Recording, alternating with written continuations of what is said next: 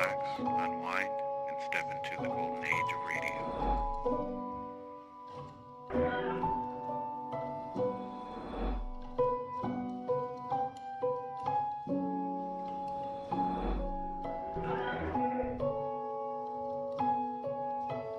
You're now listening to Golden Radio Hour.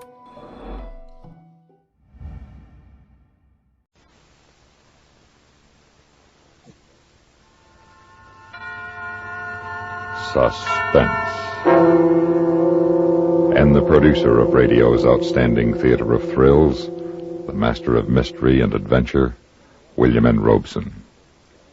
There's a lot of truth in the old saw about the loss of a horseshoe nail resulting in the loss of a kingdom.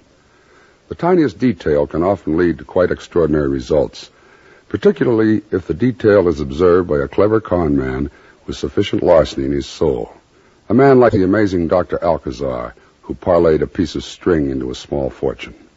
Listen then, as Mr. Vincent Price stars in The Green and Gold String, which begins exactly 1 minute from now. Smoke Kent, smoke Kent, smoke Kent with the micronite filter. It is the mild cigarette. It's got the freshest, cleanest taste yet. It is the mild Kent cigarette. Smoke Kent with the micronite filter.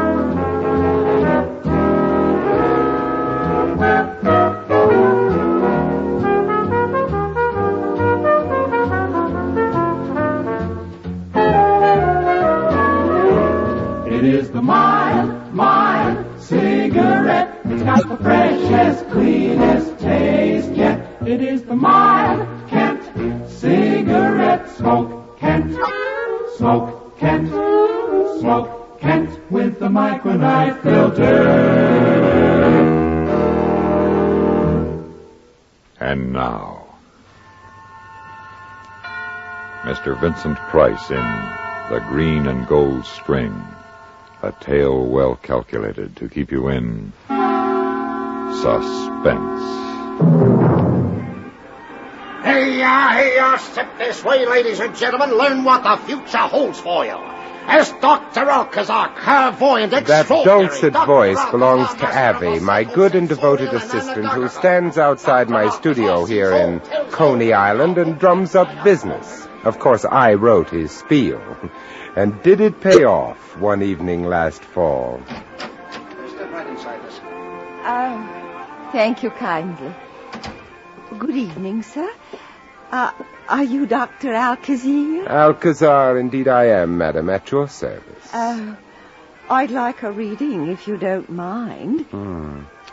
Age 35 to 40, cheap purse, expensive suit too tight and too short, not hers, a hand-me-down accent, British Cockney.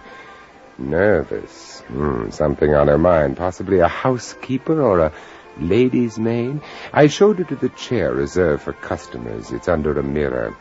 They're handy mirrors. Spooky in here, ain't it, with all these black curtains? Black velvet, madam, to minimize all distractions.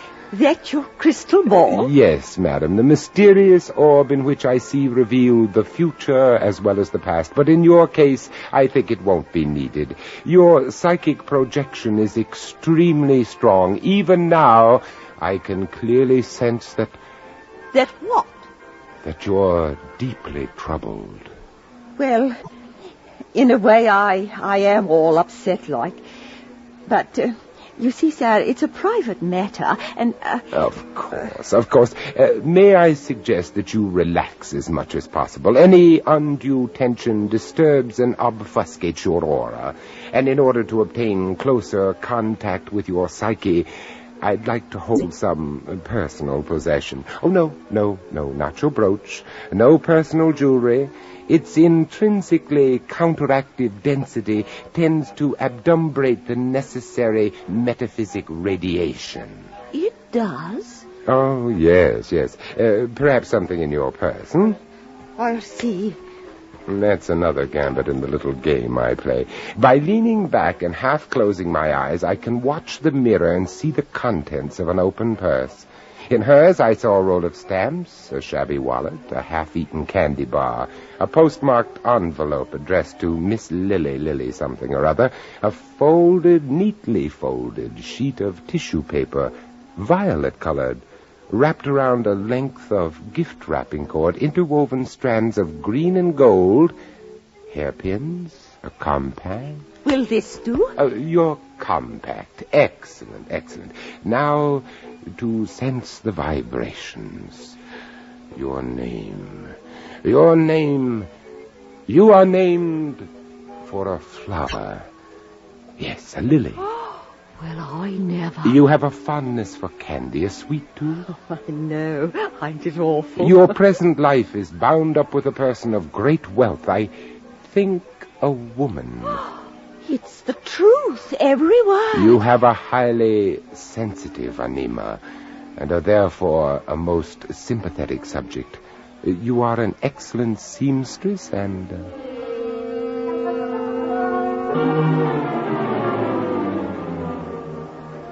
And that, madam, concludes the general reading. Oh, is that all? Well, I could go much deeper with a special delineation for an additional 50 cents. Shall I continue?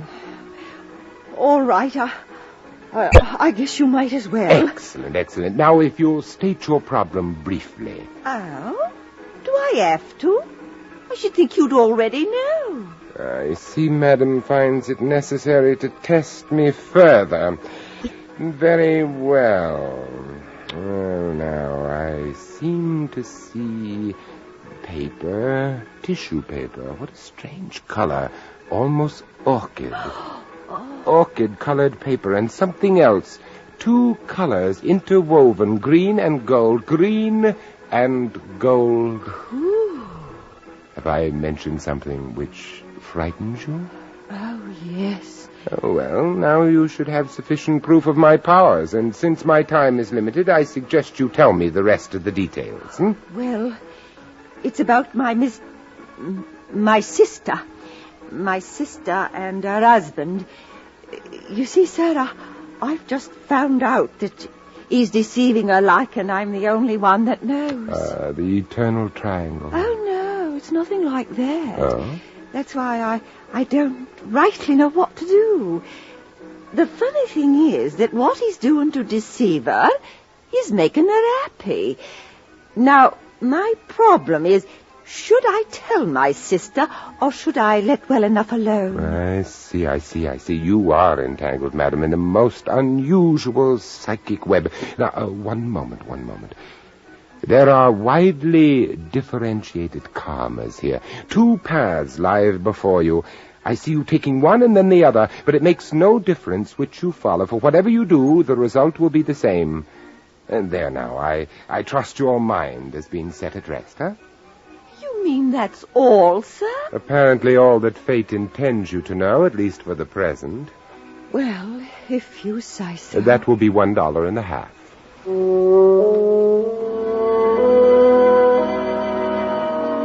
I'd forgotten all about the mousy little woman until 3 days later. Abby and I were having breakfast in the diner near the subway station. I was scanning the morning paper while I half listened to Abby's cheerful and rather witless this time chatter. last year we was already in Miami Beach. You remember, boys? We traveled in style, by plane yet. This year looks like we won't even scrape up enough scratch for bus fare. Sure be a laugh if we were stuck here all winter. Lily Morton. I thought her last name began with an M. Poor wench that same night. What you talking about? Abby, old friend, despair not. We may winter in the sun after all. How come? Look at this picture. Recall that face? Huh? No, why? 3 nights ago on Friday, you ushered her into the studio. Oh, one of the suckers, huh? So what's she done to get in the paper? She got herself murdered, poor soul, that same night. Yeah? It seems she worked as a maid up in Rockland County. She took a late bus back there from New York, and walking from the bus to the house where she worked, well, she encountered someone who strangled her. Oh, it's tough. But how does that make us any dough? Listen to this. Gloria Druce, former luminary of the New York stage, now Mrs. Clinton de Vries, today expressed great sorrow over the brutal murder of her personal maid, Lily Morton. Declaring that she wanted to do everything possible to help bring the murderer to justice, Miss Druce said she was posting a reward of $5,000. $5,000? And you know who done it? No, but I have a hunch. And I have an idea how, let me see now. I'll need proper clothes, cutaway, striped trousers. For you, a chauffeur's cap should suffice. Then we need a car, a limousine. A which? Abby, how much money do you have? For what? Working capital. To make money, you have to spend money. I got about $28 and some chicken feet. And I have less than $5. I have it. My two $50 gold pieces. With them, we'll have a total You ain't gonna spend them. You always said they was for good luck. So I did, Abby. And here is the good luck I've been waiting for. That afternoon, we arranged to rent a limousine, a 1938 Rolls, which I felt exactly suited my persona. We also rented the necessary clothes, and the next day we set out to visit Mrs. Clinton de Vries, née Gloria Druce. What's the name of the place? Leonard's Cove. You'll see the sign. I gotcha. You know, I never even heard of this name, Gloria Druce. Never heard of her? The greatest Juliet of our century, the theater's fairest ornament for more than a generation. I noticed you had to look her up. Merely to refresh my recollection. After all, she's been in retirement for more than 10 years. Oh, then she couldn't be any spring chicken. A woman like Gloria Druce is ageless. But it's my guess she's on the dark side of 50. Now, look, Abby, while I'm talking to her, I wish you'd somehow manage to get inside the house. Get acquainted with the servants. Well, sure, that'll be a cinch. What should I find out? Anything and everything, but your main assignment is Mr. Clinton de Vries. Dr. Alcazar, is Mrs. de Vries expecting you? No, unfortunately, I was Who is it, Edward? Dr. Alcazar, madam. Alcazar?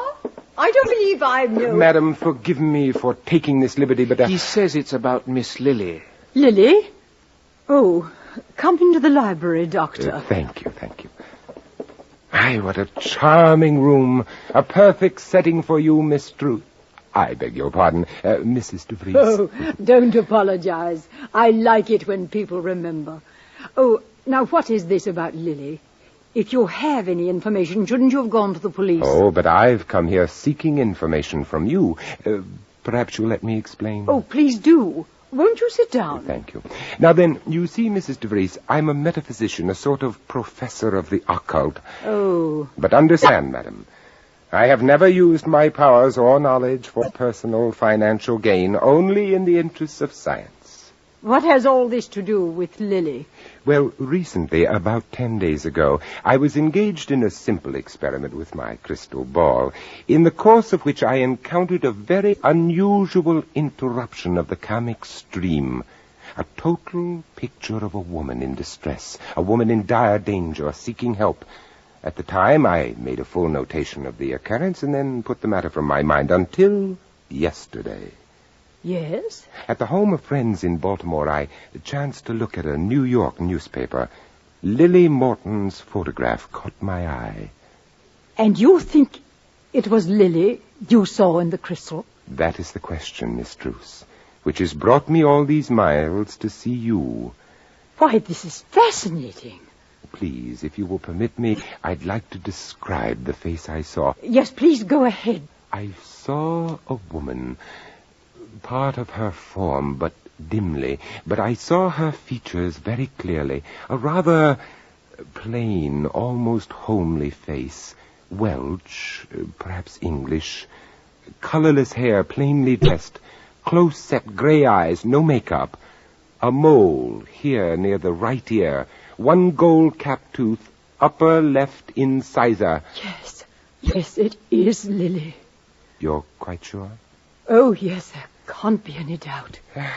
Well, Miss Druce, you have set my mind at rest. I can't thank you. Oh, you're not leaving. I mean, aren't you going to try to find out more? You don't think I understand?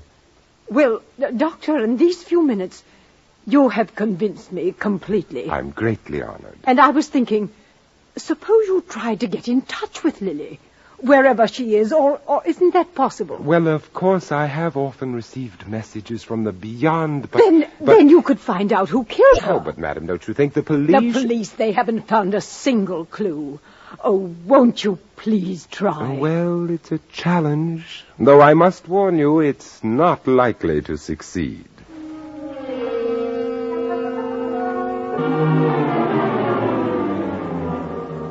Oh, there's nothing. The crystal is entirely blank. I'm wasting your time, dear lady. Oh, please, don't give up yet.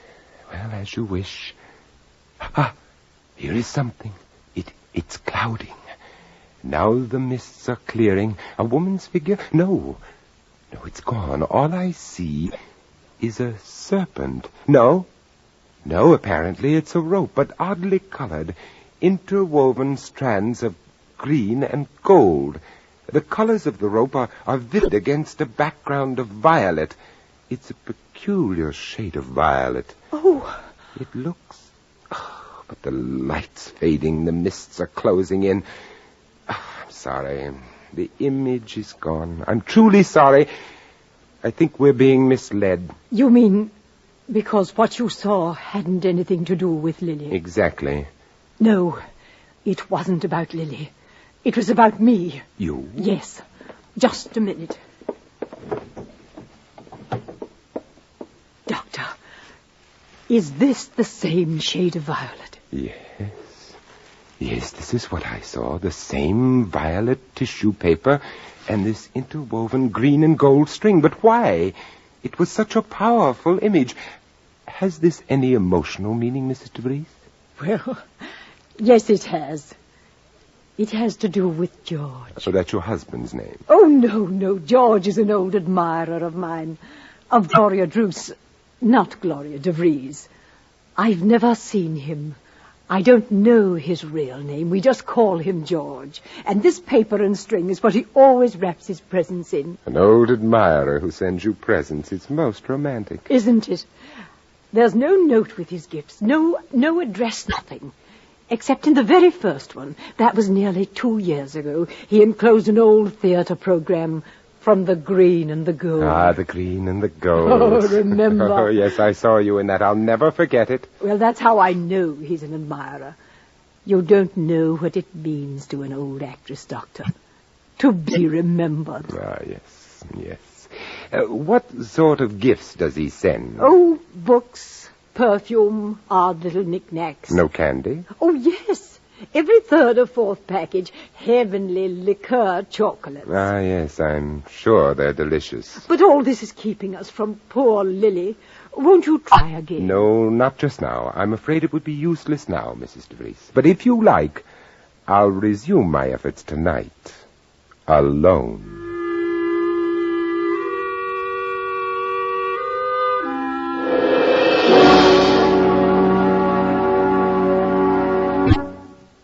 In a moment, we continue with Suspense. Do you like surprises? Do you like fun? And do you like to meet famous personalities? Then you're sure to like the Amos and Andy Music Hall. The Amos and Andy Music Hall, located in the grand ballroom of the Lodge of the Mystic Knights of the Sea, is presided over by 3 of your favorites, the Kingfish, Amos, and Andy. Every weekday evening, Monday through Friday, over most of these same CBS radio stations, they play host to you and to one or more of the top stars in show business, who's a featured surprise guest. People like Jack Benny, Edgar Bergen and Charlie McCarthy, Frank Sinatra, Doris Day, Judy Garland, Tony Martin, and lots of other exciting big-name stars drop in to join the fun, the variety, and the music at the Amos and Andy Music Hall. Why don't you drop in, too? Remember, the Amos and Andy Music Hall comes to you every weekday evening, Monday through Friday, over most of these same CBS radio stations. It's a treat for all the family.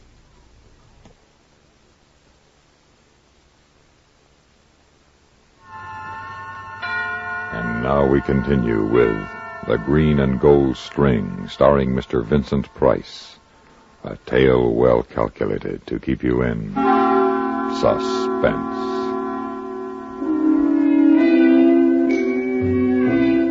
It was nearly 6 when Avi and I left the DeVries house and headed for a little restaurant in Nyack where the Shadrow used to be excellent.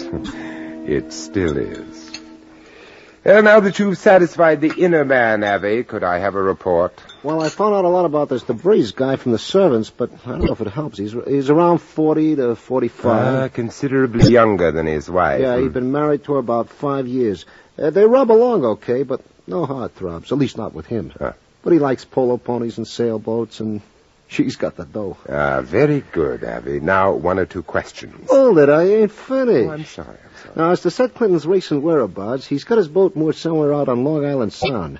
You see, she's got a beach house out there, and that's where he went morning of the day this Lily was killed. And he's still there? Yeah, but he's due home tomorrow, time for dinner. Now, make with your questions. Avi, I haven't a one. You've really covered the ground. I'm proud of you. Well, then it's your turn, brother.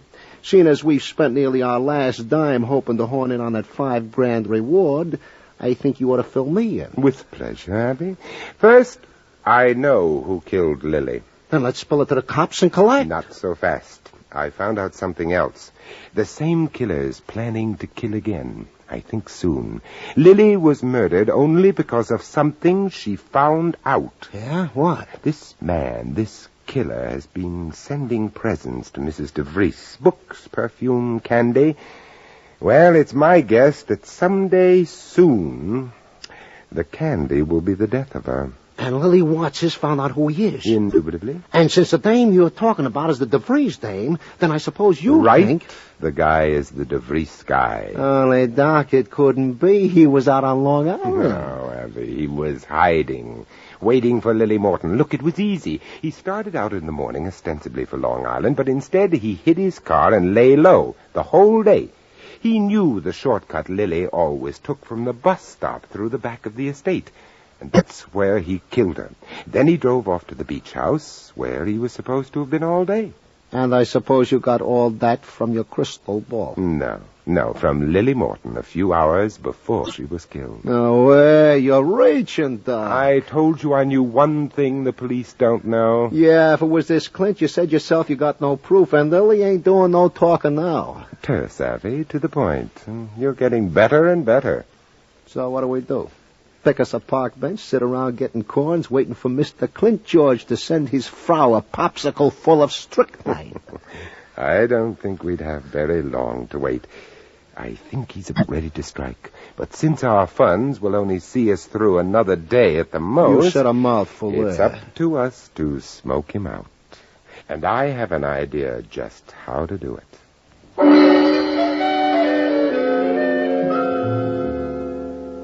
Oh, good afternoon, Dr. Alcazar. Forgive me for bothering you at this time, dear lady, just when your husband's returned. Why, that's right. He has.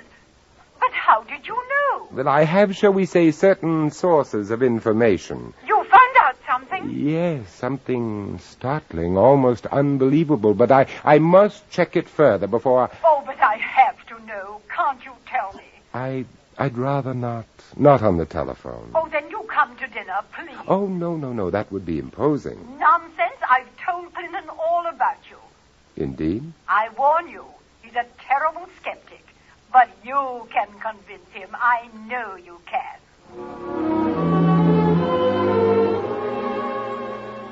Care for a cognac, Doctor? Well, yes, thank you, Mr. DeVries. Oh, now, Doctor, do tell me what's happened. I told Clinton about your seeing Lily in the crystal, and about the paper and string. Ah, that string, that green and gold string.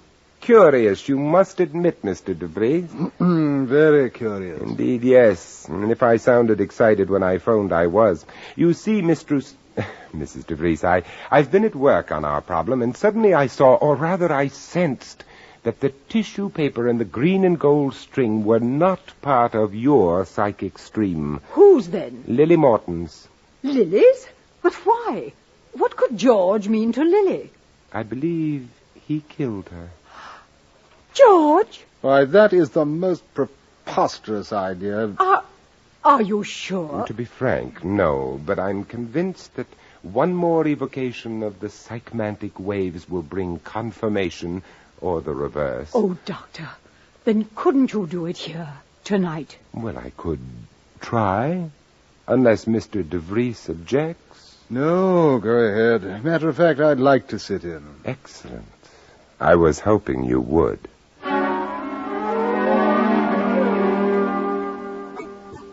Is the room dark enough? Quite, thank you. What nonsense. Shh, Clinton, don't fidget. Here is something. It's clouding. Yes. I can see the green and gold serpent on the violet background. And now I see a man. Is it George? I don't know. I can only see back. His shoulders shake. And he is laughing, an evil, malevolent laugh. George has done nothing evil. He's only... The picture is changing. Now I see this room. It is morning, and there is a package on the desk, wrapped in violet paper. A woman enters. It's you, Gloria. You see the package, and you're delighted. Be careful, Gloria. You think this is a gift sent with love, but it is sent only to lull you into a false sense of security. Why? Why? Because one day, someday, a package will come that will spell your death. Clinton. Shh. The image is changing. It's another room now, and Lily Morton is there. She is staring in amazement at something she has found, a ball of green and gold string and a roll of violet tissue paper. And finding them has shown her the identity of George. She knew and never told me. Lily is troubled by her knowledge. She doesn't know what to do. She takes a sheet of the paper, a little coil of the string, and she is gone. And now the image of George again. Still, I cannot see his face, but he is staring after Lily. He knows she has discovered him. And he knows she might tell. Perhaps. For now we are in a place of shadows. George is lurking there, waiting. He hears Lily's footsteps. He tenses. He leaps at her and seizes her by the throat. Oh! Now she is motionless, lifeless. He bends down and finds her purse, takes something from it with his gloved hand. The paper and the string. He's stealing away. If only I could see his face. Try. You must try. Wait. At last he is turning. We are going to see his face. That's enough. Stay where you are, both of you. Don't move. Clinton, you killed Lily. And you, too, if you're not quiet. Your plan with the candy might have worked, Mr. De Vries, but with a gun you don't have a chance. Shut up. Gloria, open the safe and take out the money you put there this morning. Come on, move. Oh, all right. Okay, De Vries, that'll do. Drop the gun. What? I'm sorry, lady, but it was him or me. Him or all of us. That was very terse, Abby. Completely to the point. You've really got a grasp for this kind of work.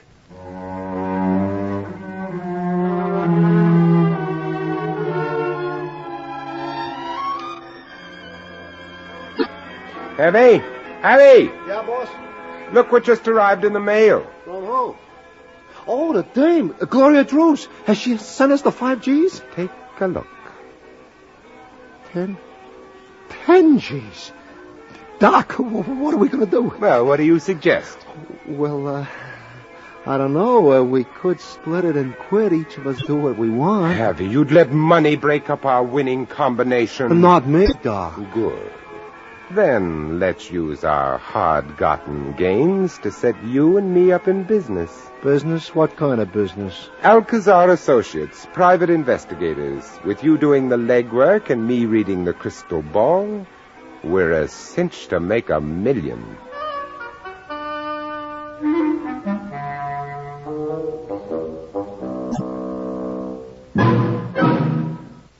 Suspense,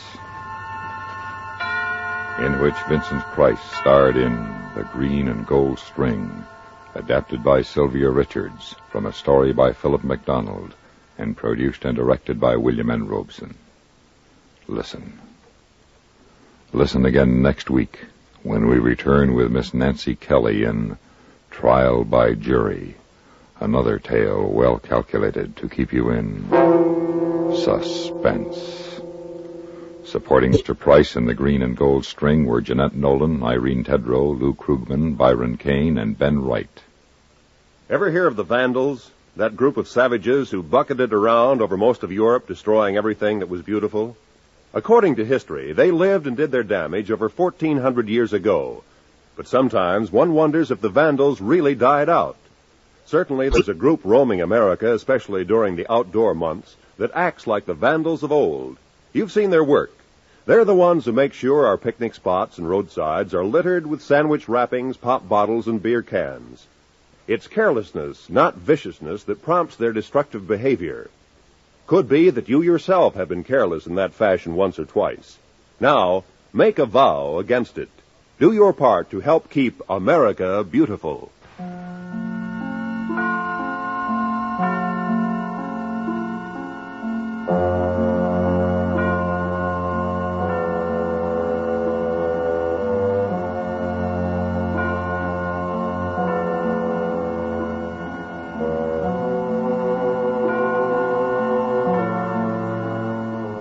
You hear America's favorite shows on the CBS Radio Network.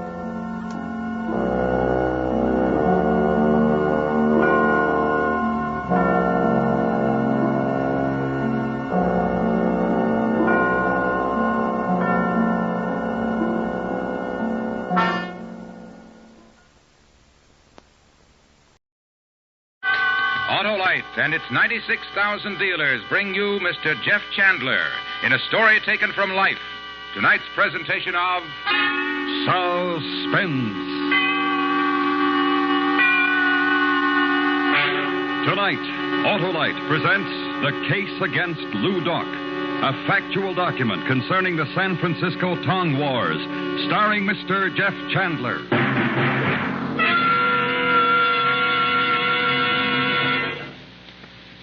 Hello, Harlow. Hi, Hap. How's it going? Oh, horrible, if you mean my car. It wastes gas. It's tough to start.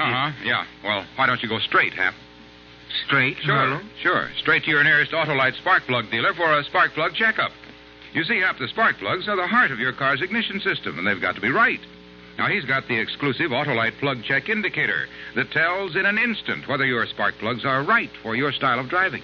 Well, suppose my plugs only need cleaning. Why, Hap, your Autolite spark plug dealer has the specialized equipment to do the job properly. And if replacements are needed, he'll recommend ignition-engineered Autolite spark plugs, resistor or standard type, to give you smoother performance, quick starts, and gas savings. So, friends, see your neighborhood Autolite spark plug dealer soon. And remember, from bumper to tail light, you're always right with Autolite. And now, with The Case Against Lou Doc and the performance of Mr. Jeff Chandler, Autolite hopes once again to keep you in suspense.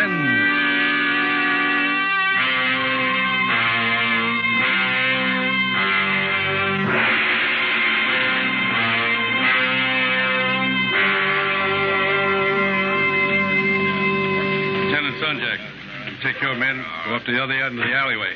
Plant them back in the doorways. It's plenty dark, they won't be seen. I'll do the same down at this end. The signal to move will be a sharp blast of the whistle. You got that? Right. All right, man, you heard the captain. Where's the VA? Over there. Oh, yeah. Thompson, let's get this thing back. Well, looks like I'm right on time. Oh, Glasgow, I'm glad you got here. This must be an important one. Looks like the whole San Francisco police force is here. It's a big one, believe me. Oh, you know Captain of Detectives Wilbur? Yeah, we've met. And this is Lieutenant Sonjak. I'm glad to meet you. Glasgow? The men all have their instructions, DA. Good. Then take your positions. Okay, men, let's go. All right, Thompson. Yeah. You want to come along with me, Glasgow? Our stakeout's down about midway in the alley. All right, with you. It's a laundry. There's a vacant storeroom upstairs. We can watch it from up there. The message you left for me back at the newspaper office wasn't too explicit, Mr. D.A. Well, tonight's the night we've been waiting for. More murder and mayhem. Perhaps. Look, you've arrested hundreds of Chinese before, all members of some Tong. What good did it do? Well, none. Just arresting the hatchet men isn't the answer. No, sir. Well, this is it.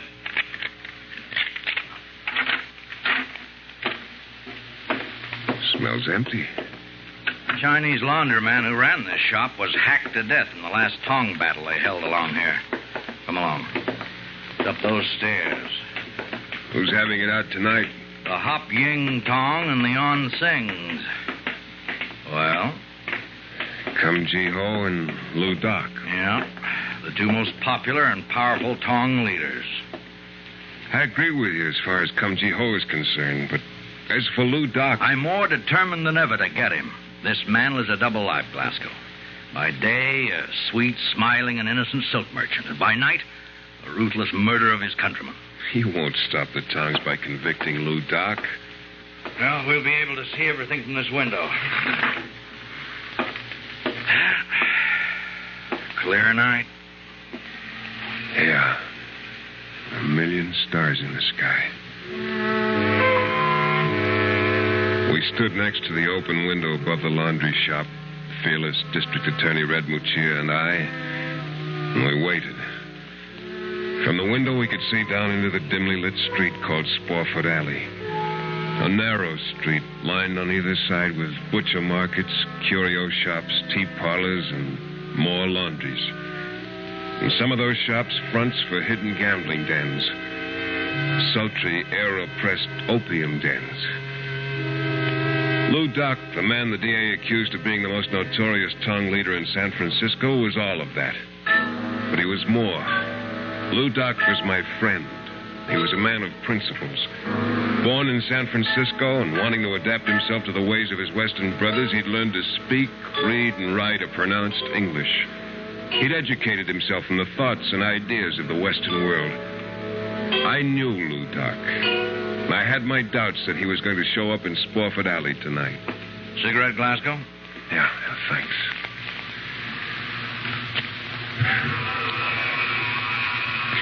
What makes you so sure Lou Doc and Kum Ji Ho are going to show tonight? They're bitter enemies. When Kum Ji Ho learned that Lou Doc's brother was in love with one of his favorite sing-song girls, he challenged the Hop Yings. What's the girl's name? Ah Toy. She's a dancer at the Golden Lamp. Oh? On surface, the incident is just a spark to ignite the flame, Glasgow. You know that as well as I do. The real battle is being fought for supremacy. Almost 12. Any minute now.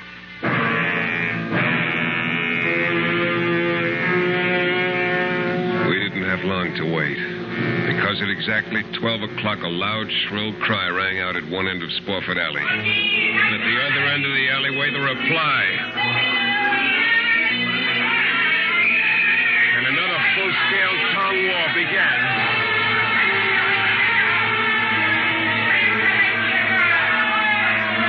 There were at least 50 black-suited Chinese with their plates shoved under dark slouch hats that met head-on in the alley. Their hatches reflected the moonlight as they crashed open enemy heads, and long, gleaming daggers found their marks in soft, easy flesh. And as the police moved in, they scattered in every direction, stumbling over the dead and wounded.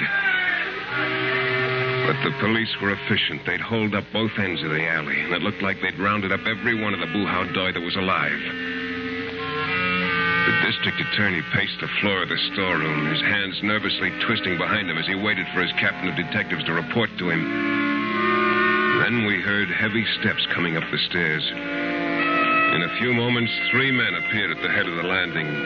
Captain Wilburn, his Lieutenant Sanjak, and a smiling, dark-haired Chinese with his hands tied behind him. D.A. Oh, where's the other one? He disappeared. What do you mean he disappeared? I don't know, D.A. He was in mixing it up with the rest of them. I know, I saw him. But after we had the rest of them rounded up, I couldn't find him. How did you know it was Lou Doc, Captain? The big head. I recognize his big head. You can't accuse a Bring man that other one over here. Okay. You, move. This is the one they call Kum Ji Ho. I know why you started this one, Kum Ji Ho. Oh, yes. How did Lou Doc manage to escape? Oh, yes. Lou Doc.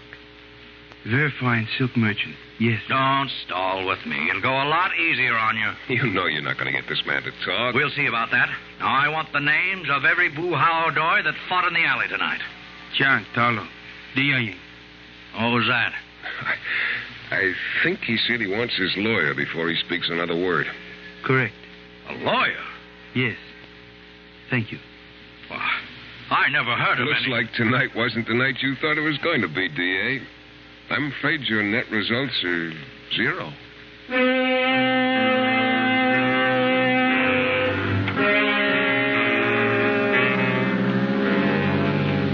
Attorney Muccia wasn't going to get Cum Chi Ho to inform on Lou Doc, no matter how hard he tried. For a Tong member to testify or inform on another, even your most hated enemy, which was a rival Tong, was certain death. And in most cases, members of your own Tong would carry out the death sentence. In the wild confusion of that battle, it would have been impossible to tell whether Lou Doc had taken part in it. Captain of detectives sworn he'd seen him. I wanted to know for sure, so the following morning I went to his house of business. The little old Chinese sitting behind the counter didn't even glance up at me as I entered. I walked over to the door of Lou's office and knocked. A voice yelled enter in Chinese, and I did. I opened the door. Seated behind a bleached rattan desk sat the man with his big head, rocking back and forth. Lou Doc. Hello, Dan. It is nice to see you again. It's nice to see you. Please to sit. I was just about to serve tea. Thanks. Oh, I beg your pardon. This Dan is my beloved brother, Tommy. Mr. Dan Glasgow of San Francisco Tribune. How do you do, Mr. Glasgow? Hello, Tommy. You take tea with lemon, I believe. Right. I am most happy of this surprise visit, Dan. Here you are. Thanks. Most delicious. There were 7 men killed in last night's Tong War, Lou Doc. Tell me, Dan, do you prefer the Chinese or Indian tea? I said 7 men were killed in last night's Tong battle. Tommy. Jiao Jingdange. 为了毛你好，就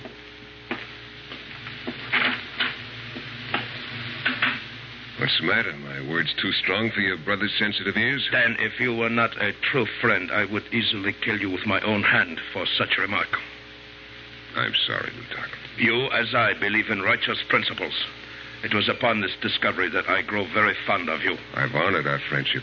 In the ways of your Western world are many things that my people do not understand.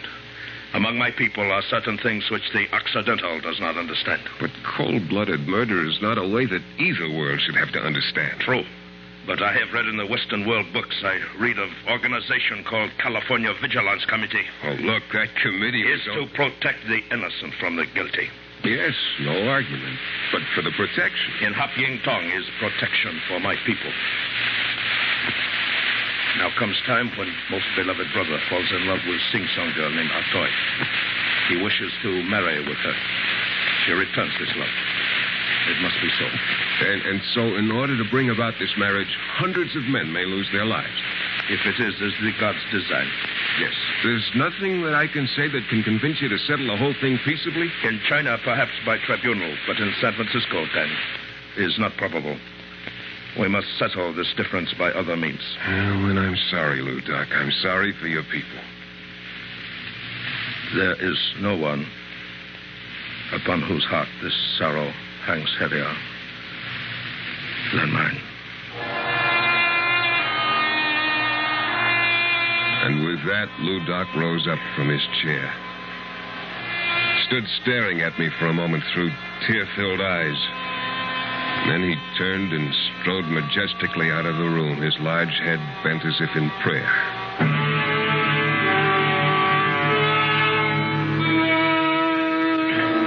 In the weeks that followed, for some unknown reason or other, the Tong Wars slowed down to practically a standstill.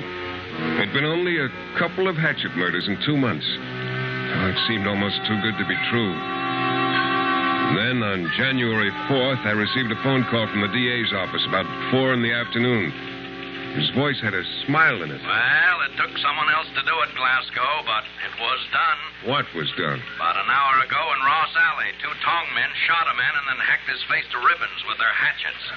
When Captain Wilburn got down there, he identified the man. Who was it? The man we've been after. Your good friend, Lou Doc.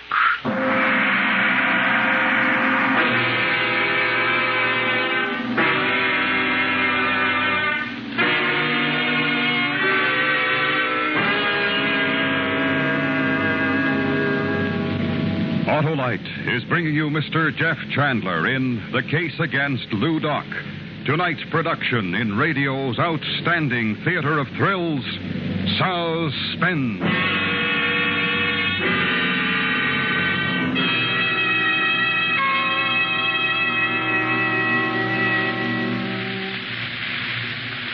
Say, Harlow, just what does ignition engineered mean? Well, Hap, it means that Autolite spark plugs are tops in quality and performance.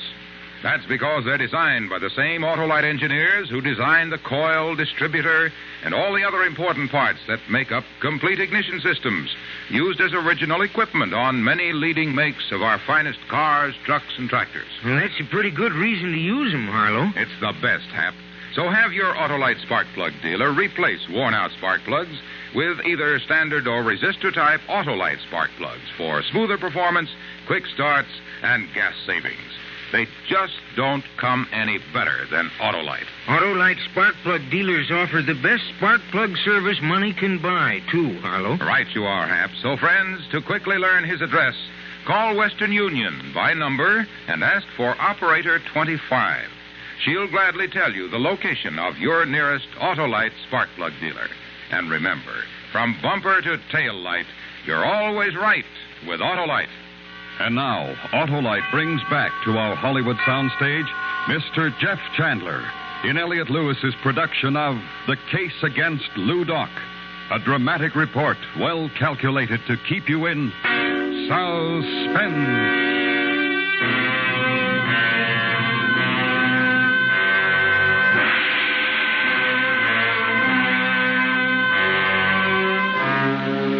Doc had been my friend, and the realization of what an impact his death would have on his following hit me. It was to be a great loss for them.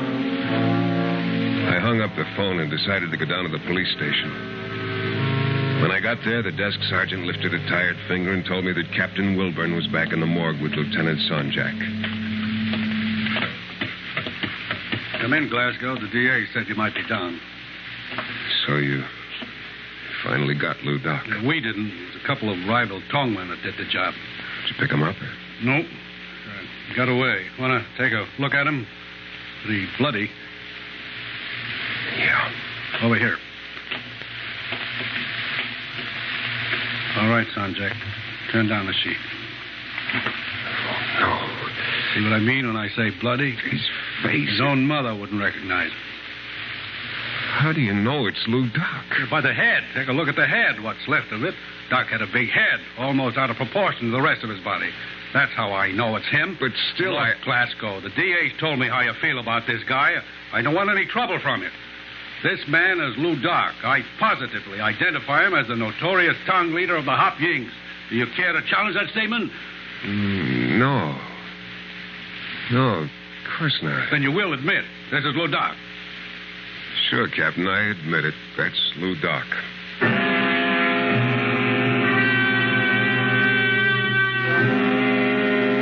I admitted it because the thought suddenly occurred to me that here was the opportunity I'd been waiting for. The dead man lying on the slab in the police morgue was not Lou Doc. The police had no positive identification as to who the man was, but it looked like a perfect way to ease the pressure that was being brought to bear on them. Captain Wilburn knew that faceless man was not Lou Doc as well as I did.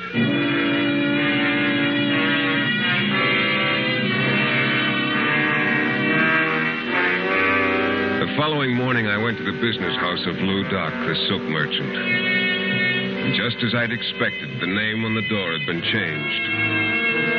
Next door was a gambling parlor. I gave the password at the door and was admitted.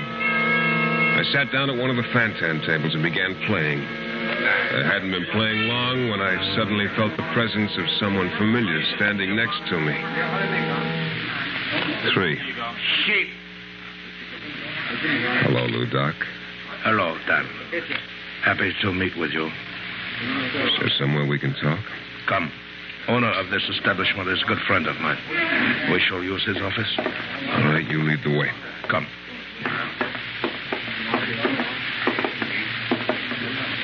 In here. Now, we are alone. You're still hale and hearty, even though you're dead. That is not good joke. Take it you read the morning papers. Oh, yes. In time to change the name on your place of business. You were pleased to see elimination of Ludak, weren't you, my friend? You want the truth?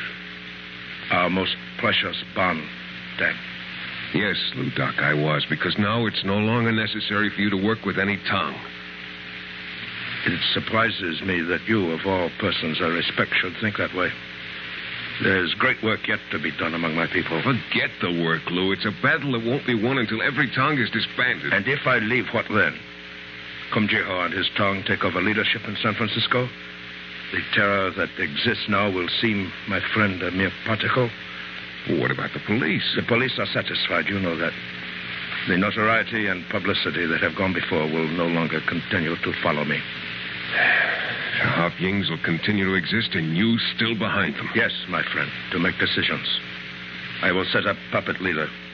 But their rival, Kumjiho, will always know that still sitting on the throne of the Hop Yings is Ludak, the man he fears. I'm a newspaper man. I have to print the truth. You know that. Yes, my friend, I know. I also know something else. Yeah? I also know, Dan Glasgow, you are a true friend of Ludak.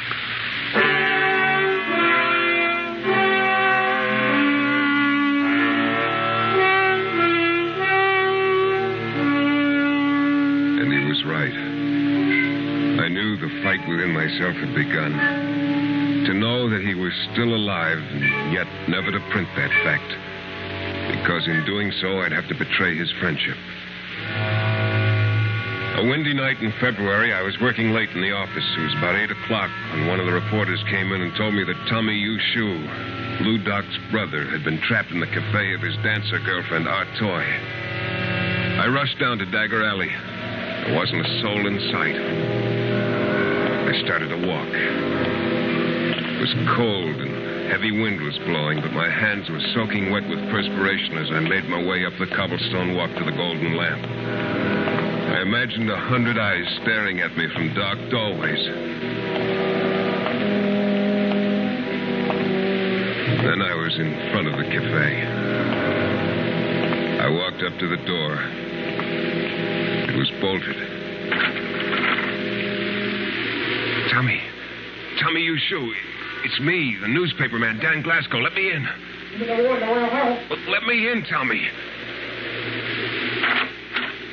Hurry. Thanks. What are you doing here? Word leaked out the Onsings had you holed up here. They sure do. You took an awful chance coming up that alleyway. Why'd you risk your neck here for coming here? A toy, Mr. Glasgow. Oh, I see. We planned to leave tonight, secretly. Somehow they learned of our plans. It was our toy's father who betrayed us. Her father? Please, Tommy. My father was threatened. There was nothing he could do. I'm willing to die with Tommy. Does Lou Doc know you're here? No. Then call him. Tell him to call the police. You have talked with my brother, Mr. Glasgow. You know he would never do that. But you'll never get out of here alive. Then it must be so. Oh, I don't understand it. You'd be willing to commit suicide because of some silly, superstitious, and clannish idea that the only way to deal out justice is through force. Well, you and your brother and everybody who thinks that way, Tommy, are wrong. Maybe the idea of tongues originally were good ideas, but the goodness has gone out of them. I'm going to call the police. One moment, Mr. Glasgow. I'm sorry, but I cannot allow you to do that. All right, Tommy, you can put away the gun. I won't call him. Can I call your brother? Perhaps that is best. Thanks. Tommy gave me a number to call. Lou Doc answered the phone himself. His voice remained strangely calm when I told him what the situation was. He told me he was coming right down, warned me to stay in the cafe. Then I hung up. The three of us, Tommy Yu Shu, the sing-song girl Art Toy, and myself, sat down and waited. 20 minutes later, I heard a car screech to a halt down at the end of Dagger Alley. I opened one of the small windows, stuck my head out, and looked down the narrow street. A long black car was parked at the curb. Then the car door opened and Lou Doc stepped out, alone. And he began his long walk up the cobblestones to the cafe.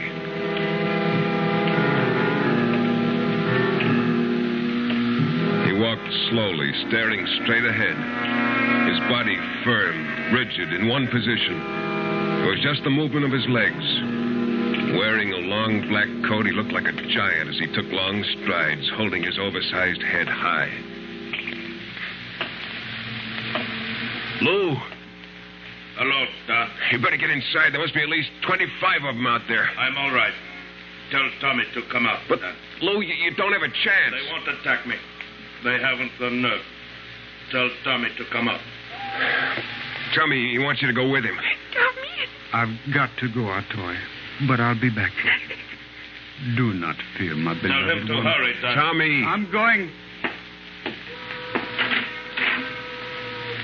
Hello, my brother. It And is good you. to see you. Goodbye, Dad. I see you soon again. Soon, Lou Doc.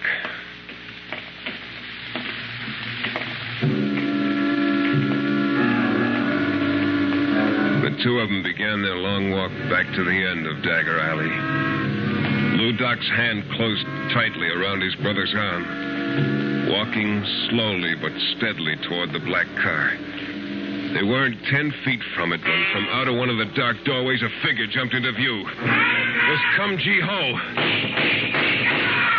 Come Ji Ho let go with 4 wild shots. Lou Doc whirled, covering his brother, at the same time whipping out a gun and firing. Tommy opened the door of the car, got in, and started it up. Then Lou Doc fell to his knees, still firing. Tommy gunned the car away. Lou Doc pitched forward on his face, emptying his gun. Come Ji Ho dropped to the pavement, clawing at his bloody face. He twitched for just a moment, and then he lay still.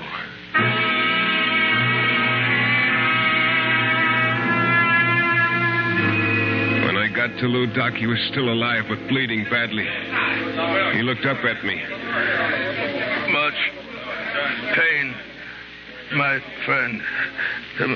Much pain. There'll be an ambulance any minute now, Lou. Just hold on. This is not death I prayed my ancestors to give me, Dad. I die lying on wet pavement in dark alley at night. My wounds bleed freely. Lou, you're not gonna die, Lou. Our most precious bond, truth in our friendship. Promise me. Promise as you hold me in your arms, my friend, that in stories that will be written, in one of them, someone will write. Someone will write that beneath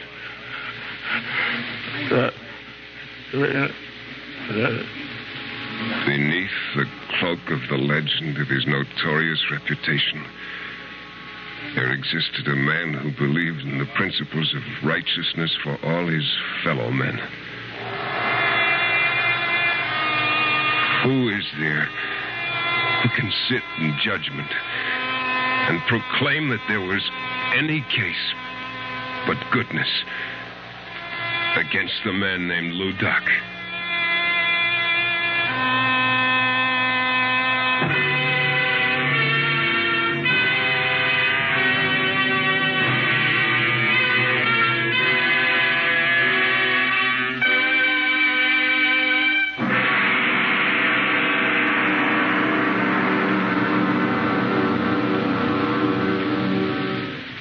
Suspense. Presented by Autolite. Tonight's star, Mr. Jeff Chandler. This is Harlow Wilcox speaking for Autolite, world's largest independent manufacturer of automotive electrical equipment. During the early months of 1952, the Autolite family will join together in saluting the leading car manufacturers who install Autolite products as original equipment right on their assembly lines. Our Autolite family is made up of the nearly 30,000 men and women in 28 great Autolite plants from coast to coast, and in still other Autolite plants in many foreign countries. Our family also includes more than 18,000 people who have invested a portion of their savings in Autolite, as well as 96,000 Autolite distributors and dealers in the United States and thousands more in Canada and throughout the world. The Autolite family will have the privilege of saluting the Plymouth division of Chrysler Corporation on the next Suspense television program. If you live in a television area, check the day and time of Suspense on television so that you won't miss this program. And remember, from bumper to tail light, you're always right. Direct from the Grand Ballroom of New York's Waldorf Astoria Hotel, Autolite and its 98,000 dealers bring you Mr. Van Johnson in tonight's presentation of Suspense.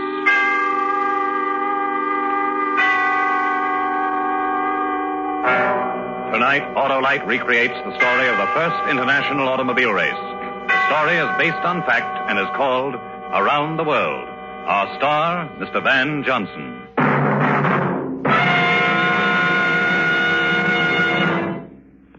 This is Harlow Wilcox speaking for Autolite with greetings from the great Easter Parade of Stars automobile show in the Waldorf Astoria Hotel in New York City. On display are 40 new car models in exciting colors. They were produced by leading car manufacturer members of the Autolite family. Here, too, are spectacular action displays, working models of a Navy torpedo and aircraft carrier, along with other interesting exhibits provided by our armed forces. Plus, special cars styled by leading American and European designers. Record-breaking crowds of enthusiastic visitors have seen the show since Saturday's opening, and before it closes Thursday, many more are expected to see this spring spectacle. And now, as a special treat for our visitors here at the Easter Parade of Stars Auto Show, and to you at home, Autolite has brought our cast and our star, Van Johnson, to the stage of the Waldorf's Grand Ballroom for the true and exciting story of the one and only auto race around the world. This famous race took place in 1908, just 3 years before Autolite developed the first 2-unit 6-volt electrical system used as original equipment. But now, let's listen. Van Johnson is appearing by arrangement with MGM, producers of the Technicolor musical Small Town Girl, starring Jane Powell and Farley Granger. And now, transcribed, Autolite presents Around the World, starring Mr. Van Johnson, hoping once again to keep you in suspense.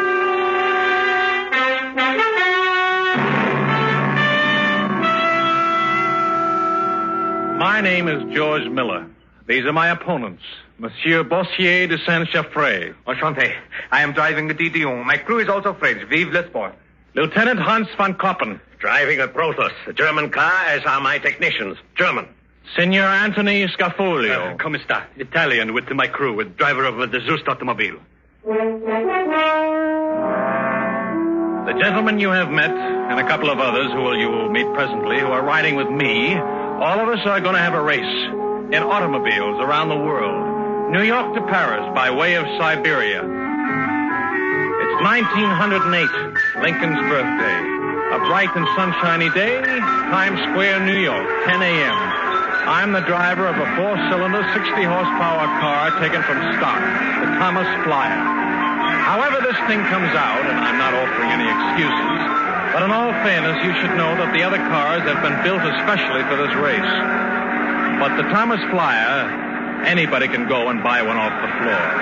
The members of my crew are Montague Roberts, who knows about maps and motors, and Mr. Colby, correspondent for the Combined News Services. How do you do? Hello.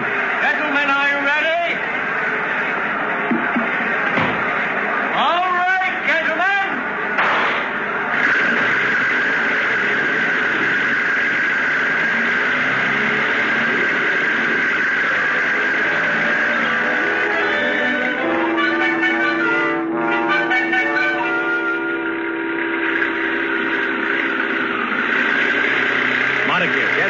How far is it to Buffalo? We're only 50 miles from 43rd Street to Times Square, George, and 102nd. The diamond is still ahead of us. I didn't ask how we would make an observation, gentlemen. About the rain again, Mr. Colby? Yes, of course.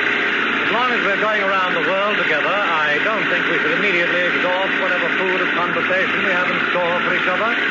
I think the things at hand are the elements, for instance. Please talk to us about the rain, Mr. Colby. Our prediction. Because of rain, one day an alert automobile manufacturer will produce a top attached to the body which can be lowered or raised. And a soul can sit in comfort and not be drenched like now. Mark my words. Montague. Yes, George. How far to Buffalo?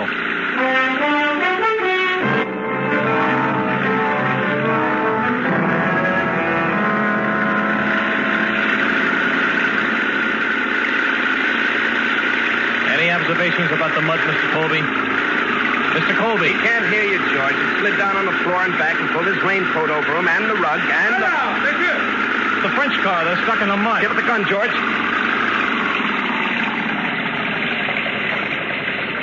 Oh, George, we could have passed We can't just leave them sitting here. Hi, monsieur. Stop! All of a sudden, no road. Only mud. Oh, we'll give you a hand. Hey, you're really in there deep. Your American mud is of a peculiar viscous quality. My men have not the strength. There's some wooden planks in back of my car. You can lift the back end up and slip them under. Monty. Sure. Monty will tell your men what to do. Allons. Hurry! Hurry! Be careful of Mr. Colby. He's on the floor thinking about the elements. Well, how do you like it, monsieur? Tell us all, rain or mud. It is happening. Soon it will be Buffalo. Tell me, Buffalo, it is a nice place. You can get a hot meal. Never been there, but I'm sure you... Sorcery. Mr. Colby was saying a while back that someone's going to invent a top you can put up when it rains. We French have already outmoded this proposed invention. What? Attendez, one moment. The invention of which there is no absolution. Cognac. Après vous, monsieur. Well, thank you, monsieur. A toast. A toast. To our men who are crazy enough to join us around the world by way of Siberia. I'll drink to that. Here's the bottle. Hold on to it, monsieur. A toast. To your gallantry, monsieur. For the health. Okay, George. Fix them up fine. All the thanks in the world. Au revoir. Adieu. Nice fellow, Doc. The boys he's got with him are princes, too. Well, no use standing out here in the mud.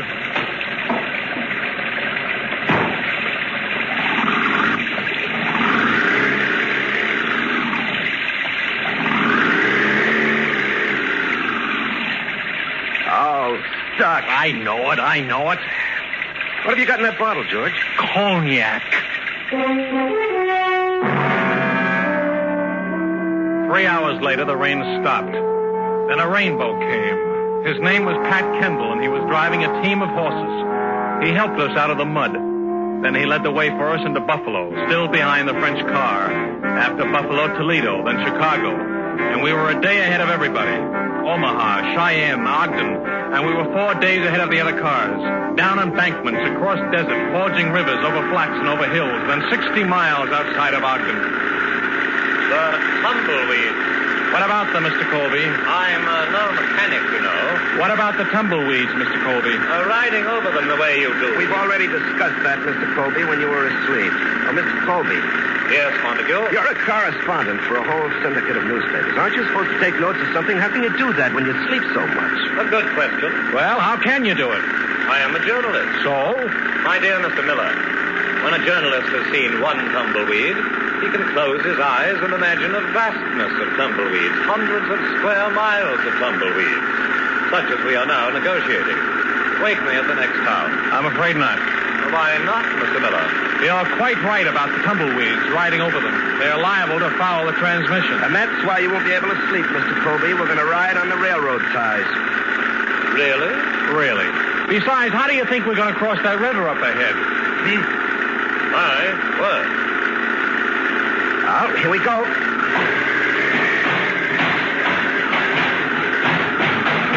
How do you like riding on railroad ties, Mr. Colby? My word. George. What? I haven't driven since Cheyenne. Let's change places, huh? There's a trestle up ahead. I know. You're getting all the On the other side of the trestle. If we go over into that river, I want it to be my fault, not anybody else's. Mr. Miller, have you ever driven over a railroad trestle before? No. Don't look so worried, Mr. Colby. George.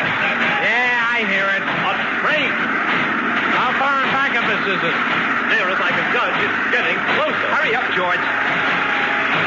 What does that train expect me to do? Drive into the river?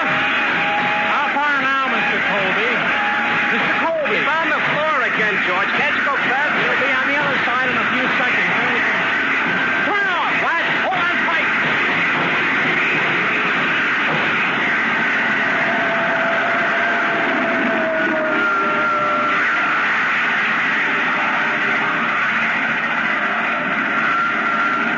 You can drive now, Monty. Wait a minute. All right. Move over, will you? Yeah.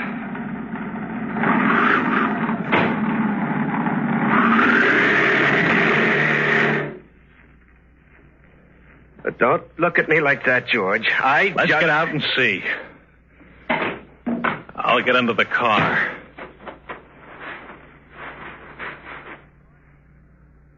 Monty, come here. What do you see? I don't see any clutch shaft. That's one thing I see. Oh. Cracked right off. Where are we, Monty? Under a Thomas Flyer in the middle of the desert. Yeah. Mind if I ask you another question, Monty? Go right ahead. How far from a town? A good-sized town. One that would have a blacksmith. About 30 miles. That way. Well, let's get out from under here. Oh, over there on the sand, George. The other part of the clutch shaft. Uh-huh. We've got to get the part to a blacksmith. There's no two ways about it. Somebody's going to have to walk 30 miles. Somebody who's had a lot of rest. Mr. Colby.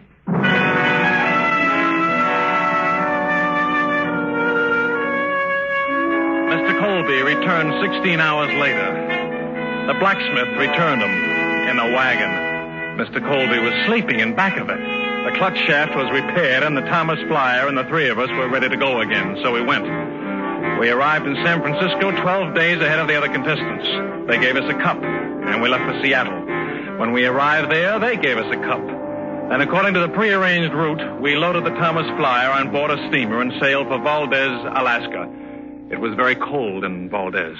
My word. It's cold. Many people in Valdez had never seen an automobile before. And as a token for our achievement, they gave us a cup. They showed us a smaller cup which they were saving for the Frenchmen who were 10 days behind. On April 8th, when the snowdrifts were piled from 3 to 12 feet high, we left Valdez for the Yukon and the Bering Straits, which were frozen over this time of year so we could drive straight to Asia. We were thankful for the foresight of bringing chains along, a new innovation, and thankful, too, for the efficiency of the motor of the Thomas Flyer at 20 degrees below zero. Headway was very slow. 3 days of it, and we only covered 22 miles. Hundreds. What did you say, Mr. Colby? Hundreds. When you've seen one of them, you've seen... Yes, we know, Mr. Colby. It is bleak, isn't it? George. Yes. If anything went wrong Don't here... think about it. Talk about something else. The German car was in Omaha when we got to Seattle. I know. The Italians in Salt Lake City. I know. The French, these months. We know all about that, Monty. You say something, Mr. Colby? I was just going to say that... What was that? Get out of the car, quick! An avalanche! One!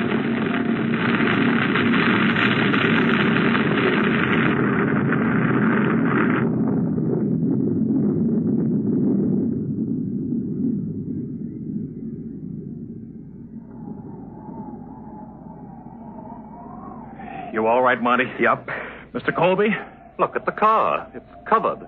Let's start digging, boys. Can't get caught here. Well, all our equipment's covered. The shovels. Improvise, Mr. Colby. Use your hands. Oh? Hey! Hey! Fellow in snowshoes. Wonder what he wants. Hey there! Howdy. Hello. You the fellas driving an automobile around the world? That's right. Where's your automobile? Under the snow. We had a little... Snowslide, eh? Have 'em around here all the time. Well, I'm glad I caught you fellas. Oh, we are, too. We could use the... They sent me out from Valdez to find you. Got something to tell you. Tell us? You fellas are gone the wrong way. Wrong way? The rules of this race have been changed. You don't go through Alaska. Can't be done anyhow. The Bering Straits don't freeze over. What? Here and there they turn to mush, but they don't freeze over. Never have. Then what are we supposed to do? Go back to Seattle. That's all I know. Automobile in Alaska. That don't make no sense at all. Well, come on, I'll give you a hand. Dig you out. I hope this little side trip didn't lose you boys the race.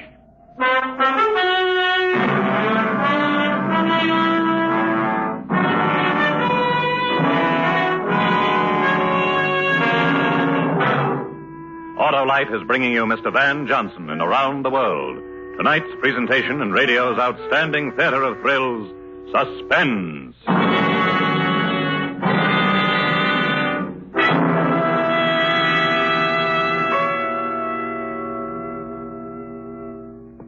This is Harlow Wilcox speaking again for Autolite and the colorful Easter Parade of Stars automobile show in the Grand Ballroom of New York's Waldorf Astoria Hotel. Here are 40 exciting car models produced by manufacturer members of the Autolite family. In the balcony overlooking the ballroom is a 38-piece band of the Women's Army Corps. In rooms surrounding the ballroom are special action displays dramatizing the latest engineering advancements of the automotive industry, as well as special exhibits featuring outstanding accomplishments of our armed forces. Autolite is proud to be a part of the great automotive industry and to have contributed to the development of today's fine cars. Autolite serves the greatest names in the industry. Tonight, in the climax to the second annual Autolite Family Salute program, Autolite is privileged to salute distinguished members of the Autolite family whose cars are on display at the Easter Parade of Stars automobile show and to salute their dealers throughout the world for our many years of close association.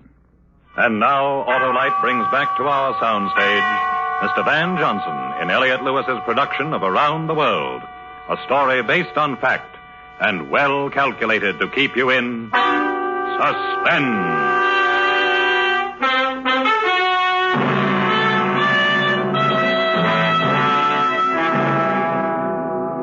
This is George Miller again. I'd like for you to hear a few comments from my opponents in the round-the-world automobile race. Senor Anthony Scafolio. I wish to tell you how much I enjoyed the trip by boat from Seattle to Yokohama. The fact that we come in 12 days behind the Americans to Seattle was due to an oversight by a navigator. Thank you, senor. Now, Lieutenant Hans von Koppen. This is not possible that we arrived 6 days behind the Americans to Seattle. However, we are happy to be in Yokohama. Monsieur Bossier de Saint-Chaffré. What does it matter that the Americans waited a week for us? The wine on the boat to Yokohama was deplorable. We arrived in Yokohama on May 10, 1908. All the cars were unloaded by sampan since there were no docks. All the contestants rested, saw the sights, and learned to eat with 2 pieces of wood which are called chopsticks. During the short time we were there, the student among us, Mr. Colby of the newspaper syndicate, learned a few Japanese words. Biru is beer, Obasan is woman, kawaii is pretty face, genki des is I am happy. Our stay in Japan was pleasant. All of us drove to Kobe and were loaded onto a boat, and we sailed for Vladivostok, arriving there May 17. The race to Paris was resumed, except for the Italian car, whose crew liked the ocean voyage so much that they were last seen sailing for the Mediterranean. From Vladivostok to Harbin, a refueling point, we arrived ahead of the Germans, but the French beat us by half an hour.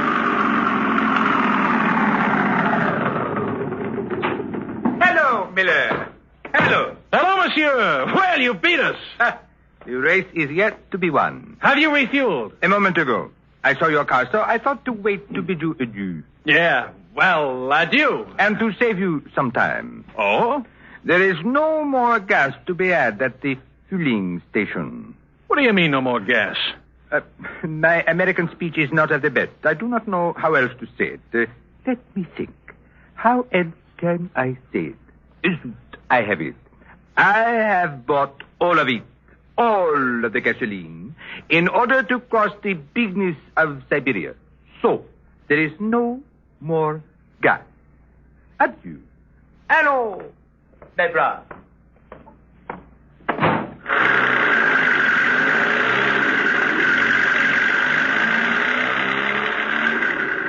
I must say that was rather unsporting. Monty, go ask the man if he has any more gas. Right. You have no idea what I shall do when we finally get to Paris. What are you going to do, Mr. Colby? I shall lodge a protest with the Rules Committee. Forget it. Anyhow, I don't think I like Siberia very much. Well, you're going to see a lot of it, Mr. Colby. It's the biggest country... George! What about it, Monty? No gas.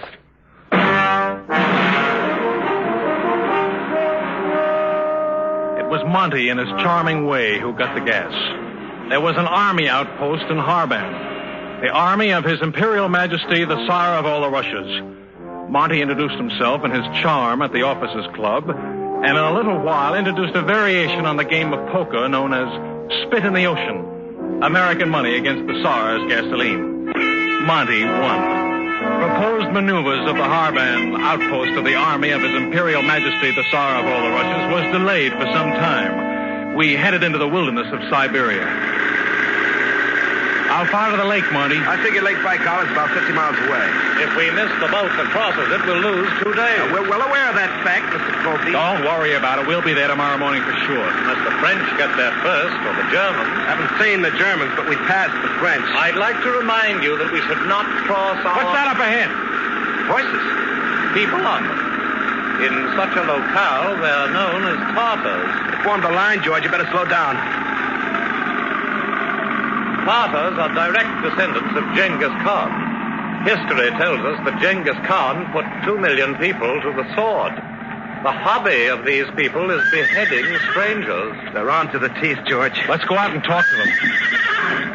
Hi there. You try it, Monty. Hello?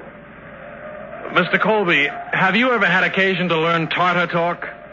Mr. Colby.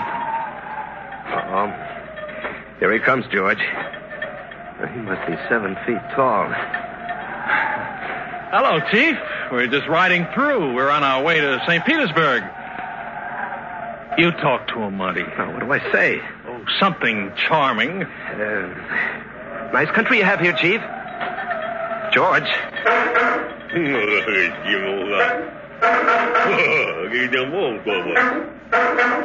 like the horn, Chief? Monty, give him the horn. Sure. He'll only be a minute, Chief. Hurry up, Monty. Yeah. Here you are, Chief. Oh, now, wait a minute, Chief. That's the wheel. We need the wheel. Blow the horn, Chief. Here. Isn't that nice?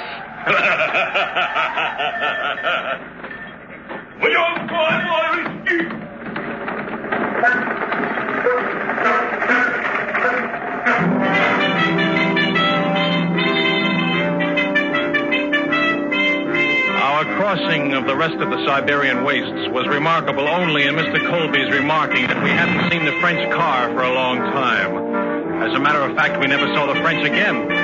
We lost only a few minutes at Omsk when we had to stop to let the Trans-Siberian Railroad train go by. Just before we were ferried across the Volga River, we passed Lieutenant Koppen and the crew of the Protos automobile. We were now in the lead. We arrived in St. Petersburg on Thursday, July 23.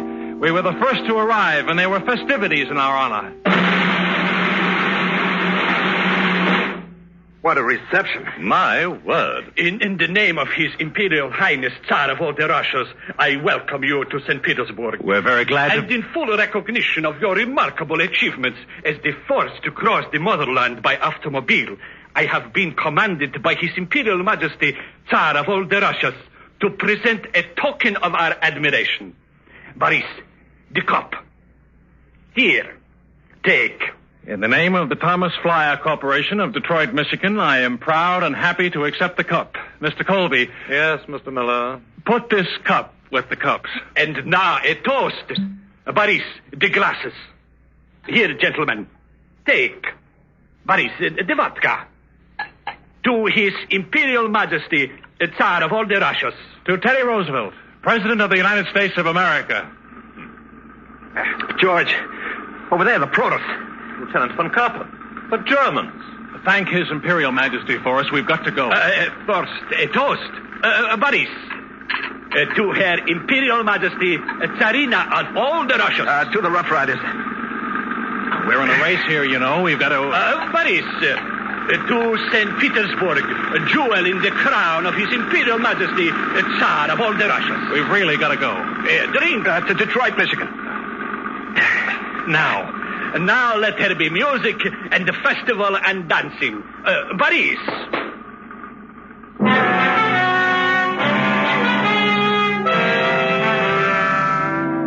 16 hours. 16 precious hours. We couldn't get away. We tried to, but we couldn't. Finally, at 6 o'clock in the morning, we left St. Petersburg. From there to Berlin, where we were told that the Protos car was a half a day ahead of us. That was on July 24. We refueled and went on. The roads were better, and we made good time. Hanover, Dusseldorf, Cologne, across Luxembourg, and into France. Very good time, but still trailing the Germans in the Protos car. Then into Rheims, still behind the Germans. And the next day, in the morning of July 30, we were outside of Paris. Just outside of Paris. George, look, the Protos. Yeah. Hurry. Well, what do you think I'm trying to do, Mr. Colby? That's the boy, George. We're gaining. Mr. Colby, throw everything out of the car. I was about to suggest that. Oh, do it. Yeah. We're gaining, George. We're gaining. The cops, too, Mr. Miller. The cops, too. Hey, Von Kappen, what kept you? Where have you been? You have not won yet. You have not. I can't hear you, Von Kappen. There's the finish line, George. All those people. My word.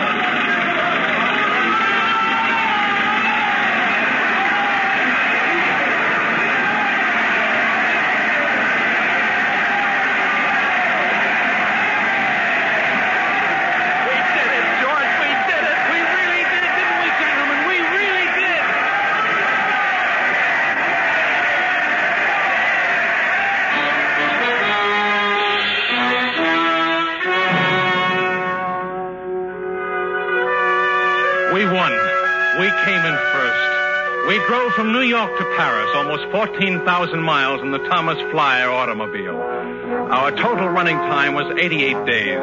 We averaged 152 miles a day over all kinds of country and every sort of climate.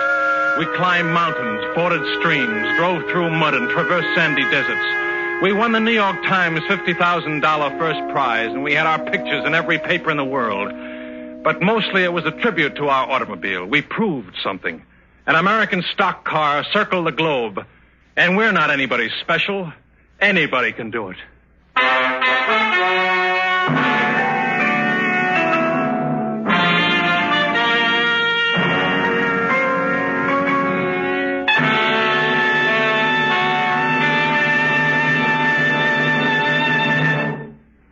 Suspense. Presented by Autolite. Tonight's star, Mr. Van Johnson.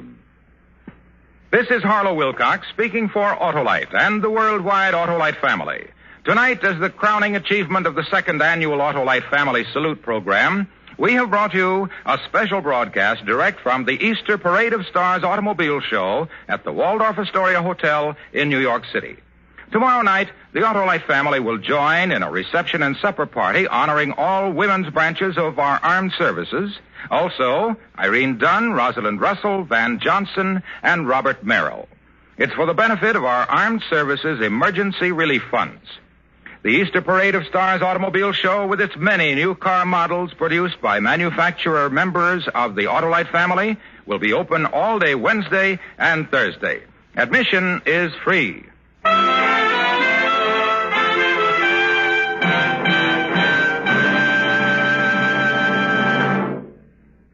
Next week, the story about a man who dreamed of someday having all the money he would ever need, and one day found a way to make his dream come true. It's called The Great Train Robbery. Our star, Mr. Fred McMurray. That's next week on Suspense.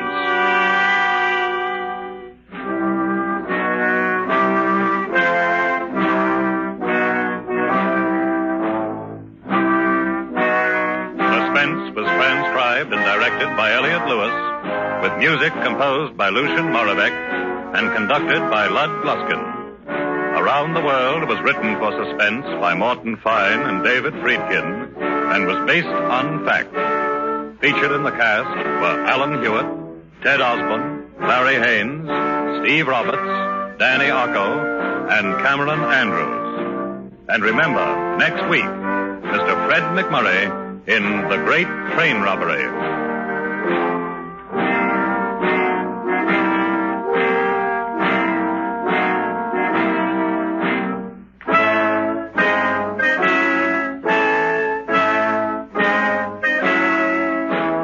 This is the CBS Radio Network.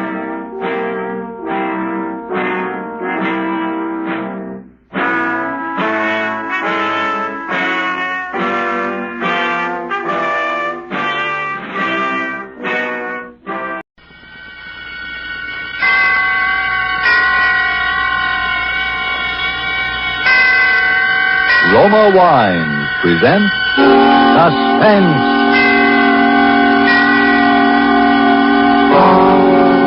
Roma Wine, made in California for enjoyment throughout the world. Salud. Your health, senor. Roma Wines toast the world. The wine for your table is Roma Wine, made in California for enjoyment throughout the world. This is the man in black, here for the Roma Wine Company of Fresno, California, to introduce this weekly half hour of Suspense. Tonight from Hollywood, Roma Wines bring you as star Mr. Gene Kelly in a suspense play that tells of fear and suspicion and dangerous adventure on the long highway from California to New York. And so, with Death Went Along for the Ride, and with the performance of Gene Kelly as a man named George Javry, we again hope to keep you in suspense.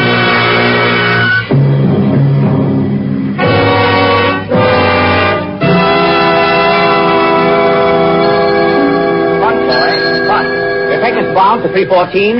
Yes, sir. I want a room. The name, sir? George Javry, but I haven't got a reservation. Oh? Well, I think we can fix you up, Mr. Javry. If you'll sign, please. Sure. Excuse me, friend. Yes? I couldn't help hearing your name, Javry, huh? Oh, that's right.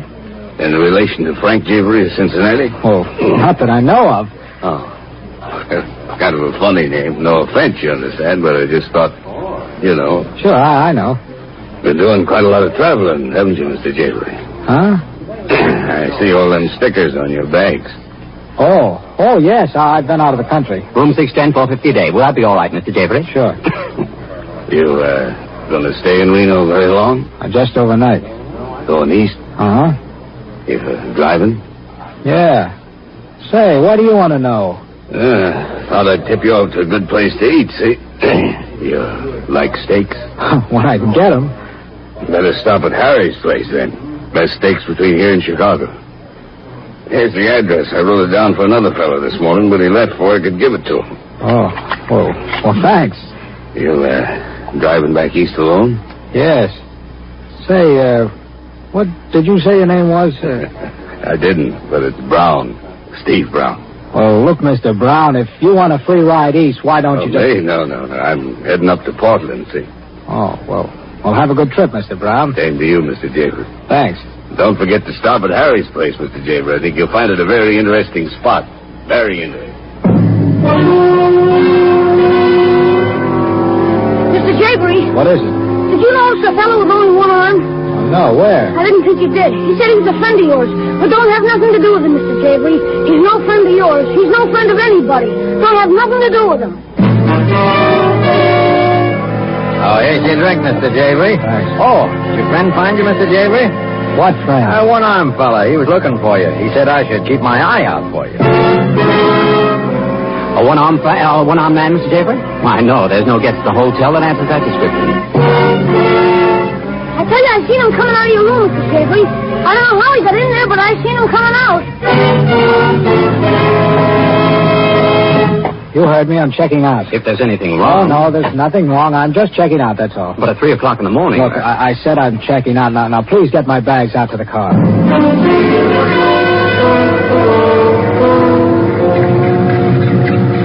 Just put them in the back of the car. Yes, sir. Now, look, kid, for the last time, do you know? I don't know nothing, Mr. Javry. Honest, I don't know nothing. Okay, here. Gee, look, here he comes now. Hey, wait a minute. Thanks, Mr. Javry. You, going east, mister? Oh, it's you, huh? Say, what's the big idea? What big idea? Now, listen to me, my one-armed friend. I can't help having one arm, mister. All right. But what's the idea of following me around? You've been following me ever since I got here. Oh, well, I'm sorry about that, mister. So am I. Now, what about it? Well, you see, I'm kind of down on my luck. So I'm hitchhiking. I gotta get east, and I heard you were going east, so... You are going east, ain't you, mister? Well, yes. Yes, I am. Do you mind if I come along with Pete?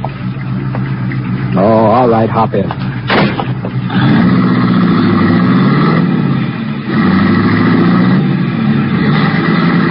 Say, there's one thing you haven't explained to me yet.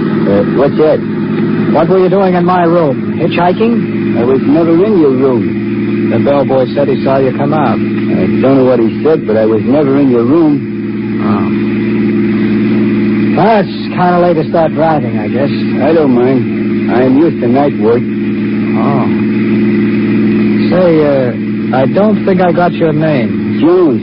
One-armed Jones, they call me mostly. You traveling far, Mr. Jones? As far as St. Louis. Uh-huh. Have you been in San Francisco lately? No, I came by way of San Diego. Why do you ask, Mr. Javery? Oh, nothing. I thought I might have seen it. What's the matter? How did you know my name? Your name? That's an old hitchhiker's gag. Hang around the hotel lobby and find out who's who and maybe where he's heading, see? Yeah. Say, there doesn't seem to be much traffic tonight, does there? No. Are you looking for something? Oh, just reaching for a cigar. Get your hand out of your pocket. I was... Get it out, I said. You don't have to pull a gun. No? All right, Mr. Jones. Come on, let's have it. What's your game? Game? Yeah, your game. Come on, spill it. I don't get it. Neither do I. I suppose you haven't been tailing me ever since I checked into that hotel. Well, I explained about the hitchhiker. Get out. Out of the car? You heard me. Okay. But, Mr. James... What? Don't be too surprised if you see me again sometime. Good night, Mr. Javery.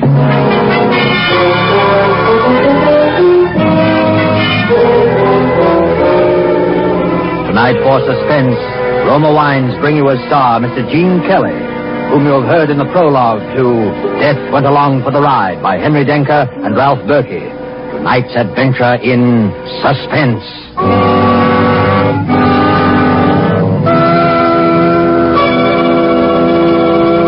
In this brief intermission in the play, let's imagine we're listening to a conversation taking place at the Smart Coral Beach and Tennis Club in Bermuda. An American about to depart for the States thanks his Bermudian friend for the gracious hospitality shown him, in particular for the especially enjoyable wine his friend served. He remarks how much he'd like to be able to get some of that same wine at home. The Bermudian chuckles as he says, "But my friend, that wine you enjoyed so much, it comes from the great wine districts of your own California. It is Roma wine." Yes, friends, many Americans are still not aware that Roma wines are so highly rated in many foreign lands that they are imported to be enjoyed as rare luxuries. But here in America, we can still enjoy these superb Roma wines as a daily pleasure, well within reach of the most modest purse, with no high import duty, no expensive shipping costs included. That's why Roma wines cost you so little. Have you been overlooking the enjoyment these richly satisfying Roma wines offer? As a delectable beverage at any time, as the addition that can make any meal an occasion, as a sure-to-be appreciated offering to your guests when you entertain. You get some idea of the great worth of these fine Roma wines when you learn Roma wines are America's largest selling wines. I'll spell the name for you. R-O-M-A, Roma wine, made in California for enjoyment throughout the world. And now it is with pleasure that we bring back to our soundstage our star, Gene Kelly, as George Javery in Death Went Along for the Ride, a tale well calculated to keep you in suspense.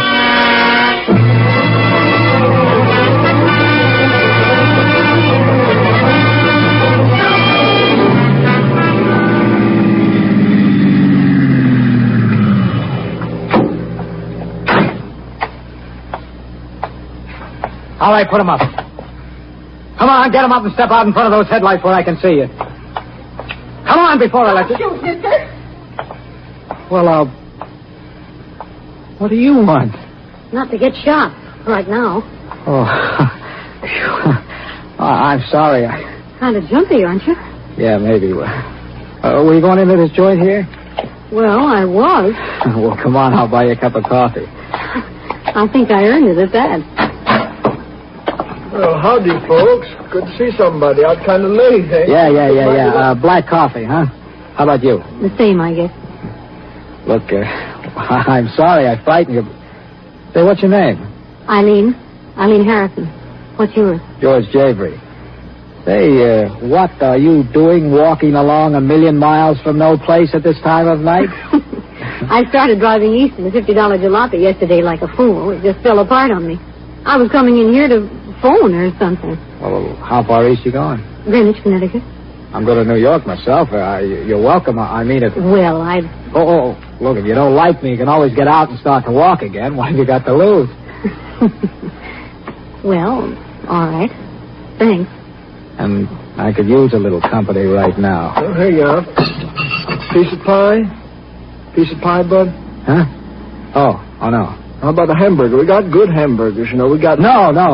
Just be quiet a minute, will you? Be quiet? Yeah. What's the matter? Shh. Shut up now, the two of you. Sure, anything you say. Hey, what's the matter with you? I'm listening to something, that's all. What? There he comes. Hey, where are you going? That wasn't it. You know, what's going on, bud? You hot or something? No, there's a car out there. It's been following me for the last 200 miles. Yeah? How'd you know? I know it. I took a side road. He did, too. I tried to duck him, and he hung on. He kept following me. I'm sure that... Listen, that must be it now. He's not coming in. He's waiting. For what? Me. Look, Eileen, here are the keys to the car. Go out and drive it up the side entrance. I'll be waiting at the door. All right. No, go ahead. He won't hurt you. Hurry. Okay. Hey, mister, you ain't in trouble, are you? I don't want no trouble in my keep your shirt on. You'll be all right. Here. Don't you want your change? No, keep it. Hop in. I'll slide over. Thanks. Look back now, there's that other car following us. I don't think so. Say, look now, I don't want to be nosy, but... Eileen, I wouldn't kid you. I don't know what it is. Is anyone following us? No, I don't think so. Oh. Lights. Well, that doesn't necessarily mean it's someone following us. No? How fast are we going now? About 60. All right, watch. Hey, please, be careful, George. I'll be careful. Is he coming? I think he's gaining on us. Yeah, I thought so. Well, we'll see how much this guy wants to play. He had a pretty big car, you know. Yeah, I know. He's still gaining? Closing up pretty fast. Oh, I can't stand this much longer, and I'm going to do something about it. What are you going to do? I'm going to pull to one side, slam on the brakes, and see what happens. George! I'll force him into the ditch if I have to. It's what he's trying to do to us. Hang on. I'm trying to.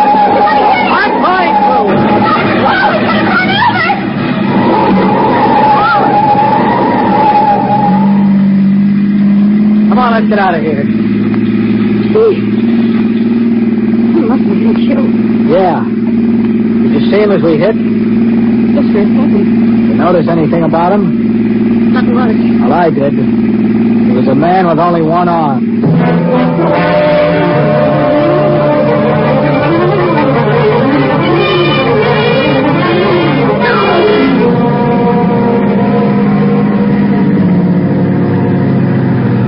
Well, this is that Harry's place that guy told me about. You sure you like steak? Who doesn't?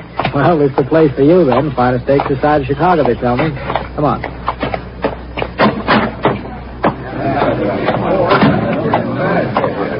Table for two, sir? Yeah, please. Right this way. The whole thing amounts to this. Right here. Here's a nice table right by the window. That's fine, thanks. And, madame? Thank you. 2 steaks, please. Both medium rare. All right? Yes, sir. Thank you, sir. George, to get back to our little problem. Our little problem? All right, so it's your problem and I'm stuck with it. Are you sure you don't have any enemies? Well, how could I? I've been out of the country for over a year. I didn't have any when I left. Well, could there be any connection with that work you were doing with the Chinese government? Oh, not a chance. Well, look, I don't know any secret plans, and I have no Agent X9. Well, all that's out. Well, maybe it's all just a coincidence. Oh, sure. One-armed guy tags me all over Reno, then says he's a poor hitchhiker.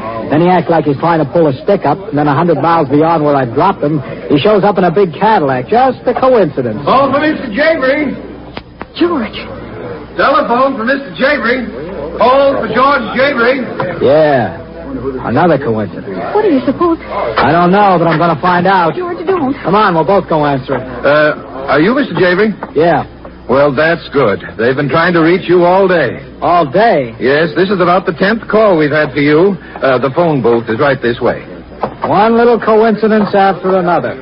Calling me all day at a joint I've never been in before in my life. George, don't answer. Now, look, you just keep an eye out while I'm in the booth. All right. Oh, pardon me. Why, of course. Hello? Hello? Hello? Can I help you, sir? Why, yes, I had a call on this wire. But... I'm sorry, but your party seems to have disconnected. Did you call them? No, forget it. What was it, George? Come on, let's go out to the car. Well, what was it? I don't know. Whoever it was, as soon as I answered, they hung up. Come on, there's a guy following us. The guy I bumped into at the phone booth. Oh, that's what that phone call was for. Get in the car, quick. Here he comes. Oh, Mr. Jeffrey. George, he's pointing something. Camera. Thanks, Mr. Jeffrey. Hey, what's the idea of taking pictures of me? It's a hobby. I'll send you a print at the morgue.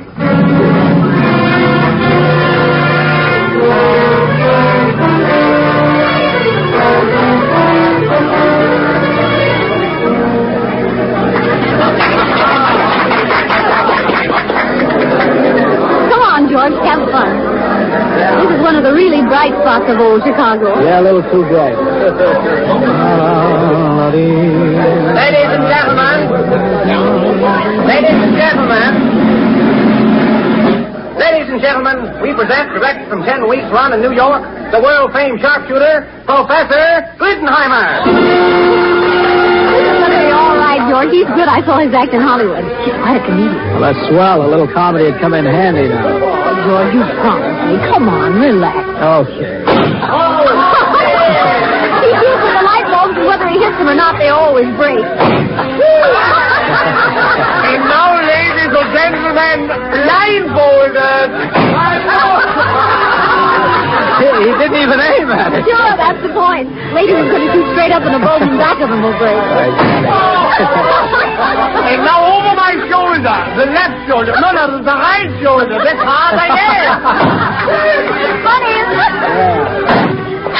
George, your glass is shattered. Come on, Eileen, we're leaving. Please, ladies and gentlemen, please. The performance will continue. Please. Oh, please, wait, sir. Don't leave. I'm terribly sorry. Won't you stay and finish your dinner? Please, sir, our apologies. A most regrettable accident. Yeah? Only it wasn't. Wasn't? Wasn't an accident. That comic up there shoots blank cartridges. Well, of course, but... Yes, and what broke my glass was a bullet. And it didn't come from the stage.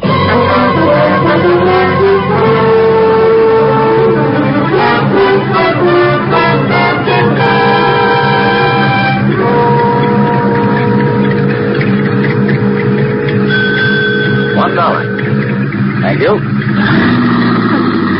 Good old Bear Mountain Bridge. Well, we're almost there. Yep. With any luck, we ought to be in New York by 10 o'clock. And the way you've been driving, I don't see how anyone could have followed us. Oh, why do you think I was driving that way? Gee, it's a beautiful night. Look at that moon. Yeah. Let's stop a minute.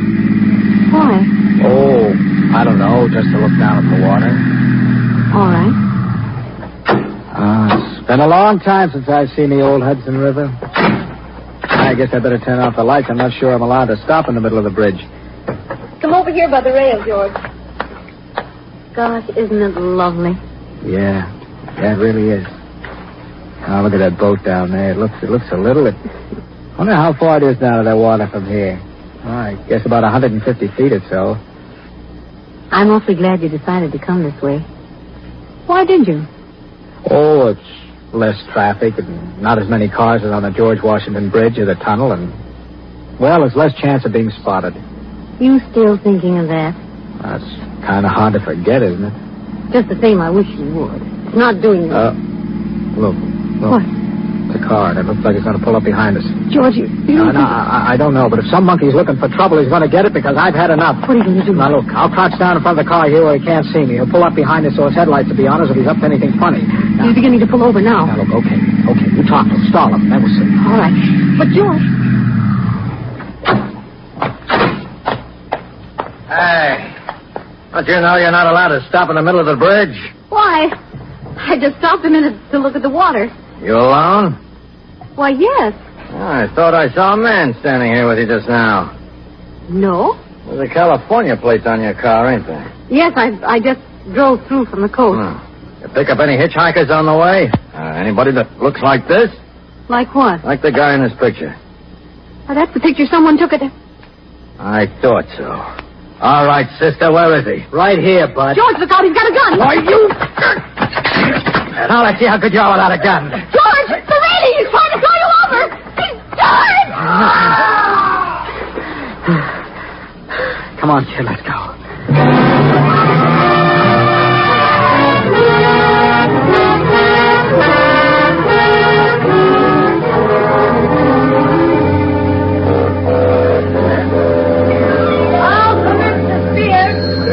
Well, we made it. Home at last. Home? This is the Bangkok Hotel. The only home I ever had in New York. Boy, take these bags. Now, sir, if you leave the key, I'll have your car garage for you. Yeah, sure. Here you are. Thank you. George, I could go home, you know. What? Travel out to Connecticut this time of night? It isn't that far. Come on, you get a good night's rest right here. Then you can catch an early train in the morning. Well, all right. Yes, sir. You'll wish a room then, sir? 2 rooms, please. Yes, sir. Will you sign here, please? Mm-hmm. Thank you, Mr. Mr. George Javery. What about it? Nothing, sir. Only we have your reservations. Reservation? But Oh, I get it. Another coincidence. Sir? Skip it. George. Eileen, look, maybe you're right. You better go on home. George, you're coming home with me. I'm sorry, Eileen, but this is journey's end, and I'm going to see it through. Well, then, so am I. Eileen. Please, George. Okay, come on. Well, what do you know? What? Our friend sitting over there by that post. The man who took the picture. Yeah. Last act coming up. Oh, clerk. Yes, sir? What room do I have? 706, sir. It's fine. The lady? Yes, sir. Room 614 for her. Front boy. This way, Mr. Javery. Going out? 6, please. George, shouldn't you call the police or something? Tell them what? Oh, I don't know. Now, look, honey, you get a good night's sleep, I'll be okay. I mean, after all, this is New York. 6 out. Good night, darling. Good night.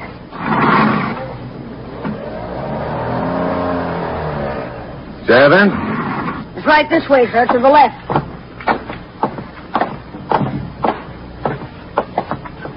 Here we are, sir.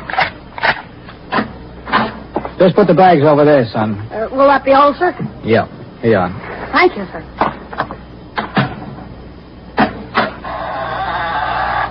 Hello, George Javery.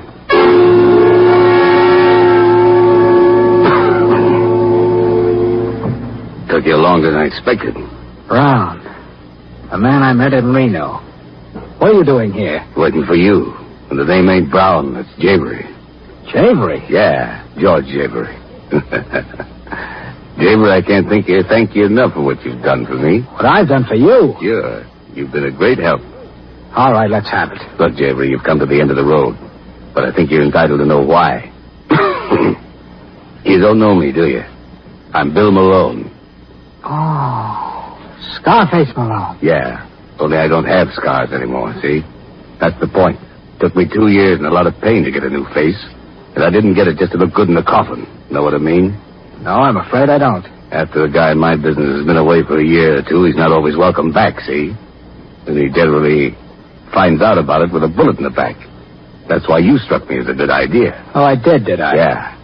I don't believe in taking chances, see? The boys thought I was coming east under the name of George Javery. Oh, so the one-armed guy and all the rest... No, he was one of my boys. And you were kind of rough with him, Mr. Javery. Well, he wasn't exactly playing beanbag himself. Jerry, he wouldn't hurt you. I just sent him to tell you so I'd have a line on where you were. After you dusted him off, it was just a break for me that you went to that steakhouse. Otherwise, I might have lost you. A candid cameraman, too, I suppose. Yeah. After I lost Jerry, I figured I wouldn't take any chances. Send a picture around to the boys. Like the guy that took a pot at you in Chicago. And the guy you tossed over the bridge. The boys that were out to get me, see? Only they didn't know all the time it was you. No chances. Know what I mean? Yeah. Only I can't exactly say I'm glad to have been of service. So if you drop that gun, I'll go. Not yet, Javery. There's just one thing more you can do. Yeah? Stand over by that window. What for? Stand over there and drop your hands. Boys wouldn't quite understand it if you had your hands up. The boys? Yeah. The ones I've been telling you about. When I pull up that shade, they're going to take a pot shot at me through that window. When they do, they'll get me. Only it'll be you. They'll never know the difference. Now, over to that window. They know you're already here, so move. You, don't mind if I sort of stroll, do you? After all, this is a surprise. Come on. Over to that window. And if I don't? I'll plug you. And if I do? You see, Malone, that's the trouble with your system. No incentive. You know what Don't make a move. George, is anything wrong? George! Get over there in that corner. Don't hurt her, Malone. He's going to lock the door, that's all. Taking no chances, see? Then here's some light so you can see what you're doing. What do you...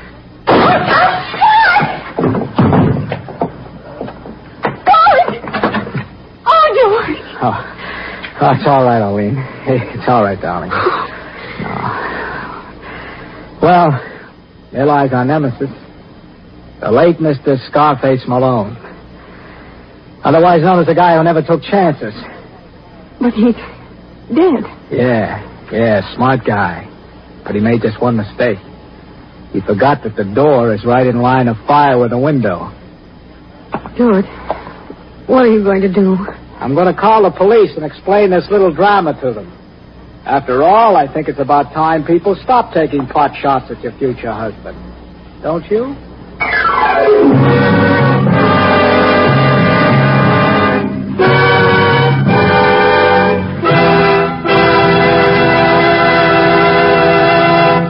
And so closes Death Went Along for the Ride, starring Gene Kelly. Tonight's tale of Suspense. Mr. Kelly appeared through courtesy of Metro-Goldwyn-Mayer, producers of The White Cliffs of Dover. When entertaining guests at your home, are you able to go into your aroma wine cellar and say, which would you prefer, this delightful sherry or this sweeter, heavier port? Whichever of these or any others of the many equally fine Roma California wines you offered your guests, they would find you had poured a world of satisfaction into their glasses. If you are not one of the millions already enjoying these good Roma wines, don't put off this great treat another day. You will be surprised at the tiny cost your Roma wine dealer will ask for such great enjoyment. Only pennies a glass by actual check. Now you can boast of your own private wine cellar, your private Roma wine cellar. And then, inspired by the great qualities of Roma wines, you'll add your voice to the swelling international chorus that says, Roma wines are truly magnificent. Let me repeat the name, R-O-M-A, Roma wines, made in California for enjoyment throughout the world. This is Gene Kelly. I hope you enjoyed our suspense show this evening. I always feel that it's a pleasure and privilege for me to appear here because most of us who act for a living consider this to be radio's outstanding theater of thrills.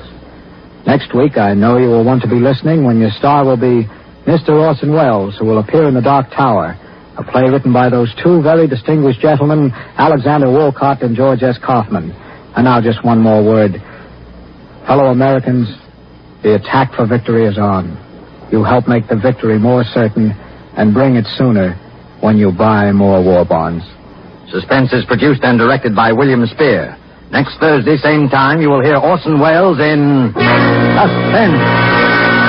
Presented by Roma Wines, made in California for enjoyment throughout the world. This is CBS, the Columbia Broadcasting System.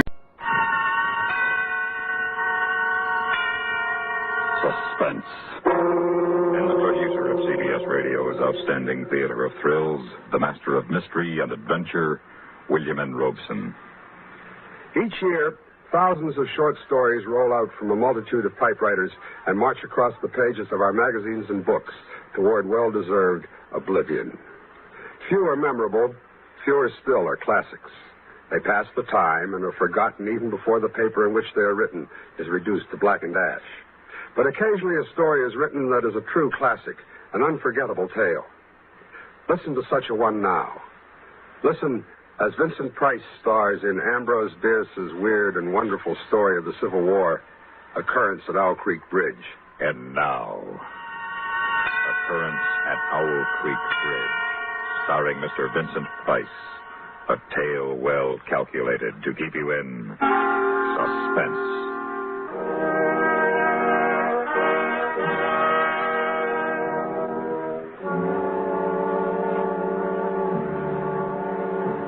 A man stood upon a railroad bridge in northern Alabama, looking down through the ties at the swift water 20 feet below. The man's hands were behind his back, the wrists bound with a cord. A rope closely encircled his neck. It was attached to a stout cross timber above his head. If I could free my hands, I might throw off this noose and dive into the creek. If I swam underwater, I would be safe from their bullets. If my wind held out, I could make the southern bank, take to the woods, and get away home. Peyton Farquhar, Alabama planter, stood at the end of a plank. A captain of the Union Army and a sergeant stood at the other end. When they step aside, the plank will tip upward, and Peyton Farquhar, Confederate spy, will slip between the ties to hang until dead above the muddy water of Owl Creek. The captain steps aside, draws his sword, flourishes it to a carry, sings out a command. The men on the bank smartly spread their legs, thrust hands forward over their rifle barrels. The sergeant, on the end of the plank, takes one step to the left. The plank tips forward, and Peyton Farquhar drops between the timbers of Owl Creek Bridge.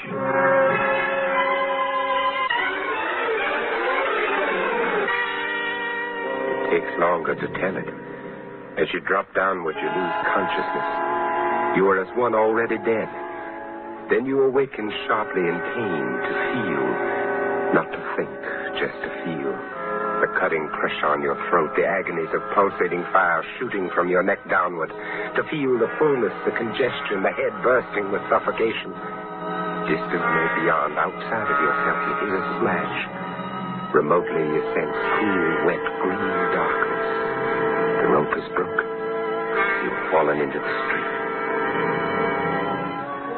Come, Peyton, they can't lick you. The knot's given. Again, now try once more. There. That does it.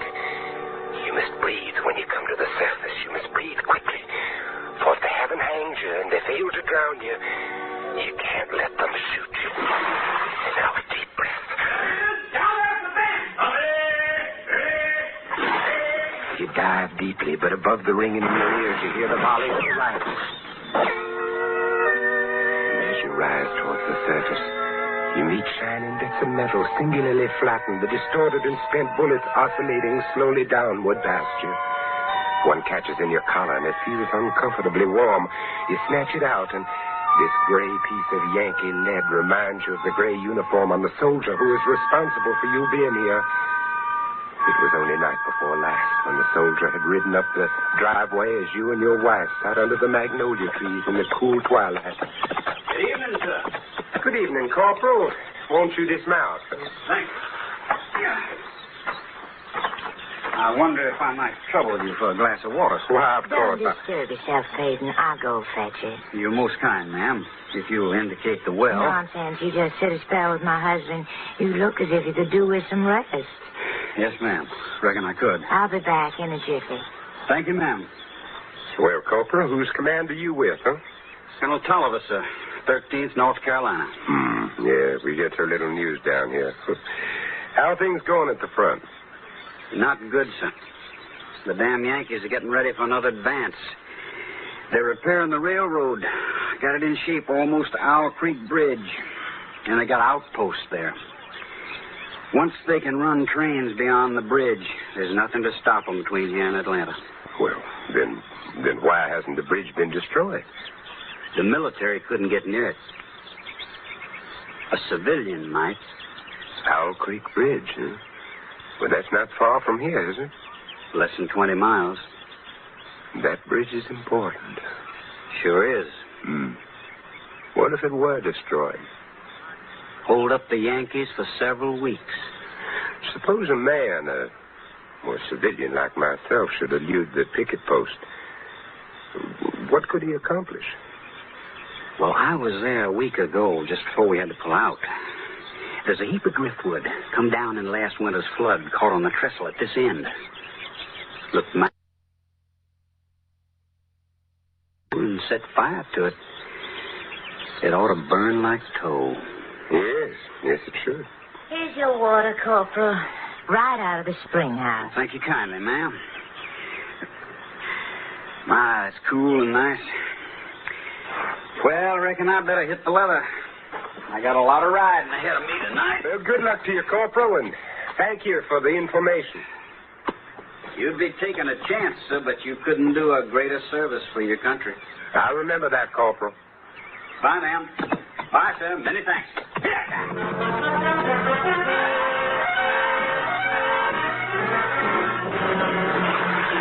Break the surface of Owl Creek for a second time. And now you are much further downstream, further away from the Union soldiers on the bridge reloading their guns, the ramrods flashing in the morning sun. And then something seems to grab you and you're whirled round and round, spinning like a waterlogged top. You're caught in a vortex, a whirlpool. The water, the banks, the distant bridge, the soldiers become indistinct blurs. You're helpless. You feel dizzy and sick to your stomach. Just as you felt last night when you crept up the bank toward the lone sentinel at the south end of the bridge and discovered that the sentinel was not alone. There he is, boys. I got him, Sergeant. Well, Mr. Peyton Farquhar, we've been expecting you. How did you know my name? We got ways. But look here. I'm a civilian. I was just... Save your breath. Thank your maker we didn't shoot you in the back. We don't do things like that up north. You'll get a trial, everything fair and square. All right, bring him along, then. Here he is, Captain. Right on schedule. Good work, Sergeant. This the man, Lieutenant? That's him. Why, you're the corporal who stopped at my plantation last night. That's right, Mr. Farquhar. But not of the 13th North Carolina Volunteers. Mr. Farquhar, this is Lieutenant Saltonstall, intelligence officer, 5th Massachusetts Regulars. You've trapped me. You deliberately led me into a trap. I'm a civilian, a planter. And also a Southern patriot. Caught in the act of sabotage. You can't prove it. We don't have to. But why have you done this? Why have you deliberately trapped me? It's so much easier to eliminate civilian resistance by luring it into the open. You fell for the bait. Too bad. Now, look here. It is my constitutional right. Which Constitution? Constitution of the United States of America or Jeff Davis? You insulting rat. Remember your manners, sir. I demand a trial. You've just had it. Post a guard over him, Sergeant. Yes, sir. We'll hang him in the morning. But they didn't hang you. The rope broke and the whirlpool carried you away, and now you realize that the wind is stopped. You open your eyes. You are lying on the southern bank of the stream, out of the sight of your enemies. Then you leap to your feet and run into the woods south towards home. It's nearly noon now, and for a half hour you've been plunging through a swamp waist deep in green ooze. Your neck hurts constantly, your head throbs, and your tongue is thick. Gnats swarm before your eyes and catch in your eyelids. Mosquitoes buzz in your ears, drill deep into your hands and your swollen neck. You can't go on any longer. You slow down and you stop. You reach toward a palmetto root for support, and it slithers from your grasp and slides softly into the water. Water moccasin. Fear finds you at last. Terror, which stood aloof when you fled the executioner's bullets, now embraces you with clammy unction. Water moccasin, And now each branch and root seems to writhe under your glance. The swamp is undulating with certain death.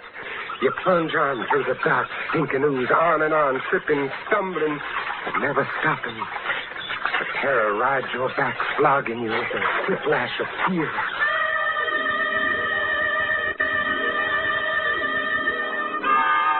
Old Jethro's gonna have Mouse Farquhar fit as a fiddle in jig time. Now, you just drink this here yerb tea, Mouse Farquhar. Oh, thank you. Jethro. Yes, sir, Mouse Farquhar. What are you doing here? I lives here. You live? Where am I? What happened? Well, I was pulling my dugout and coming home through the swamp with a mess of catfish, and I sees you lying out there on the bank in front of my cabin. Jethro, I heard. I thought you were dead. Who, me? Dead? Of course, you thought Jethro was dead. You knew he had consumption when you sold him. You knew he couldn't last long, and he wasn't earning his keep. His wife and his daughter had carried on some at first, but after a while they calmed down, and last you heard, Jethro was dead. You thought I was dead, Mouse Farquhar? Why, sir, don't you know what done happened to me? I'm free. I'm free at last. Yes, sir, I'm free. And I expect pretty soon my woman and my little girl are going to come along and join me. How is they, Mouse Farquhar? Is they well? Oh, yes, indeed. They're both fine, Jethro. Jethro, I don't know how to say this, but I really was sorry about having to sell you. But there wasn't anything else. I understand, Mouse Farquhar. Don't you pay it no mind. I done forgive you long ago. Don't the Lord tell us to forgive those who trespasses against us? And don't the Lord promise us we shall be free? Don't you worry none about it, Mouse Farquhar. Hey, now. Quiet there, Spot. Quiet, sugar. They must have had a razorback in the brush. No, it ain't no hog at all. Look, Mouse Farquhar. There's a horse coming down the back road.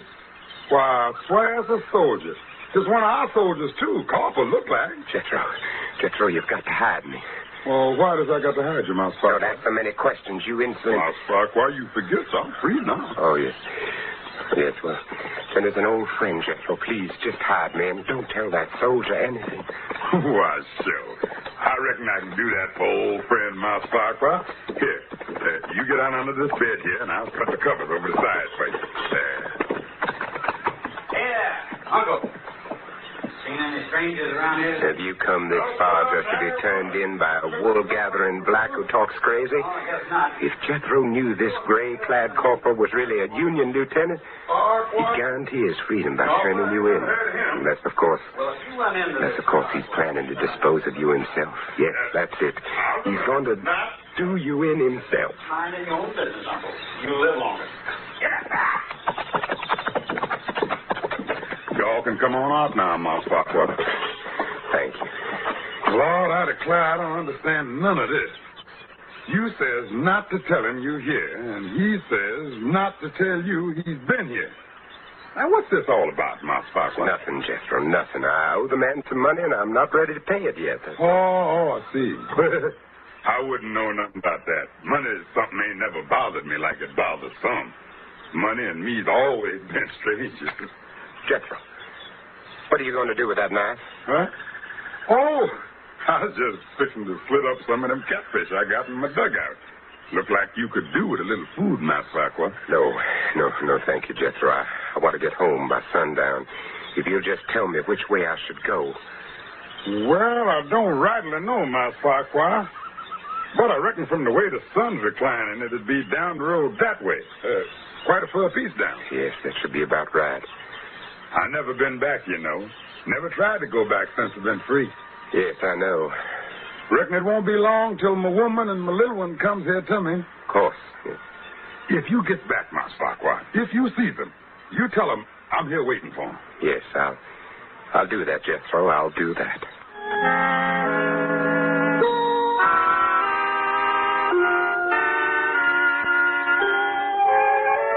You get away from there fast. The shells of the back road crunching under your muddy boots.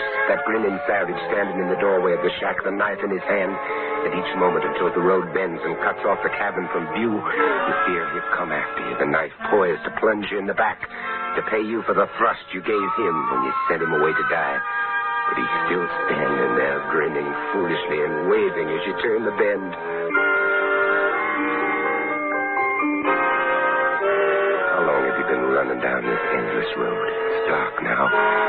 night? Or has the blood trapped in your head by that suffocating rope at last burst into your congested eyeballs and blinded you? No. The darkness is only the black of a sudden summer storm. That lightning flash clearly shows the white road ahead and the black silhouettes of trees along the side. Another flash of lightning directly overhead. For an instant, you seem to see the soldiers of Owl Creek Bridge standing at the side of the road, rifles leveled, their eyes boring down the sights, aiming at your heart. Again, you're running, and the rain has turned to hail. Pellets as big as hominy beat down on you, pound your swollen, bruised neck, hammer on your countless cuts. Again, the lightning. And on the other side of the road, the gray-clad corporal sits astride his horse, waiting for you. No, you can't get me now. No! This bolt of lightning strikes a tree ahead of you, and in the white, blinding light stands Jethro, black and grinning, knife raised in the air. No, Jethro, forgive me! He's gone. And now you see dangling from each tree along the road a noose swinging in the wind. Wherever you turn, wherever you look, a noose waiting for you. A noose which wriggles like a water moccasin. No!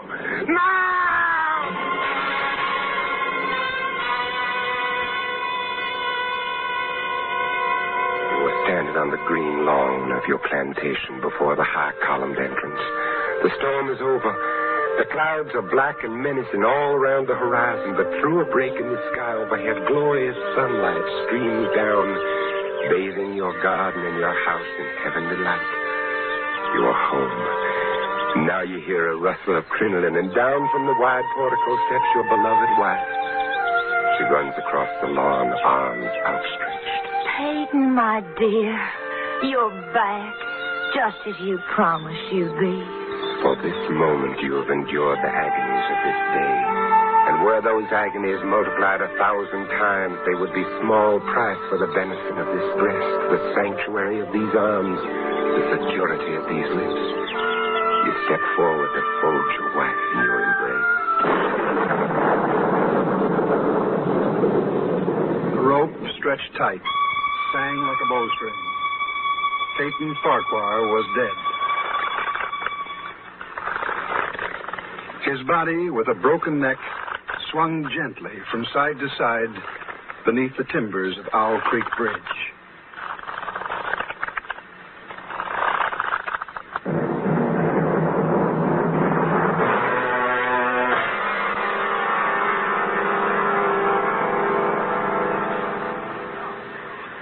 Suspense, in which Mr. Vincent Price starred in William N. Robeson's production of Occurrence at Owl Creek Bridge, adapted for radio by Mr. Robeson from a story by Ambrose Bierce.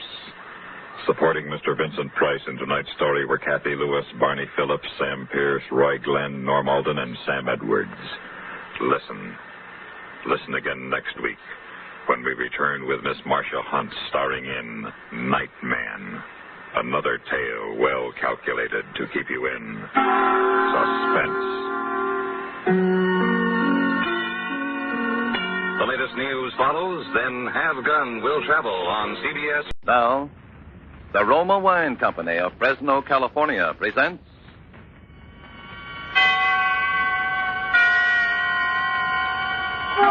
Suspense.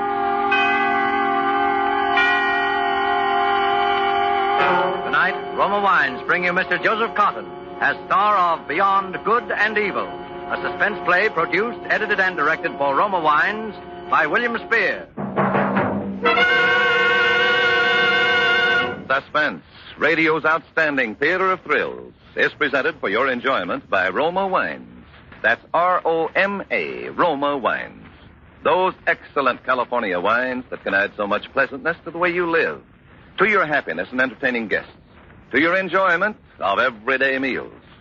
Yes, right now a glassful would be very pleasant, as Roma Wines bring you Mr. Joseph Cotton in Beyond Good and Evil by Ben Hecht and Douglas Whitney in a remarkable tale of suspense.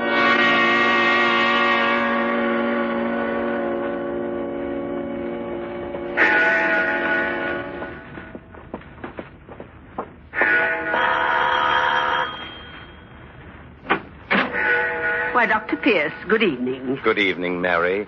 Is Dr. McKillop still awake? Oh, yes. We don't put him to bed until 8 or later. Is evening service over already? A shame, Mary. A parson's housekeeper, and you forget we don't hold service on Wednesdays? Why, it slipped my mind it was Wednesday, sir.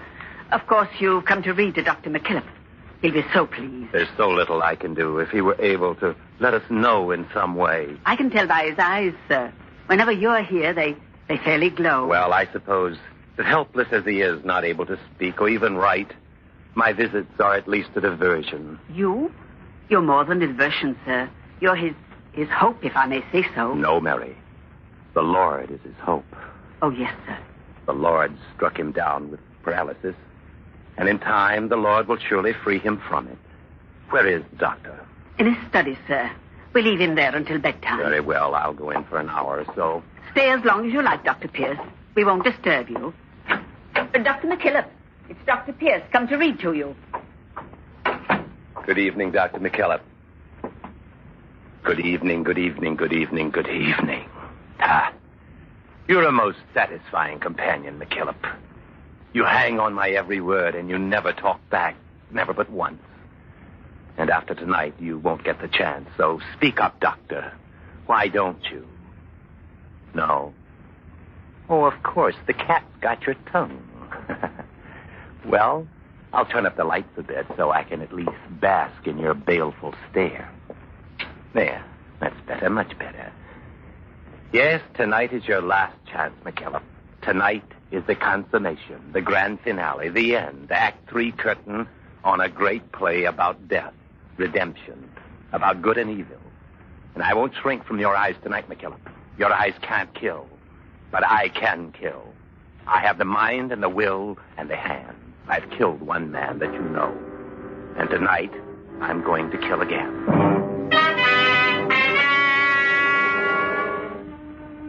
No reading from the good book tonight, Doctor. No more metaphysics now. I'm going to tell you a story. Much of it is ancient history to you, but I think there's enough new to hold your interest. I know it will hold my interest because I enjoy talking about myself. Well, you already know I killed a man. You know who he was. And you even know who I was before I became Dr. Howard Pierce, pastor of this good and godly community. At least you know the name Philip Gentry. But you never knew the soul of Philip Gentry, Doctor. The contempt, the sum of evil that was in me that night it all began. That was 3 months ago. A stormy night, as you remember. And where was I? I was crouched in a swamp with a man named Mac. Because we had just escaped from prison, hiding like an animal in the deep mud and ooze, alien from the whole human race. Gentry, where you going? To the highway, fool. Gotta get out of this mud and make time. But Pete's back there in the swamp. You can't leave him. Why not? Because he'll die. We all gotta stick together. He'll die back there. Listen, we took equal chances when we made this break. I'm just not gonna take extra chances for anyone. We have to make time before daylight, before the rain stops. They'll bring out dogs in the morning. Dogs? Okay, you're the boss. See. There's the highway now, beyond the fence. Yeah. So what do we do? Where do we go? We split up. But Gentry, shouldn't we stick together? We split up. I go my way, you go yours. I'll meet you in Chicago later. At Tony's place? Tony's place.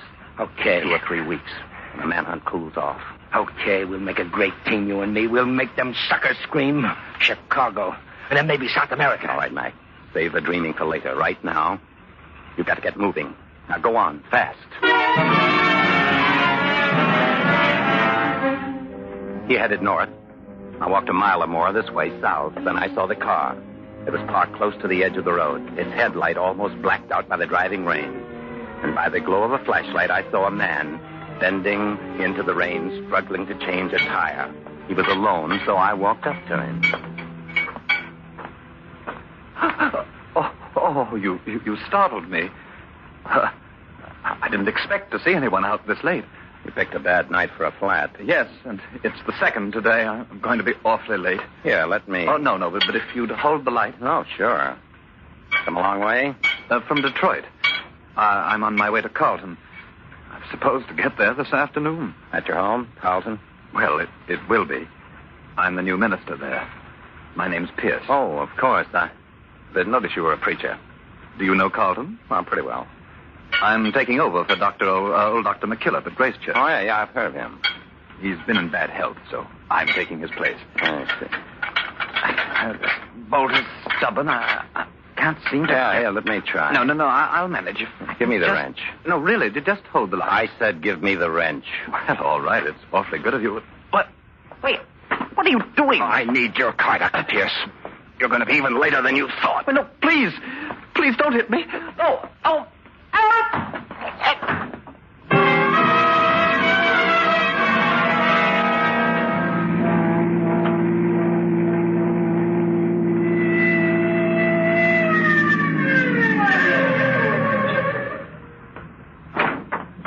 Hey, let me see your license, buddy. Huh?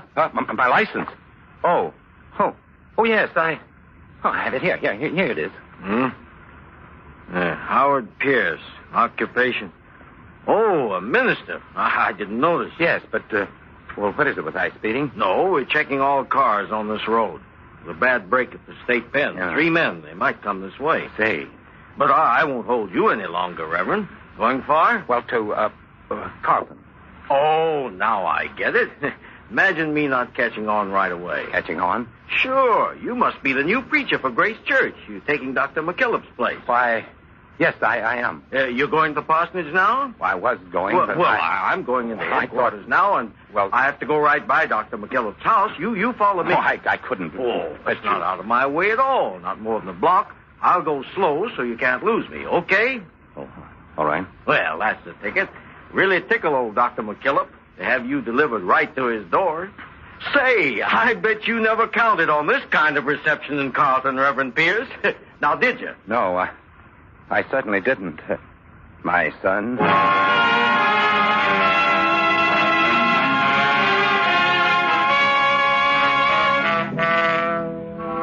For Suspense, Roma Wines are bringing you as star Mr. Joseph Cotton in Beyond Good and Evil by Ben Hecht and Douglas Whitney. Roma Wine's presentation tonight in radio's outstanding theater of thrills, Suspense.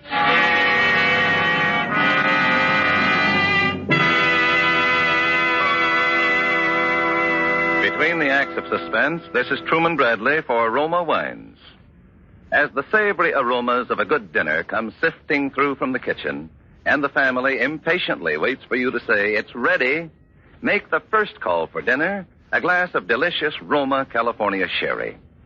For as famed hostess Elsa Maxwell says, Roma sherry served cool is the perfect beginning to any meal. Glorious golden amber Roma sherry is a happy wine with natural fragrance and rich nut-like taste. I always serve Roma sherry before dinner and later in the evening, too, when friends drop in. Roma sherry, like all Roma wines, comes from luscious grapes, gathered at peak of flavor in California's choicest vineyards, gently pressed, then by a process as slow and as old as time, the carefully selected natural juices are brought to delicious liquid perfection under the gentle guidance of Roma's ancient winemaking skill. All Roma wines are true wines, unvaryingly good always, bottled at Roma's own famed wineries. Remember, because of uniformly fine quality at reasonable cost, more Americans enjoy Roma than any other wine.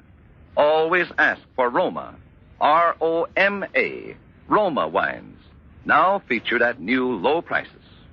And now Roma Wines brings back to our Hollywood soundstage Joseph Cotton as Philip Gentry in Beyond Good and Evil, a play well calculated to keep you in suspense.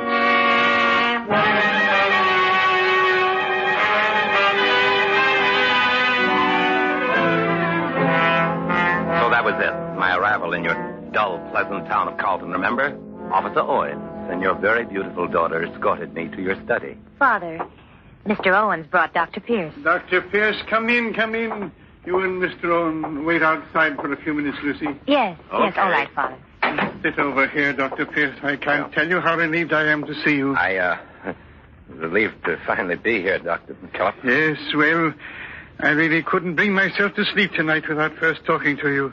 You see, the situation's serious. Serious? My health. I'm a sick man. I've had one stroke, as you know. Oh, yes. You wrote. Yes, well, I could have another one at any minute. The doctor says a worse one. And I feel it essential that the work of the parish is in firm hands. This parish needs a young man. Well, I hope to be of service. I've heard only good of you, Dr. Pierce, and you know, you're even younger than you looked. And I look... In the picture you sent, darker, too, your hair. I'm afraid it wasn't a good likeness. I have the picture here somewhere on my desk with you. What did you want to talk to me about, Dr. McKillop? All the work of the parish. Oh, yes, the photograph. It's Dr. Pierce. Is there something wrong, Dr. McKillop? It's not. Who are you? This isn't your picture. Who are you? I don't think that would interest you, Dr. McKillop. Something's happened to Dr. Pierce. What did you do to him? You're... What do you think I did, Dr. McKillop? Go on. Guess. Yes. Guess. Don't play with me, you sanctimonious fool. Speak up. Speak. Oh, brother, don't tell me. You've had a stroke. You can't speak. Is that it? Yes. Well, I'll find out. I'll take that picture, Dr. McKillop. Now, if you don't mind. Dr. Pierce, we thought we heard... Yes, Miss Lucy, something's happened to your father. We were talking and all... Say, he's sick. I'll call the doctor, Miss Lucy. Oh, yes, please, Mr. Owen. It's another stroke. He can't speak. Apparently, he can't move. Oh, Father. Father, what can we do? You'll have to wait for the doctor, and maybe even then. I know. The doctor said he could be paralyzed for months, years, but he mustn't die. Oh, I'm sure the Lord will spare him if we have faith. Oh, yes. Look, he can hear us, see his eyes. I see. It's a blessing you got here tonight, Dr. Pierce, a blessing. You are going to stay. Well, But you must. Well, I wasn't sure, but since this has happened to your father, yes, I'll stay. I hope I prove worthy.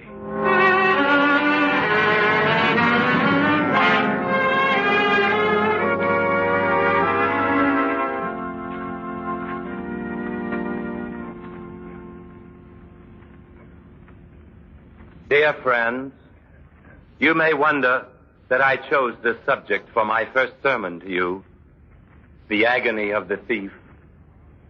It is no wonder, for as I spoke to you of such a man, a thief beaten, outcast, and alone, I spoke at the same time of each of us, from the mighty to the fallen, of that substance which we all share, our human dignity, as beings made in the image of God. Remember, the agony of our Lord was shared by two thieves crucified beside him, that he might be numbered among the transgressors. And remember his words to one, verily I say unto thee, today shalt thou be with me in paradise. We will sing hymn 426. O God, our help in ages past.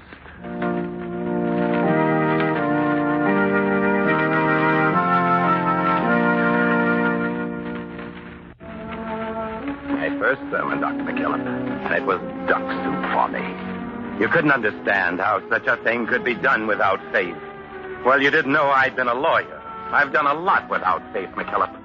It doesn't take such a holy man to care for your sheep. From the first day until now, I've been the ideal parson. Even the day I got that call from young Hubbard, yes. I played the part. I forgot. This is all news to you. You didn't know about that, about the conversation I had with young Hubbard in the study in the church. Dr. Pierce? Yes? I missed your first service Sunday, Doctor. Oh. I thought I'd pay you a call. I'm glad you did. Sit down. Oh, thank you. My name's Hubbard. I work at the bank, First National. I'm the chief teller. Well, that's a very responsible job for a young man. Oh, I don't know. I suppose it is, but I don't have much more responsibility than the other fellas, except at the end of the month. Then it's a strain. The end of the month? Oh, sure. Well, that's when you know, I've never told anyone about this. So if it's confidential. Naturally, not so far as you're concerned, Dr. Pierce. You see, the 30th of the month, we move all our deposits to the Federal Reserve Bank. $50,000 or more. Uh-huh. Well, you can see how I wouldn't want some people to know that. You mean you take the deposits alone? Oh, no, that'd be even worse than it is. There's an armored truck comes to take the money. Comes by around 9:30 at night. But I'm alone in the bank until it gets there. Sometimes when I'm sitting there at my desk, I think how easy it would be. All someone would have to do is shoot me through the glass door. See what I mean?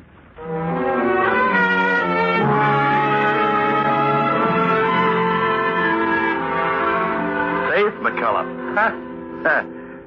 God never sent his mouth, but he sent his meat. Out of all this community's 35,000 souls, Hubbard chose me to share his secrets. I sent a letter that night to Mac, care of Tony's in Chicago. As you can see, Mac, the setup is simple and foolproof. If you do as I say, leave Tony's now, hide out until the 28th of June, then head this way. Case the job first, because you must be at the bank not later than 9 p.m. on the 30th. Yours, Gentry. That meant 2 months to wait. 2 months until the death of young Hubbard.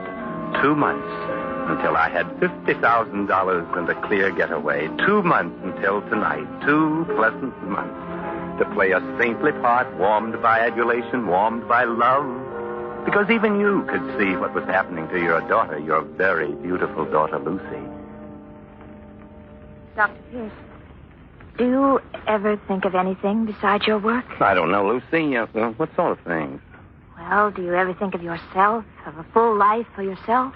Why, of course. That's why I work. My work gives me a full life.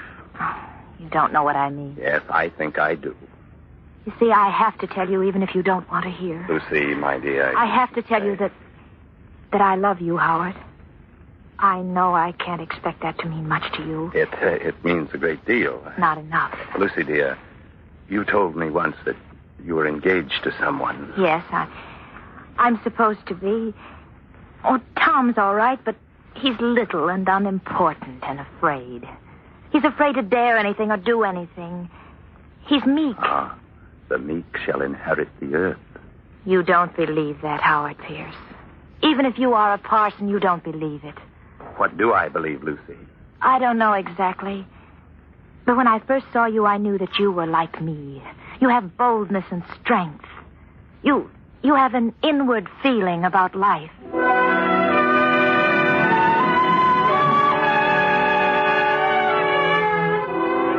I let it ride. Wasn't any harm in that, Doctor, so far as I could see. Lucy was a great help, blinded by what she called love. And what did I feel? Love? Doctor, a man who has mastered the use of words as I have no longer knows what they mean, but only what they do. With Lucy, so long as the word love so served me, I used it. After a while, it became a source of danger. That was last week, Wednesday, when I came the evening to read to you. Howard, the most wonderful news. Guess. How can I guess? Don't you know? The most wonderful thing that could ever happen to us. No. What's that, Lucy? Well, I never breathed a word to Father about us because you asked me not to, Howard. Not until he can talk to us and give his blessing. Lucy, you didn't... Oh, no, not yet. But the doctor was here today, and he told me Father will speak again soon, any day now. No. He doesn't know why he hasn't already. Isn't that wonderful? Yes, it is. Howard, what's the matter? Nothing's the matter. Well, but there is. I can see it. Sit down, Lucy. All right, Howard. I was going to tell you before, my dear. You see, well, I can't marry you, not ever. You can't? Please, you mustn't ask me why. It doesn't matter why. Do you understand? Because you don't love me. If you have to believe that, all right. Only you must go on and live your life as though you'd never met me. As though I'd never met you. Yes. Do you know what that means? Whatever it means. It means I'll marry Tom. It means I'll have a little, quiet, secure life. Best life for you, Lucy. Tom in place of you. Well, maybe you're right. I won't ever have great happiness with him, but after this, I'll never have a greater unhappiness. Mustn't be bitter, Lucy. If you hadn't known me, you would have married your Tom, and yes, you would have loved him. All right. I will marry him. I'll marry him this week in church. And you'll perform the service, Howard. You'll be the one to make me Mrs. Tom Hubbard. Who did you say? Tom Hubbard. I'll be a banker's wife. I never knew his name before. Well, no matter what you think, Lucy, I'm sure you'll be happy.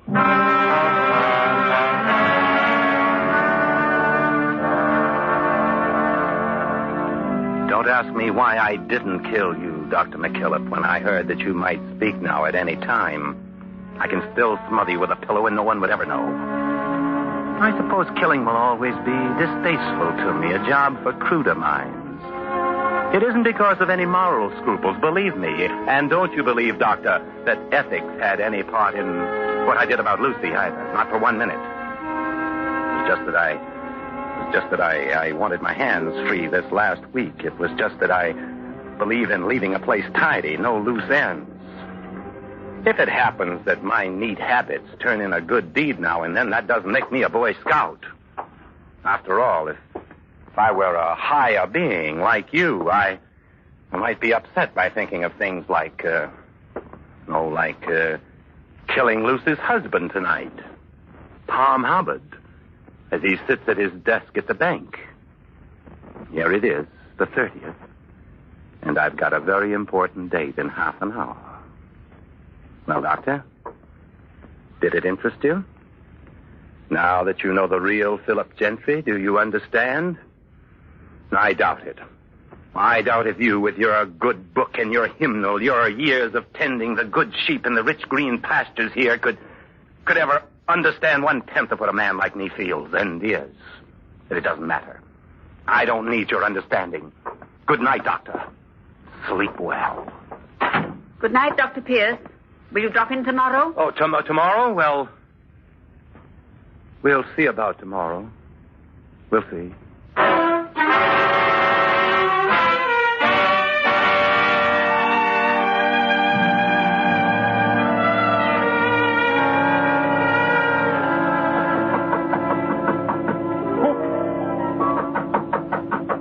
Who is it? It's Dr. Pierce, Tom. Let me in. Oh, Dr. Pierce. Yeah. Just a minute. I wanted to make sure. You see, this is the night when the truck is... Yes, I remembered. That's how I knew where to find you. Did you want something? Lucy's feeling sick. I came to send you home. Lucy? Yeah. Oh, but I can't. I have to stay. I can stay for you. Gee, I don't know. I'm supposed to stay until... Lucy is calling for you, Tom. She's really sick? Well, all right. I guess with you here, it'll be all right. Just tell me what to do. Well, that's the money already in those sacks. Yes. And I sit here? Yes, right at this desk. Gee, I don't know what the directors will think. Now, run along, Tom. They'll never know. Even if someone walks by from the outside, they'll never know if it's you or me sitting here.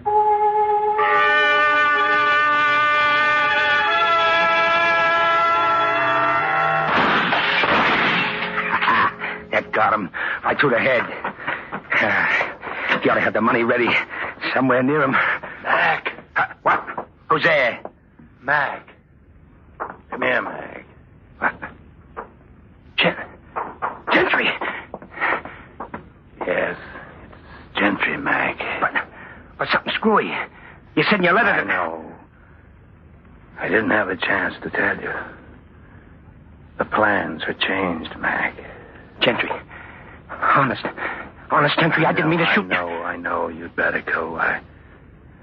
I'm dying, Mac. Now I ain't gonna leave you here. What do you think I am? Yes, you are. They won't get me, Mac. I'm dying. You go on now. Only you won't be able to take the money. Huh? The plan is all changed. Okay, that don't matter. The money is... Remember me when thou comest into thy kingdom.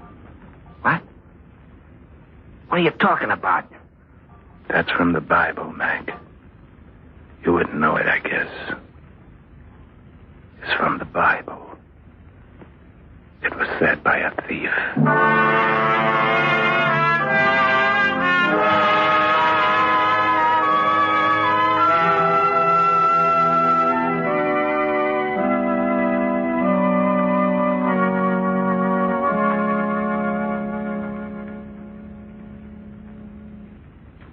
This, dear friends, was the man Philip Gentry, or Dr. Pierce, or what other name he may choose in eternity. The man whom we bury today.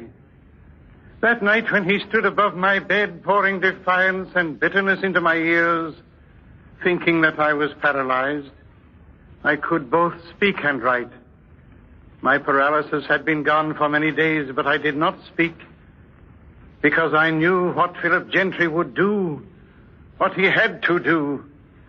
I knew what he denied, that to accomplish work as he had in God's vineyard, a man must have faith, even though he deny that faith.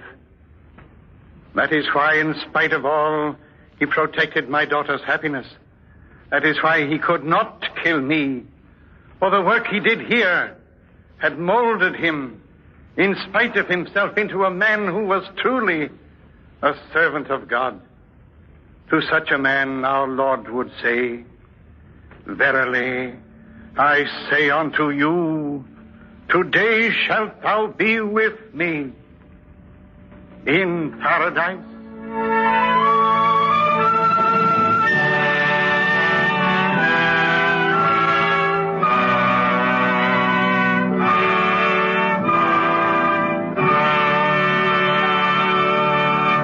Roma Wines have brought you Joseph Cotton as star of Beyond Good and Evil. Tonight's study in Suspense. This is Truman Bradley for Roma Wines, the sponsor of Suspense. Autumn makes me think of ducks on the wing, says famed hostess Elsa Maxwell, and ducks make me think of Roma, California Burgundy. Roma Burgundy because it's a robust wine for a robust time of the year. So delicious with the savory foods of fall, ducks, stew, beef, or spaghetti. I find Roma Burgundy served cool makes food so much more enjoyable. Try Roma Burgundy with dinner tomorrow. You'll enjoy the tart piquancy and fruity taste of this vintner's masterpiece. Yes, like all Roma wines, this is wine at its best in uniform quality. For Manhattan Magic or a perfect martini, use Roma Vermouth, the better vermouth that makes better cocktails. Made and bottled in sunny California. Enjoy Roma wines of fine quality every day. Now featured at new low prices by leading wine merchants everywhere. Joseph Cotton appeared through the courtesy of David O. Selznick, producer of Alfred Hitchcock's Spellbound. Next Thursday, you will hear Mr. Henry Fonda as star of Suspense, radio's outstanding theater of thrills. Presented by Roma Wines, R-O-M-A, made in California for enjoyment throughout the world.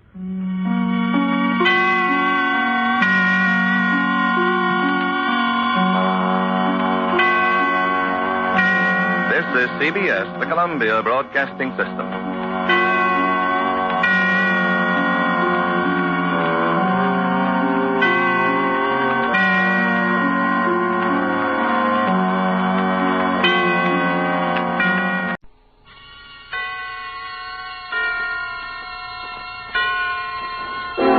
Suspense.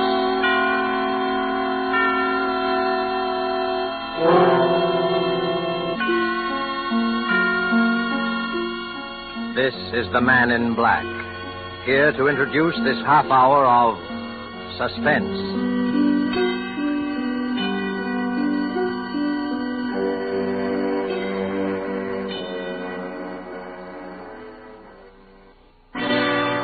Now, a tale well calculated to keep you in suspense. Do you know London? Do you remember Swan's Bookshop, 12 Edgemont Row? Well, that's it. It's hard to believe that such a quiet, unassuming shop was the scene of unusual, even fantastic happenings. The only thing out of the ordinary about my bookshop, although I feel it's most appropriate, is the sign, or rather symbol, hanging above the door. An arm, made of cast iron, holding aloft a flaming torch. I must confess that the sharp angle inside the elbow attracted some distinctly unbookish creatures. Birds, who found the crook of the arm a splendid place for nest building. I rather liked the birds beneath my bedroom windows, but some of my customers complained quite bitterly about their nesting over the door. So each spring, it became my wicked task to clear away the little home that was a building, and then to try in vain to make peace with the birds and my angry conscience. Well, Mr. Swan, is it spring again? Good morning, Constable. Have a care up there on that ladder, sir. Steady. Oh, it's not the ladder that's making my knees shaky. It's this monstrous crime I commit every year. But if you didn't, Mr. Swan, how would the rest of us know it was spring, eh? Yes, a distinguished career. Christopher Swan, calendar to the neighborhood. And very honest, sir, be all of us. Thank you, Constable. Begging your pardon, Mr. Swan, but you have a customer in your shop? I do not. Yes, I saw him go in while I was halfway down the street. He walked right under the ladder, he did, with never a care. Brave man indeed. Thank you. Good morning. I'm sorry I didn't see you enter. I didn't hear the bell. May I help you? I don't need help. Your name is Christopher Swan? Yes. Good morning. My name is Christopher Swan. Oh, forgive me. I didn't quite hear. But you did. Christopher Swan, sir. Your name, my name. Well, how odd. Why? People must have names. More people than names, therefore duplication. Bound to happen. My card. Oh, thank you. Yeah, sure enough. Christopher Swan. Mental telepathist. Telepathist and prophet of the future. No. Well, nevertheless, it is very odd. Well, perhaps it is. In that case, you must save my card and show it to Margaret. Margaret? Your wife, sir. Oh, no, I'm afraid you're mistaken. I have no wife, and I've never been married. Do you suppose I'm not aware of that? You are? Well, then I don't see how you can... Mr. Swan, mental telepathist and prophet of the future. The future. Yes. Margaret, young woman, pretty too, red hair. Oh, now, really? I read a good bit about extrasensory perception. When you speak of foretelling the future... You don't believe a word of it. Well, I don't blame you. No one believes at first. And later? Mr. Swan, suppose we drop the subject. I've come here simply to buy some books. Perhaps we may have a little talk in a short time after your marriage.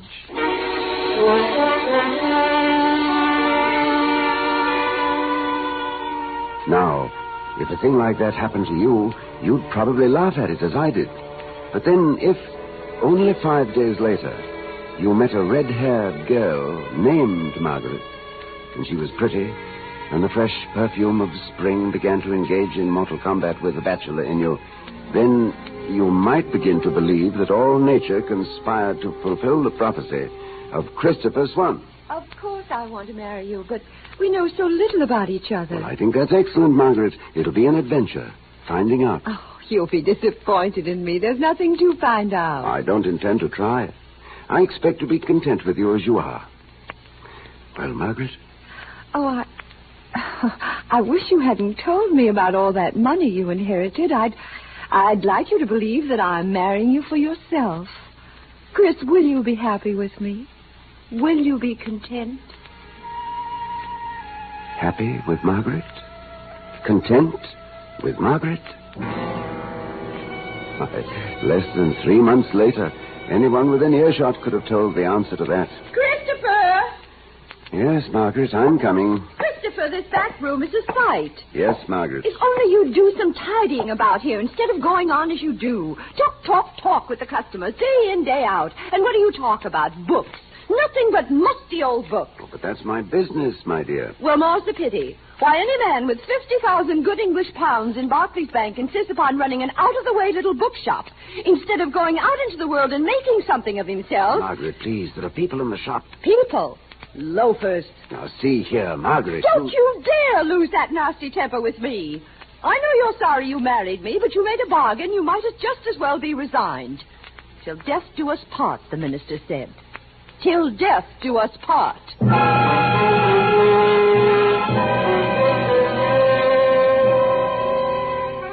One day I went up to Hampstead Heath for the fair. Oh, not so much to see the fair as to get away from Margaret. I watched the children on the carousels, and the Pearlies from Lambeth Road, and the girls in white smocks selling jellied apples. And then, suddenly, there he was, again. Well, sink me. It's my friend, the doubter. How do you do, Mr. Swan? Quite well, thank you. My question, Mr. Swan, was purely rhetorical. I'm thoroughly aware that you are not doing well at all. Wrong again, Mr. Swan. Now, how can you say again? You did marry a red-haired woman named Margaret, didn't you? You really believe in your powers. Candidly, I don't. The only thing thus far proven is that there are remarkable coincidences. My dear Mr. Swan, how the thing happened is quite unimportant. All we must remember is my prediction that it would happen. I didn't say how. Could you have done that, too? With a little more concentration, why not? For instance, let me tell you about your wife. Your wife, Mr. Swan, is a shrew and will become more of a shrew each day. Now, please, I don't think I care to hear about No, don't go, Mr. Swan. Please, not while I'm concentrating. Now, let me see. Christopher Swan, born one day... I can't quite make that out. In March 1908. Birthplace, the Manor House, Lower Orchard, Bellingdon near Chatham Bucks. 1940, removed to London, acquire bookshop. Father and mother killed in Blitz. It's a pity, Mr. Swan. You, however, inherit £50,000, right? Yes. Pounds, right? Would it be impertinent to point out that you had access to this information in several publications? Not one bit impertinent, Mr. Swan. But tell me, in which publication could I have learned that on the 9th of November this year you will be hanged by the neck until dead? I beg your pardon? Don't look so taken aback, my friend. The gift of prophecy, nothing more. Ability to foresee the future. You charlatan. Do you seriously expect me to believe... That you'll be hanged. Of course I don't expect you to believe it, Mr. Swan. Any more than you believe my first prophecy about your marriage. But you will be hanged, Mr. Swan. Pity, really a pity. On the morning of November 9th, hanged by the neck. Until you are dead.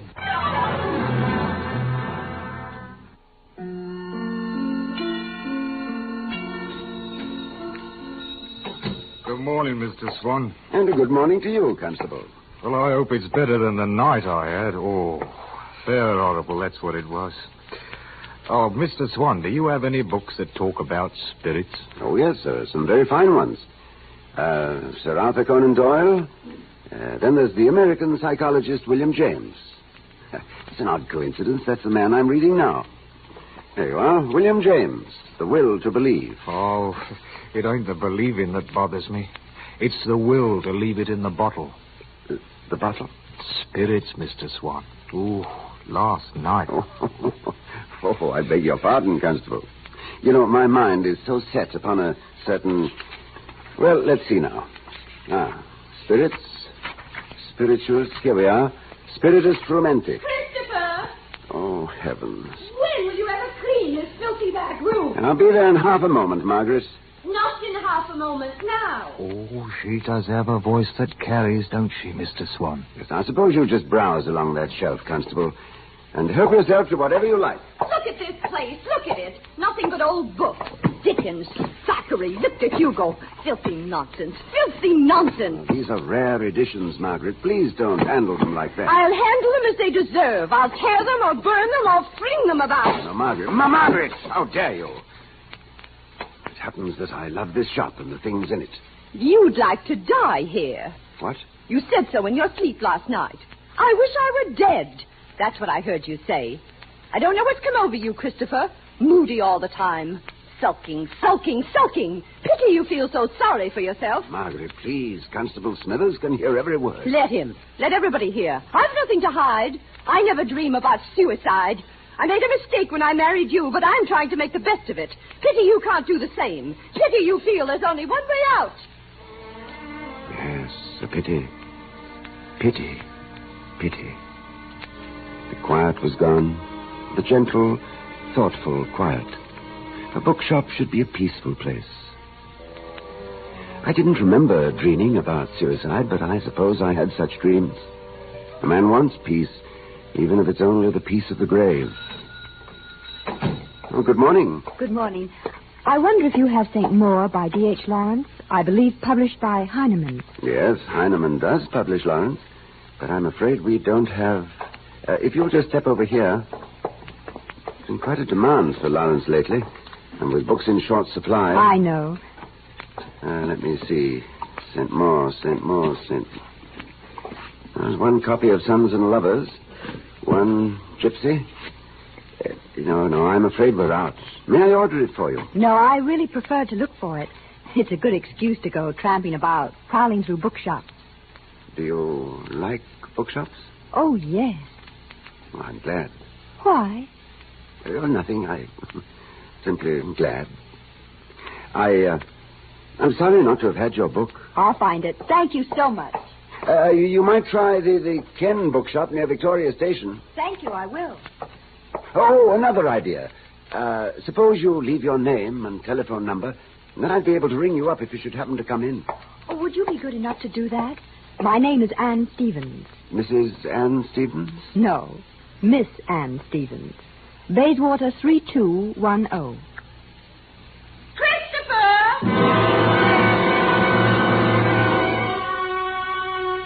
Miss Anne Stevens had red hair, too. But not simply orange red like Margaret's. Her hair was like burnished copper, all warm and bright down to her shoulders.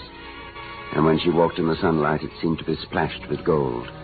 And I thought to myself, it's probably fragrant and soft to touch. It was only a few days later I met her again in crowded Hyde Park. I'm sorry. Why, Miss Stevens. I am sorry. Oh, no, I'm not, really. I mean, Hello. Did I hurt you? Of course not. It's Mr. Swan, isn't it? Yes. You've a remarkable memory for faces. No more than you. You remembered me. Oh, but that's different. I've thought about you. Did you? How nice. Trying to find a copy of St. Maur. You know. You remember that's what you wanted. Oh, I'm so sorry. I did find a copy that same day at the Ken bookshop, thanks to your advice. Oh. It's a lovely work. I haven't read it. Really?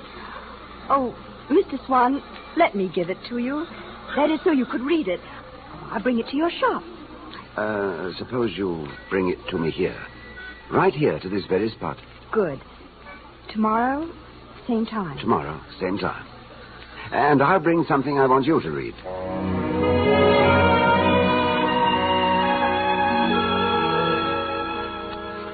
There were many tomorrows, but never enough of them. We talked and walked and spent wonderful hours together. And so many of them were utterly silent because it wasn't necessary to talk. Because when you know someone deeply in your heart, and a red-haired woman, so that charlatan with my name could look into the future. But there were two red-haired women, and I'd met the wrong one first. He came to the shop again, late in the autumn. Well, good morning, Mr. Swan. Still alive, I see. Still alive? Yes, naturally. Until November 9th. That was my prediction, Mr. Swan. Pity. Well, what is it you want of me, please? Why do you try to impress me? I don't believe a word you say. You must know The prophet who gazes into the future, Mr. Swan, knows many things. Bitter things. And he knows more than anything else how we struggle against that which is ordained and which we cannot change. Rot. If you say so. Have you a bit of paper, please? Just a bit of paper, whatever's about. What do you mean, to write on? To rap something? To write a curious phrase that's been running through my mind. Oh, there, that tablet, that will do. Thank you, Mr. Swan. Here. I'm writing down a bit from a book. You're a bookman. Perhaps you can tell me what book it's from.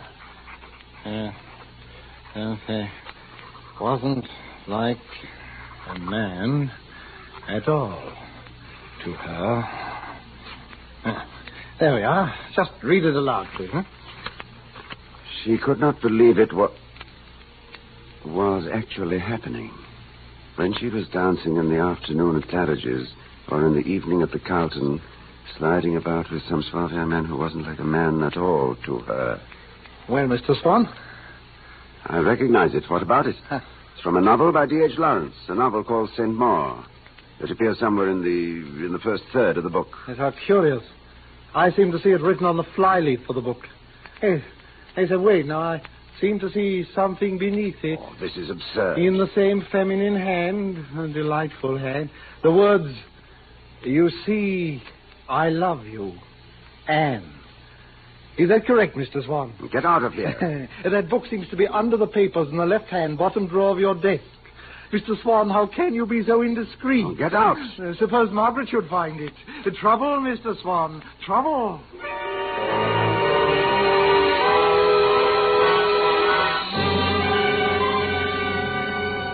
What did this mean? How could he know what Anne had written in that book?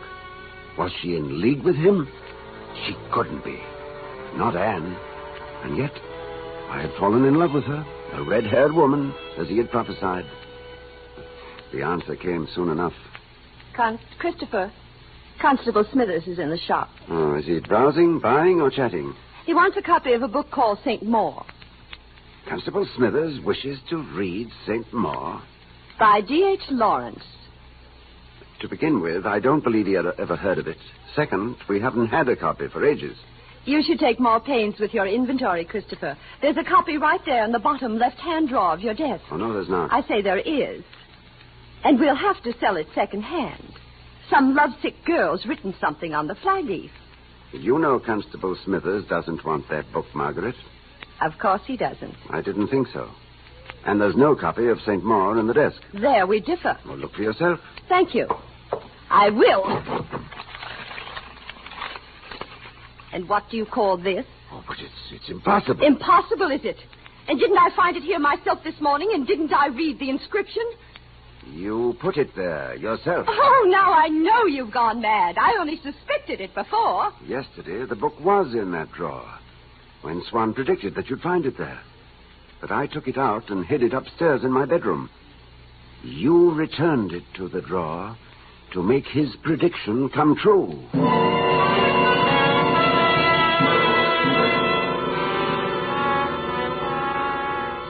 I didn't sleep well that night. It was the night of November the 8th. Many things had become clear. Margaret knew this fellow Swan, had known him before I met her. Between them, they had arranged his prophecies, the marriage, and the business of the book. This duplicity, this plot against me, was relieved only by one thing. Anne was not in league with Swan, and she did love me. I remember thinking, as I drifted into sleep, that if I could survive the next 24 hours, I would be safe and could free myself for Anne. When I woke, I found my hands tied to a bedpost with a silk scarf, and Margaret standing at the window that's above the entrance of the shop. Mr. Swan stood on a chair at the clothes cupboard. He was twisting a large hook into the top of the door frame. Good morning, my boy. The 9th of November. A prophecy. Christopher Swan hanged by the neck until dead. Well, you might show some fright, at least some surprise. I'm too filled with loathing for you both. So you're going to murder me? What a frightful idea. No. You're going to commit suicide. Pity. Don't talk to him, Kit. Get it done with. Oh, yes, Maggie, surely. Maggie is my sister, Mr. Swan. I knew there was some relationship between you. You have the same tricks of expression. You use the word pity so often. There's not much pity in either of you, is there? There's a little, Mr. Swan, but it's not stronger than 50,000 pounds. There we are. Do you think that hook will hold, Mr. Swan? Oh, come to the point. You don't really intend to murder me. What is it you want? Maggie, he thinks we're only pretending. Hurry, will you? It's almost time. Oh, poor Maggie. I hope her share of your fortune will console her. Will it console you, Maggie? Oh, shut up. Maggie's having a touch of nerves. Isn't that silly, Mr. Swan? There's no danger to us in this. So many of your customers have heard you threaten to commit suicide. I doubt if one ever did. Oh, they think they did, Mr. Swan. That's all that matters. Do you realize how many times Maggie has shouted that information from the back of the shop? Constable Smithers heard it. Nevertheless, he knows me better than to believe. Oh, does he? Shall I tell you what Constable Smithers will say to the coroner? He'll say, Yaldy would do himself in some day. Yelled all the time from the day they was made. And there he swung, sir, with his face all black, his eyes bugged out. Stop it! You're too fond of talking. You'll get us into trouble. Absurd. Margaret, you actually married me with this day in mind? Of course I did. And you're really going to kill me? That's the plan. And I'm sorry there isn't enough of a drop to do the thing quickly, old man. You'll be struggling for quite a bit. Yes, I know you'll both enjoy watching me. No, not Maggie, no. Maggie's watching for the constable to turn the corner on his rounds. And then she's going to scuttle down the stairs while I do the job, lock the door from the inside, slip through the trapdoor in the cupboard, and away like St. Nicholas over the rooftops. Then she'll say to him, Constable, there's something wrong. There's something wrong. There he is, Kit, at the corner. Oh, he stopped to talk. Are you ready, Mr. Swan? Because here you go. Well, don't come at me with that noose. I can still kick. I can shout. No, the walls are thick, my friend. That's why you bought this house. They were built to endure. I told you to chloroform him. Ah, don't be stupid. Chloroform these traces. You wanted him conscious, so he could know how clever you are. Always acting. You and your silly November 9th. No, will you stop yammering? The constable will stay halfway down the street. He's still at the corner. You better wait. Better wait till he comes this way, Margaret. They'll say you had time to do it if he finds me cold. Oh, thank you, Christopher. That's excellent advice. He's not really pleased, Margaret. Look at him. He wants you to be caught. Christopher, I'm disappointed. What childish tactics. Is it, Swan? Is it? Look at him, Margaret. That struck home. It struck home. Well, I think I'll have to close your mouth, my friend. Not while I can kick. Maggie, throw yourself across his legs. Don't give in, Margaret. Remember, you face the constable. He gets away over the rooftop. Maggie, are you in a trance? Throw yourself across his legs. No. Maggie, I can't get at him. I don't care. I don't like it. It's too late to think about that. Where's the constable? If you won't help me here, get back to that window. No, he's right. Bravo, Margaret. I'm the one who has to go down to Smithers and establish an alibi. Yes. I'm the one who'll have to answer all their questions. That's right. And where will you be? Where will you be? Safe. Who knows about you? Yes, and when they hang you for murdering me, he'll inherit the loot. He'll get it all. Oh, close your trap. No. I haven't any protection. You hold all the cards. Of course he does. Maggie, you're going to ruin everything. Don't you trust your own flesh and blood? No. Get back to your clothes. Let go of me. Back to the window. I'll kill you both. That's it, Margaret. Fight him. Push Fight me. him. Don't push me. I can push too. I can push. Oh. Oh, Kid. Kid. Oh.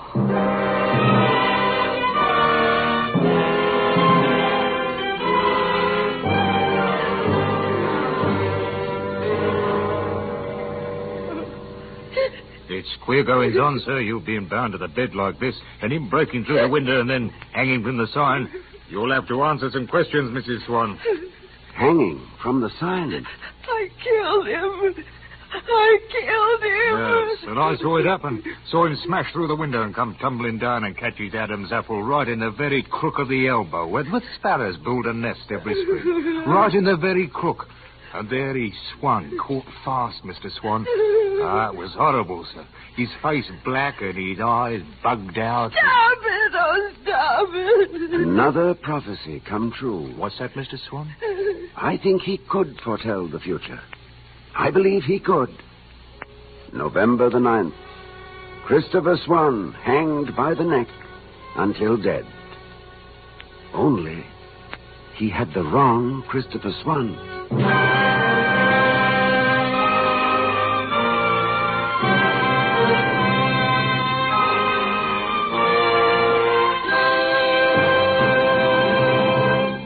And so closes tonight's tale of Suspense. Suspense.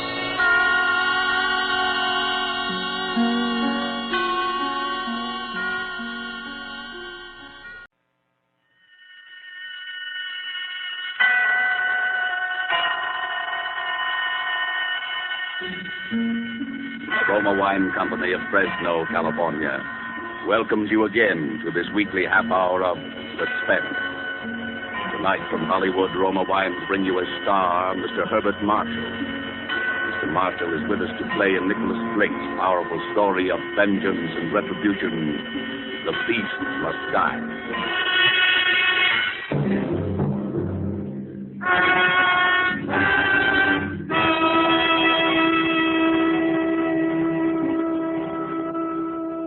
I am going to kill a man. I don't know his name. I don't know where he lives. I have no idea what he looks like. But I'm going to find him and kill him.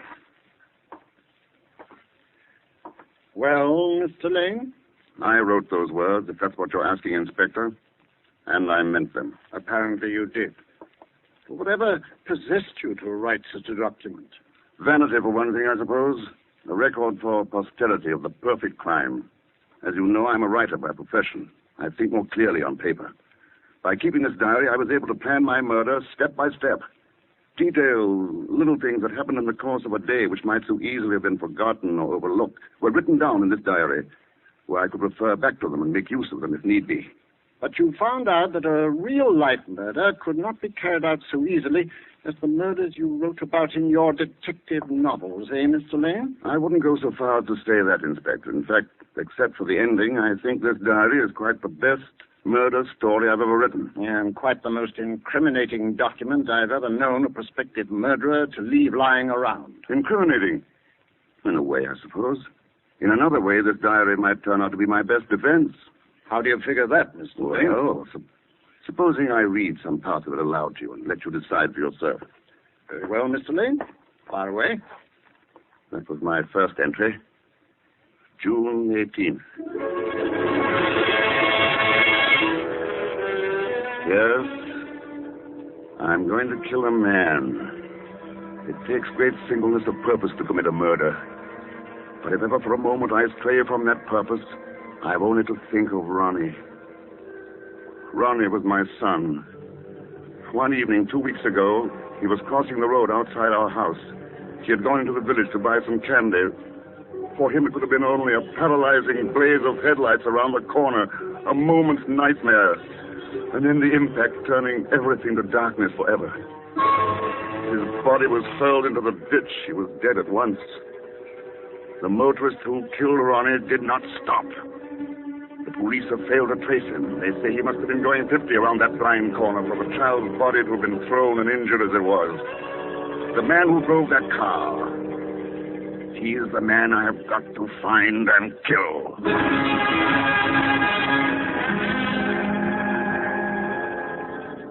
June 25th. I found my first clue today. My mind was on Ronnie. I was driving toward a neighboring town. The hills around were green. The boxwood hedges, still damp from last night's rain, translucent like giant chunks of emerald. Suddenly, the front wheels of my car hit into a great puddle. A sheet of water splashed up over the front of the windshield and drenched me from the side. I pulled up at the far side of the water splash. I got out, cursing myself for my preoccupation, and began mopping away at the windshield. A man leaning over a farm gate addressed me. Whoa. Looks like you got a proper shower bath, mister. Yes. Been pestering the county for months to repair that hole. People always driving into it, splashing themselves all over. Funniest thing of all, though, was about a fortnight ago when a chap tried to use it to get a free car wash. Oh, really? Yeah. It was my wife's birthday, to be exact. About 8 o'clock, we was on our way to Cheltenham to see the picture show. Just coming out of the gate, this chap driving one of those low-slung sports jobs hits the water splash. You don't say. Ah. And then the fellow says something to the girl he's driving with. What do you suppose they do? They back up and run through the splash again. And then again. They did it 4 times. 8 o'clock. Your wife's birthday, it wouldn't be June 3rd, would it? All right, yeah. But how'd you know? Oh, well, you see, a friend of mine was celebrating that night. He was driving toward Severn Bridge. That's where this fella and his lady friend were going. I remember his lady friend says, George, ask the man whether you turn to the right or to the left at the next ford. George, yes, that's right. That's my pal's name. And, Severn Bridge, yes. Yes. Well, the way he drives ought to have brought him here by just around 8 o'clock. He didn't have a crumpled right front fender, did he? Oh, that he did. And that bloke was your friend. He sure is a proper nut. Well, peculiar, at least. Yes. Yes, he is peculiar. Driving through that water splash all over again and again. 4 times he does it. He wasn't laughing either. Didn't seem like a joke somehow. Looks like he's trying to get a free car wash. Funny way I'd say to get the mud off. Yes. Maybe it was tar, though, huh? Yes. Or blood.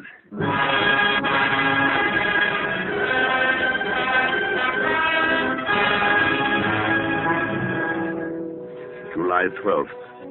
At Severn Bridge. I've talked to any number of the town's people, and I've met a number of Georges. But not one of them have owned or driven a low-slung sports job. Not like the one I've been looking for anyway. It may be that I have to start all over again. On some other tack. I was returning to the inn this afternoon when I noticed a car parked on the side of the road up ahead. A girl with bright hair was working at the rear wheel, and a small lad beside her was doing his best to help. I pulled up beside them. It was a long, low-slung sport job.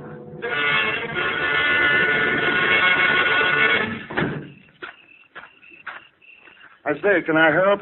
Well, what do you think, Phil? Oh, yes, sir. Yes, if you would lend a hand. I'm afraid we're not quite heavy enough to weight the jack handle down for another Oh, turn. here, fella, let me have a go at it. I say, the paint doesn't seem quite to match on the right front fender. The fender? Oh, Dad had a new fender put on a while back. It got bunged up or something. I can't tell you how awfully nice it is of you to help us out. Not at all. By the way, I wonder if you and Phil here wouldn't stop for tea with me at the inn afterwards. It's not far, you know. We're expected at home, sir. Perhaps you could come along with us. What do you do, sir? Why, I'm a writer, Phil. Oh, you really must come to see us. It's Gables on Devon Road, my brother-in-law's place. The name's Rattery. We'll give you a ring tomorrow and set a date. Sis will love meeting a real author, and so will George. Did you say your brother-in-law's name is George?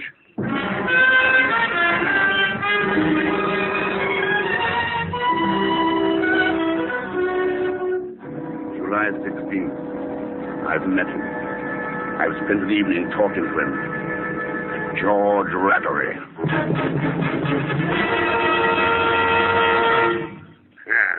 So you're a friend of Lena's, eh?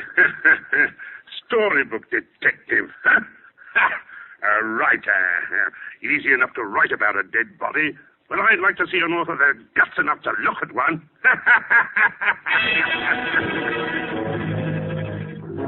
I had been more than a little afraid that George might turn out to be a sympathetic character. That need not concern me any longer. I shall have no compunction at all about putting his light out.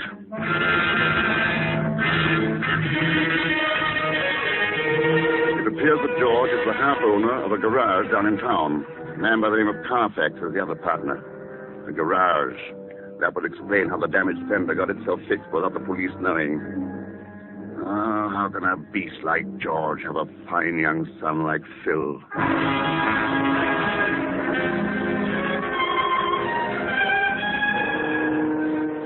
This afternoon, I was rounding the corner of the tea house in the Rattery's garden when I heard voices.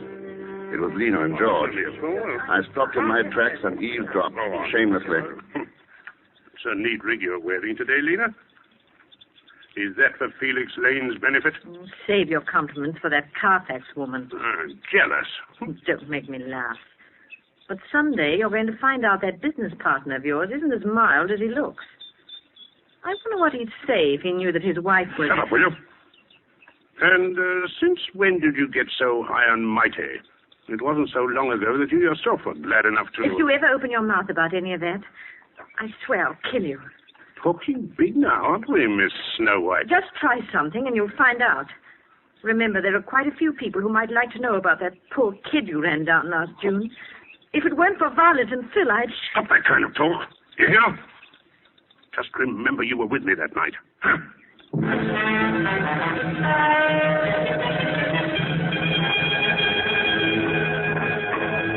August 5th. Had a look around the Rattery Carfax garage this afternoon. Told George it might come in useful as material in my book. All at once I heard a shot, and there stood George blazing away over the plot in back with a rifle. I went up to him. There. That's another one of the pests out of the way. We've tried everything. Traps, poisons, rat hunts.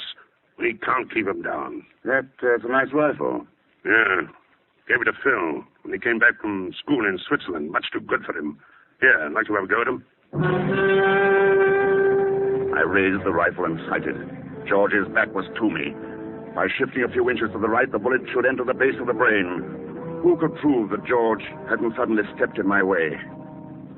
My finger tightened on the trigger. I say, George, I can't find that new tin of rat poison. Phil was spreading some out in the dump yesterday. I wonder where he put it. Oh, hello there, Lane. Hello, Carfax. Hey, watch out where you're pointing that gun. We wouldn't want anything to happen to the senior partner, eh? Not very funny.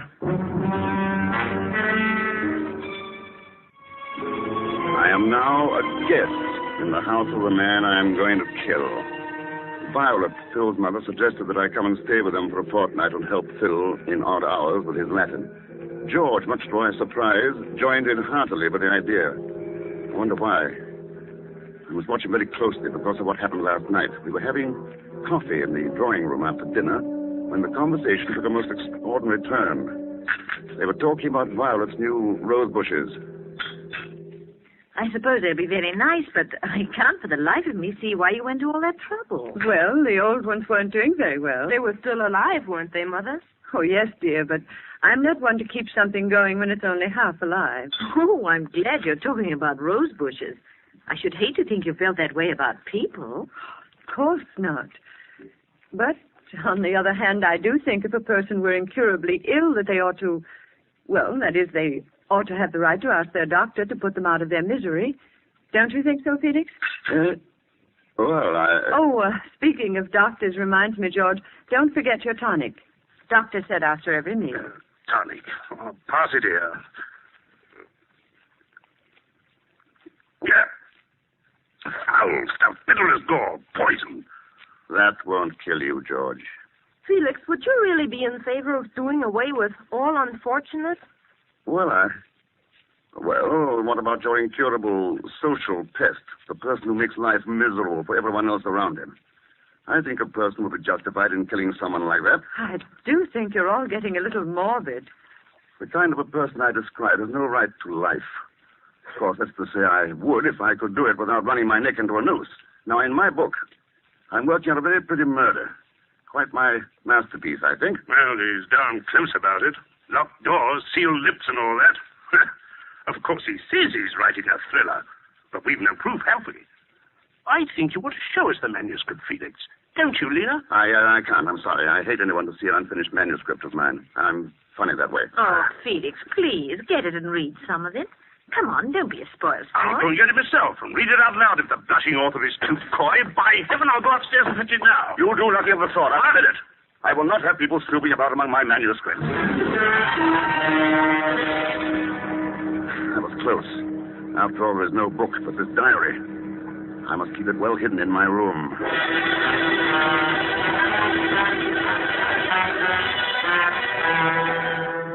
At last, I have my plan. It took a great deal of subtle taunting and persuasion, but it came off at last. George is going sailing with me this afternoon, and he can't swim. Drowning is very painful, they say, in the early stages. That's good, I'm glad. George's lungs bursting, the top of his head shrieking with pain, his hands scrabbling vainly to thrust against the giant weight of the water.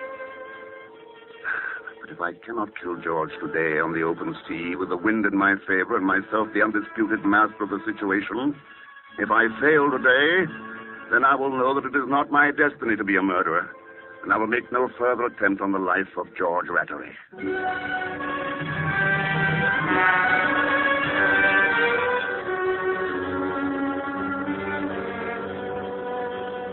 And that, Inspector Blunt, is the last entry in my diary. But you and George did go sailing, didn't you? Yes, it was after lunch on the same day. We walked down to the docks together. George, as you can imagine, was rather clumsy about a boat, but it was only a few minutes after he clambered aboard that we were out in the main water, sailing free.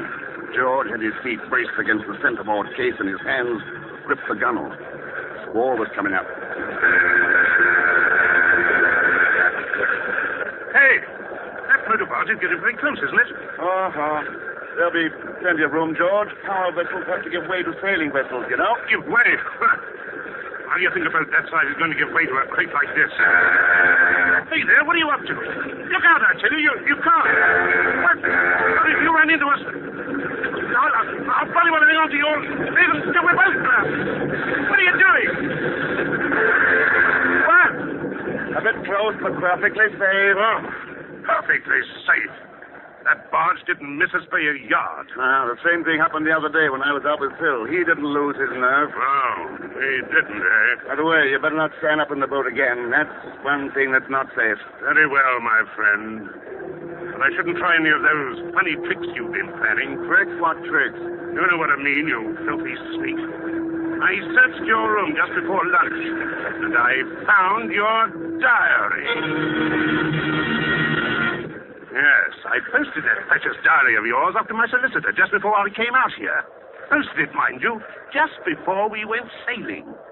So you see, it would be most unfortunate for you if you let me drown. Well, what's the matter? Lost your lying tongue, have you? I ought to break your jaw for you. I've a good mind to hand over your diary to the police. Don't be silly. You know perfectly well you won't do anything of the kind. And for the very good reason that you don't want the police to haul you in on a charge of manslaughter for killing my son. Well, you can't prove I ran over your son. Aren't you forgetting that Lena was with you that night? The police would get a confession out of her in no time. Why, you, if ever I see you again after today, you slug, I'll bash you into a jelly. Oh, shut up, George. I guess we've both been a little too clever. It looks like a stalemate.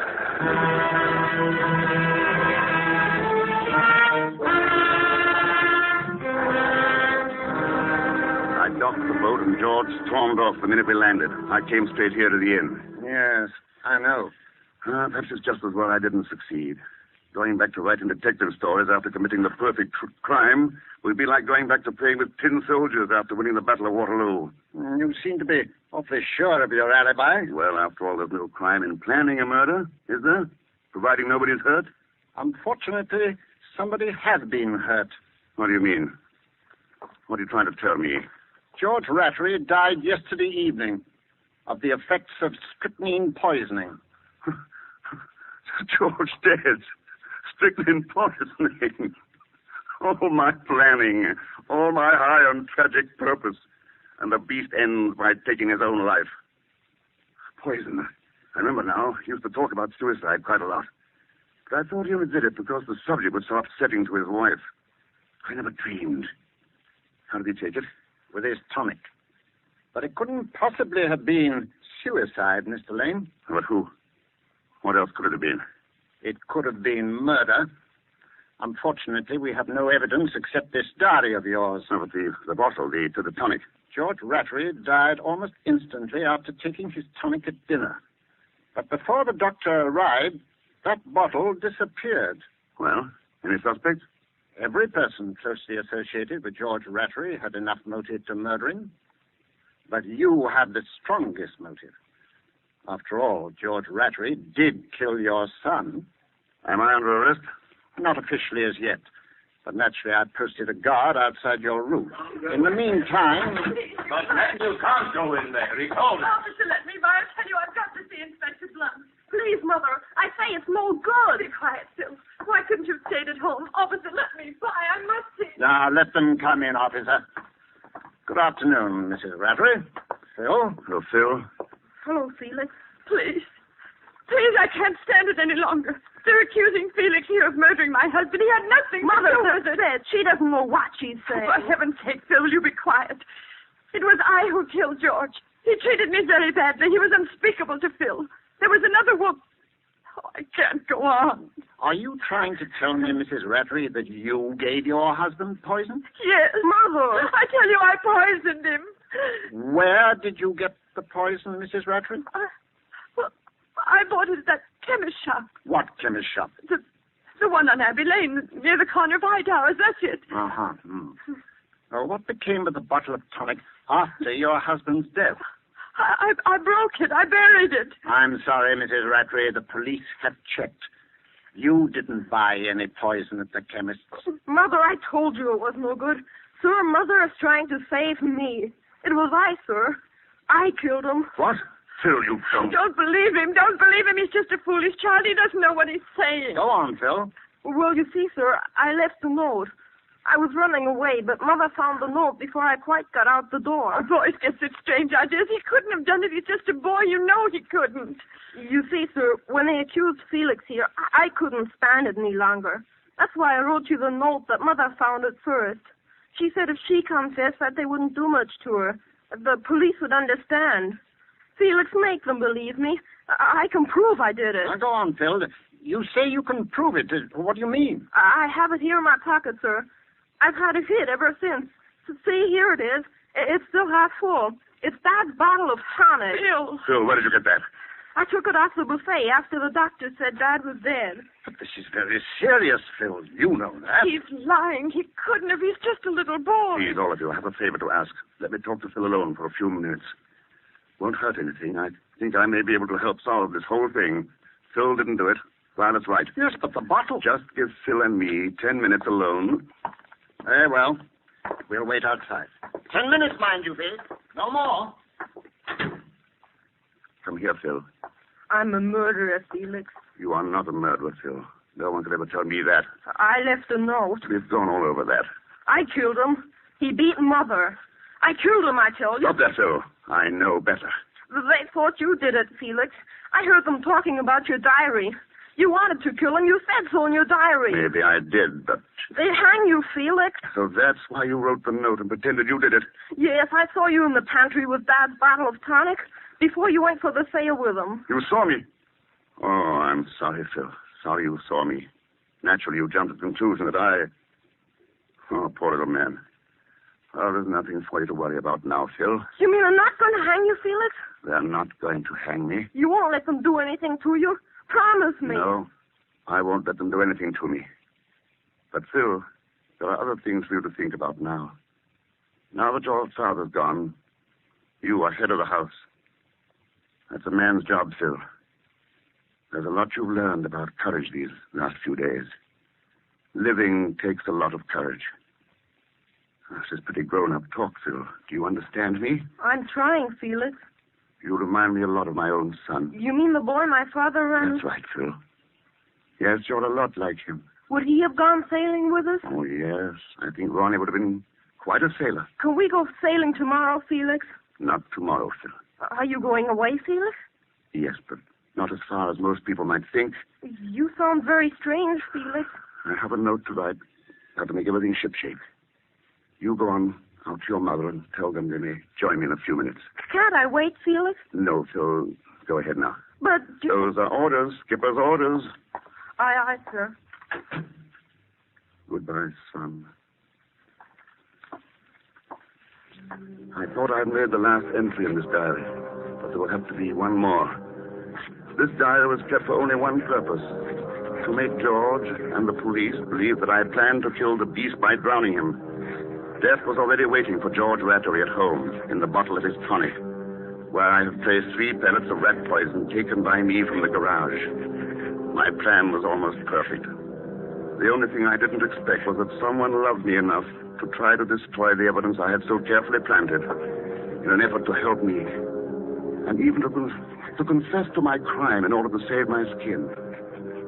I know now that my life ended with the death of my son, Ronnie. It seems that I must have just come back to life for a few weeks to save Phil. Yes, I killed George Rattery. I have no regrets. I might have known that the matter would be taken care of fittingly. It says in the Bible, the beast must die, but the man dieth also. Yea, they both must die. George was right about that tonic of his. It is very bitter.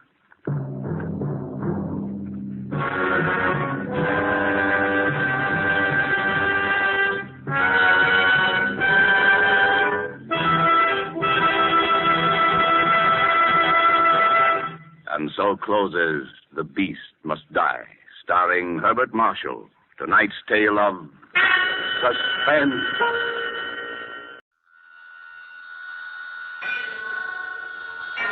And now, tonight's presentation of radio's outstanding theater of thrills, Suspense. Tonight, we bring you a story more amazing than any fiction. The dramatized court reports concerning a man who tried to clear himself of murder. A factual document we call Once a Murderer. So now, starring Ben Wright, here is tonight's suspense play, Once a Murderer.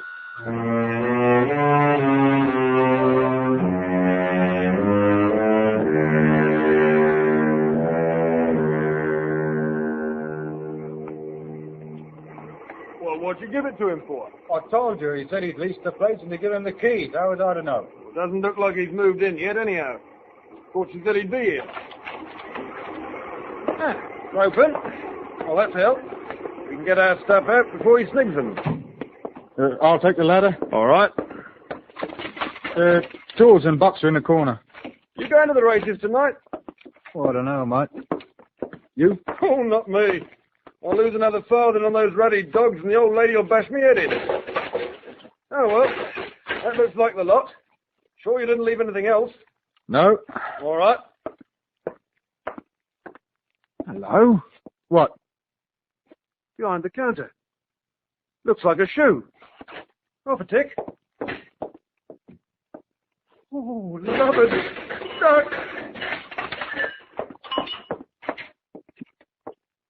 Oh. It's murder, Tom. That's what? It's a murder. Look, Tom. I know.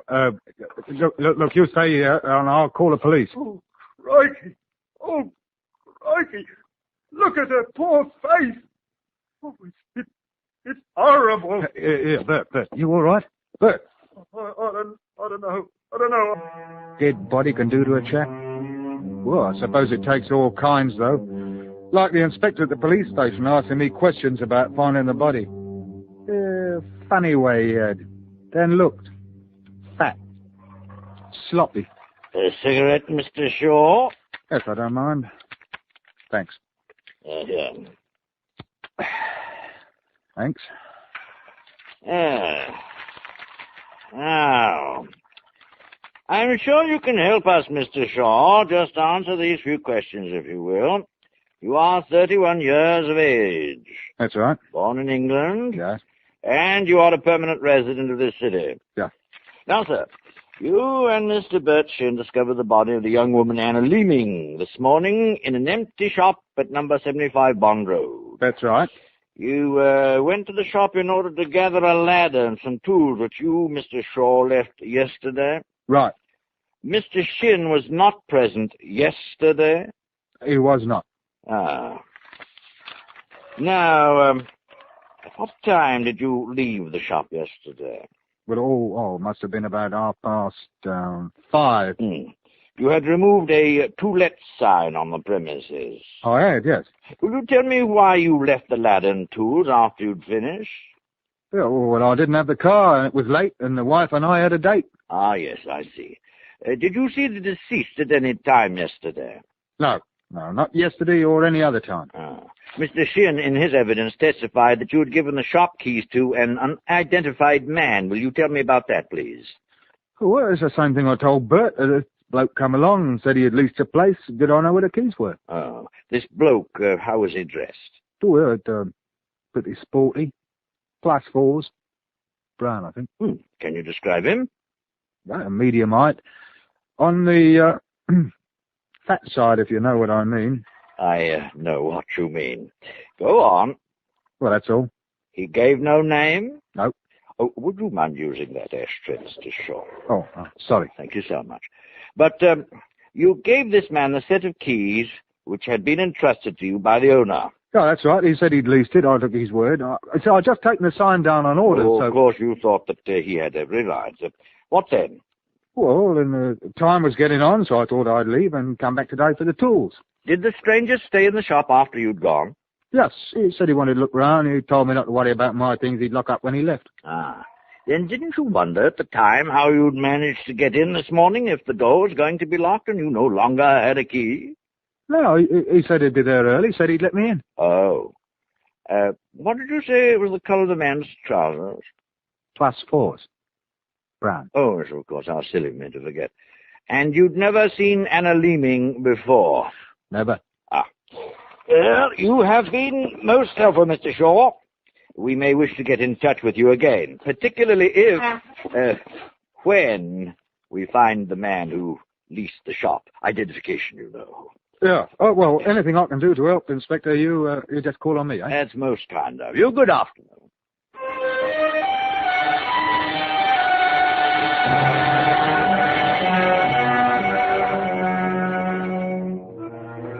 I thought that would be the end to it, but it wasn't. The owner of the shop said he hadn't leased the place at all. He decided to take it over for himself. Well, that left me with my story, the man in +4s, and no way to prove it. Boy, they gave Peg and me a hard time. police, newspaper reporters, neighbors, everybody. It kept on like that for over a month, and then one day I got a call from the police to go down to the station. Oh, it's so good of you to come, Mr. Shaw. We've found a man who seems to answer the description you gave. Well, it's about time. Things have been pretty nasty, you know. I lost my job. I've got a wife and kid to think about. Well, then your identification of this man will clear up any doubts concerning you, won't they, Mr. Shaw? Has he confessed? Unfortunately, no. He denies everything. Well, I expect you won't have much trouble after I identify him, will you? No, I expect not. Bring in the suspect, please. Mind if I smoke? Oh, no, not at all. Sure, match? No, I've got one, thanks. Oh.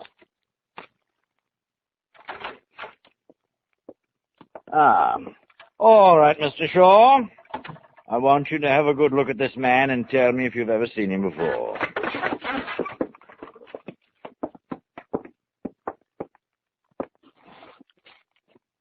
Hello. Well, don't say hello to me. I've never seen you before in my life. That will do, Mr. Cottle. Well, is this the man? Yes. You're absolutely certain? I think so. Clothes look about the same. Would you ask him to say something again? Mr. Cottle? Already will say something, I will.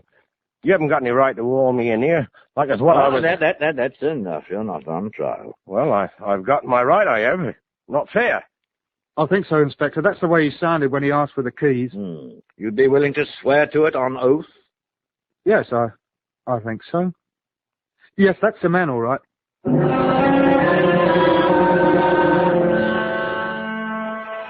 But he wasn't. He'd been out of town during the week the girl was killed, and he proved it. So it was an unsolved murder. And that's the way it stayed for 2 years. Oh, the papers forgot about me, the dead girl. You know, people who read the papers forget. But the police don't. And whenever I went looking for a job, there was always somebody who remembered the name Thomas Shaw.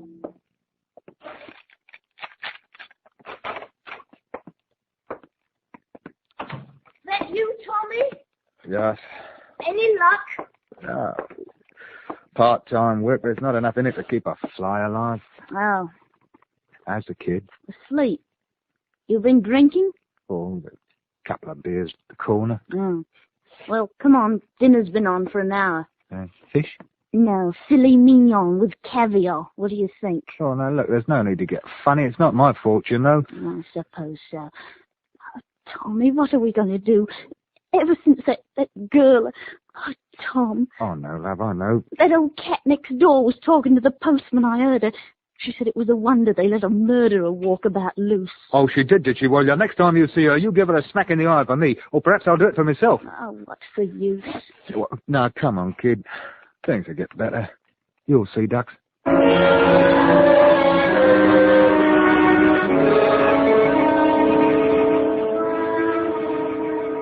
I couldn't get better, though, not until I did something about it. I made up my mind what to do a week later. I had to make it right, and there was only one way. I'd made arrangements for the wife and kids, so I knew they'd be all right, and then I called the police inspector. Chief Inspector Osborne here.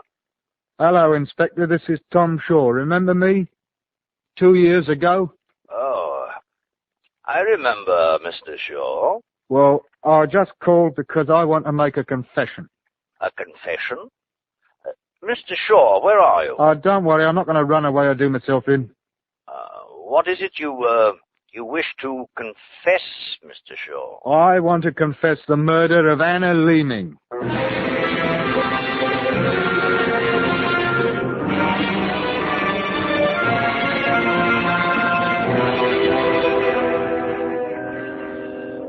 That was in July, my confession. They didn't bring me to trial until September. You'd think that a man who'd made a confession would make it easy for him to get it over with. Well, it was raining cats and dogs the day they brought me up to the dock in criminal court. The judge was a nasty old devil, Sir William File, and he looked it. Clark, read the charge. Members of the jury. The prisoner at the bar, Thomas Shaw, is charged with the murder of Anna Leeming. Oh, that jury. Silly-looking bunch. I've been on juries. I know what they were like.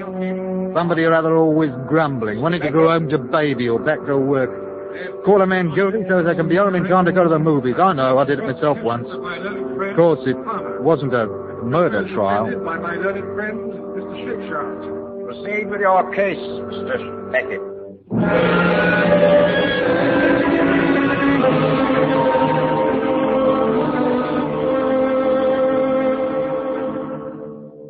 Now, Mr. Shaw, I have here a detailed statement describing how you inveigled the young woman into the shop that evening 2 years ago, strangled her, and then made off with the money in her purse. Will you show the evidence to the prisoner, Mr. Beckett, so that he may see it for himself? Certainly, my lord. I call to your attention, Mr. Shaw, an excerpt from your confession. Here. Yes? Would you be good enough to read it? Aloud, please. You all right? I lost my temper and put my hands around her throat. She seemed to faint away and fell back out of my hands on the floor. She didn't scream or speak. I knew that something was seriously wrong when she fell back and lost control of myself and cannot remember exactly what happened afterwards. Yes, thank you. That'll be enough, I think. And that is your confession, Mr. Shaw. I wrote it, yes. That will be all. No more questions, my lord. Any questions, Mr. Shakespeare? If you please, my lord.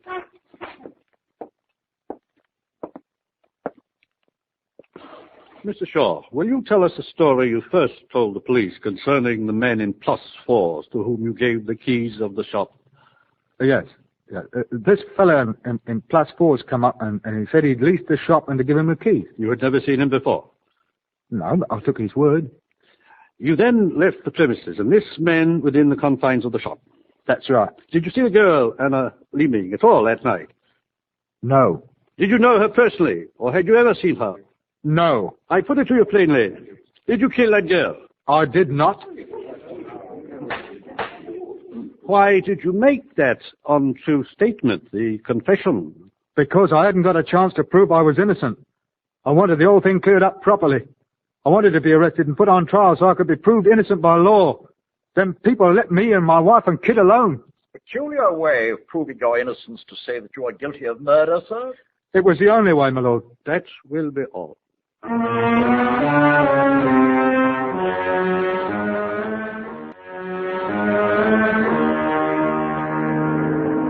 Mr. Edward Beckett was at my throat for another hour. He made me dizzy with his questions. But when he was done, the judge leaned across and looked over his specs at him.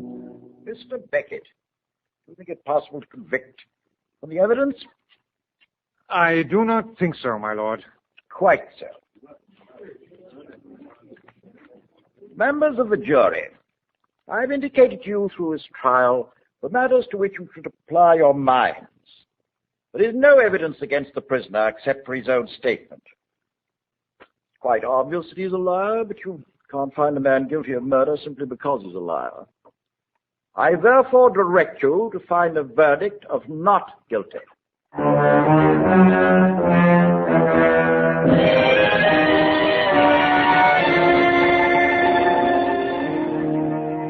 Things were a little better after that.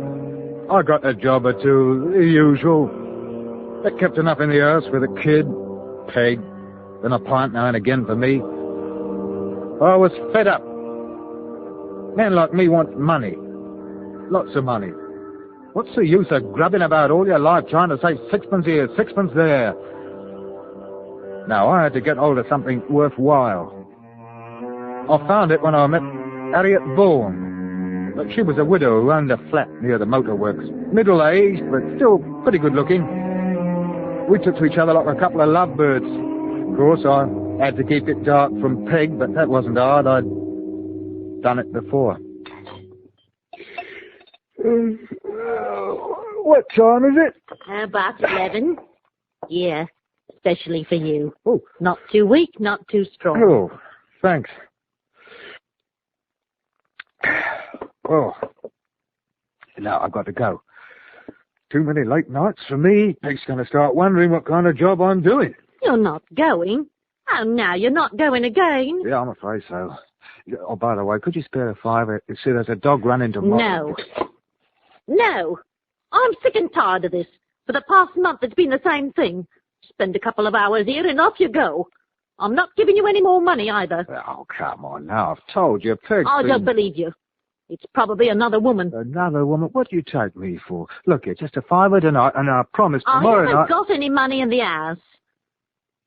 I've got to have it, sweetheart. It's an emergency. You don't think I like asking you, do you? No more. All right, we'll make it £2. No. You're going to get nasty. No more money. Oh, I'm onto your game. It's not me. It's me money, that's all. Well, you've seen the last of both of us. All right. But for old time's sake, a few quid, a farewell present, eh? Present? You? Oh, don't make me laugh. I'll have to take it myself, then. Don't you dare! I'll have the law on you! Keep away from my bag! Now, you take it easy, Auntie. There's no need to get all excited. You give that to me! You clear out of here, now! Shut your mouth! Oh, I'll have the law on you, I will. Yes, you do. You tell him what a naughty boy I've been. You tell him all about yourself, too, eh? That'll look nice in the papers. I don't care. You can't make a fool of me. I'm calling the police. You come back here. Take your hands off of me! Police! I don't want to hurt you, but I'm going to have to unless you... Oh, I warned you. Now it's your own fault.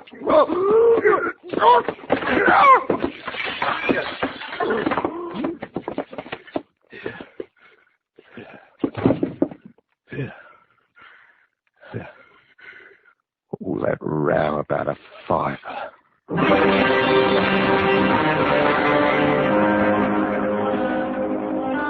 It was spread all over the papers next day. Nobody seemed to know anything about it. The murderer hadn't left a clue. Police suspected a robbery motive, but that's as far as they were going. But I was pretty lucky myself. I took the £5, tripled them at the dog races. I thought I'd give the kid and Peg a present, so I bought a train for him and a new dress for her. Oh, it was a treat to see the tears in her eyes when I gave it to her. Pure silk. Oh, Tommy. Tommy. Now, go on, take it easy. Go on and try it on. I'm going to set up the kid's train. It'll be all ready when he wakes up in the morning. Eh? Tom. Go on, put it on, eh?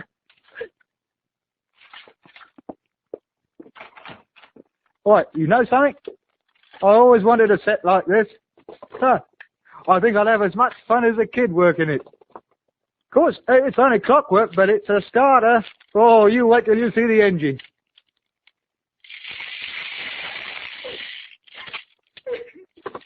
Peg? Hey, what's all this? Why, you haven't put it on. Don't you like it? Listen, if the colour's no good, you can change it. There's no reason to cry ducks. Come on, now, try it on, see if the size is right. I like the colour. I thought you would. Peg. Don't you touch me, don't. What's the matter? What did I do? Where did you get the money for those things? What do you mean, where did I get the money? Where? Tell me. Or shall I tell you? No, you're upset. I'll tell you what. I know about you. That woman who was murdered. You put on the dress and we'll go out. I know you've been seeing someone, and I followed you to her flat last night. I saw you go in. She was dead after that. That's where you got the money, isn't it? You told anyone? No. You wouldn't lie to me, would you, Peg? I haven't. Not because of you, but the kid. You did it, didn't you? Well, didn't you? Now you listen to me. You don't know anything about anything, understand that? You didn't see anything, did you? I'm afraid of you. That's two you've killed. You kill me next. Don't be silly. I should have told the police. I'll be next, or the kid. Now, what I did or what I didn't do is none of your business. You attend to your housework. I'll take care of it. Well, I'm going out for a while, and don't you talk to anybody about anything, mind? Don't you forget what I say. Not a word.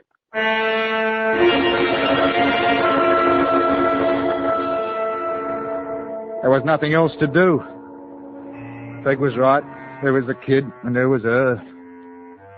I didn't want to hurt her, and I knew that sooner or later she'd say something. She had to. Well, the man's got to protect his family, so I went to the police. I confessed to the murder of Harriet Vaughan.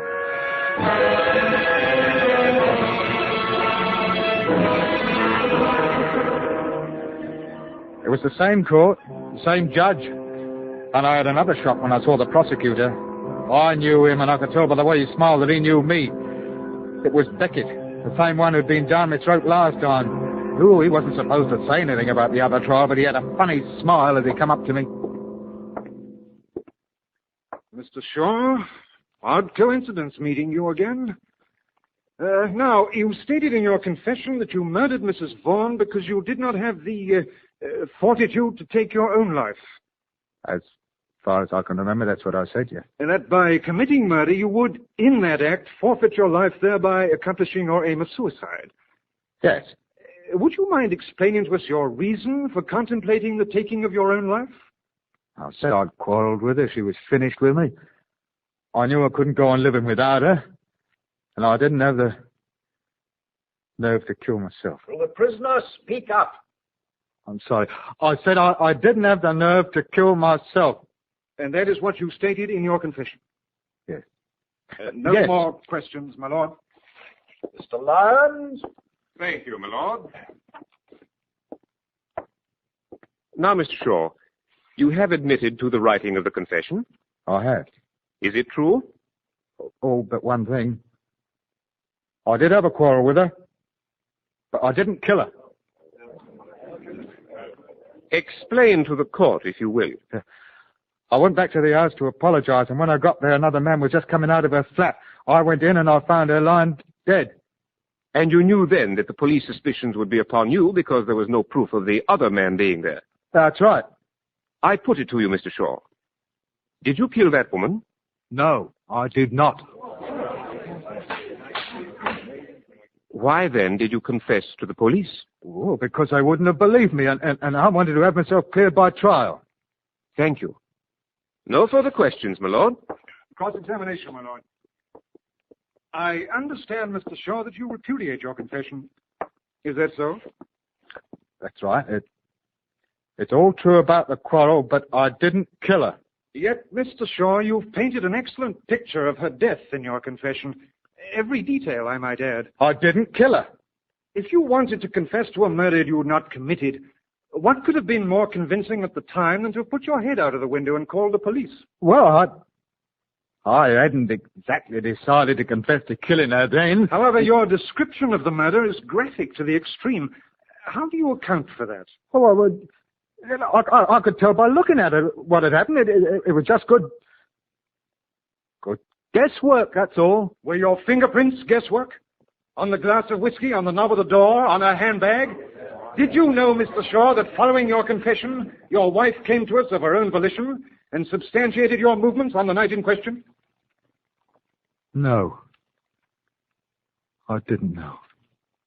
No. I didn't think that you did. I'm satisfied, my lord. No further questions.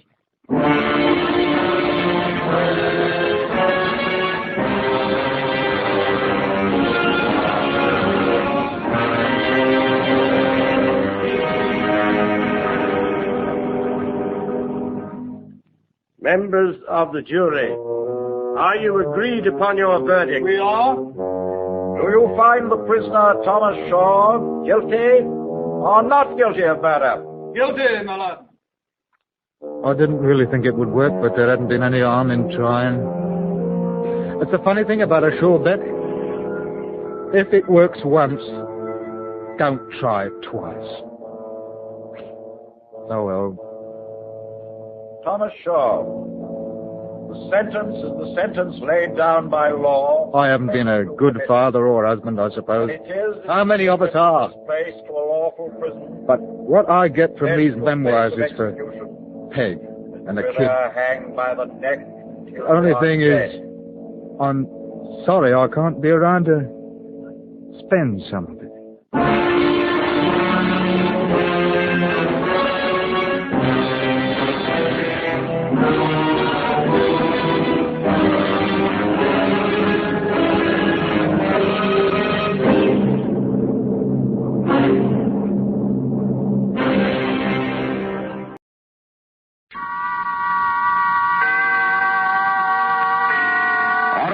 and its 98,000 dealers bring you Mona Freeman and Robert Wagner in tonight's presentation of Suspense.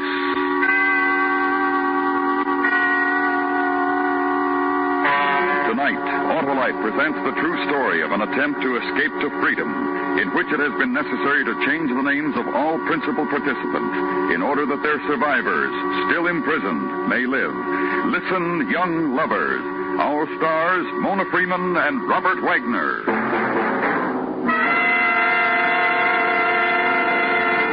Say, Hap, what's your favorite flavor? Chocolate, Harlow. Why? Well, everybody has a flavor preference, but on something really important, they sometimes take anything. Like what, Harlow? Like a new part for a car's electrical system, Hap. When you need a new contact set, for example, you should always insist on one exactly the same as that installed by your car manufacturer. And on my car, that means Autolite, eh, Harlow? Yes, Sir Hap. Autolite builds complete electrical systems for many of our finest cars, trucks, and tractors. So, if your Autolite-equipped car needs replacements, always insist on Autolite original service parts. And what about cars that aren't Autolite-equipped, Harlow? No matter what make of car you drive, always play safe by making sure the parts replaced are exactly the same as those originally installed. And for your Autolite-equipped car, the best is Autolite original service parts. Remember, from bumper to tail light, you're always right with Autolite. And now, Autolite presents transcribed Robert Wagner and Mona Freeman in Listen, Young Lovers, hoping once again to keep you in suspense.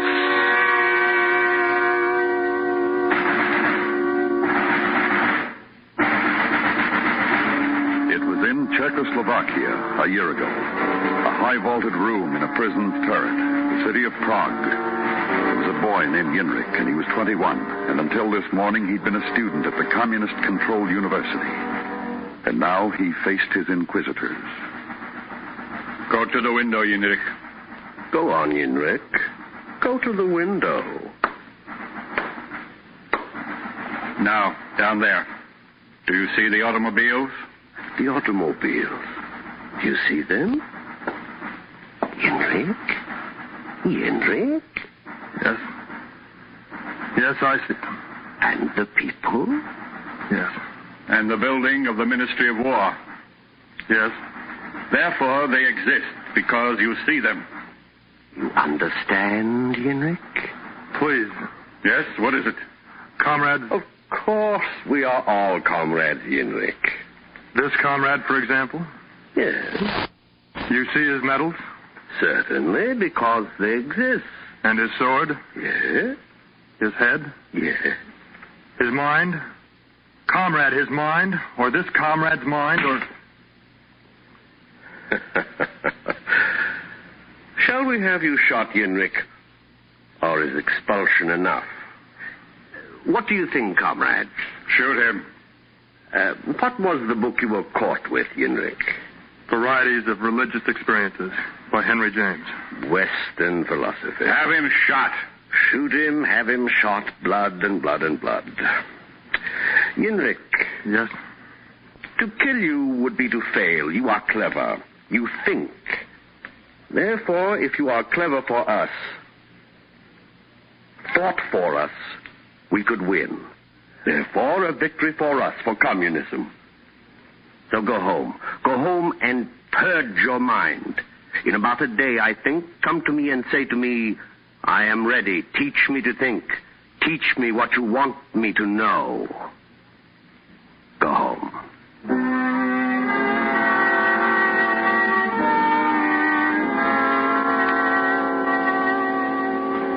And for this they expelled you? For daring to read? For daring to think? For this, Mulata. This that they have done to you. Yes. After it will come arrest and torture and imprisonment and the labor camp. Mulata. And death. As it came to Mikolash, who also was a student, who also read of alien philosophy. Mulata. Death, death. Stop it. We speak of it no more, Mulata. What time is it? It's almost the hour of... Turn on the radio, then.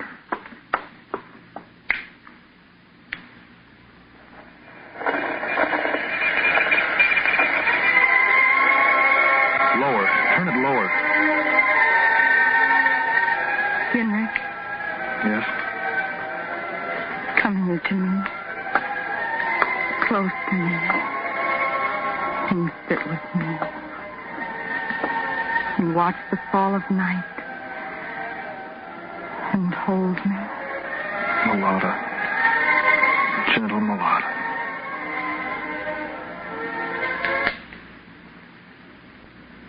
This is the voice of Free Czechoslovakia and the voice of Radio Free Europe, bringing you the news of the free world, bringing you the knowledge that you are not forgotten and the hope of your future liberation. The voice now of Free Czechoslovakia. This is Password Little Garden. Dear Mother, we know these are the worst times you have ever lived through, but you must believe that one day we will see you again. This is Password Hephaistos, calling my friends from the Krumlov area. The border crossing was hard and exhausting, but it was a success. Now I am well and I see true freedom. Tonight, as we promised, we are going to tell you about the Free Europe College in Strasbourg. Like Radio Free Europe, the college is maintained by the voluntary contributions of the American people. It is for students who have escaped from the Soviet orbit, from Soviet tyranny, from Soviet terror, for students who have fled across the border and come to Germany, where they have found a climate of freedom and of learning. Henrik, why have you turned it off? Why? I thought I heard a step on the stairs in the hall. Yes, I did hear. Turn on the lights, Mulata. Quickly. Perhaps it's only the man who lives up.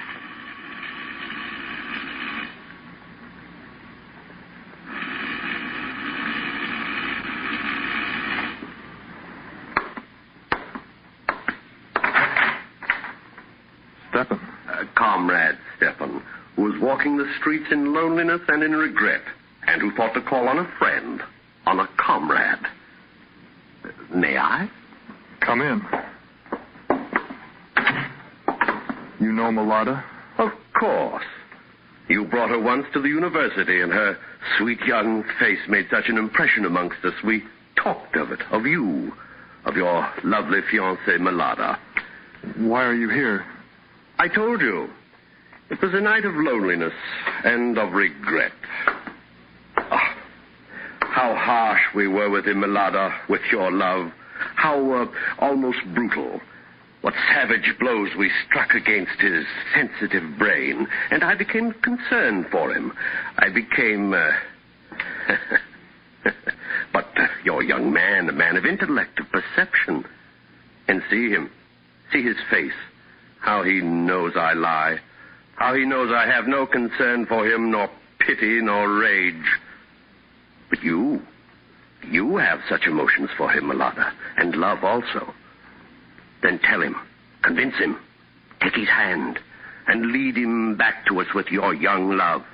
For this, that one day and soon, your gentle arms will not have to cradle his corpse. Tomorrow, Yenrik, and we will welcome you back with such warmth, such joy.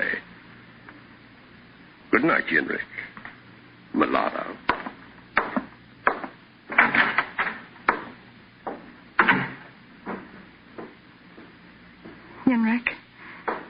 Henrik, beloved. Yes. What was said on the radio? The Free Europe College in Strasbourg. For those who escaped. I cannot. You must. You will. Hear me. Not without you. Then with me. If not alone, with me. It is 300 miles. 300 miles of guards and border patrols and informers and dogs. Wilderness and hunger and hiding. With me. With me. Yenrik. Yes. But it must be now. Immediately now. Get your coat. Scarf for your hair. If you have candy bars. Quickly, Mulata. Quickly. Yes. My scarf, my coat, candy bars, and this. Take it, Yenrik. What is it? The same that I have for myself. A small bottle of liquid. Of poison that is kept here for insects and vermin. Mulata. If we are caught, we will drink it. Together we will drink it. In this way, they will never separate us. This way we will never leave each other. Yes.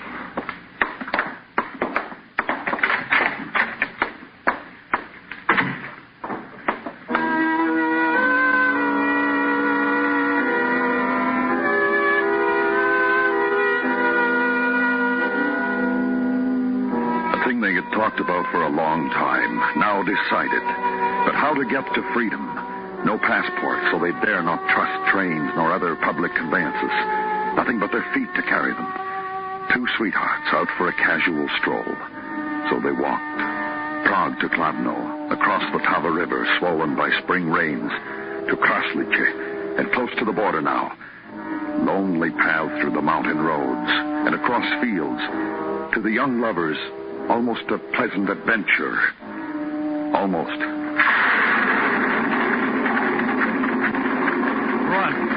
Run! Quickly, in.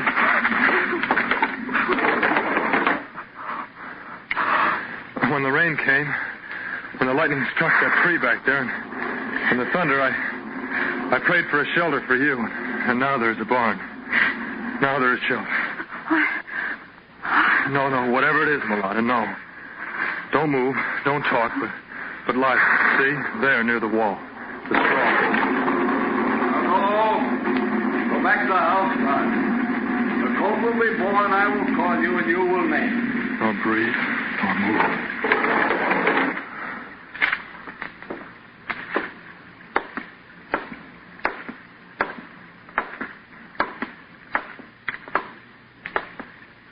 Yes, friend of mine. And what shall we name your colt, my son wants to know? Ludmila? And if a stallion shall we name...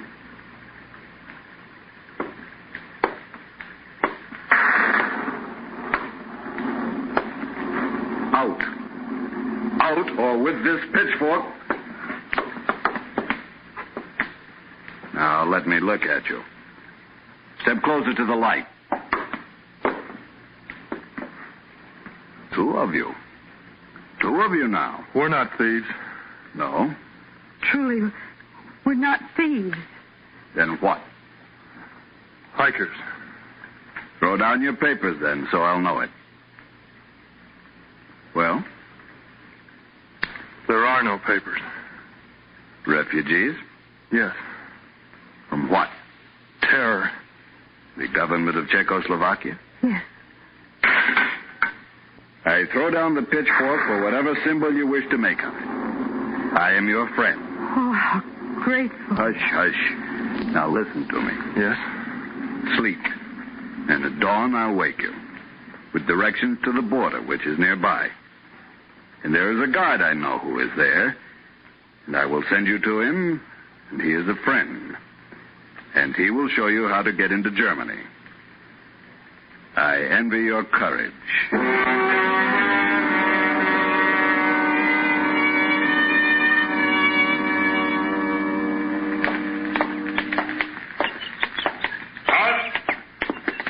Raise your arms over your head. Do not fear. You are Radek, the guard who... I am Radek. Come forward. And you are the two who slept in my friend's barn. The pretty young girl and her young man. The refugees. Yes. He said you would be our friend. Radek, show us how we can get into Germany. And for this we are what? Grateful, because he was kind, as you are kind. And a final act of kindness. You're under arrest. Oh, no. Yes, I say it. You are under arrest.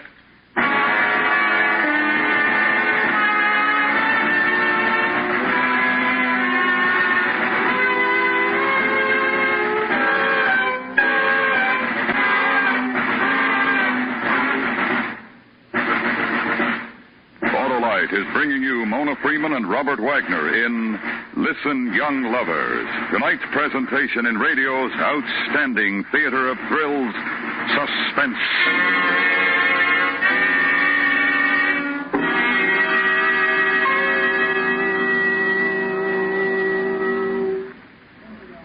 Say, Hap, you wouldn't buy ice cream without specifying the flavor, would you? Well, of course not, Harlow. And yet many drivers get new parts for their car's vital electrical system and never know what they're taking. They're taking a big chance. They sure are, Hap. Every car has an electrical system which has been designed for that particular make of car. When parts need to be replaced, the wise owner will insist on original service parts exactly like those first installed. Like Autolite original service parts for Autolite-equipped cars, eh, Harlow? Right, Hap. Autolite original service parts for the coil, distributor, starting motor, generator, and voltage regulator are designed to work together as members of a perfect team. No matter what make of car you own, get parts exactly the same as those installed by the manufacturer. Then you'll be sure of safe and efficient operation. On Autolite-equipped cars, insist on Autolite original service parts. Because, from bumper to tail light, you're always right with Autolite. And now, Autolite brings back to our Hollywood soundstage Robert Wagner and Mona Freeman in Elliot Lewis's production of Listen, Young Lovers, a true report well calculated to keep you in suspense.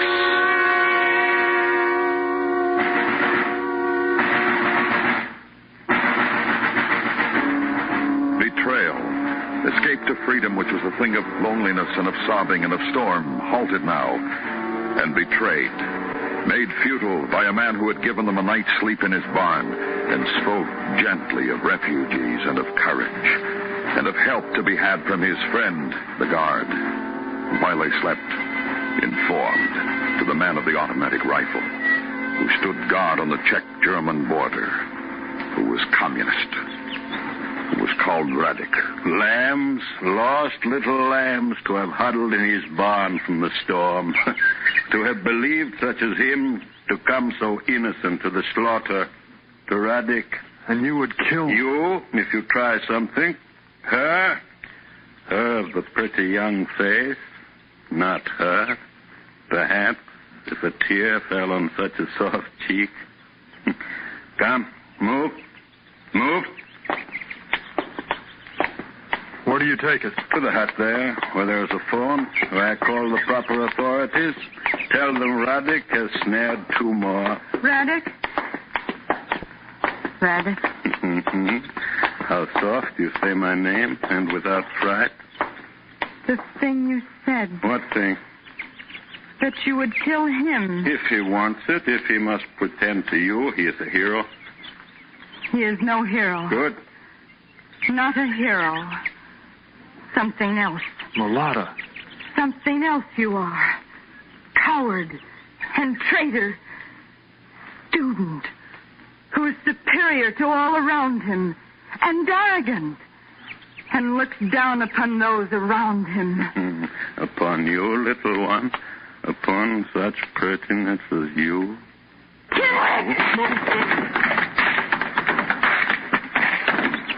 Run, Mulata, run!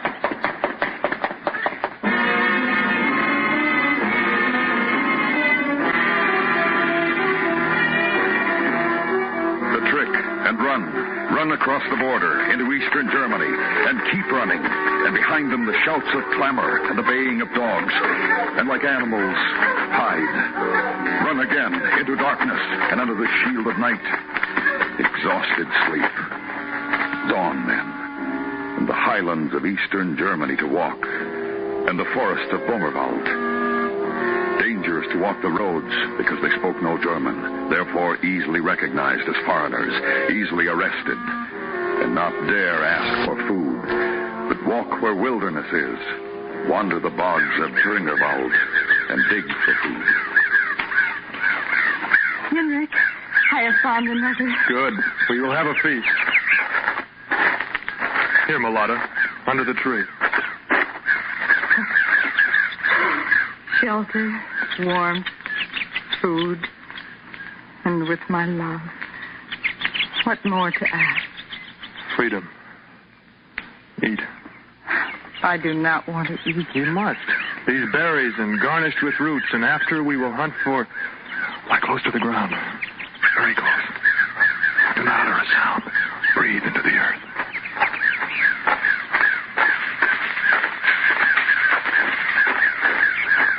Kaninchen. Kleine, wilde Kaninchen aus dem Wald. Und ich bin der Jäger. Und ich habe euch gefunden. Und euch gefangen. Geht auf! Und ich töte euch! We are refugees. We're not dangerous. We are but... Sie sprechen. Die wilden Kaninchen sprechen. He doesn't understand us, Mulata. And his look as if he were mad. But his pistol, he holds it so close to your face. He will kill you. He will. Ich habe euch vom Wall gesehen. Sie aßen gerade. What? Essen. So. Hungrig. He's hungry. The sign he makes. Give them to him. Give him the roots and the berries. Take them. Please take them, old man. Nein. You are hungry. Take them. We will find others. Dankeschön.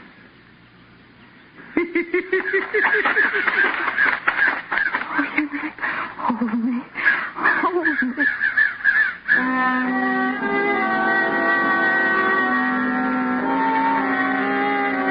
By now, they had lost all track of time. Some days they covered as much as 10 or 15 miles. Other days they knew they were lost and had to retrace their steps. And always there was the hunger, and always the feeling somehow that the trip would never end. I can't go on. I can't. Mulata. You go. You can make it. No. No, listen. What? Listen, can you hear it? A car. We must be near a highway. We'll ask someone for a ride. Yes. No. But... No. Suppose it's a communist who stops for us. Immediately there will be questions. Then there will always be the bottles, Mulata. The bottles of poison. We'll die together, and that will be our victory. Yes. Then come.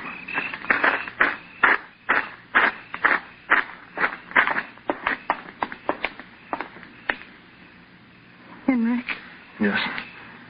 Pray? Yes. Was there ever such a prayer? That a vehicle should come by? That the driver of the vehicle be not a communist?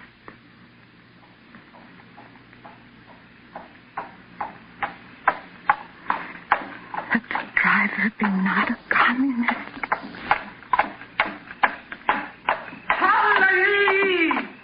Please, will you give us a ride? Sprechen Sie Deutsch? Nein, we don't speak German. We're Czech. Kind. Children. Get into the wagon quickly. Get down on the floor. The car approaching has a spotlight. It is a patrol car. Quickly, quickly.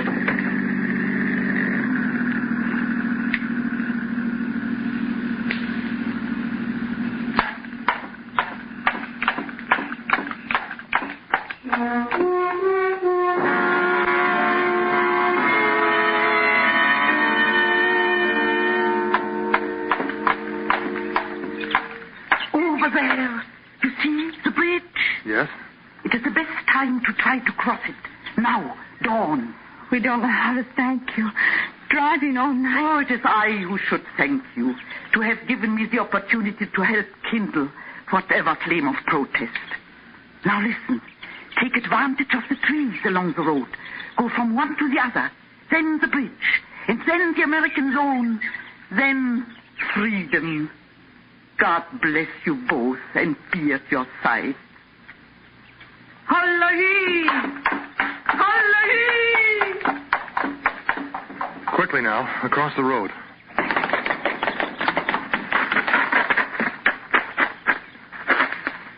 Now, as the woman said, from tree to tree. Yes. All right? Yes. Now.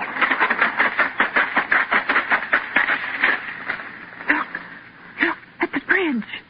Guards. 2 guards. Russians. Walking their post. And across the bridge is freedom. Across the bridge is life. Yes. While the guards are walking away. Yes.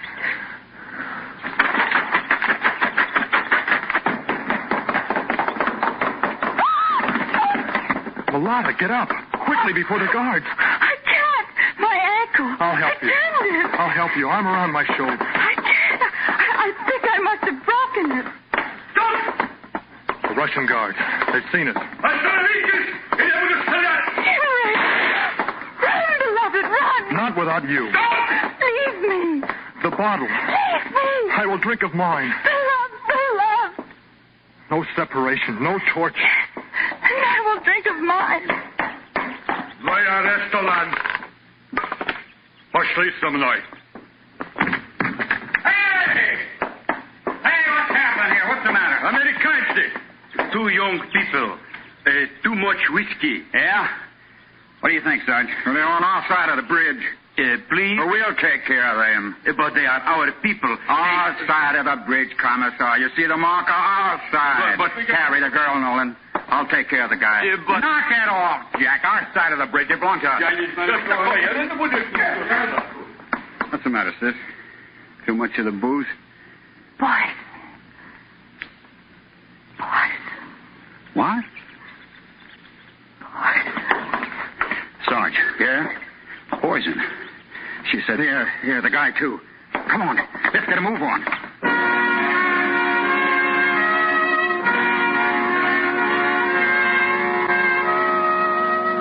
Radio Free Europe, brought to you by your friends in America. The voice now of Free Czechoslovakia. This is Password Greenbauer, calling all our friends in the area of Prague. We have recovered now from the poison, and we have married. We attend now the Free Europe College in Strasbourg. Students who escaped the Russian orbit are welcome here. We wait for you with open arms. There is freedom here, and the teaching of ideas. Free ideas for which millions have been and are still ready to die. I hold out my hand to all of you. And this is Password Traviata, calling Yilova region. Greetings and remembrances to all our dear friends. We wait for you. We greet you from a free world.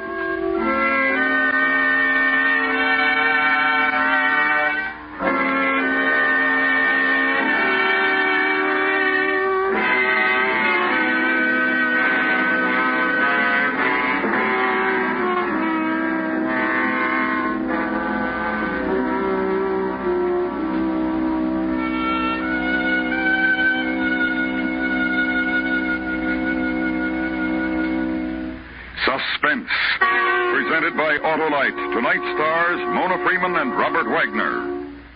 A few weeks ago, the $100,000 Autolite family charity drawing ended. Since then, 47 regional drawings have been conducted under the supervision of member clubs of the American Automobile Association. Tomorrow in New York City, the national drawing will be held. A distinguished committee of civic, religious, and charity leaders will witness the event as your representatives. The first person whose name is selected will designate $50,000 in cash to any charity or charities he or she wishes. The next person will designate $20,000, and the third person selected will designate $5,000 to his or her favorite charity. The next 22 persons named will designate sums of $1,000 to $3,000 each to charities they choose. The persons selected in tomorrow's drawing will be notified by mail this week. And now, this is Harlow Wilcox speaking for the entire Autolite family, thanking each and every one of you who registered.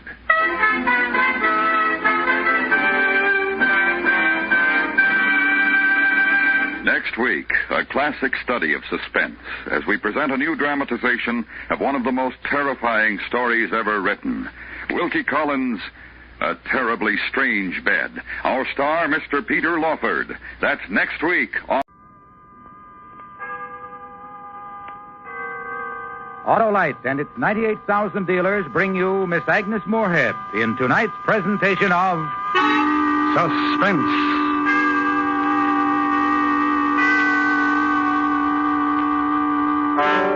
Tonight, Autolite salutes the American Automobile Association and its traffic safety program as we present a dramatic report called The Empty Chair. Our star, the First Lady of Suspense, Miss Agnes Moorehead.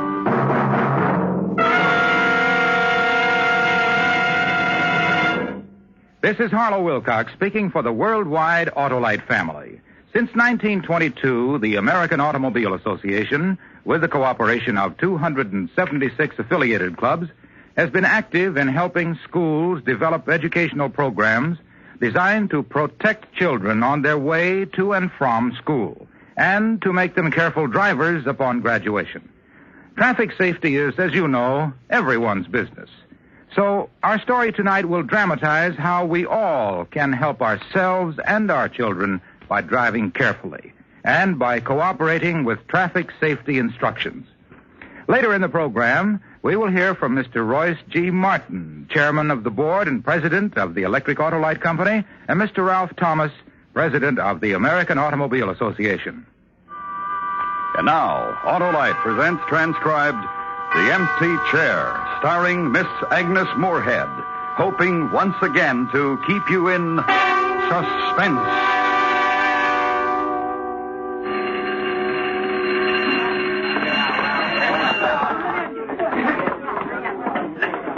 Now, are we all settled down? That's good. Miss Barbara Warner. You may call me Miss Barbara or Miss Warner, either one, which gives you young ladies and gentlemen at least two choices when you wish to attract my attention, so that there'll be no need to yell out, "Hey, teacher." Besides, 10B3. 10B3 at your homeroom. High school at last. And today's the first day. Young ladies and gentlemen, truly, and today's the day it really starts. So now let's get to know each other, shall we? All of you will get up and go to the back of the room, please. I have your study cards here, and I've arranged them alphabetically. We'll start with the first row and the first seat, and as I call your names, you'll be seated. Sidney Aronson, Mary Avanti, right in back of Sidney. Yes, that's right. David Coop, George Darley. Just a minute, George. Leave an empty seat. Jessica Bromley, and then skip one, and then you, George. An empty seat for David Cooper. For now.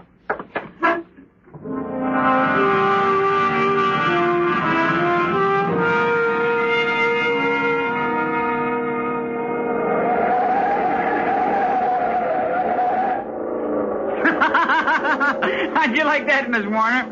Bobby. What? Nothing. I didn't say anything. Don't worry about a thing, Miss Warner.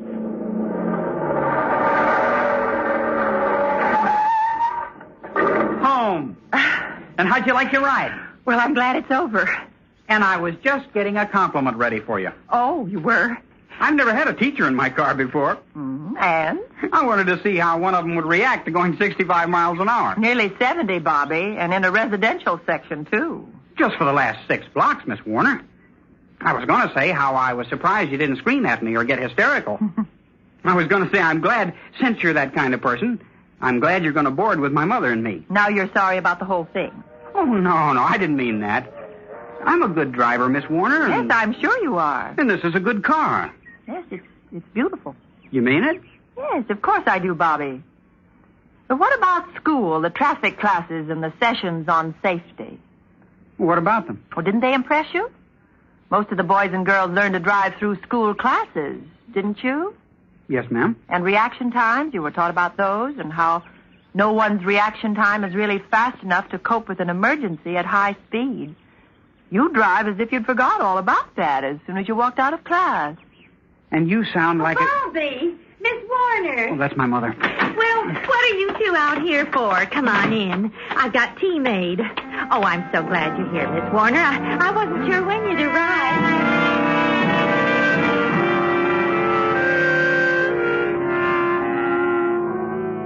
Mrs. Morrison, mother of Bobby, a woman in her 40s perhaps, or younger, in a plain cotton house dress that hung loosely about her, and her hands were almost delicate and quite thin and worn. And her fingers quickly, nervously pushed strands of graying hair tied against her temples, and on her face the trace, and not yet deep, of lines of strain.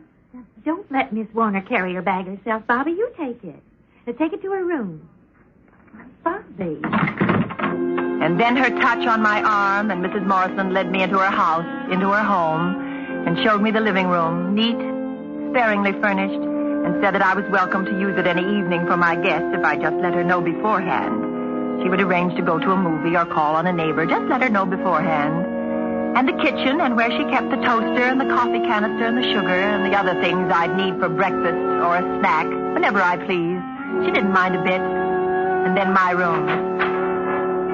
I had Bobby fix up the little radio on your bed table. I thought it might be nice. A pleasant room. A summer blanket neatly folded at the foot of the bed. A window open to a small wire-fenced vegetable garden. A desk, a chair, a pleasant room. Unpack now and change and lie down and rest. Listen to the radio. And doze. Lay off me, Ma. Leave me alone. Just lay off me, do you hear? And waken then to summer evening and to something more harsh. I'm fed up, Ma. Fed up. Do I reach the eyes of getting through to you?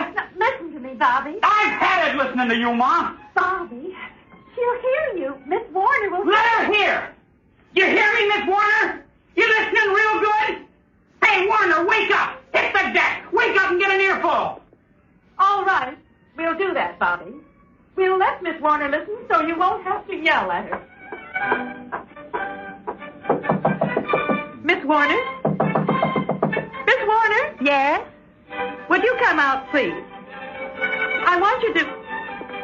Would you please? Yes, Mrs. Martin.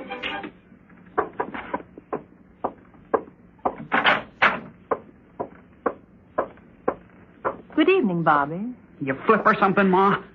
My son was yelling and screaming at his mother and then at you.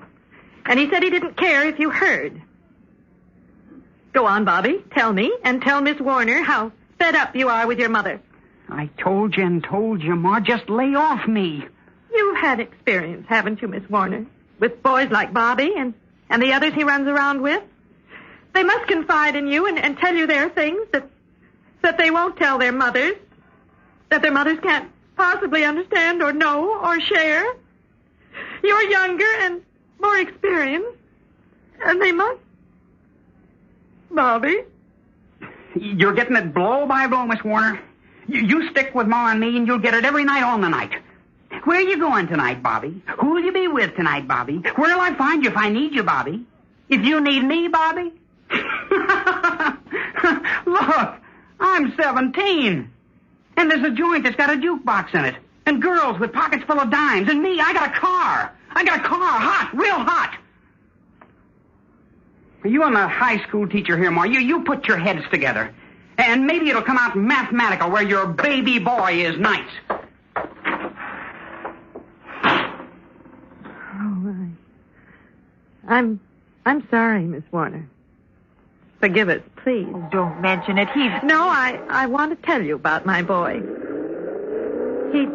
He's had no father since he was 8. When he was 13, Bobby got some work around the garage after school. It helped. It helped out a lot. And I was glad to see it. He loved working around motors. And, well, you saw that car he built. A boy 17 to have built such a car. Mrs. Morrison. Yes? Has Bobby ever told you about Mr. Douglas? I don't think so. He's a teacher at our school, a manual arts teacher. No. He takes special interest in boys like Bobby. He's also our driver education teacher, we call him. He works with the boys and girls, and the local automobile club helps him. Sometimes I just think my son is wild, that's all. Well, that's just what I'm telling you. Mr. Douglas teaches safety and sanity in driving. He tries to tell the young people... Mrs. Morrison! Hey, Mrs. Morrison! Oh, hello, David. Come in. Oh, David, this is Miss Warner. She teaches at the high school where you're going to go this year. Miss Warner, this is David Cooper, a neighbor boy. Hi, Miss Warner. Hello, David. I'm glad to know you. Me too. Where's Bobby, Mrs. Morrison? He's not here, David. Oh, out in the garage, huh? Working on that super neat job of his, I'll bet. I don't think so. Well, where'd he go, Mrs. Morrison? I don't know. He promised me. He promised me for sure this time. Promised you what, David? Well, he said next time he was in a race, I could ride with him. And I know there's one tonight. He welches out on me. But, well, he's the best, Mrs. Morrison. Real absolute best. Why, he's got all those other guys... How old are you, David? Huh? I asked how old you were. 13. What's that got to do with it? Bobby promised me. He said I was old enough now for him to break me in. Well, good night, Mrs. Morrison. Miss Warner. David's our neighbor boy. Not many years ago, I used to babysit for his mother. Read to him, he and Bobby. Could I fix you something to eat, Miss Warner?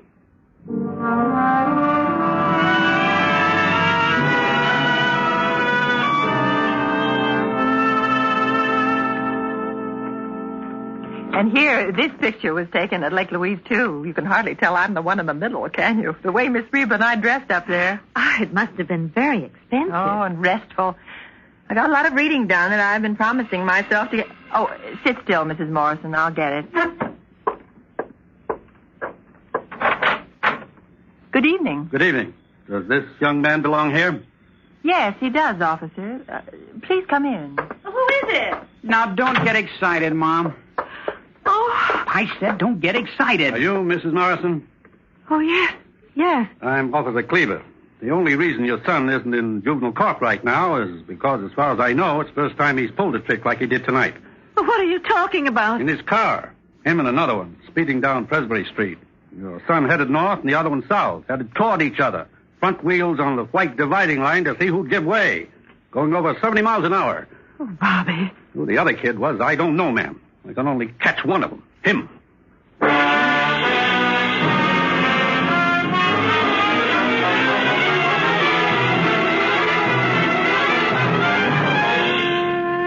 Autolite is bringing you Miss Agnes Moorehead in The Empty Chair. Tonight's presentation in radio's outstanding theater of thrills, Suspense.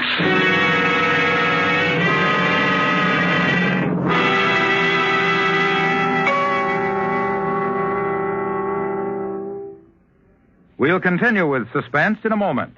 Now, here is Mr. Royce G. Martin, chairman of the board and president of the Electric Autolite Company, to introduce a special guest. Tonight, the worldwide Autolite family is privileged to salute the American Automobile Association and its traffic safety program. To tell us how this practical safety program is helping to reduce traffic accidents by teaching future drivers how to be careful drivers. Here is the president of the American Automobile Association, Mr. Ralph Thomas. Thank you, Mr. Martin. We of the American Automobile Association are grateful for the interest shown in our work by the Autolite family, as evidenced by this program tonight. The problem presented in this dramatization is, unfortunately, a very real one and a very common one. However, cooperating with school and community authorities, we are engaged in stimulating and aiding an active educational program to teach our young drivers and pedestrians safety first. This year alone, 3A materials and services are being widely used in grammar and high school class instruction. Indeed, will help over 12 million students. This, of course, is important to all of us.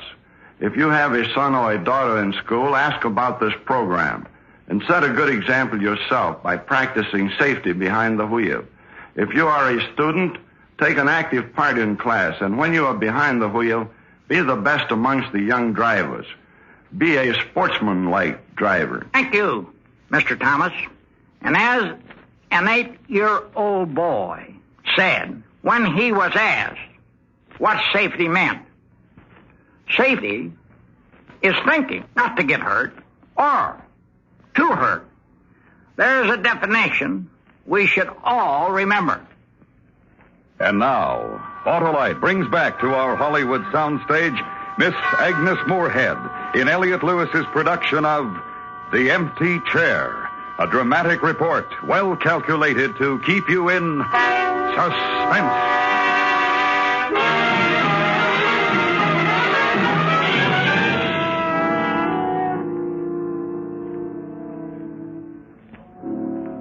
Friday night in a quiet room and a window that opens onto the silences of a town already asleep. Friday night in an end of summer. Last weekend before school's opening and the last book you've promised yourself to read before summer's closed. And read now to the undercurrent of voices from another room in Mrs. Morrison's home. Well, it's not that, son. It's me. I want to do my best. I try to do my best. Now, if you'd only... The night stillness.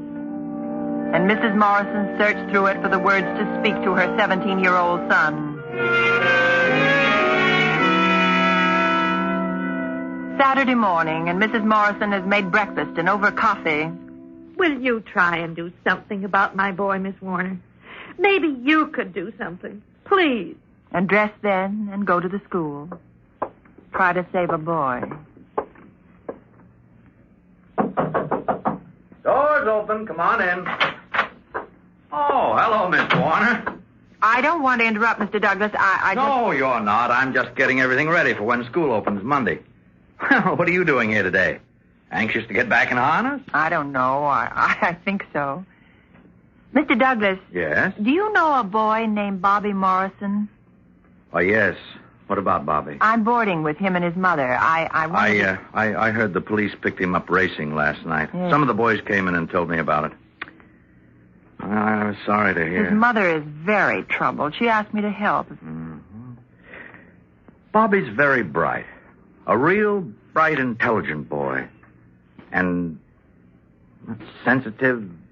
You were going to say something else, Mr. Douglas, about Bobby. He's a boy without a father. When he was 8. Bobby's a boy who's looking for something. And he finds it in speed and in danger in ways that could kill him. We try, Miss Warner. We try real hard. We cooperate with the auto clubs.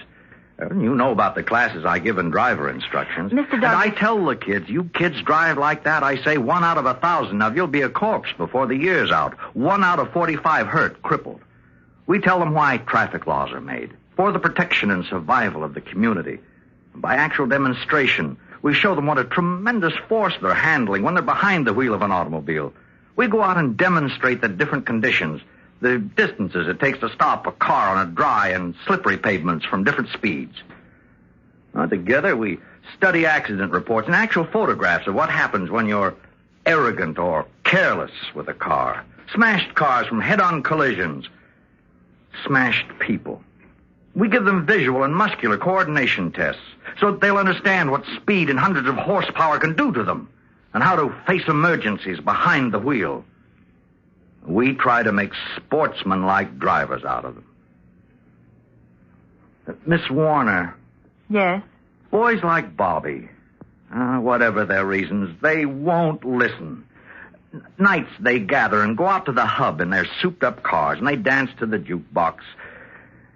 And they won't listen. The hub? A place out on State Highway 52, south side of the bridge. Used to be a kind of general store. A fountain and hamburgers. The kids picked it up, had Charlie Phillips, the owner, put in a jukebox and a big neon sign. They gather there nights. For races, for... Will you take me there, Mr. Douglas? What? I want to see for myself.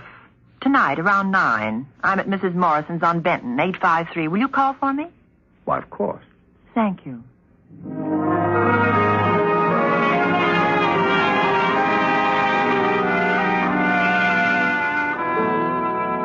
And later, when I got back to the house, Mrs. Morrison said Bobby hadn't been home all day. But it wasn't unusual, she said. He'd show up for dinner. But he didn't. And Mrs. Morrison picked at her food and got up from the table too often and walked around and made excuses which could cover Bobby's not being there. A double feature Bobby had to see twice. A friend had him to dinner, and Bobby forgot to call. The ordinary excuses we all make to hold back the truth for a while. And after dinner, dishes and her trying to chat brightly, but somehow sentences trailing off and not being finished. And glances through the window onto the night street, and a head cocked to the sound of every passing automobile. And when the doorbell rang, a mother hurrying for news of her son.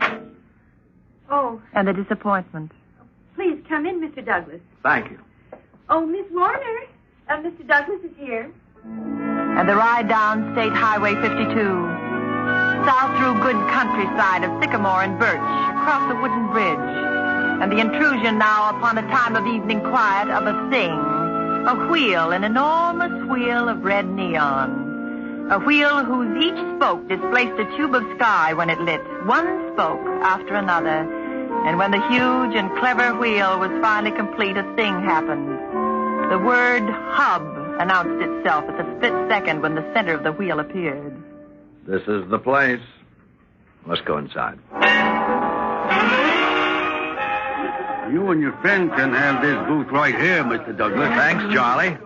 Oh, don't go away. I want you to meet a friend of mine, Miss Warner, Charlie Phillips. How do you do, Mr. Hello. The hub belongs to Charlie. Yes, ma'am. How are things, Charlie?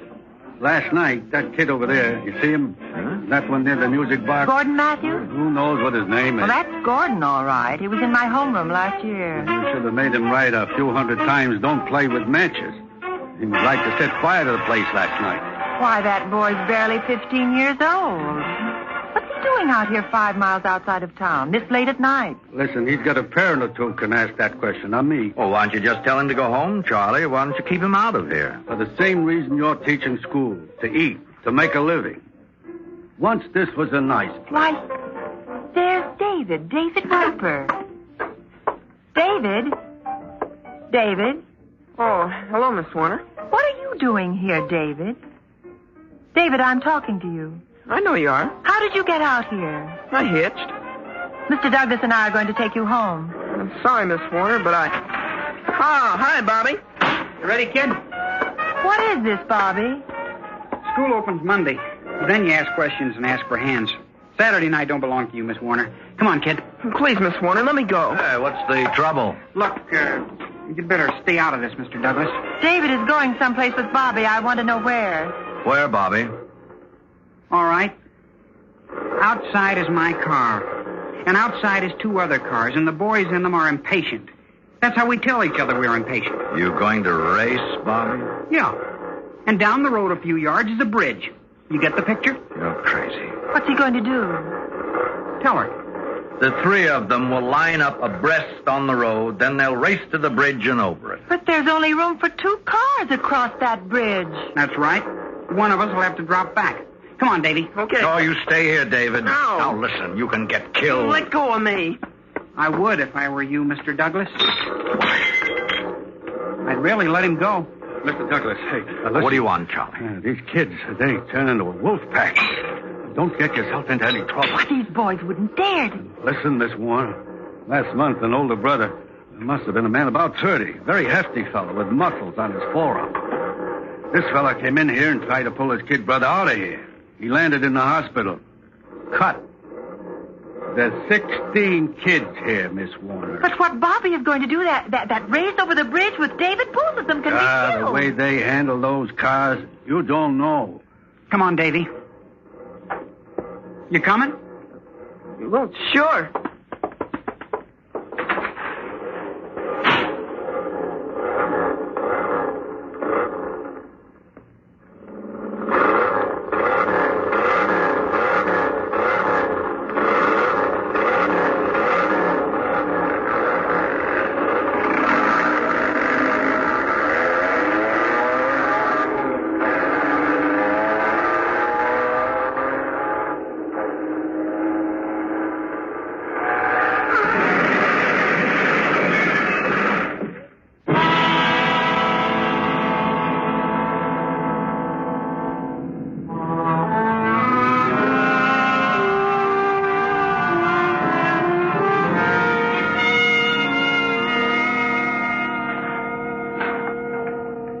And Mary Wheeler, you start the last row. Mary, will you please? Take the seat down front. Then Judy Wilton. Then John Young, the 3rd seat.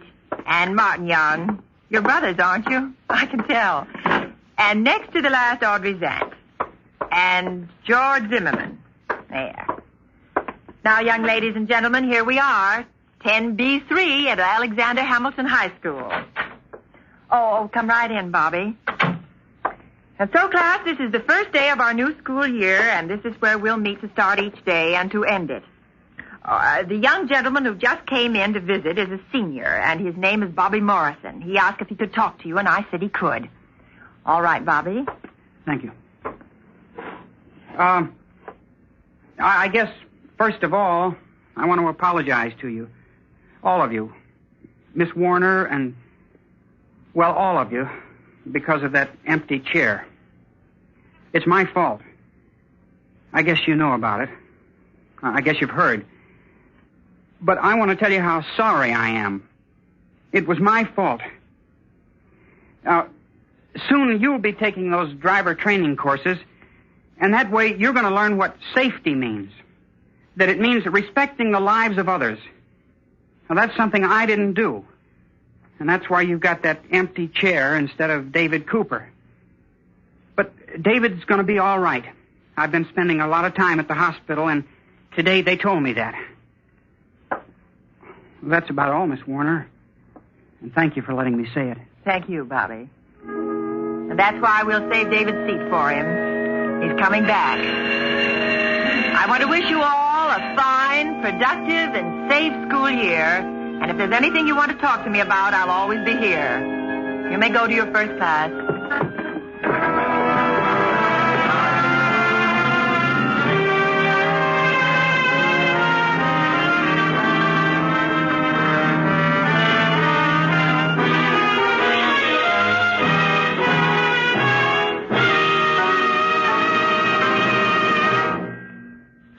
Suspense. Presented by Autolite. Tonight's star, Miss Agnes Moorehead, will return in just a moment. Tonight, our worldwide Autolite family has been privileged to salute the American Automobile Association and its traffic safety program. In fact, everyone who helps bring traffic safety and driver training programs to boys and girls in their school classrooms throughout the world. You, too, can aid in promoting safety by driving carefully at all times and by making sure that schools in your community are teaching traffic safety in their classrooms. Full information on programs available can be secured from your local automobile club affiliated with the American Automobile Association or from the American Automobile Association, Washington, D.C.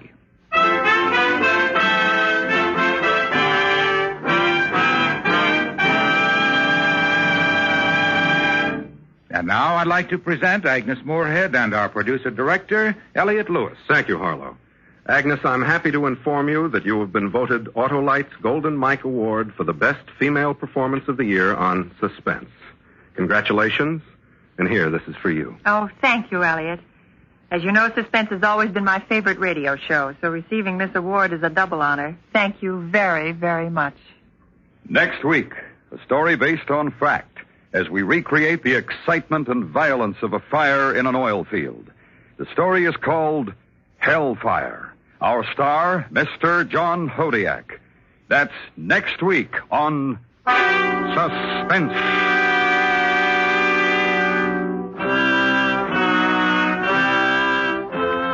Suspense is transcribed and directed by Elliot Lewis, with music composed by Rennie Garrigank and conducted by Lud Gluskin.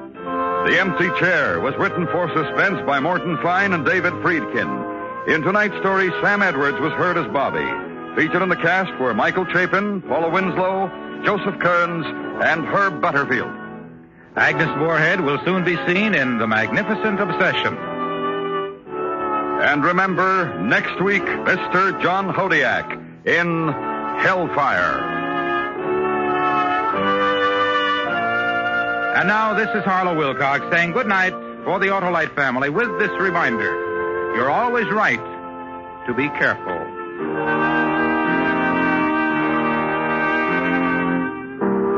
This is the CBS Radio Network.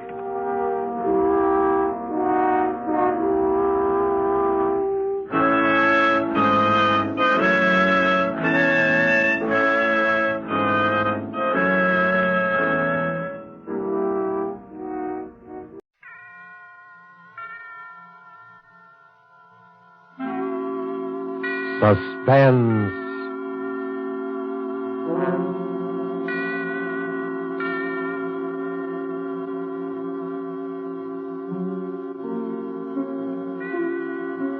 This is the Man in Black, here again to introduce Columbia's program, Suspense.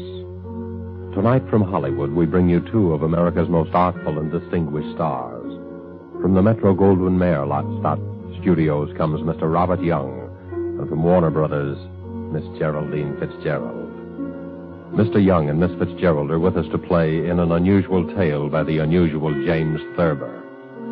An excerpt from the book My World and Welcome to It, called A Friend to Alexander, adapted for radio by Freya Howard, is tonight's study in Suspense. If you've been with us before, you will know that Suspense is compounded of mystery and suspicion and dangerous adventure. In this series are tales calculated to intrigue you, to stir your nerves, to offer you a precarious situation, and then withhold the solution until the last possible moment.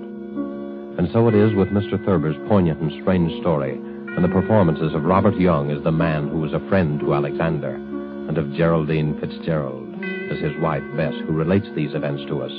We again hope to keep you in suspense.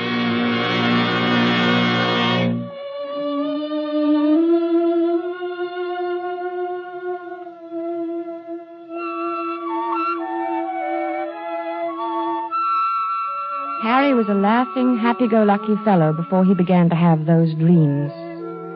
I guess he was pretty much like dozens of other men who go to work every morning, settle down in soft chairs with their newspapers after dinner, and like a weekend in the country now and then. He was fond of easy living and good times.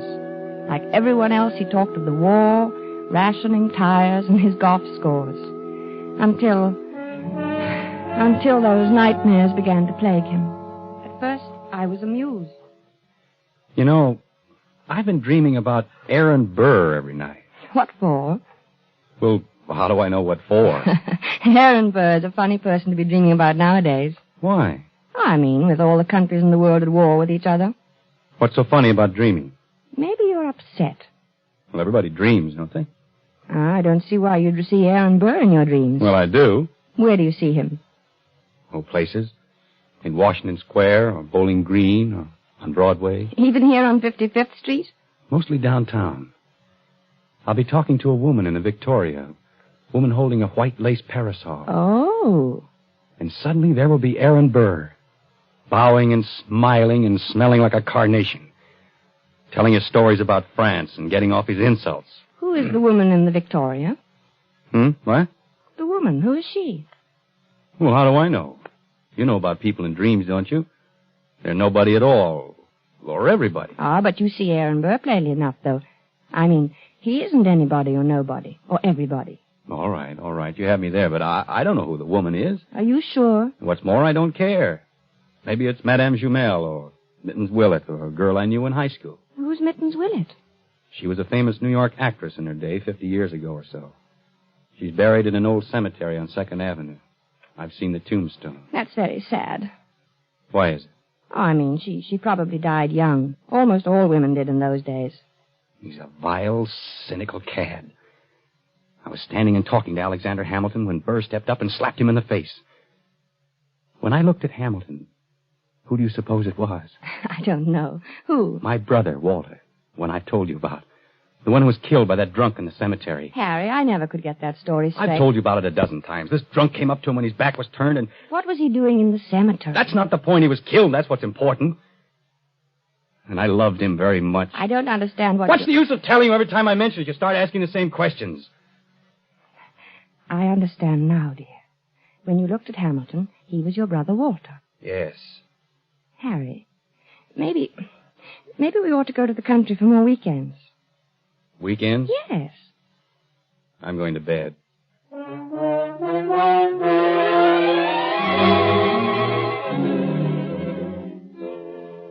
For a time that evening, I worried about Harry. Not about his dream. Why shouldn't he dream? But I wondered about his health. He looked so worried somehow, so unlike himself. I was glad when he went to bed. A good night's sleep was just what he needed, I thought. How could I know? The next morning, we were quietly eating our grapefruit when Harry flung down his spoon. I wish he'd go back to France and stay there, him and his la-la. Who, dear?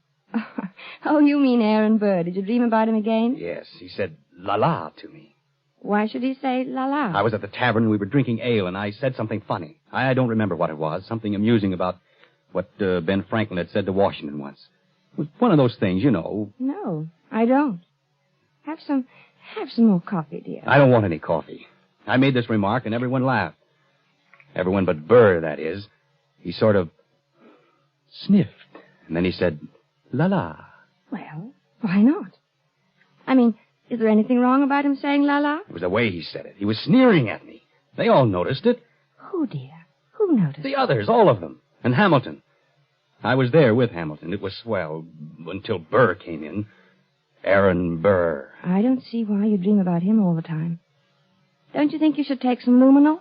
I'm not sick, I tell you. I know what I'm dreaming. I just thought, well, It's always Burr, and that seems odd. Well, why? Why shouldn't I dream about Burr if I want to? But you don't want to. No, but I can't help it. Everywhere I go with Alexander, sooner or later Burr shows up and makes those nasty remarks. Last night he elbowed Alexander out of his way. Did it deliberately. Alexander? Hamilton. Oh, Alexander Hamilton. Yes, goodness knows I'm familiar enough with him by this time to call him by his first name. Harry, you know, we might go to the Old Drovers Inn this weekend. You like it there. Hamilton has become not only my brother Walter, but practically every other guy I've ever liked. Don't you like the Old Drovers Inn anymore? Isn't it natural that Hamilton should represent my brother and guys I like? That's natural, isn't it? Yes, I suppose it is. Well, then why are you looking at me like that? You know, dear, I wish you'd go and see Dr. Fox. I don't want to see Dr. Fox. I want Aaron Burr to stop sneering at me in my clothes. He looks at me and his lips curl up and he says, "La, Mr. Andrews, what odd taste you have." I wish you'd go and see Dr. Fox. I'm going to the zoo and feed popcorn to the rhinoceros. That makes things seem right. For a little while, anyway.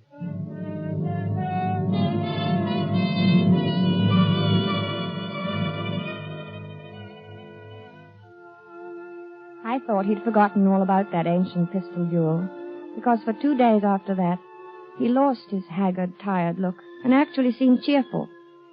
But one night, about 5 a.m, he came into my room in pajamas and bare feet, his hair disheveled and his eyes wild. He got him. He got him. The rotter got him. Alexander fired in the air and smiled at him, just like Walter must have smiled. Like Walter? Oh, yes, dear. Your brother Walter, who was killed in the cemetery. This was at Weehawken in New Jersey. What? Your brother? No, Hamilton and Burr. The duel. Hamilton had a white ruff around his neck. Burr was in black tights, French clothes. Alexander lifted his pistol and fired in the air and then smiled at Burr. And then that fiend from hell took deliberate aim. He took so long. He meant to take his time about it. I saw him grin. And then he pointed his pistol at Alexander and fired. He killed him in cold blood, the foul scum. Oh, darling. Don't, darling. Here, dear.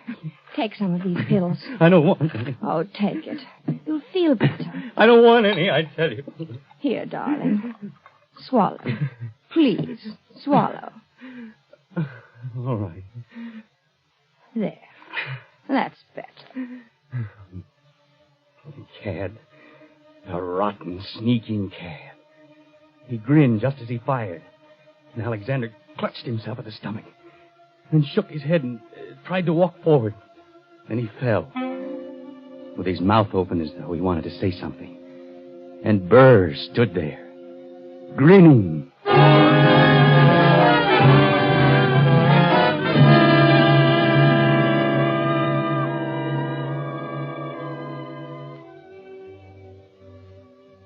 He was better after that, but I kept urging him to see Dr. Fox.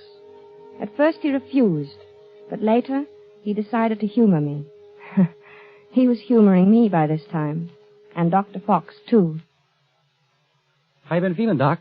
Oh, fairly well, Mr. Andrews. My pulse has been Now, just what seems to be the trouble? Nothing. Nothing wrong with me. He has nightmares. You look a little underweight. Perhaps your diet. Oh, I'm not underweight. Overweight, maybe, but not underweight. Getting enough exercise? Same as usual. He's worried about something. He always has this same dream. Aha, a dream, eh? What kind of a dream? Just a plain old dream. Aha. No, it isn't. It's about his brother Walter, who was killed in a cemetery by a drunken man. Only it isn't really about him. Really? Why, very few people are actually killed in cemeteries. It's an interesting coincidence, if I may say so. You mean you know somebody who was killed in a cemetery, too? Is that the coincidence? No, I meant your brother being killed in a cemetery. You know, dead in a cemetery. A sort of, do you follow me? No. I think you should go see Dr. Fox, Dr. Fox. Interesting. Yes, very interesting. I wonder if you would mind stepping into the next room, Mr. Andrews. I want to give you a thorough examination. Right in here, sir, and we'll just have a look.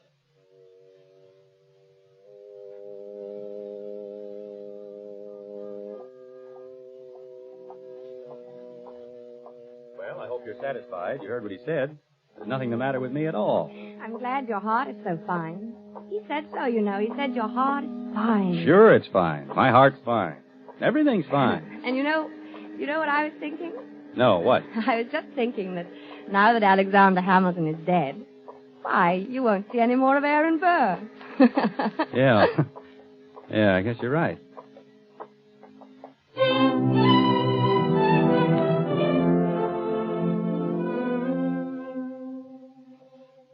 But I was wrong. Aaron Burr did not leave my husband to sweeter or more peaceful dreams. Harry said nothing about it for several mornings, but I could tell he was still being tortured by those ghosts. He brooded over his breakfast. He didn't answer me when I spoke to him. I dropped my butter knife, and he jumped. What was that? Only my knife. Oh. Harry, are you still dreaming about that man? Oh, I wish I hadn't told you about it. Forget it, will you? I can't forget it with you going on this way. Can't you forget I mentioned it? Maybe you should see a psychiatrist. Oh, bosh. What does he do now? What does who do? Aaron Burr. I don't see why he keeps coming into your dreams now. He goes around bragging that he did it with his eyes closed. Says he didn't even look. Didn't look when? When he killed Alexander in that duel. Well, what? He claims he can hit the ace of spades at 30 paces blindfolded. Furthermore, since you ask what he does, he jostles me at parties now. I think you should stay out of this, Harry. It wasn't any business of yours anyway. And it happened so long ago. I'm not getting into anything. It's getting into me. Can't you see that? I see that we've got to get you away from here. Oh, maybe if you slept someplace else for a few nights, you wouldn't dream about him anymore. I don't know. Let's go to the country tomorrow. We'll stay at the Lime Rock Lodge. Bess, why can't we visit the Crowleys? They live in the country. All right, fine. Bob has a pistol, and we could do a little target shooting. What do you want a pistol for? Plenty of open space. I think you'd want to get away from shooting. Yes. Sure, dear.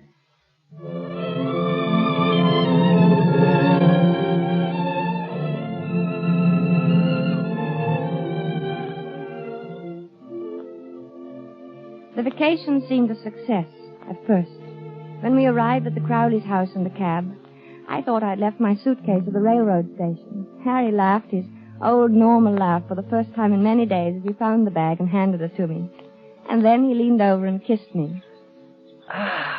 Good old Connecticut. Oh, Harry, this is wonderful. Oh, we'll have a grand time there. Yes, dear. Hello, Miss. Hi, Harry. Here they come. Good old Bob. Remind me to tell him that rabbit joke. Hello, Madison. I'll take your bags, Mr. Andrews. Thank you, Madison. Good to see you. Thank you, sir. Hello there. Spence, what a wonderful Well, bag. Bob, how's the old country squire? Oh, fine. How have you been? Never better. Boy, it's good to be here. Hello, Alice. Well, you two, I'm so glad you've come. Gets kind of dull here in the hinterland. Oh, I'm glad, too. Say, wait till you get one of our extra special cold martinis into you. You'll feel ship shape. Still know how to mix them, huh? Better never. Get lots of practice these long country winters.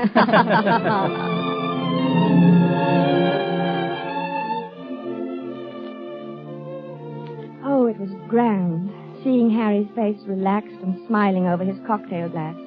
When I went to bed that night, I felt that at last that nasty old business of the dream was over. And I was happy. But when I woke the next morning, I saw my husband lying rigid on his back, staring at the ceiling. One Henry Andrews, an architect. What's the matter, dear? Nothing.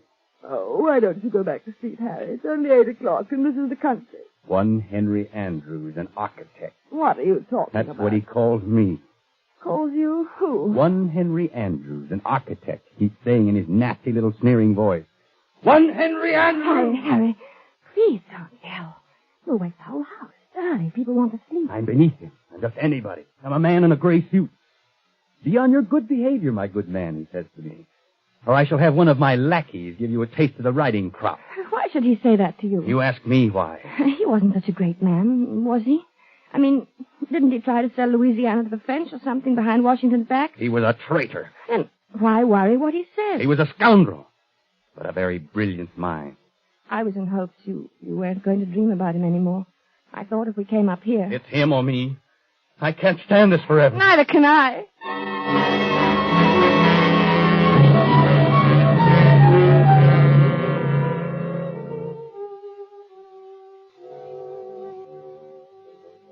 As I had expected, Harry spent most of the afternoon with Bob shooting at targets.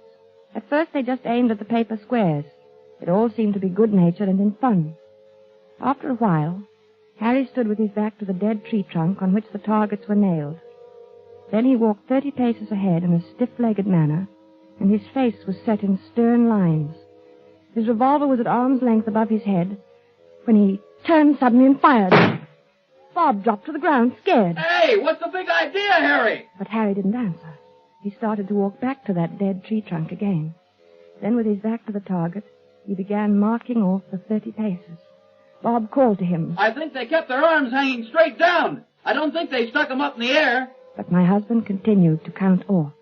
At the 30th step, he lowered his arm, wheeled about suddenly, and fired from his hip. Hey there, watch out!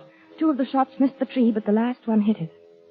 Like a mechanical man or someone in a trance, Harry began to walk back to the tree again without a word, his lips tight, his eyes bright, his breathing coming fast. And look, it's my turn! But Harry about-faced and stalked on. This time when he fired, his eyes were closed. Poor Bob didn't know what to make of this strange behavior. Hey, good heavens, man, give me that gun, will you? Without a protest, Harry let him have it. For the first time, he spoke. I need a lot more practice, I guess. Well, not with me standing around. Come on, let's get back to the house and shake up a drink. Gee, I've got the jumps. I need a lot more practice.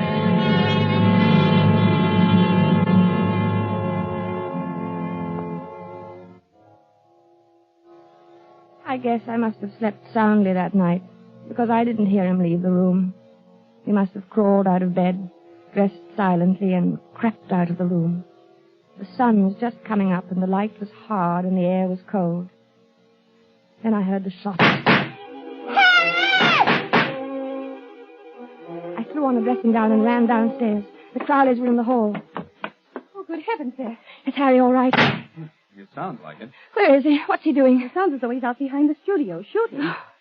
Alice. Oh, no, take it easy, Bess. Bob will go out and get him. Maybe he had a nightmare or walked in his sleep. No, he never walks in his sleep. He's awake all right. Well, let's go down and get some coffee. He'll need some. Yes, I'll need some, too. Hey, what the dickens is the matter with him, anyway? I don't know. I'm so sorry. Bob, you go get him. At your service, madam, alive or dead. Bob, stop it. Okay, I'll do my best. Come on, Bess. We'll go to the kitchen. What's that noise? Where? In the kitchen. Oh, it's you, Madison. Yes, ma'am.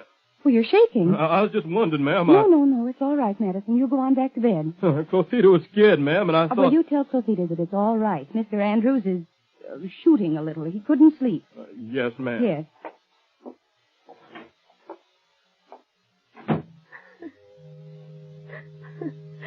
I don't know what to do, Alice.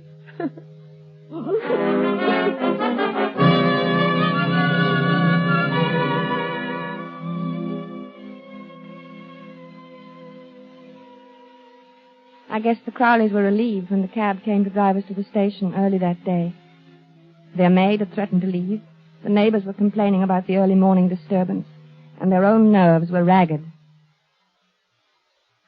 Boy, I'll need a drink after that. Yes, and make mine a stiff one. Gee, I'm sure glad he's gone. Well, it was either he or Closita. You can't afford to lose a good cook these days. But what do you think's the matter with him? I don't know. It's what Closita would call the shoots, I guess. You know, he said a funny thing when I went out and got him this morning. Well, let's have it. I could stand a funny thing. I asked him what the deuce he was doing out there in that freezing air with only his pants and shirt and shoes on, and you know what he said? What? I'll get him one of these nights. That's just what he said.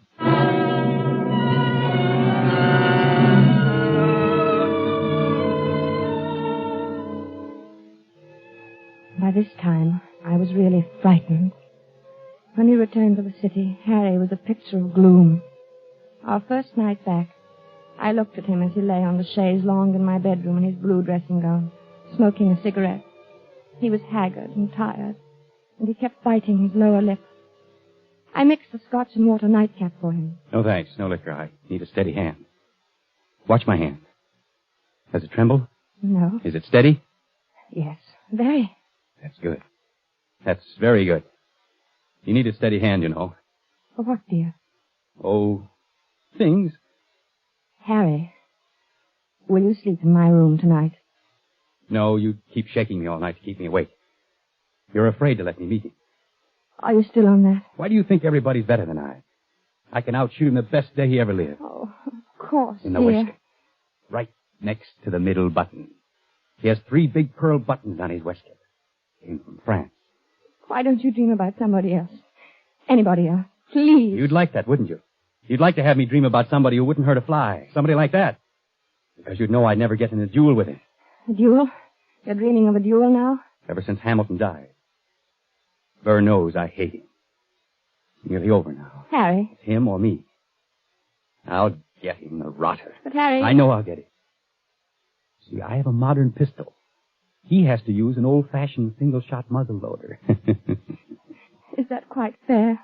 Fair? What do I care if it's fair or not? Was it fair the way he shot Alexander? Was it? Don't be mad with me, Harry. Oh, I'm sorry, darling. I'm very unhappy. I'm sorry, darling. And I'm worried sick. Well, I'm sorry, darling. Don't cry. Please don't cry. It upsets me when you cry. I mustn't be upset. I must be very calm and rested. My hand must be steady tonight. Especially tonight. I'm so worried, Harry. Don't worry about me. I'll be all right. I'll be fine. My hand is like a rock.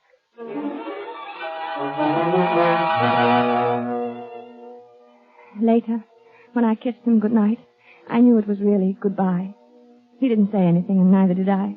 It's just that he seemed so far away, in another world, and each moment I felt that he was becoming more and more remote.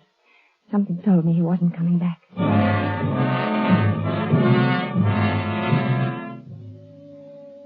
I couldn't sleep. After an hour of tossing and turning, I went to Harry's room. He was sleeping peacefully. I sat down in his chair and watched over him for a long while. Then, finally, I must have fallen asleep. A beautiful morning. It was about 5 in the morning when I awoke. Harry was talking in his sleep. Oh, yes, the doctor. Good of you to come, doctor. Yes, often misty at this hour. Harry. Are they loaded? Splendid. Harry, wake up. Yes, I'm perfectly ready. Is Mr. Burr? Yes, good. Shall we proceed? No, I do not care to make a statement. Very well. Yes, I understand perfectly. 10 paces. Turn and fire at the dropping of the handkerchief. Yes, 10 paces. Harry. Thank you for acting as my second, Mr. J. Of course, extremely good of you. Very well, then I'm quite ready. 1, 2, 3, 4, Harry, please. 5, Don't, Harry. 6, 7, 8, 9, 10. Harry. Harry, dear. Harry.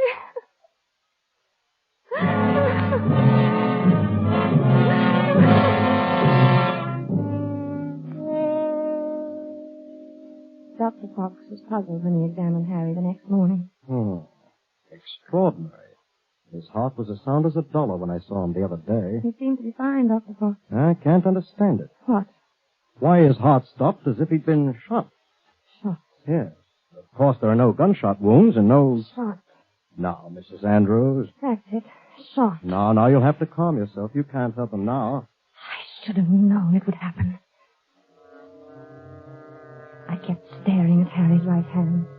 The 3 fingers next to the index finger were closed stiffly on the palm, as if gripping the handle of a pestle.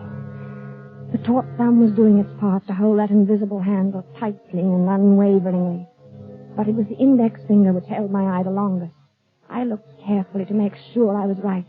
Yes, it was so. That index finger was curved inward slightly, as if it were about to press the trigger of a pistol. So there had been a duel after all. Perhaps there was no gunshot wound.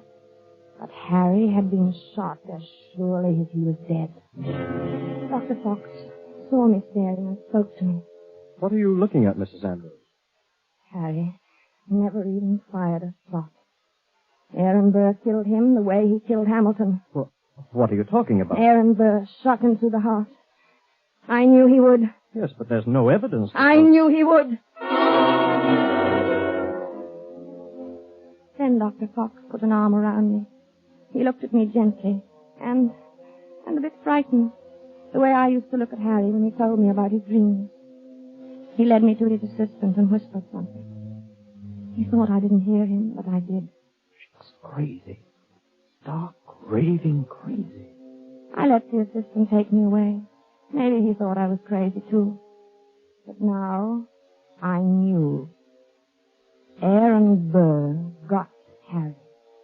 Just as he had killed Hamilton in that old quarrel long ago.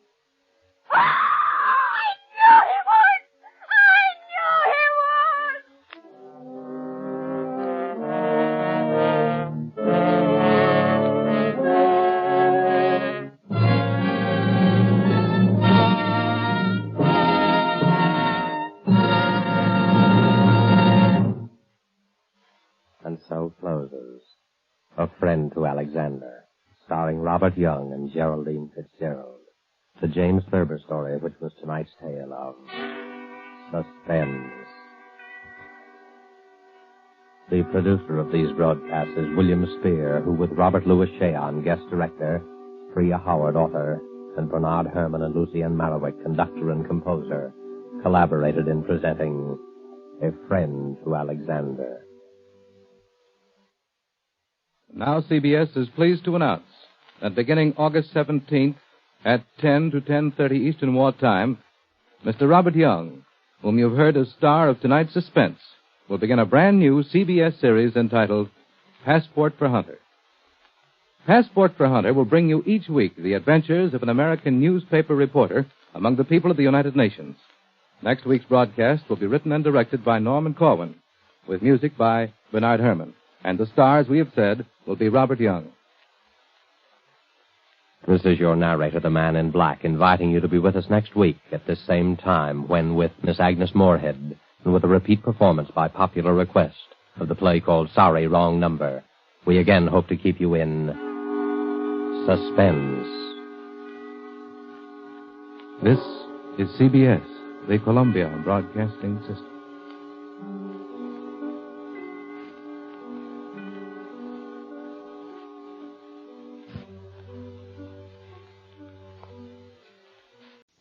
And now, a tale well calculated to keep you in suspense. In a moment, Act One of Doom Machine, starring Leon Janney as Dr. Ferris, and written especially for Suspense by Edgar Marvin.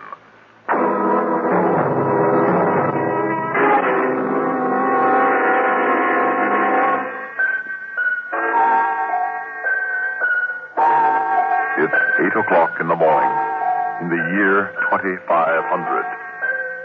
On the outskirts of the great city is a large one-story house. In one wing of this house is the laboratory of Dr. Atlee Ferris, who is seated behind an enormous horseshoe-shaped desk, studded with levers and small blinking instrument panels. Morning, Dr. Ferris. Good morning, Jack. I tried to work out those calculations you left as best I could. I hope I have them figured right, sir. Never mind, I won't be able to use them anyway. I lost the train of thought on that wide pattern we were following. Oh, it's too bad, Dr. Ferris. You were so far advanced on it. Well, I'm only human, Jack. I'm not a machine. In fact, my humanity practically conspires against me. The level of concentration I need is fantastic, Jack. But I'm not pure brain. There are disturbances, distractions, emotional upheaval. That's what life is, Dr. Ferris. We can't avoid that. But if there were pure brain, Jack, a mind that would hold pure thought and nothing else, that would carry out the logical sequence of thoughts into action without any deviation from its purpose, regardless of any distraction or human consideration. There's no such thing, Dr. Ferris. It would be monstrous. Perhaps. But it would succeed in its work. Whereas we, because we're human, too often are distracted and fail. I'd rather fail than be just a brain. Yes, because you're human. And you won't admit that creatures with a pure brain would be superior to you. Well, back to your work, Jack. I'm just talking to myself anyway. Breathe doesn't understand how limited the human mind is. Yes, that's it. That's what I need. A brain that isn't human.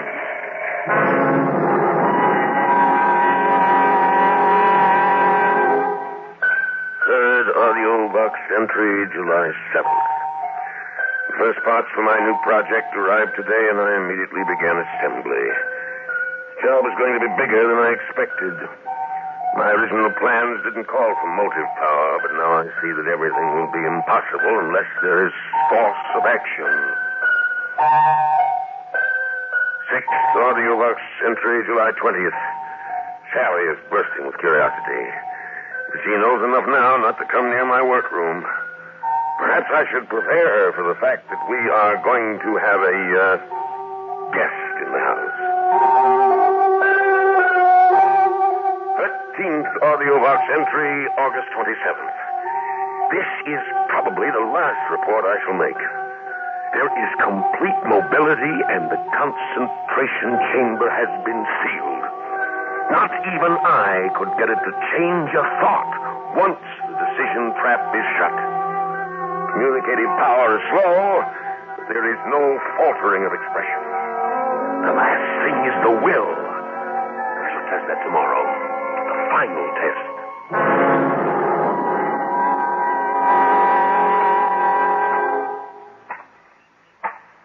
I hear something. Is that it, Dr. Ferris? I ordered it to report to me here in the laboratory at 10 o'clock.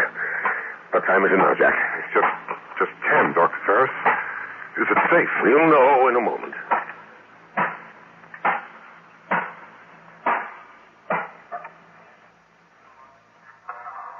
I am here, Master. It's enormous. The most enormous robot I've ever seen. This isn't just a robot. Inside that enormous metal body is the most advanced electronic brain ever devised. Pure brain. Maximum electronic mentality. That's what we'll call him. Max. I could think of other names. The real thing, Jack, is his power of concentration. His will is tied directly to action. He does whatever he decides. Nothing can stop him. Nothing can distract him. His will is as strong as the titanium he's made of. He's perfect, Jack. Perfect. Yes, he's perfect, Dr. Ferris. You've got what you wanted, a brain that isn't human. A thing completely without emotions.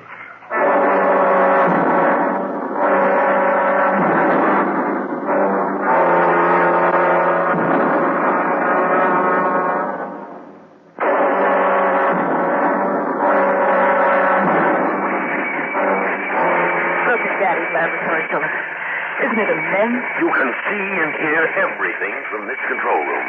Is that the robot, Mr. Ferris? Yes, that's Max. Well, what do you think of him? He's amazing. He operates himself, Philip. He's not just a robot. He's a thinking machine. He's figuring out the solar energy formula right now. Jack does the manual work. You mean the man takes orders from the robot? Jack's not in Max's class when it comes to pure thought. Oh, Daddy, it's humiliating to take orders from a machine. And what's your opinion, you brilliant young physicist, Philip? Well, as a scientist, Dr. Ferris, I have to admit admiration for your robot, Max. But speaking as a human being, I think I'd resent taking orders from it, too. I mean, having it on a pedestal. Well, that's where Max belongs. He can do the mental job, and Jack can't. Therefore, Max leads and Jack follows. I'm not interested in your so-called human values. I have no more feelings about them than Max has. The superior always lead the inferior.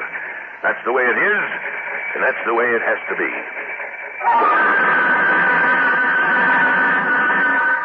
Dr. Ferris, I can't stand it anymore. I'm not working for you. I'm working for a machine, an iron monster. Oh, now don't be... He knows it, too. I can feel it. He's cocky, Dr. Ferris. He gloats over us. Well, that's how you feel, Jack. Max has no emotions. He's just doing a job. I don't want to be a part of it. But he's going to succeed, Jack. Max is going to accomplish in a month what you and I have been working on for 3 years. I'm going to fly to the Capitol tomorrow to report on our progress. You can't quit now. I'm depending on you. How long will you be away? Oh, a few days, maybe a week. And the final test of the formula may come while I'm gone. You have to be here. If we're that close to the end, I suppose I can stick it out. Fine. Now, if the test should come while I'm gone, I want you to record all the steps on the AudioVox tape recorder. I'll remember. Oh, and Jack, there may be some danger. You're going to be trapping the energy of the sun right in the laboratory. Radiation will be intense. Now be sure you set the thermal drums in back of the solar tube so you can graph the heat measurement. The main thing, of course, is to be positive the formula's correct before you throw the switch. What's a chance I'll have to figure that? Max makes all the decisions. Well, that's the one reason I'm not worried about the danger, Jack. You can trust Max. Whatever you think of him, you know that. I suppose so. Well, it's important that you believe in him.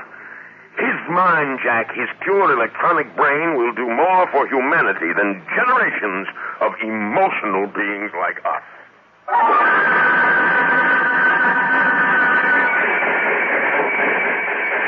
Home 23. Home 23. Omega 1-5. Omega 1-5. Thermodyne 2-4. Thermodyne 2-4. Set rheostat control. Set rheostat. Max, that's it. That's the test for solar energy, the final test. Set rheostat control. You sure we're ready for it, Max?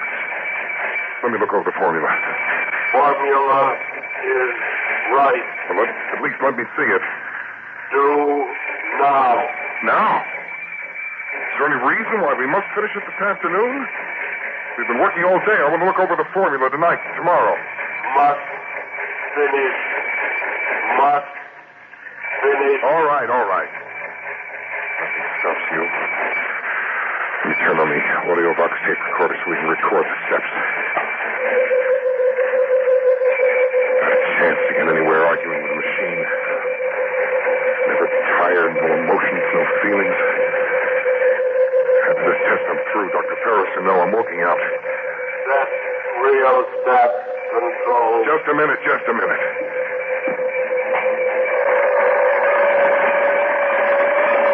There. Now I'll check the thermal drums. The graphing. Set thermal panel. Check. Increase. Raise. Thermal 8. Radio flux. Hot. We must be tapping the sun. Look at that control panel spin. Thermal 10. Radio flux 8.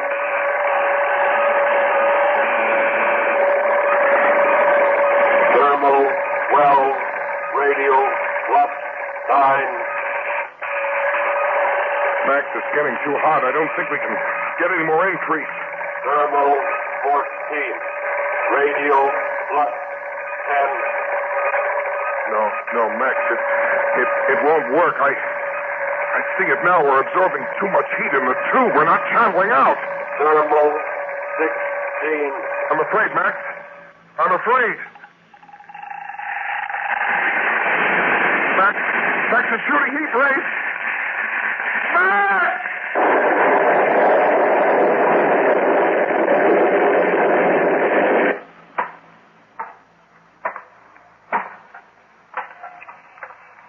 Jack gone. Heat over maximum. Need new formula.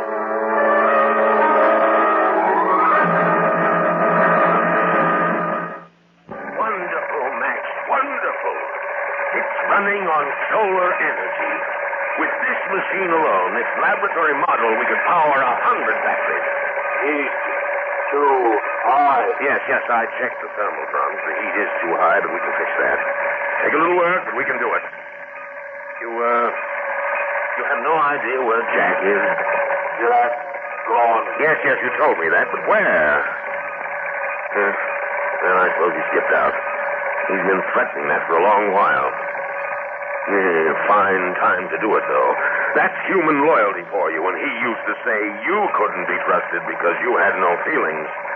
Nothing would stop you from finishing a job. No petty human considerations. Check audio box. Yes, good idea, Max. I want to hear the steps in this experiment.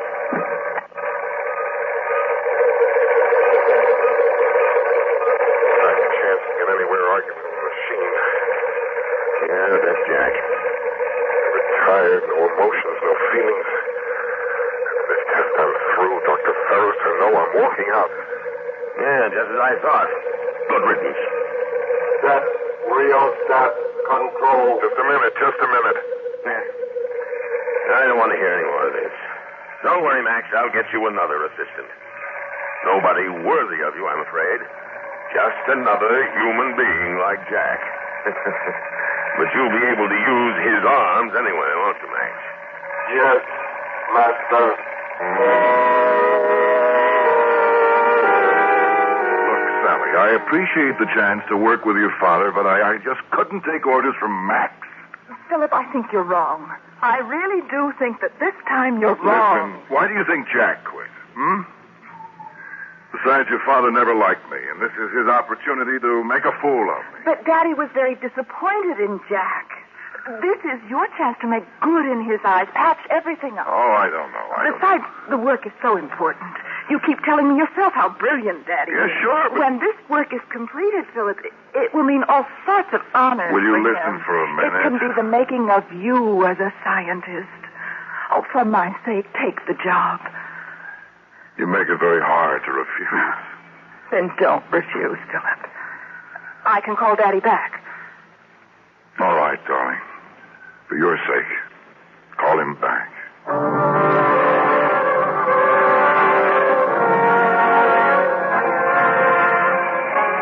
Now, Philip, the one problem we had was the excess of heat vibration in the thermal tube itself. I checked over Max's new formula to decrease that, and I think he's got it. I've given him instructions based on that new formula. I want you to follow Max's orders completely. I'm jetting out to the Capitol again with a member of the National Thermal Committee, and I'm sure you can handle the work in my absence. Well, I don't see why not. The way it looks, I'd only be an extra pair of hands for Max. Just so. A very apt bit of phrasing, Philip. Well, Max and I might as well get to work. Fine. Max will show you how to regulate these thermal drums. Good luck. I'm afraid we've been keeping you from concluding your experiments, Dr. Ferris, having you report to the Capitol so often. On the contrary, Dr. Larkin, I'm in the fortunate position of being able to place my work in even more capable hands than mine. Oh? I don't suppose you've heard of Max. Max?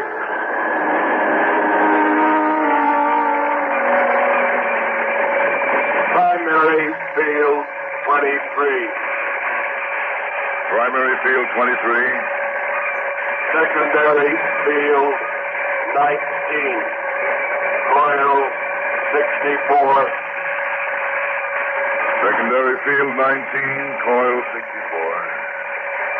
Circumference 20 degrees. Circumference 20 degrees.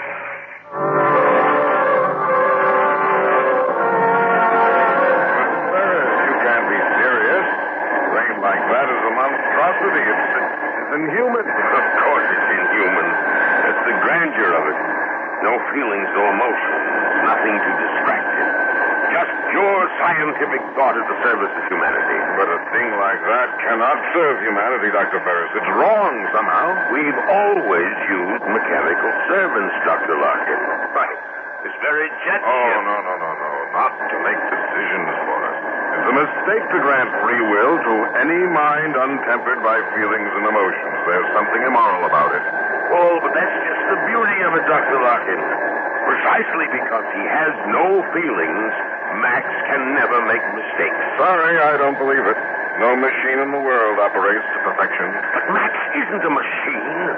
Max is pure brain, self-corrected, undistracted. Here, let me show you. Just look at the perfection of his latest formula.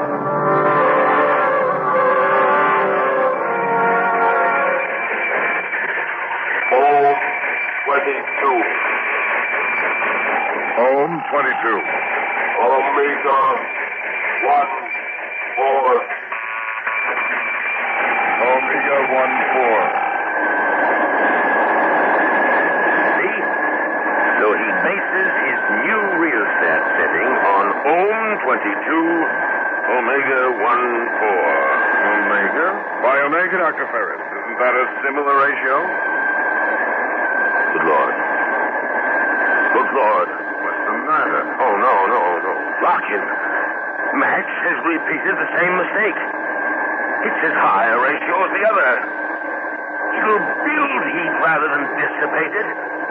If Philip goes near the thermal control with that formula, he'll be cremated, burned to an ash. Oh, Dr. Ferris, are you sure? Fortunately, I'm very sure. That's what happened to Jack. He was... Oh, no. Larkin, I've got to go back. I've got to get back in time.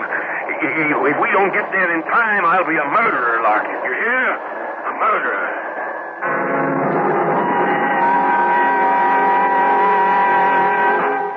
Rheostat control. Rheostat control. Thermal panel. Set thermal panel. Well, Max, this is the big one, isn't it? We're all set to drag in the blazing sun.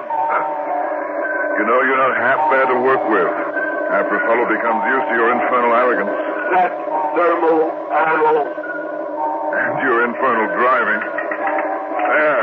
All right, Max, old boy, fire away. We're on to glory. Increase raise. Thermal 8. Radial flux 6. Thermal 8, radial flux 6. Wow, this certainly builds up heat fast. Thermal 12, radial flux 9. Thermal 12, radial... Oh. Thermal 14, radial flux 10. Thermal 14. Machine's awfully hot, Max. There.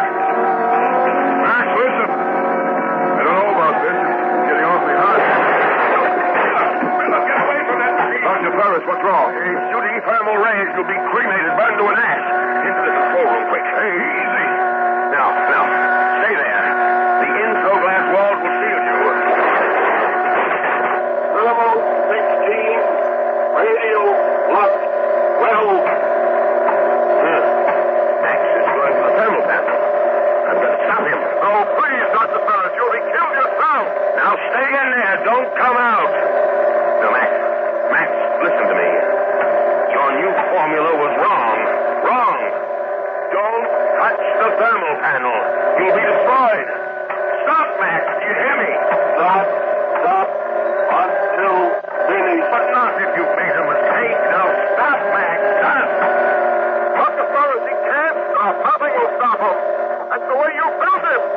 He's only a machine. He has no understanding. No, he's not just a machine. He's pure brain. He must understand. Now, Max, listen. Your formula is wrong. You'll destroy yourself. Everything you've accomplished will be destroyed with you. Stop. Good Lord. He's found the switch. Dr. Ferris, come in here, quickly. Oh, the idiot monster. Dr. Larkin was right. It is something immoral, an inflexible electronic brain. No emotions, no soul, no reason. It's my fault, mine. Dr. Ferris, look up. He's throwing the switch, Dr. Ferris. No, Max, no!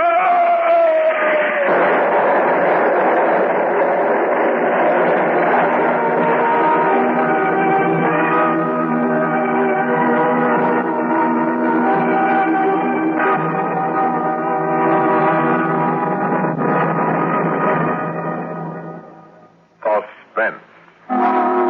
You've been listening to Doom Machine, starring Leon Janney as Dr. Ferris, and written especially for Suspense by Edgar Marvin. Suspense is produced and directed by Bruno Zerato Jr., music supervision by Ethel Huber. Featured in tonight's story were Cliff Carpenter, Elaine Roth, Bernard Grant, and Eugene Francis. Listen again next week when we return with Heads You Lose, written by Robert Arthur. Another tale well calculated to keep you in suspense.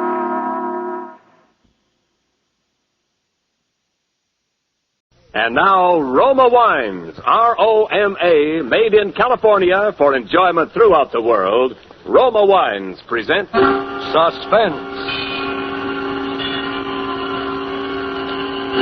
Tonight, Roma Wines bring you Miss Judy Garland as star of Drive-In, a suspense play produced, edited, and directed for Roma Wines by William Spear.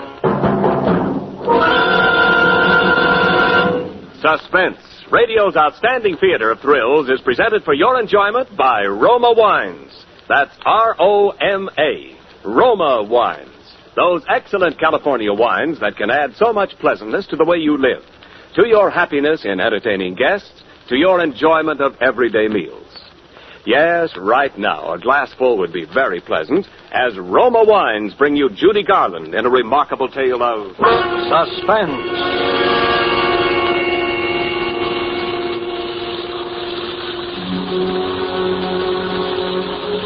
I wish I hadn't let Ruth talk me into serving that last car that came into the drive-in that rainy night.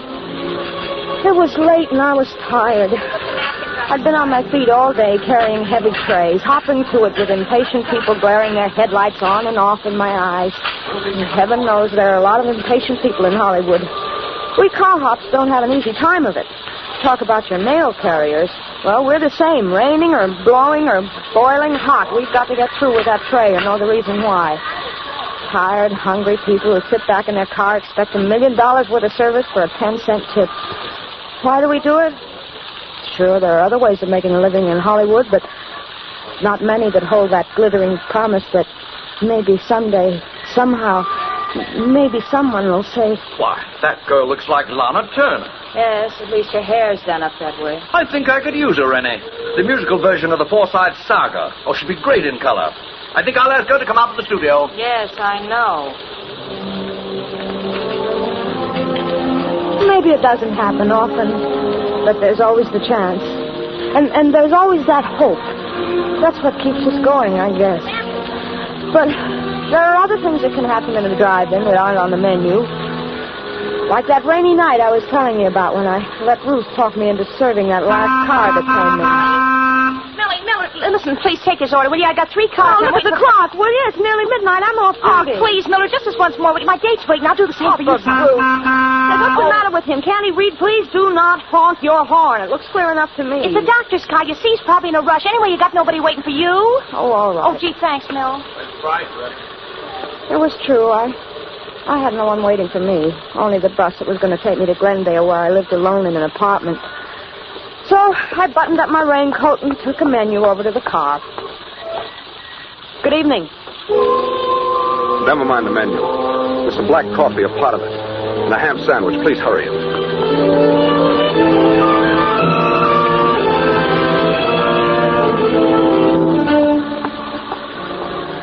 When I took his order over to the car, the window was rolled up a little too far, and it interfered with the tray, so I reached in to wind it down. When I touched the handle, it felt wet, kind of sticky, too, but I didn't think anything about it. I got the tray firmly set, and then I looked at my hand. It was as red as blood. I looked up quickly at him. Oh, I'm sorry. I'm Dr. Morgan. I just had an emergency in the car. Oh, an accident? Yes, Sunset and Vine. Quite a crash. I just happened by, and I took one of them to the hospital. Oh, gee, that's a shame. Yes, it's too bad.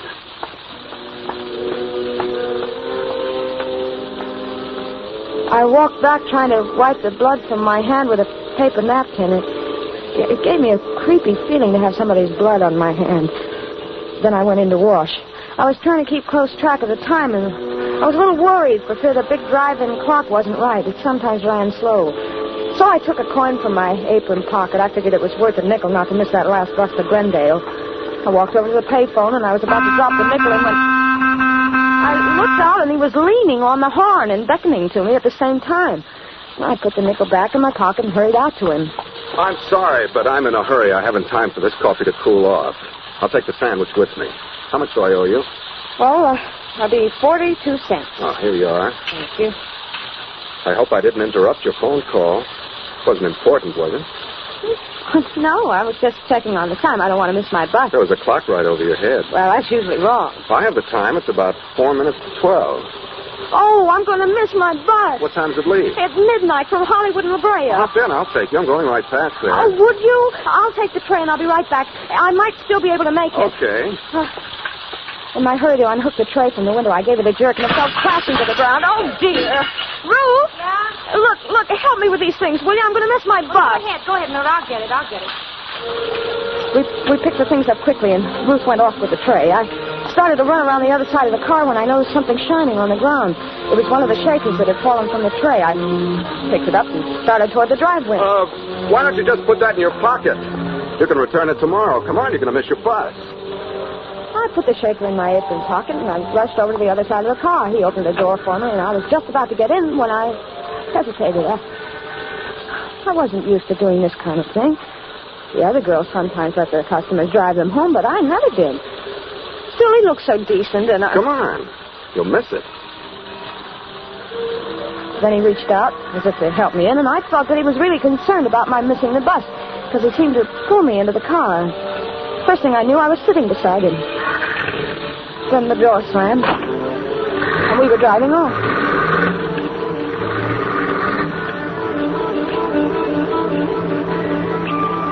I was a little uneasy, but then I thought it's only a few blocks. I won't be in the car long.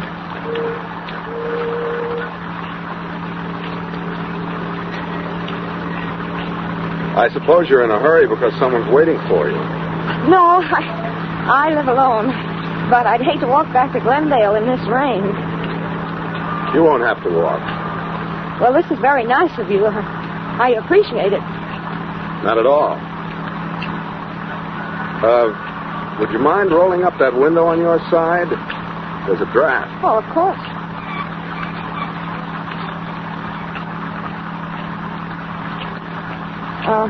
You can let me off at that corner over there. All right. Anywhere along here will be all right. This is fine. Right over there by the stop sign. Wait a minute, you're going through the stop signal. Am I? Yes, but I'll get off over there by the other one. My bus? You're turning the wrong way. Am I? Yes, this goes up to Laurel Canyon. Does it? Let me out. You thought you were pretty smart, didn't you? I don't know what you mean. Please, let me out of this car. You went right to the phone. You thought I wouldn't see you. The phone, but I was calling about the time. Honest, I was. The time. With that clock over your head. But that clock's wrong sometimes. Besides, who would I call? Why should I call anyone about you? You were calling the police. No, honest, I wasn't. Let me out of this car. You were going to catch a bus. You were going straight to the police. That's where you were going. But why? Why should I go to the police? You know why. No, really, I don't. Because you saw it. You saw his blood. No, you don't. There. You won't need to try to open that door again. Now we'll be getting along.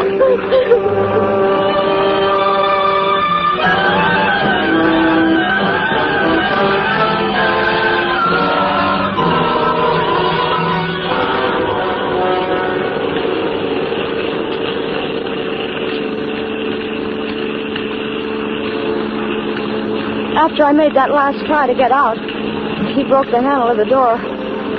All the strength seemed to go out of my body. I just sat there as we drove on. We passed a few people and some cars in the next blocks. And I thought of calling out, but then I knew why he'd asked me to roll up the window when I'd first gotten into the car. Then we were at the mouth of the canyon. And I could see the road, dark and lonely up ahead. The car twisted and swerved. My arm ached from his strong fingers that had dug into it when I tried to jump out. I looked at him from the corner of my eye. He hadn't seemed like a criminal back at the drive-in. And he didn't seem like one now. His jaw was black from needing a shave, so his face... Well, it wasn't like a criminal's at all. It was so tired. Quit staring at me. Oh, look, I didn't know anything about you. Honest, I didn't. Please let me go. You know something about me now. Well, I won't tell anybody. Whatever it is, I promise I won't. A woman's promises. Remind me to tell you a story about a woman who promised. Oh, let me out. Please let me out right here. It's a long way back to Glendale. That's all the better. It'll take me hours to get back, and you'll be miles away by then. I'm not taking any chances with you, kid. Please let me out. I've got to get back. You said no one was waiting for you. You live alone, don't you? No one will miss you.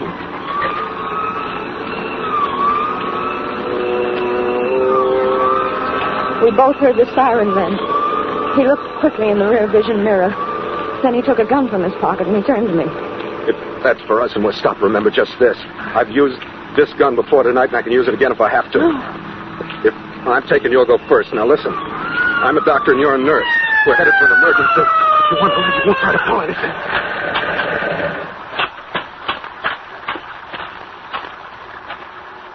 You're on awful fast for a wet night, aren't you? Followed you up from Hollywood. I'm Dr. Morgan, officer. This is Nurse Johnson, emergency call. I see your identification.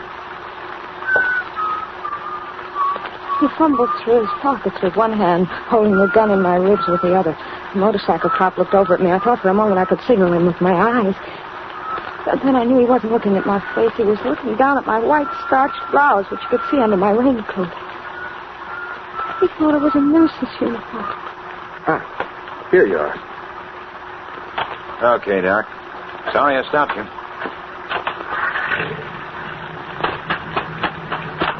Hey, just a minute. What's the matter? Just wanted to tell you, rain started to slide up there a ways. Take it easy. Thanks, I will.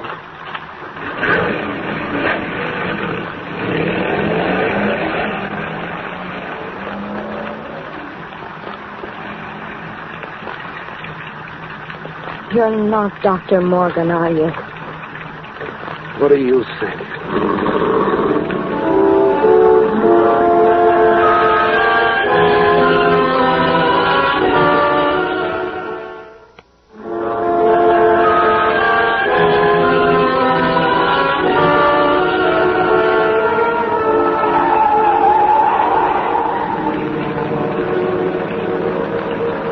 Then we came on the landslide. It wasn't a big one, but it had made a terrible mess of the road. He didn't slow down, and the car swerved crazily as it slipped from one side of the highway to the other. Suddenly, I felt as though the whole rear end had slipped down. I looked over at him. He was tense. His neck was turned white as he clutched the wheel. He shoved the car into reverse. Oh, I hoped it had never moved. It didn't. We were stuck, hopelessly stuck. Of all the luck. Suddenly the car was filled with light. A car had come around the curve behind us. This might be by chance. Remember, I still have this gun. Don't try anything. Say, we're stuck here. Could you give us a push? We'll have some California hospitality, will you? I'll have to get out. I'll have to put something under the wheel. You stay here. Now stay there. What do I have to hide?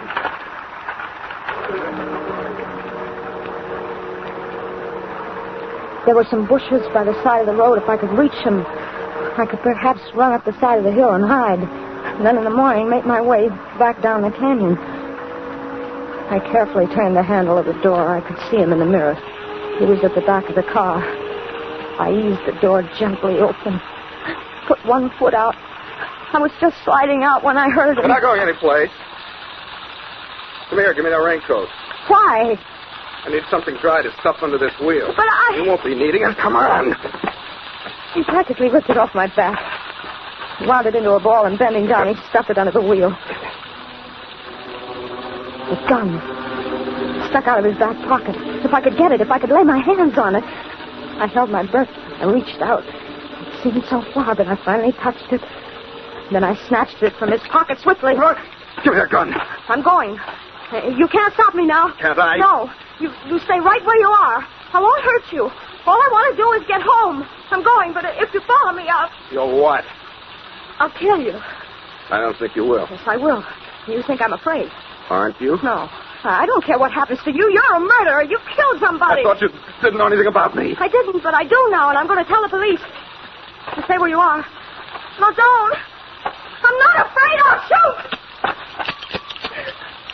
Oh, too bad I used up all of those tonight. You could have filled me full of holes. Now, give me that gun and get in the car.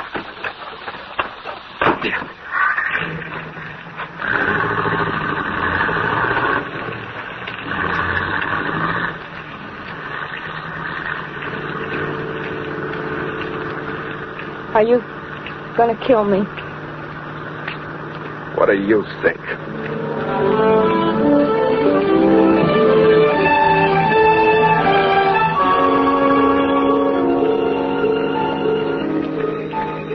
We were nearing the top of the canyon now. The road was very steep. The rain had let up. It was just drizzling now. Even though he hadn't answered my question, I knew the answer. He was going to kill me. I wouldn't get back home tonight. Not tonight or any other night. It was funny. I sometimes used to hate that little apartment of mine when nothing ever happened. But tonight... And then... For some strange reason, I thought about Ruth.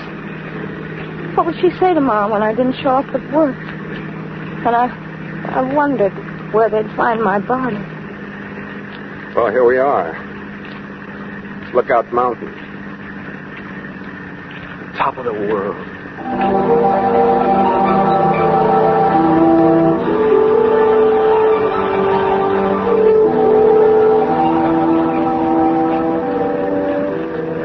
Suddenly we came over the crest of the hill, and way down below the city stretched out for miles.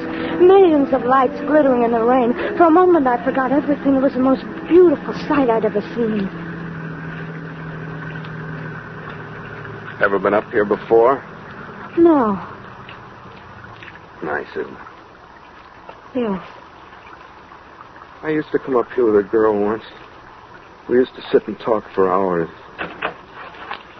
Come on. We'll get a better view if we get out. I knew it was foolish to argue with him, so I followed him. But as he walked over towards the edge, I became frightened. It was such a steep drop. Well? Come on. I'm afraid to get so close to the edge. You won't fall. Look. That's Los Angeles over there. That bright line of lights is Western Avenue. I went to school somewhere along in there. I used to get in all sorts of trouble at school, but I got by. I managed. Everyone said I'd grow out of it. Over that way towards the ocean, that's Westwood. That's where she lived. This girl I was telling you about. That was the best part of my life, I guess. That's when they said marriage and a wife would straighten me out. Marriage and a wife would straighten me out in Westwood, they said. Does your wife still live there? No. She's dead. Oh, I'm sorry. You needn't be. I killed her. Why? Because she couldn't keep her promises. Did you kill her tonight? No. A long time ago. The jury said I was insane. But I think it was the sanest thing I ever did. They put me in an asylum. Do you know what it's like being locked up year after year when you know there's nothing wrong with you? No. No, I don't. It isn't good. You'd do anything to get out. Anything. Anything. I knew. I knew if I could keep him talking, maybe a car would come along. Maybe something would happen. It was my only chance. What are you thinking about? You killed someone else tonight, didn't you? Yes. Dr. Morgan? Yes. He was one of the men who thought I was insane. Why did you do it? I wanted his car to get away in. I didn't want to be locked up anymore. Oh, but they'll catch you. No. They won't find the doctor for several days. I saw to that.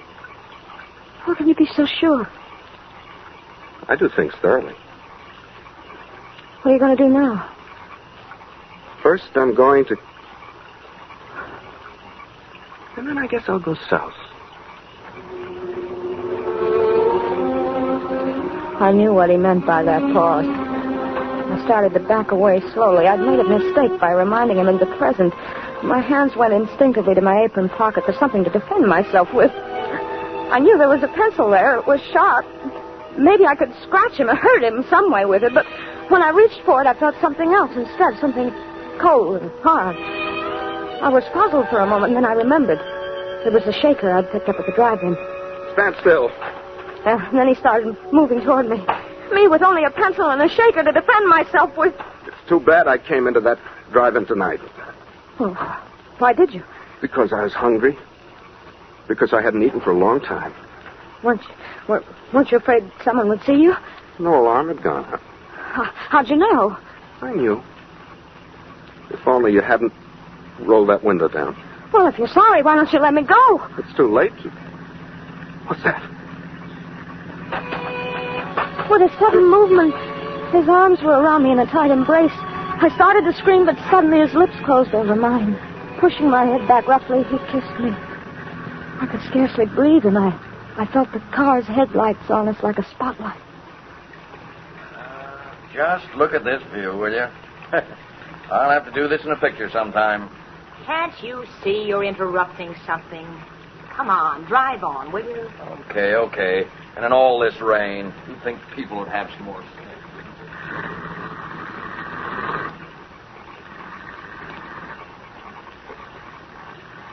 He held me a moment longer. When the car had gone, he released me. My pencil had fallen to the ground. I was left with only the shaker in my hand. I fingered it nervously, and then I felt the top coming off. I felt the contents spilling in my hand. What have you got in your hand? Nothing. Give it to me. No. Give it to me. He grabbed my wrist. He pulled me toward him.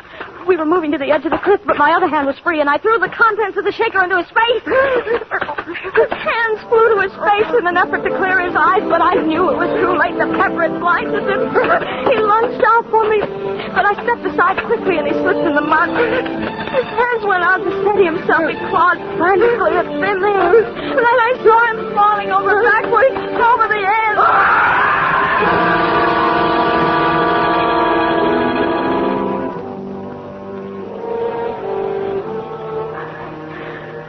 Then my strength gave way, and I felt myself sinking down to the ground.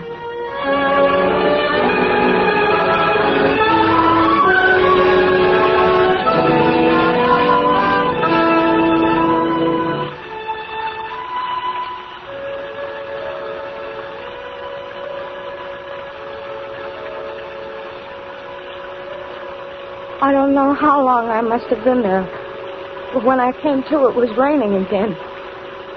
I was soaked to the skin, and there was mud caked in my hair. There was no one in sight. The lights of Los Angeles stretched out in a pattern peacefully below. And I knew that somewhere at the foot of those hills was Glendale. And my apartment. I rose slowly to my feet, and I started back toward the road. Somehow, everything that had happened seemed unreal. Like a dream. Everything but the way he kissed me. To keep me from crying out.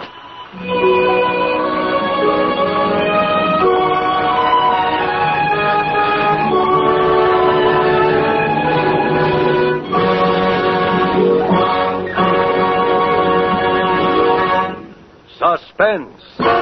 Presented by Roma Wines, R-O-M-A, selected for your pleasure from the world's greatest reserves of fine wines. And now it's curtain call time for tonight's suspense star, Judy Garland. Judy, you were grand. We hope you enjoyed your part tonight as much as we did your performance. Thank you, Ken. As a matter of fact, playing the part of a waitress tonight was a treat. I just pictured myself knee-deep in juicy steaks. Well, that reminds me, Judy, as a waitress, you deserve a tip. And here's the best tip I know. To make Thanksgiving dinner really outstanding, serve Grand Estate California Burgundy or Sauterne. For Grand Estate wines presented by Roma, America's greatest vintner, are the ultimate in wine excellence. Yes, the brilliant clarity, full fragrance, and mellow taste of Grand Estate wines please the most discriminating guests. Well, I know that my guests would agree with you. And, Judy, there's a reason Grand Estate Burgundy and Sauterne are distinctively better. Because for Grand Estate wines, Roma selects only the choicest grapes. Then the priceless skill of Roma master vintners, necessary time, and America's finest winemaking resources guide this choice grape treasure to rich taste luxury. So, remember, when you serve Grand Estate wines, you serve the finest, the crowning achievement of vintner skill. Well, that's a real tip, Ken. And so you can follow it, Judy. Here, with Roma's compliments, is your gift basket of Grand Estate wine. Well, thank you. And while I'm giving out thanks, let me give a great big portion with love and kisses to my great and good friend Bill Spear for his magical direction, and to Raymond Lewis for playing the man so wonderfully. Well, thanks to you, Judy, and to Metro Goldwyn Mayer, producers of The Yearling, for their cooperation in making you available to us tonight. Next week, we'll have Chester Morris as star of Suspense. Oh, he's one of my favorite actors. I won't miss it. Good night. Tonight's suspense play was written by Mel Donnelly and Muriel Roy Bolton. Next Thursday, same time, you will hear Chester Morris as star of Suspense. Presented by the Roma Wine Company of Fresno, California.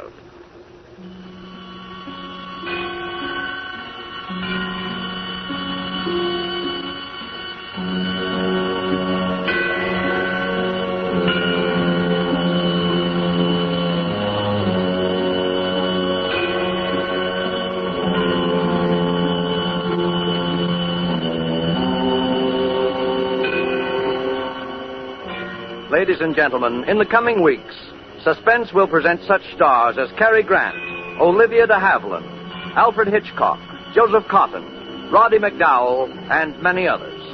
Make it a point to listen each Thursday to Suspense, radio's outstanding theater of thrills.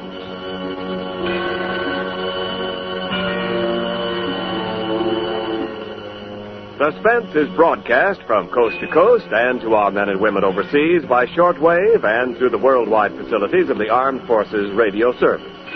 This is CBS, the Columbia Broadcasting System. In just a moment, Suspense with Lucille Ball. Hi, Harlow. Well, look who's here. Say, it's mighty nice of you to be sitting around all week just to hear me tell more about Autolite. Oh, I haven't been waiting around all week. Why, I was way up in Oregon. Oh, that's swell. That's swell. Hey, Hap, do you know the real story about Autolite Stay Full batteries? Well, sure, I know the real story about Autolite Stay Full batteries. Needs water only 3 times a year in normal car use. What a battery. Stay full, that is. Why, by Cornelius, an Autolite Stay Full battery has more liquid reserve than a centipede has legs, than an ocean has waves, than a rabbit has, well, rabbits. Water? Whales spout it, geysers gush it, people drink it, but Autolite Stay Full batteries carry good old Aquapura so long and so well, they take a drink about as often as you have a birthday, a wedding anniversary, and a New Year's celebration. Only 3 times a year in normal car use. And let me tell you something else. You'd better get an Autolite Stay Full battery before... Before you go on some more, Harlow, let's listen to Suspense.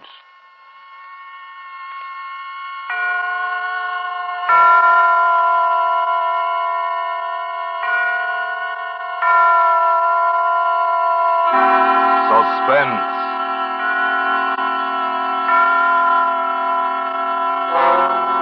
Autolite and its 60,000 dealers and service stations bring you radio's outstanding theater of thrills. Starring tonight, Miss Lucille Ball in Anton Leder's production of A Little Piece of Rope. A tale well calculated to keep you in suspense.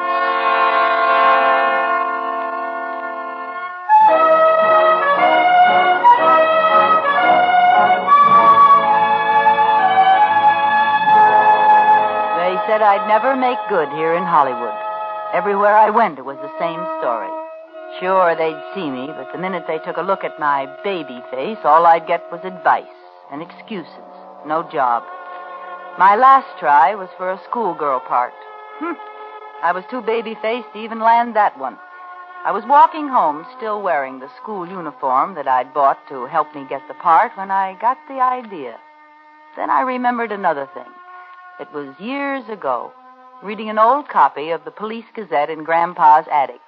Printed about 1880, I guess. With their falsely youthful faces, dressed as innocent schoolgirls, these vicious females haunt the vicinity of select young ladies' seminaries. And with their airs of artless girlhood, they entice and trap unwary gentlemen, some from the best of families.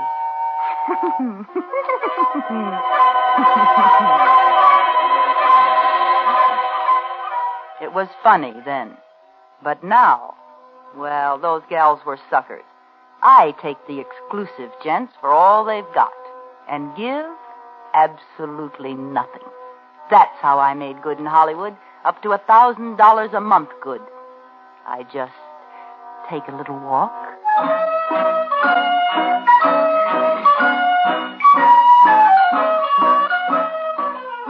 I've got uniforms for all the best schools, and I still have the baby face.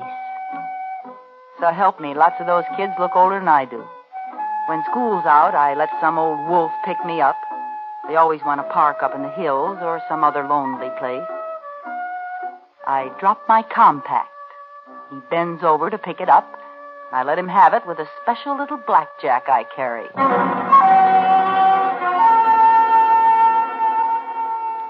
Then I leave, taking their wallets and any letters I find. You'd be surprised at some of the letters some of them do have. Makes a dandy bank balance now and then. Them? Remember, I pick 'em old enough to have families, dignified jobs. Would they want to admit to chasing Bobby Soxers? They never squawk. My landlady thinks I'm the ideal tenant. Oh, she's no trouble at all, the poor little thing. Infantile, you know. Has to take long walks every day and rest the rest of the time. Never any fun or dates like other pretty girls. Well, lucky she can afford it, I say. Be a county ward otherwise. And so sweet and quiet, uncomplaining, poor little soul. Yes, Mrs. Tilford is a swell character witness. Of course, I always wear a coat over those uniforms near home, and I keep them locked up just in case she snoops. Yes, I've got a nice career in Hollywood. That is, I did have until last month. You going out in this cold, Isabel? Oh, this is a good heavy coat. Well, don't you overdo now. These walks are just what the doctor ordered. Anyway, you sure look healthy enough. Oh, thank heaven for that. Anything I can pick up for you on the way back? Oh, no, thanks, dearie. I got everything done. Goodbye now. Bye.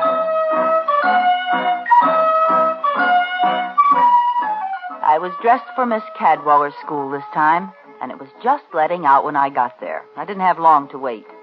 You know, you get so you can tell by the way the cars move along the street if the guy's on the prowl.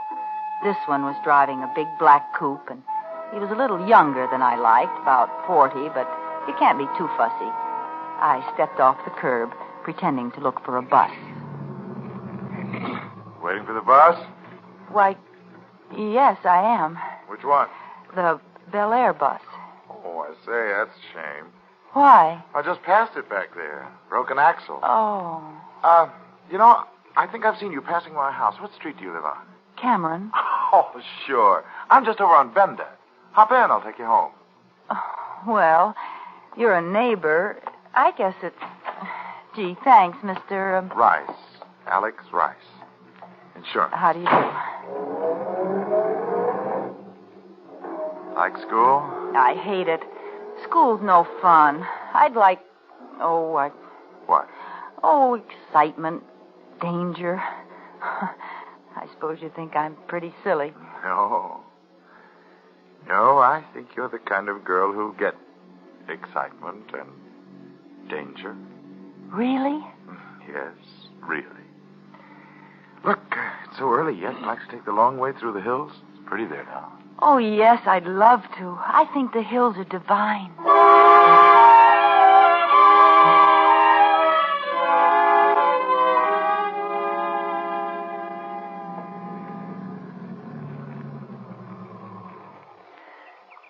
Oh, isn't it just out of this world? Yes. Yes, indeed. Oh, What's the initial on your bag for? the initial? Yeah. Irma? Oh. Inez? Ingeborg? Oh, Ingeborg, you made that up. No, it's Swedish. Imogene? No, Irene. Irene Taylor. A pretty name for a pretty girl. I'll bet. You have beautiful hair and eyes and a beautiful throat. Well, throat. Irene, you're very Oh, Mr. Rice, I dropped my compact. You don't need it. But it might get stepped on. You won't need it. But I want it now. All right. Don't yell so. Here, I'll get it. Oh! Character, huh? Well, here, roll back a little. There. Well, what do you know? Rope. Now, why would a guy carry a piece of rope in his inside breast pocket? Nice wallet. Well, goodbye, Mr. Rice, and thanks for everything.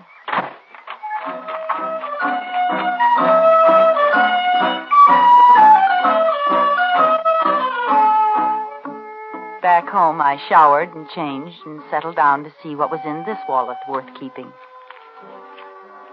Only about $50. What made it so thick was a lot of newspaper clippings.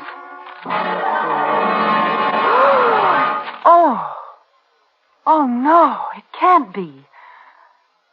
But it was. Those clippings were all about the strangler who'd murdered 5 girls in the last year, left them in the hills with a piece of rope around their necks and never a clue. And Alexander Rice carried his press notices. Alexander Rice carried a little piece of rope in his inside breast pocket, picked up girls, drove into the hills. And Alexander Rice wasn't his name. No, his driver's license said Benjamin Carney. I had picked up and slugged the strangler. My latest sucker was the most dangerous man in the country.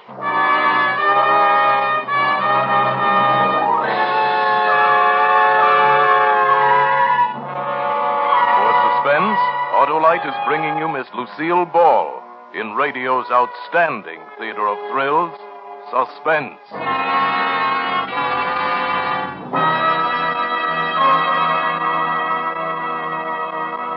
Say there, neighbor. I didn't get going very well on those Autolite Stay Full batteries. Now, look here, Harlow Wilcox. Never mind. I'm right back in there pitching. Gee, if I could only tell you about every one of those 400 Autolite automotive, aviation, and marine products. Well, that takes real breath, lots of breath.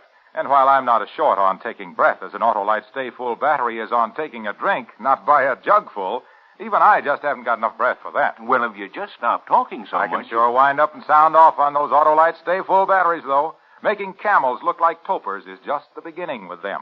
They've got oversized electrical capacity plus fiberglass insulation. You know what that means, my friend? Well, sure, I know what that means. It means you should find out for yourself how long these batteries are bound to live. You'd have to hibernate like Rip Van Winkle. I guess you could at that if you had an Autolite Stay Full battery in your car. I've got an Autolite. By the way those Autolite engineers designed that Autolite Stay Full battery is so darned ingenious by Cornelius that you could pay as little attention to your Autolite Stay Full battery as Rip Van Winkle did to old Father Time. Go down to your Autolite dealer and get one right away. There's no better buy in batteries, my boy, because no better batteries be behind the byline of Barlow Wilcox. Now, look, Wilcox. Oh, you got bees in my bonnet now. If you'll only pipe down, we'll hear some more of Suspense. And now, Autolite brings back to a Hollywood soundstage Miss Lucille Ball as Isabel in A Little Piece of Rope. A tale well calculated to keep you in suspense.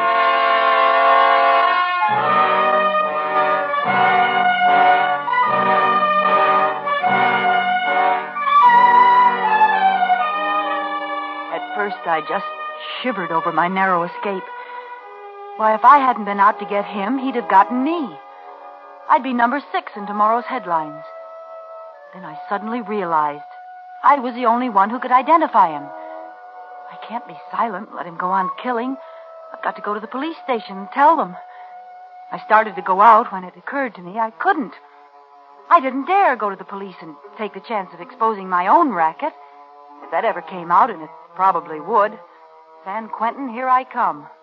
It seems they're a little stuffy about people who carry blackjacks and steal wallets and sell letters. So, instead, I went for a walk. A real one this time, and tried to think. Pretty soon another thought hit me. He knew I could identify him by now. Strangler was no fool. He'd have me figured out and know the kind of place and time to look for me. And he'd certainly be looking for me, to kill me, to shut my mouth forever. I had to find a way to...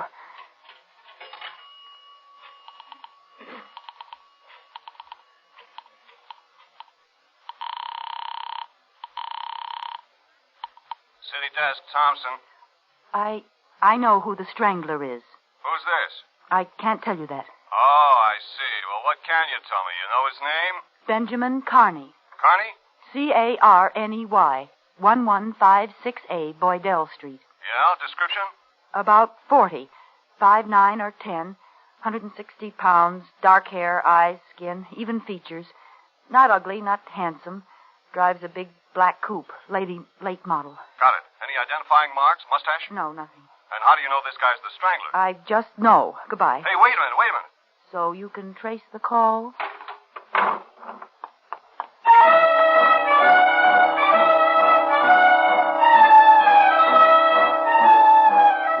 There'd been hundreds of phony clues, and he thought mine was another. But surely they'd check that name and address. All the way home, I had a creepy feeling he was around somewhere, following me, waiting. The evening paper barely mentioned my call, just listed it with several others. Radio wasn't very much better. An unidentified woman phoned in a description of the killer as a 40-year-old brunette, medium height and weight, with no distinguishing features, driving a new black coupe. Police checks revealed that such a man, with the name she gave, had moved from the address given several months before the first of the Strangler murders, but there is no further trace of him. Investigation continues, but it is believed this is another spite accusation. A Portland, Oregon woman reported the Strangler as the man who entered her hen house last night and... No use phoning again. I didn't think a letter would help much either, but I tried. Being careful it couldn't be traced to me, and mailed it to a newspaper that night. Hey, Mike, you going to the courthouse? Take this to O'Shea, will you? Another Strangler letter telling all. Why can't he just strangle letter writers? One more and I'll strangle somebody.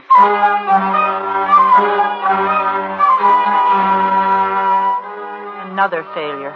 The letter wasn't even printed. I was getting jumpy from being cooped up like a prisoner. What if he couldn't find me as long as I stayed home? I was losing money every day I didn't pull my act. I could leave town, but why should I give up this good thing, my perfect setup? I've been doing fine. In another year, I could quit the racket, make friends, invest my money, maybe even get married. But now this had happened. I'd never be safe. Not as long as we both lived. I finally faced it. I have to find him and kill him.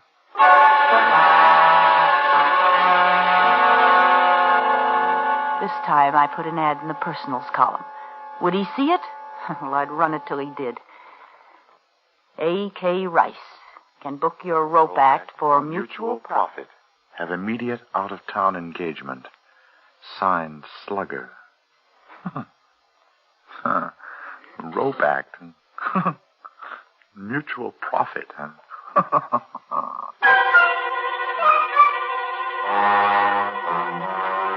I knew that would get him because it sounded like blackmail. And by pretending to fall for a shakedown, he'd hope to get close enough to kill me. Only it was going to be the other way around. And so our strange correspondence began. He answered right away. Slugger, interested in offers.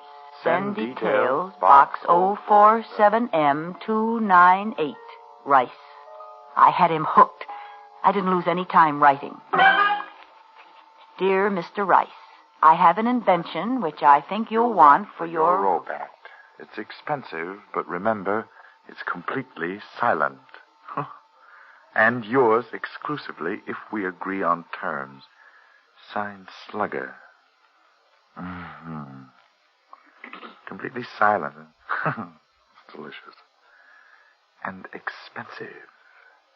Yes, indeed.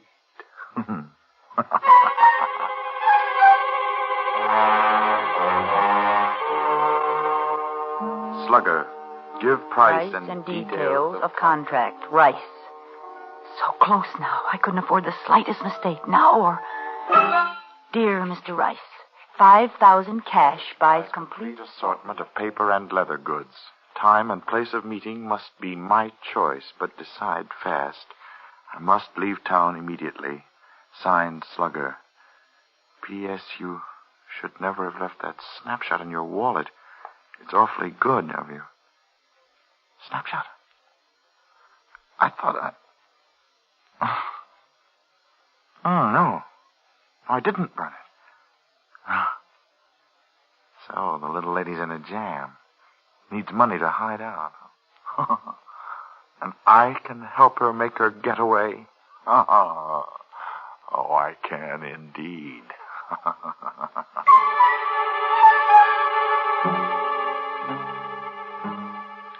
Slugger, price okay. We'll close at your convenience, Rice. I've got him. My plan was as foolproof as I could make it. I packed a suitcase with the kind of clothes I'd hate to be found dead in, and maybe I would be, and told Mrs. Milford I was taking a vacation with friends. Oh, I'm so glad, dearie. I said to Miss Knight yesterday, that child should have country air. City air just don't do the same for you. Yes, I know. It'll do me good. And you stay longer if they ask you. Don't worry about me holding the apartment for you. Well, thanks a lot, Mrs. Tilford. It's certainly nice of you. I have to catch that train now. Goodbye. Goodbye. Have a nice time now.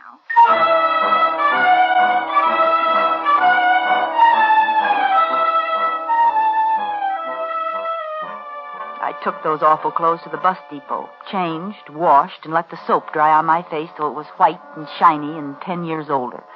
With my hair skinned back tight under an old beret, I saw a stranger in the mirror. Baby face was gone. Good. No one had noticed me, and looking like this, nobody would. Then I walked to another apartment I'd rented by phone last week. It was in a dingy neighborhood.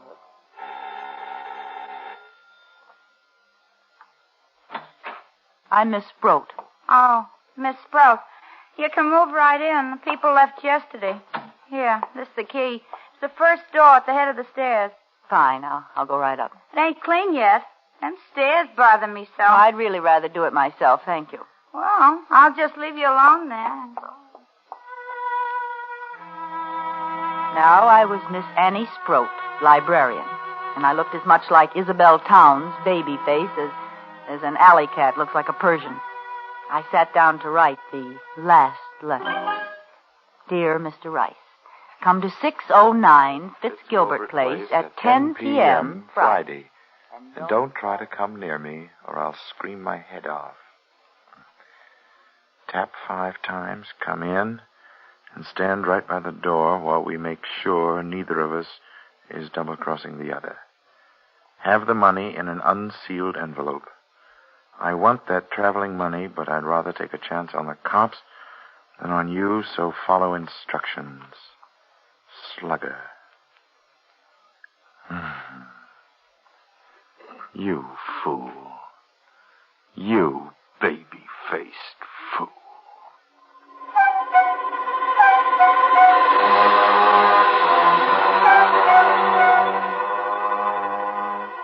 He'd have to make sure the layout was right before he'd dare attack me.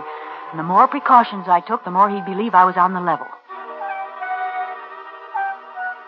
Near the door where he'd stand, I put a chest with a lamp on it. That was my booby trap, that lamp. The room was so dimly lit, he'd have to light my lamp to look at the wallet. And when he pulled the light chain, he'd shoot himself. I had a gun fixed where the bulb should be, and the chain pulled the trigger. It was set to get him in the chest. Heart, if I was lucky. Dead or not, I'd leave him there for the cops. with his wallet and clippings. Pretty cute, huh? And I'd skip out the back way with all that beautiful money, go to Depot, become Isabel Towns again, safe and free.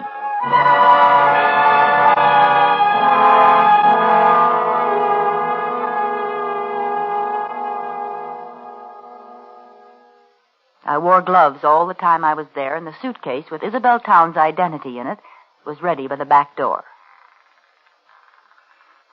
The hours passed like centuries, and the old house creaked like a sick old man in a squeaky bed. Of course, it might be the house, or it might be someone on the stairs. And then it was 10 o'clock. I was standing at the other end of the room, facing the door. The light was very dim. I heard the feet coming up the stairs, or was it just the creaking of the old house? No.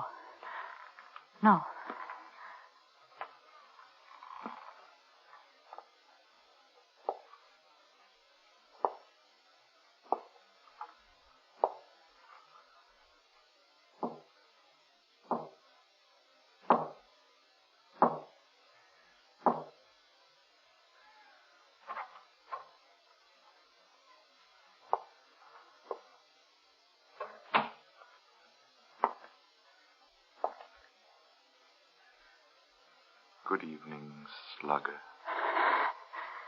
You see, I'm prompt, Slugger. Stand where you are. Certainly. Did you bring the money? Yes, indeed. Here. This envelope. Throw it down in the middle of the room, between us. Go ahead, throw it down. It'll stay there while you examine the leather goods. You have the wallet here. Yes. Throw the money. I can't reach it from here, you know. It's quite safe. All right. There. The wallet. Where is it? On that chest beside you, by the lamp. Oh. Yes. Well, thanks, Slugger. Aren't you going to look to see that everything's there? Why should I? I trust you. So long, babyface. See you around. He's gotten away, alive. He must have guessed I'd done something to the lamp. So he was still alive and still dangerous. But at least I had the money, the $5,000. I picked up the envelope and opened it. There was nothing in it but pieces of newspaper cut to the size of bills. Why, you dirty cheat! I ran to the door and opened it. I looked out, but he wasn't in sight. Maybe I could catch him before he got out of the house. Oh, you won't get away with this. I stepped into the hall, and before I could turn, I felt the rope around my neck. His hands were pulling it tight. Baby, I told you I'd see you around. Didn't I?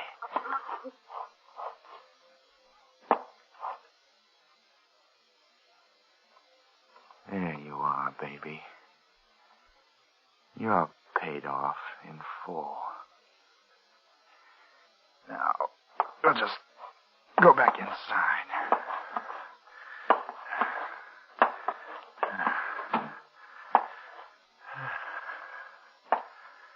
Let's see. I guess you'll be safe on the floor while we finish our business.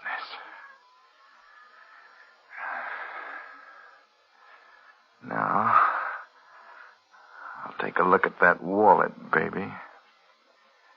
You might have held out some of those clippings. I'll just turn on this light. Oh!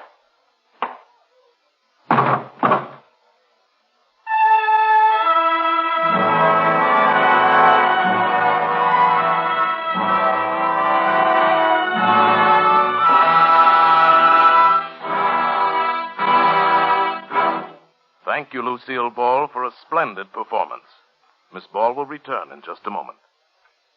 Say, Hap, you going back to Oregon? Well, how It's a nice trip if you can get it with an Autolite Stay Full battery. You know, I'd advise you to get a sign for your thumb saying, any car with Autolite Stay Full batteries can carry me. I forgot my canteen. But how do Of course, you could buy an Autolite Stay Full battery and simply insist that whoever picked you up use your battery. But you couldn't get back to Oregon that way. No, sirree. They'd never let you out of the car just so they could keep that wonderful Autolite Stay Full battery. Let's see, after you got to Oregon, you could go to Washington, Montana, Minnesota, Maine, New York, and Florida. Harlow, I've been trying to tell you I've got an Autolite Stay Full battery. Oh, well then, you know that Autolite means batteries. Stay Full battery. Autolite means spark plug. Ignition-engineered spark plug. Autolite means ignition system. The lifeline of your car.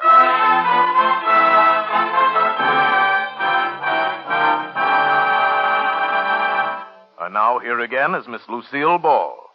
It's always a great pleasure to appear on Suspense, especially when the part is so unusual and exciting. That's right, Miss Ball. The part of Isabel tonight was very different from your regular radio role on My Favorite Husband. Plug? Why not? Why not? Something like, listen to Lucille Ball as Liz Cougat on My Favorite Husband every Saturday night. Over your favorite CBS station. All right? Wonderful. And I hope all of you will be listening next week when Suspense presents William Powell in a role that's also different from the parts he's been playing lately. He's playing a man who's just stolen $250,000 and then finds out that...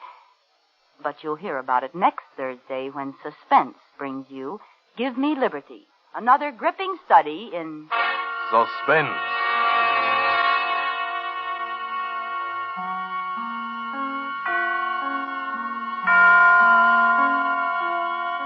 Lucille Ball may soon be seen in the Paramount production Sorrowful Jones. Barry Kroger was heard tonight in the part of the Strangler. Tonight's suspense play was written by Virginia Cross, with music composed by Lucian Moraweck and conducted by Lud Bluskin. The entire production was under the direction of Anton M. Leader. In the coming weeks, Suspense will present such stars as John Garfield, Margaret O'Brien, Sidney Greenstreet, Agnes Moorehead, Edmund O'Brien, and many others. Make it a point to listen each Thursday to Suspense, radio's outstanding theater of thrills. And next Thursday, same time, hear William Powell in Give Me Liberty.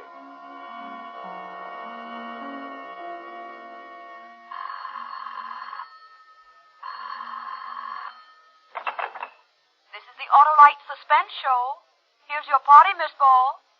We should all support our local community chest in their drives for fun. Money is badly needed for aid to the handicapped, child care, hospitals, clinics, and a host of other humanitarian services. Subscribe to your local community chest. Everybody benefits, everybody gives. Thank you. This is CBS, the Columbia Broadcasting System.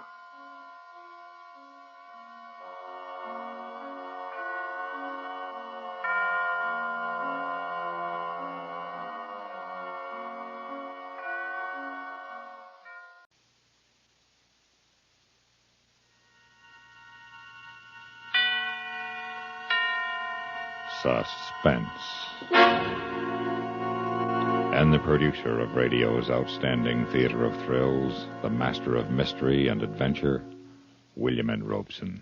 It is a principle of law that a man cannot be charged, convicted, and sentenced twice for the same crime. But there is no law in the books that says a man cannot murder his wife over and over again in his fantasy. For a man of sufficient imagination, repetitive uxoricide can indeed become a pleasant way of bringing time to a stop, as Vincent Price accomplishes it in present tense, a tale well calculated to keep you in Suspense.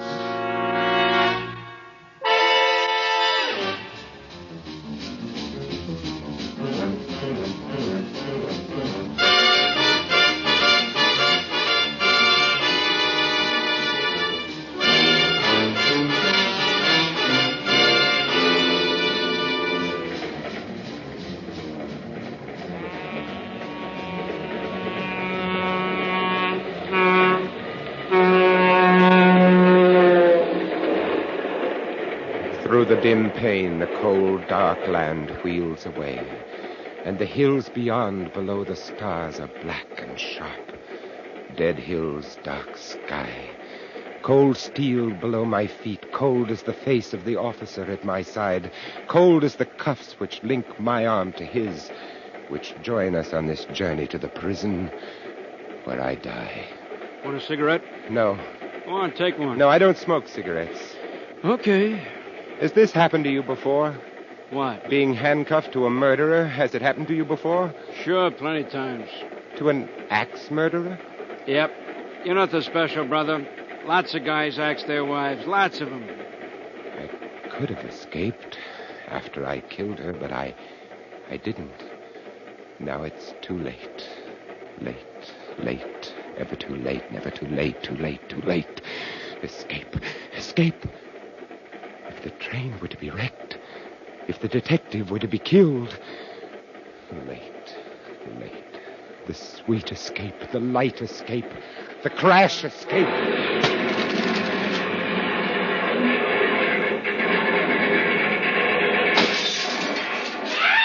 Oh, no. Oh, no. Oh, the darkness. Where am I? The cars must have gone down the gully. No lights. And those people in pain. And this thing fastened to my wrist. Oh, we must have gone halfway through the glass door. Keep back from his blood. I don't seem to be hurt. No broken bones. Escape. Now the key in his pocket. In his bloody pocket, and the cuffs are off. His gun and the wallet. His face is gone. His own mother wouldn't know him. I'm free. Fire! Fuel oil! I must get away. Here. Now my ring onto his finger, and that completes it.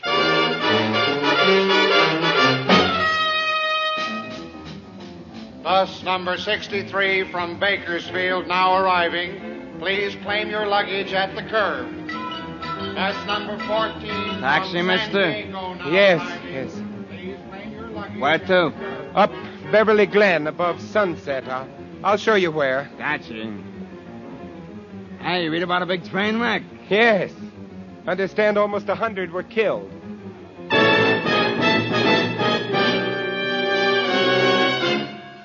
My home. It looks so small, so shabby. No one took care of it during the trial. No one cared. No one cares now. But that's good. I like that. I'll be alone, and I won't let the neighbors see me, and I'll sleep and figure out where I go next.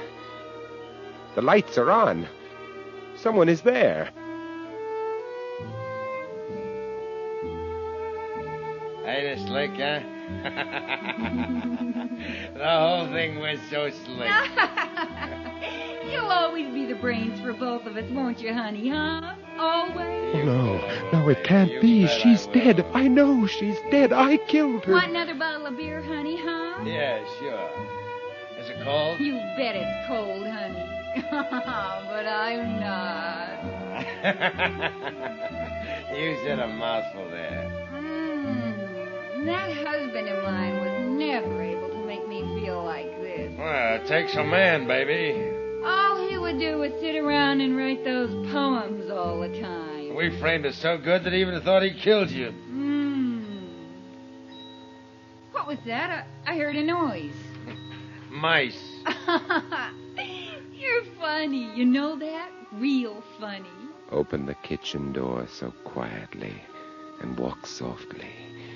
Here on the wall by the stove, the cleaver. Honest, I hear something. Hey, you're nervous. Here, relax just a little bit more. I see them now. It is she. But how did they do it? How did they trick me into imagining the murder? I am innocent. Sweetmeats. That's what you are. Sweetmeats. Lover man. The pig in his dirty undershirt. Soft, weak, white neck. Fat on his arms. Pig! Grip the cleaver and walk like a feather. He shall be the first. Soft, white neck. Honestly, I hear some... What's the matter, Sweetmeats? What's it? You killed him! Yes. And now you. No! I was innocent, and I thought myself guilty. And now I am truly guilty, and never in my life have I felt so innocent.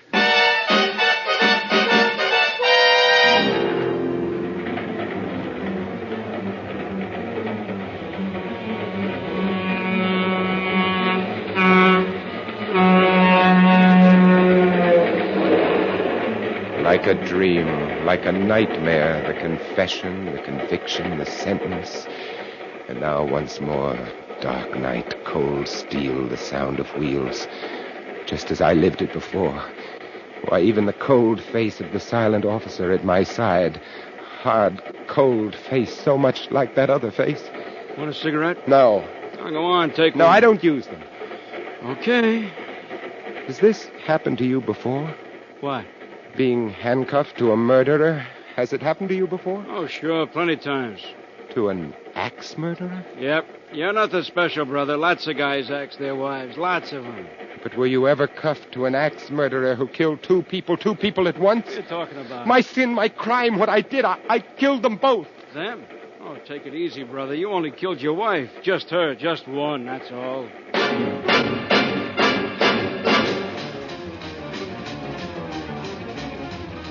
In a moment, we continue with William and Robeson's production of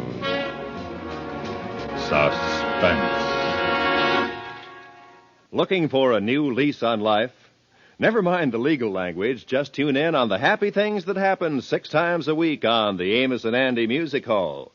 New and old song favorites say cheerful things with music.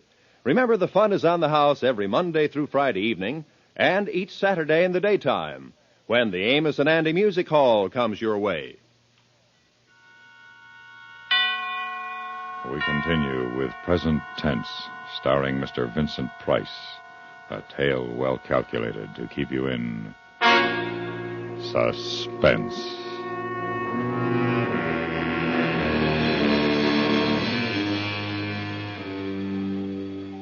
It had been raining for some days now, and beyond the barred window, the leaden sky bleeds sorrow on the barren land, the lonely land, the land beyond the prison wall. The sky was blue when first I came here, blue, so blue. And now it has become as the walls of my cell, of all our cells, dark, cheerless cells, these lifeless cells, these cells of men who wait to die. That wet sky, gray sky, cheerless sky. But it is beautiful. I have 12 hours left of life. 12 hours left to live. Beautiful sky, beautiful, beautiful. Wet and fresh and alive. Oh, rather would I spend eternity at the bottom of a well with but one patch of that to gaze upon than leave this life, than leave this earth, than leave this sky. But leave it I must. The guard told me no man has ever escaped San Quentin's death row. Blocks and bars, guards and guns lie between me and the world beyond. No escape! Not from here. But wouldn't it be nobler to gamble my life in bold attempt than lay it down in reckless resignation, eh? So, now to get out of this super-guarded area. Oh, guard! Oh! Hey, pipe down. What's wrong? Hey, what's the matter with you? Guard, my gut, here, it's killing me. I'll call a medic. Now, as I press, you tell me where it hurts. Everywhere, Doc. All over down here. The air. Oh, don't touch that place again, no. Call the ambulance. This man's got appendicitis. Oh, do something, please. Hey, what do I do? Why didn't they send somebody with you? Well, the interns were all tied up, shots today. Oh, look, he's acting kind of crazy. Let's get him over to the hospital in a hurry. I can't drive any faster. My windshield steam. So wipe it. You got a rag? Look, here. You can use my handkerchief. Hey, what's going on back there? Your pal's out cold. And I've got his gun now. So keep right on driving, or the top of your head comes off. You won't get away with this. I will. I'm betting my life that I will.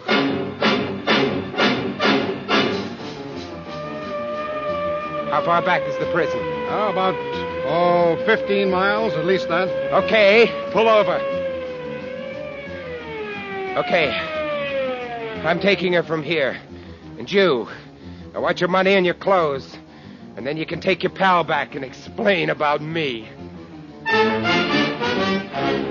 They won't find that ambulance for days, not at the bottom of that canyon.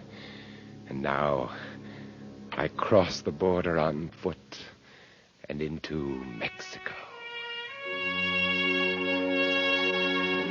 A little card, bought in a back room with no questions asked, and I became a tourist. 4 days' growth of beard, and I became poor. An empty suitcase with a butterfly net strapped to its outside, and I became a source of merriment, a funny, dumb gringo. And who looks with suspicion on the funny, dumb gringo tourist who is poor? Mexico City is beautiful, but not when you're hungry.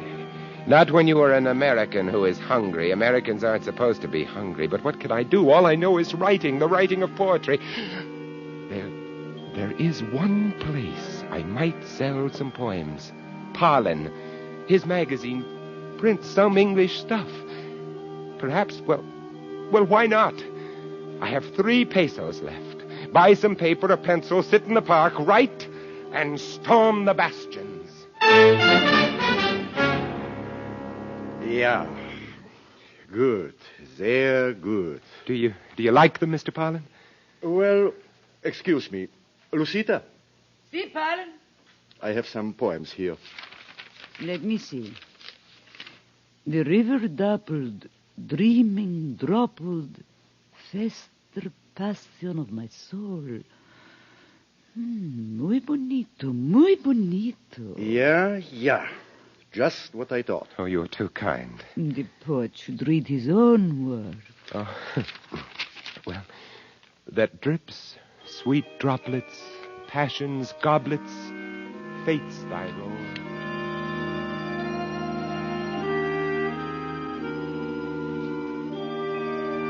Lucita likes your stuff. A rare woman. And I like what Lucita likes. Aha. She says we do a book of your stuff. Oh? So here's an advance. Too much. Take it. When the book? 30 days. Right. Got the poems? I'll get them. Your name is? Smith. Now, good. 2 down. So true. I'll make a new one. Please do. And so? Good day, and I'll be back. In 30 days. With the poems. America. Miles below, the bleak brown mountains, the desert, yellow and red, my own mystic land. My advance money went for new clothing and a round-trip plane ticket to Los Angeles, and my new lease on life. In a small file under the eaves of the little house in Beverly Glen, there are poems. More than 1,000 of them, poems which no one has ever seen, poems written in the evenings after work on Sundays. And now, with the beard and the hat and the glasses, no one will recognize me. A cane. Yes, I ought to carry a cane, too. Get the poems. Does someone live there in the house? Has someone bought it? No matter. Get the poems and then get back to Mexico City.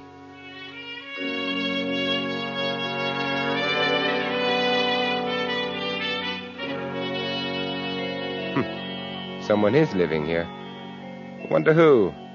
The hedge is trimmed and my hammock. Somebody's put a new canvas cover on it. Fred, get the door. Get it yourself, baby. I'm shaving. Oh, all right. Yes? Oh, no, it can't be. Well, what do you want? It's Mary, but I thought I killed her. Who is it, baby? What is it, mister? What do you want here? Are you the lady of the house? Huh? Who's that at the door? Some creep with a beard. Yes, I'm the lady of the house, but I don't want to buy nothing. Well, what is it, Santa? What do you want? Are you the man of the house? Yeah, I'm the man of the house. Sweetmeats? I'll say. So, what of it? Well, I'm making a survey. I'd like to ask a few questions. May I come in? I don't know. I'll let him. What's the difference? Thank you. Well, first your name. My name? Yes, please. Fred Sneed. Where's he going? Mister, what do you want in my kitchen? The cleaver, Mary. Don't you know me? Mary. Hey, who are you, mister? Look close, Mary. Oh! The cleaver. Put it down. You know me? Yeah. Know the man you tricked into San Quentin? No, don't. Put down that... You killed him. Yes. And now you... No!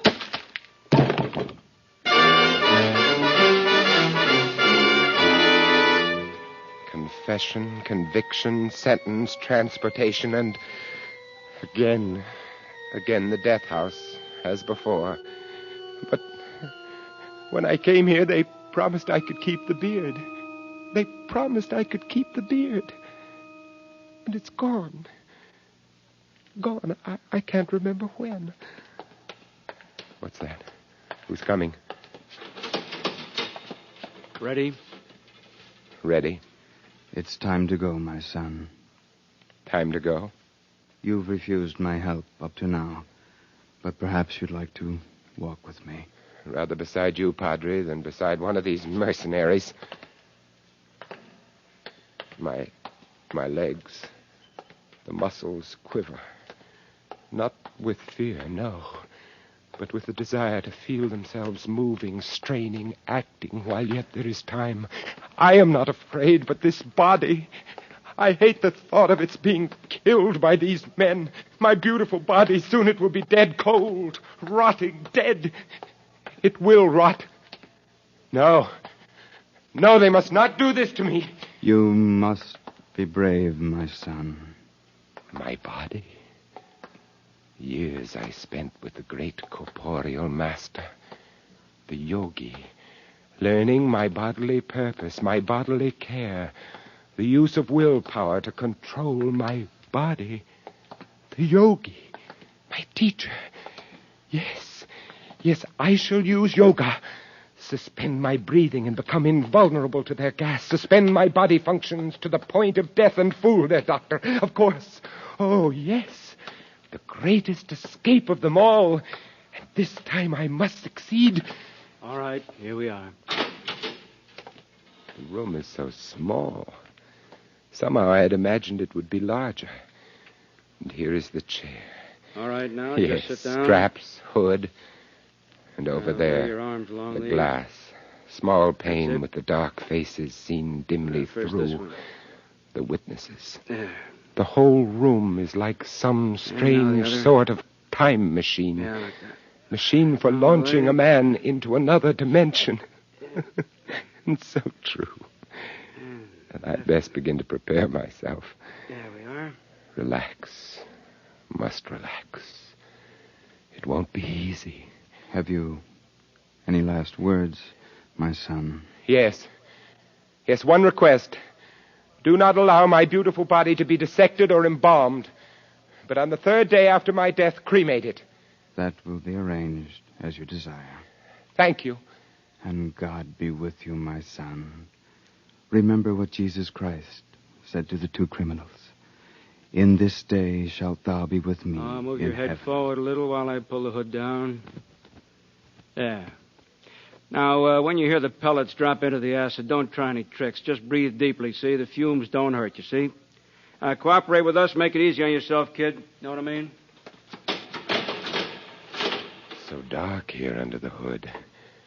Now, the last breath, as the yogi taught me.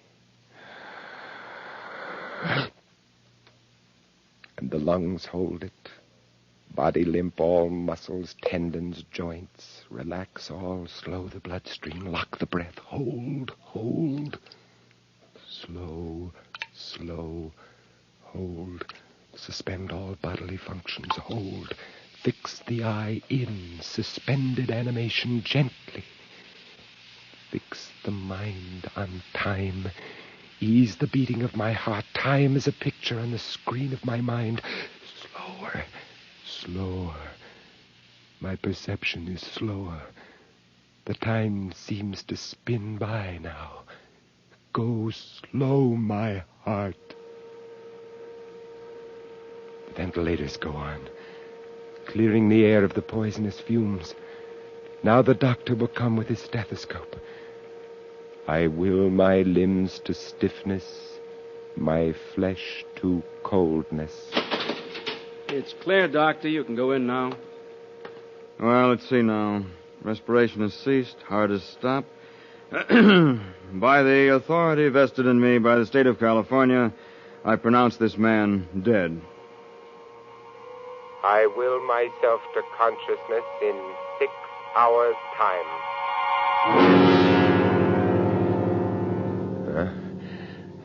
Where am I? It's dark here and cold. So cold. I must get up and see. Oh, the prison morgue. It worked. But I'm cold. I'm so cold. What's this on my toe? A tag? It's too dark to read it, but I know what it says. It has my name, prison number, time of execution. Yes. And now, to look around. Because the next step must be played just right. This should be it. A coffin crate ready for shipping. Some cadaver being returned to a sentimental family. Well, that ought to be just right. And with him on my slab, my tag on his toe, and the most perfect escape of all time underway, here we go. I will my body to return from its state of suspended animation and to come immediately out of trance when next this coffin shall be opened.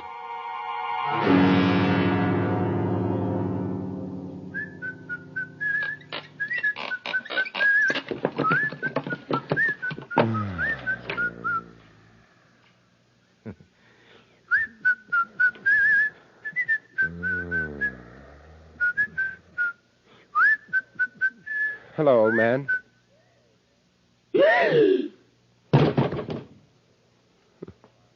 Funeral parlor. Poor fellow. Must have a bad heart. Well, let's see. No, it's going. Let's hope he's out for a while. This must be the workroom. Light hanging over the work table, and there a locker. Ha! With a suit. Fine. And here, in the desk, might there not be some sort of... Yes, here. A petty cash box. And it's quite full. The old boy apparently doesn't believe in banks. And now that Lazarus has returned from the dead, this newspaper dateline. I was executed 4 days ago. And now I find myself resurrected in Indianapolis, Indiana. Los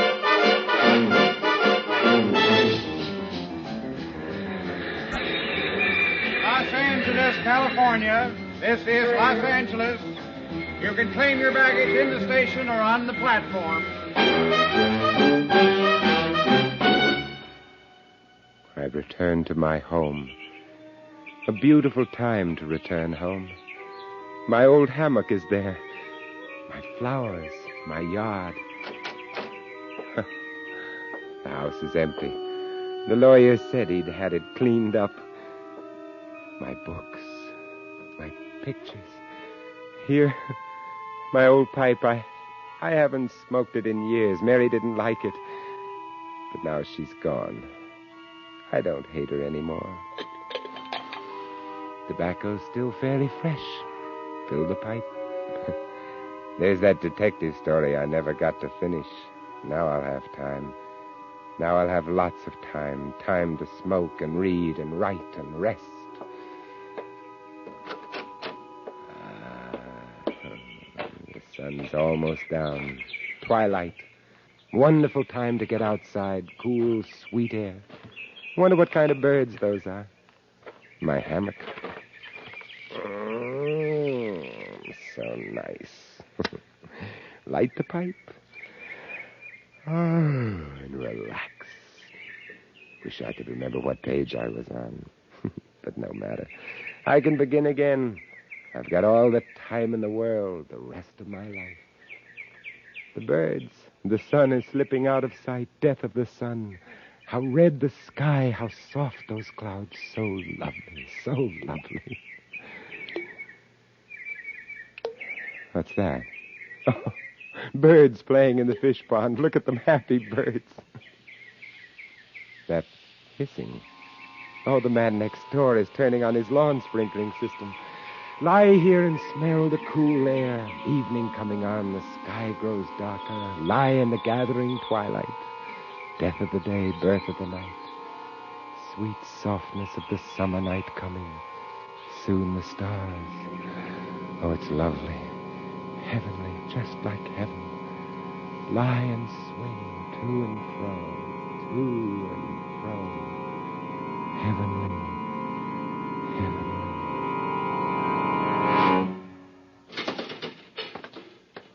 By the authority vested in me by the state of California, I pronounce this man dead.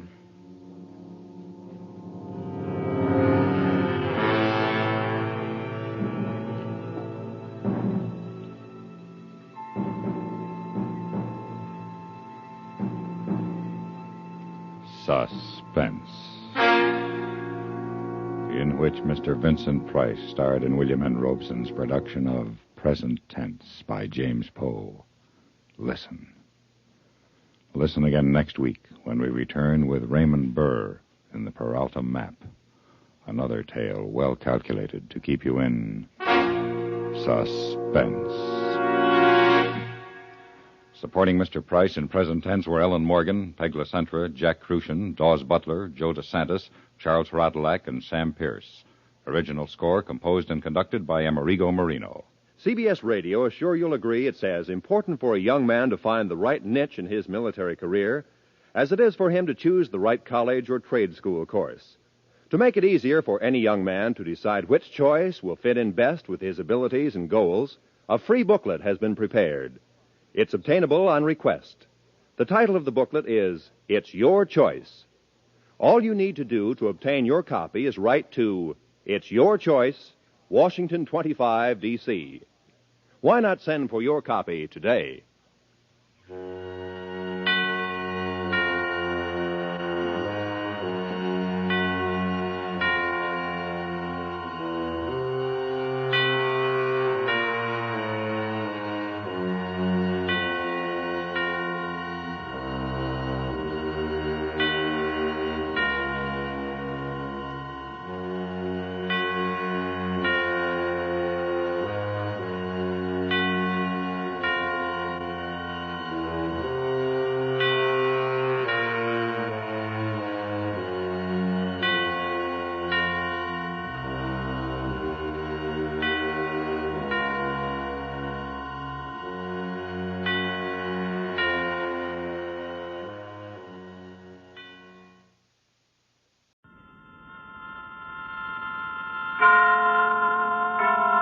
And now, tonight's presentation of radio's outstanding theater of thrills, Suspense.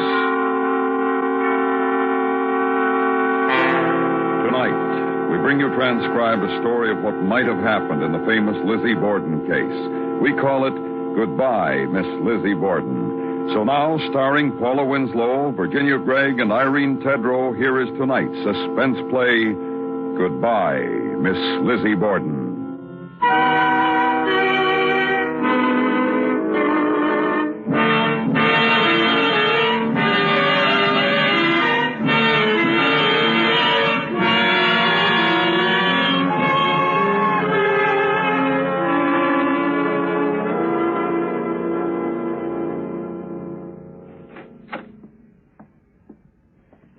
What did I do with my purse? Oh, there it is. Oh, dear, I know I've forgotten something. Something. Is that everything, ma'am? Huh? Oh, yes, just the 2 suitcases. What are you doing with the trunk, expressman? There isn't any trunk, only the 2 bags. I'm only going for a short visit. It's my trunk, Miss Emma. I'm leaving. Oh, Maggie. It's all right, expressman. You can take the trunk out. Yes, ma'am. Maggie, you can't. I can't help it. I'm sorry, I really am, but I can't stand it another minute. Oh, dear. They all leave. They always do. What are we going... I'm sorry, Miss Emma. I've only stayed this long for your sake. I couldn't bear to leave you alone with her. Thank you, Maggie. Now you'll be gone off on your little vacation, and she'll have somebody else in the kitchen maybe before you come back. Oh, dear, Maggie. What shall we do? What are we going to do? I can't stand it, Miss Emma. I never feel alone in this house. I'm cleaning about, thinking no evil, and then I get a shiver between my shoulder blades, and I turn around, and there she is, perfectly still, just looking at me, with that look she's had since the trial. More than a body can stand, and I'm leaving. I know, Maggie. She's always spying. She knows every move I make. I know. Never a party, no callers, not a friend to drop in of an evening. It's like a house of death. It is a house of death. I can't stand it any more than you can. That's why I'm going down to Fairhaven.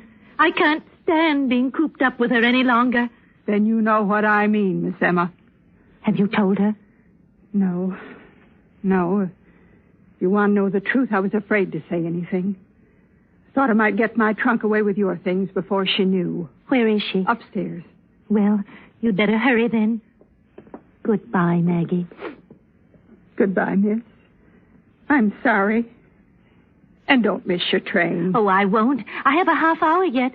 And it isn't as if there wasn't another one soon after, you know. Well, I know you, Miss Emma. Don't miss them both. Goodbye. Goodbye, Maggie. Oh, what am I going to do? Miss Lizzie? Miss Borden is out. Oh, dear. Why can't they leave us in peace? Oh, now, what did I do with my gloves? Oh, I wonder what time it is. Maggie! Oh, she's gone. Oh, dear. Lizzie will be furious. Oh, who is it? Who is it? Miss Borden. Oh, no, you can't come in. My sister won't see you. Please, take your shoe out of the door. So this is the scene of the crime. Oh, please. Corpse found over there. Please, my Blood sister. spattered all over the walls. Had them repapered, haven't you? Oh. Nice happy pattern, too. Oh, this is the picture, isn't it? The one that had 46 blood spots on it. You're Miss Lizzie Borden, I presume. Oh, no, I I'm must say you're not what I expected. Out west where I come from, when a woman's tough, she's tough. Now, Miss Lizzie, I am not Miss Lizzie. I'm Miss Emma. Oh, the sister. That accounts for it. Well, Miss Emma, this is the anniversary of the 2nd Street murders, isn't it? It's just a year since Mr. and Mrs. Borden were murdered by... Since my father and stepmother died. We don't talk about it. I missed your sister's trial. Some old girl, I heard. She was acquitted. We don't talk about it. Of course not. But the public is interested, you know. Now, I'm from Cripple Creek, Colorado, Miss Emma. Greatest town on earth. Pick up gold right on the streets. I represent the Cripple Creek Record, and I'm here to get some impressions for my paper. 2nd Street Revisited and all that. Oh, you're one of those nasty female reporters. Oh, Lizzie hates reporters. I know she won't listen to you for a minute. Oh, well. Hey, isn't that a picture of Pike's Peak on the wall? Oh, yes. It's quite artistic, isn't it? Uncle Morse brought it back to me from the goldfields. It's all he brought back. He painted it himself. Now, isn't that a coincidence? I'm from the Pike's Peak goldfields myself. Oh. Morse. Is your Uncle Morse an old codger, 60-ish maybe? A droopy mustache. That's it, a droopy mustache and a sort of... Tall and thin. Oh, my goodness. Do you know Uncle Morse? I should say I do. I knew him well in Cripple Creek. How is the old coyote? Put her there, Miss Emma. Any niece of old man Morse is a friend of mine. Oh, how do you do? Won't you sit down, Miss... Nellie Cutts. You just call me Nellie. Now, as I was saying... I represent the Cripple Creek Record, and I'm on kind of a roving commission to report how things are on this side of the range. And listen, this Borden story's got everything. New England old maid, Sunday school teacher, and all that, just as a story, you know. Color? She ups and kills half the family with an axe. Interview with Miss Lizzie Borden a year after. Great stuff. They eat it up in Cripple Creek. She won't see you. Lizzie won't see you. I know that. Well, how about a word from you, the sister? How does it feel, Miss Emma, to live day in and day out within sight of the very bloodstains, as you might say? How does it feel to take meals with a woman who was tried for the crime? Oh, I've stood it as long as I can. That's why I'm going to Fairhaven. I can be alone in Fairhaven. Must have been pretty tough on the nerves this last year. I guess Miss Lizzie'd be difficult to live with, huh? Shh. She hears. She's always listening and spying. She never leaves me alone. Oh, dear, I mustn't miss the 3:37. What time is it? You won't miss it. It's only 1:15. Oh, my watch says 10. No, I set mine at the station just before... Borden took an axe and gave her mother 40 whacks. Oh. And when she saw what she had done, she gave her father 41. Lizzie Borden, go away, you naughty child. Go away. What was that? She gave her father 41. Oh, how did it begin? She gave her father 41. You hear me? This is a classic. Lizzie Borden took an axe and gave her... Please don't. She hears every word you say down here. Her room is right up there. Right up there. But she wasn't up there when her father was being murdered, was she? She was in the barn eating pears, she says. Now, Miss Emma, just sit down a minute, please. Is it true that on the morning of the murder, the breakfast consisted of bananas, cookies, and cold mutton soup? I don't know. I wasn't here. I was at Fairhaven. Cold mutton soup in August. No wonder somebody committed murder. Well, now, Miss Emma, your stepmother was found upstairs with her head battered in with an axe. That's right. And your father's body was on the sofa here, like this. Oh, don't! Miss Lizzie spread the alarm. The front door was triple locked, and Miss Lizzie was watching the side door, so she says. She was watching from the upper barn window, just standing there, eating a pear and looking out, she says. How could anyone outside have done it? How could they escape right under her eyes if Miss Lizzie wasn't lying? My sister was acquitted. It beats me how they acquitted her. Blood. Blood. Whoever did it was covered with blood. Well, what about it? Everybody saw Lizzie within 10 minutes of the crime, and she hadn't a spot of blood on her. The biggest professors at Harvard tried to find blood on her clothes. There wasn't any. That's why they had to acquit her. Tell me, Miss Emma, did you look carefully at Miss Lizzie to see if there was any blood on her hair, perhaps, or her shoes? Certainly not. My own sister. Besides, I didn't see Lizzie till I got back from Fairhaven that night. Maybe she used an apron. One of those big coveralls. They never found one. Easy enough to hide a thing like that in your own house. They never found the axe either, did they? No. They never found the axe. I often wondered where it got to. They searched the house? Yes. They searched. They took up the carpets, didn't they? Did they search the chimney? Of course they did. Did they open the flue? No. We wouldn't have them tearing up the house. I'd tear it up. Loose brick here. Wouldn't be hard. Oh, Lizzie wouldn't have it. Everything's Lizzie's now. Lizzie's and mine. Miss Emma, excuse me, but is there any insanity in your family? Certainly not. That's the first thing they started asking. Oh, they asked ever so many questions about Uncle Morse. Good old Uncle Morse. He arrived for a visit, didn't he? Just the day before the murders. Yes, and they were awful about Uncle Morse. They kept asking people if he was quite right in the head. Just because he doesn't work steady any place, but sort of drifts around. Oh, it made me terribly angry. Uncle Morse is as sane as I am. Where was he the morning of the murders? Visiting around. He had a perfect alibi. It was just humiliating the way they snooped around about everybody. Where was Uncle Morse? Where was I? Miss Emma, tell me about the kitten. Oh, they say the kitten was found down in the cellar. Dead. It had been killed with an axe. Oh, the kitten. The kitten was the hardest. I cried for a week. It brought on my neuralgia. I like kittens. Lizzie never cried at all. It was Lizzie's kitten. She's a hard woman. Yes. Well, now, Miss Emma, let's get back to the fatal day. Mrs. Borden is lying in her blood upstairs. The servant is downstairs. She hears Mr. Borden at the front door trying to get in. She goes to let him in.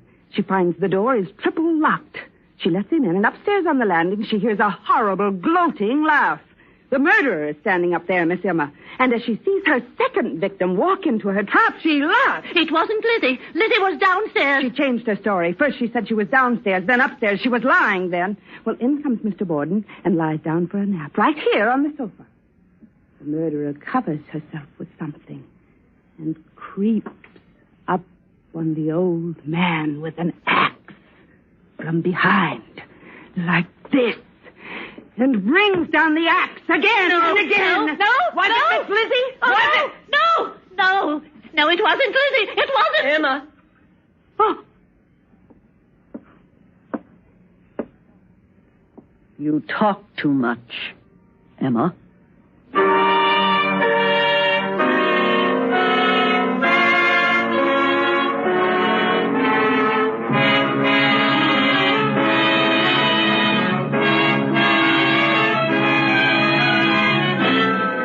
Listening to Goodbye, Miss Lizzie Borden. Tonight's presentation in radio's outstanding theater of thrills, Suspense.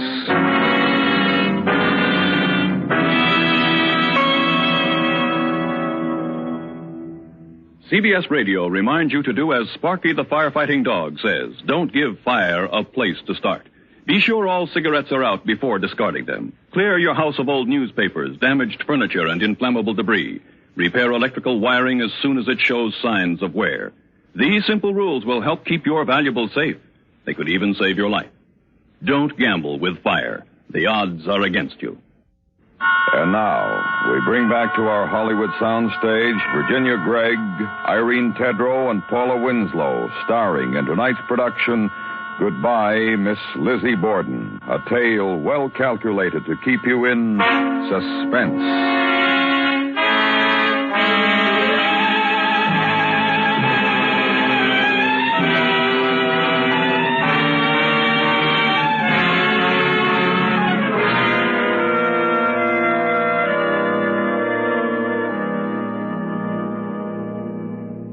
Lizzie, this lady's an old friend of Uncle Morse. You're going to miss your train, Emma. Oh, yes, Lizzie. Oh, dear, perhaps I should have called a cab, but it's only a step from here. Goodbye, Lizzie. Goodbye. Emma? Yes? You forgot your gloves. Oh, so I did. Oh, thank you, Lizzie. Goodbye. Goodbye, Miss...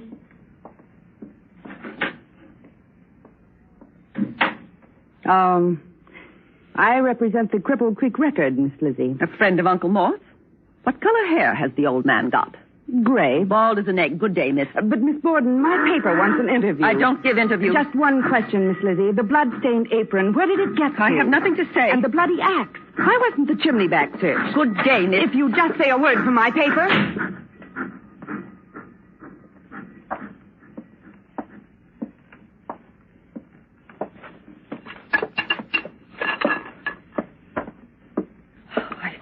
I'll have to hide them somewhere else now.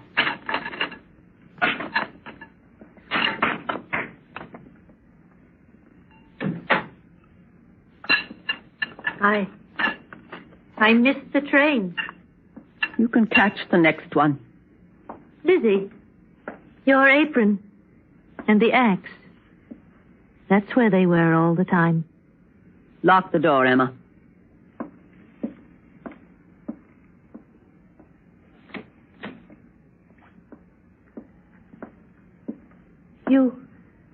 You hid them there. After. Yes. I was afraid Maggie would come down any minute. I hid them in the flue. I always wondered where they got to. I wondered how they could search and search and never find them. Father kept money behind that brick. He never knew I knew. And once he was dead, nobody knew about it but me. Why did you do it? There's a way, isn't there, to tell who's been handling a weapon? I don't know. You've always been the clever one. I don't see any marks. I don't either, but they say the police can. A Frenchman wrote a book about it. Besides, you bought the axe in Fairhaven. It has the store mark etched on the head. Why, Lizzie, you knew. all the time. I saw you. I saw you from the barn window. You came out the side door and stood looking around. And I saw your face. It was all I needed. You ran to the street and I came in and found Father. It was my apron. And the blood. You needn't have used my apron, Emma. It was the handiest, Lizzie. And you brought the axe from Fairhaven. I only had a minute. I hid them in Father's hiding place. They were safe until that newspaper snooper began to get ideas. Why did you hide them, Lizzie? What else could I do? I hated her too, Emma. Oh, you don't remember our mother as I do. You couldn't have hated Mrs. Borden as I did. But Father... Why, Father? After what he did to Mother? Marrying that woman so soon after? You were always soft over Father, Lizzie. It's a relief, I suppose. Oh, time after time I wanted to ask you about things when they were asking me questions, cross-examining, keeping after me. Oh, I wanted so badly to know so I would know what to say, but I never dared ask you. They had spies about me all the time. Oh, I made so many mistakes. When they asked if I'd seen anybody leave the house, I was on my guard not to mention you. I said no, nobody. So they decided it couldn't have been a stranger that did it. It must have been Lizzie. Oh, I ought to have said I saw the murderer leaving, a big bearded man with a bloody axe. But I wasn't used to lying. And when I went on the stand and told the truth, that I hated her worse than you did, they were sure I was lying to cover you. I had to lie about the laugh. I had to change my story and say I was up there laughing. Otherwise they would have started asking who was laughing. Whose laugh sounds like Lizzie's? Mine. I haven't laughed since. Neither have I. I haven't laughed since I found my kitten dead. Oh, Lizzie, having to kill the kitten was the hardest. It brought on my neuralgia. I cried for a week over the kitten. I know you did. I cried because I had to do it, Lizzie. Oh, I should have understood then. After the kitten, I should have been on guard.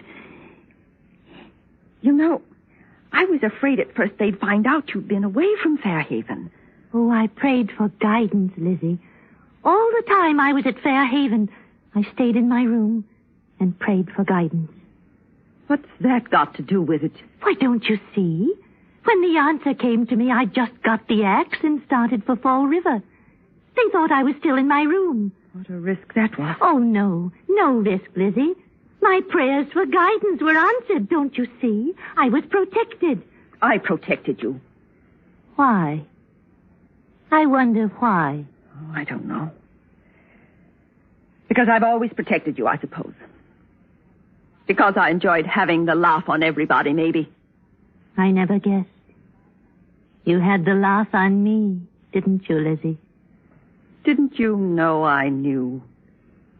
No, of course you didn't. What would you have done if they'd found you guilty? Oh, gone through with it, I suppose. I'd have gone through with it before I'd given in to them. I guess you would. You were always a wicked, stubborn thing. Oh, I used to get sick of it.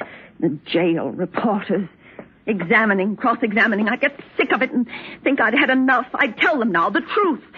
And then that prosecutor would come along with his pious face like a public statue.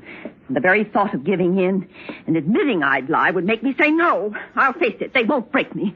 And they didn't. No, they didn't. Besides, would have been giving in for nothing. They wouldn't have believed me. I suppose they wouldn't. I used to wonder, if they found me guilty, what would you have done? I used to wonder, too. But I had my guidance. I didn't let it worry me. No, it didn't worry you. Me sitting there in court day after day, the crowd hating me. I know, Lizzie. Oh, how do you know? How do you know what I went through? The crowd staring, thinking I did it. The women who hiss at you at the courtroom door, they hate you. They want to see you dead. What do you know about it? What do you know about it, Lizzie? You had the easy part. You didn't have to do it. I thought it would be like chopping wood. It isn't. Wood splits. The other strikes back. It stops you. Wood doesn't bleed, Lizzie. It doesn't fly. Jump at you. The air filled with it. I saw the wall. You don't know. You don't know anything. You didn't have to do it. I didn't want to. Listen, there she is. Mrs. Borden, going up the stairs. I'll have to hurry. Mrs. Borden's gone, Emma. She's been gone for a year. No, she's upstairs. Don't stop me. Put down the axe, Emma, and come with me. Where? Just across the street to see Dr. Bowen. Oh, so you can put me away. So you can shut me up. I'll not be shut up, Lizzie. I wasn't meant to be shut up. Just come and see Dr. Bowen. No, he'll put me away. I'll not have it, Lizzie. I'll die first. Oh, but I don't have to die, do I? Nobody knows but you. I'm not the one to die. Emma, what are you doing? I'm putting on my apron. I just explained to you, Lizzie. Blood spatters. You don't want me to spoil my best Bengaline, do you? Emma, listen to me. You have to go to Fairhaven. You'll miss the train. Emma. It won't take long. It's over in a minute, Lizzie. Emma, think what you're doing. You can't escape twice. Oh, yes, I can. I do what I have to do, and the rest takes care of itself. Oh, I don't want to. You must understand Emma, you don't have to. Oh, yes. I knew as soon as I saw the axe. What else did you keep it for? I knew there was to be another. But I kept it to protect you, Emma. Oh, Lizzie, don't talk. It only makes this harder. Now, Lizzie. No. Here, give it to me.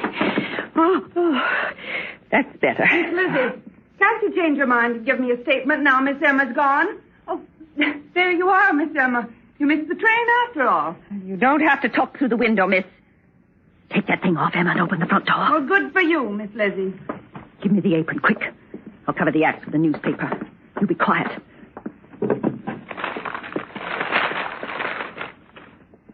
Now, open the door.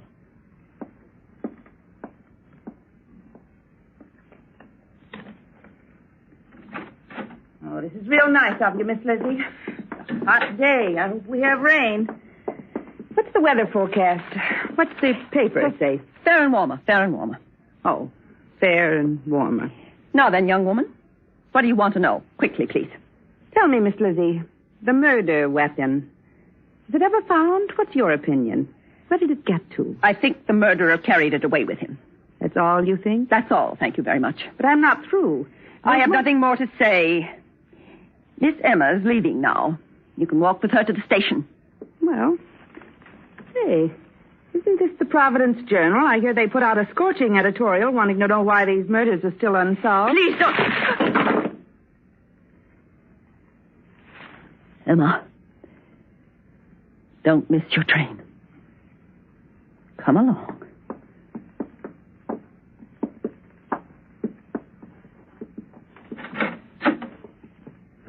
I'll send for my things, Lizzie. Very well, Emma. Goodbye, Lizzie.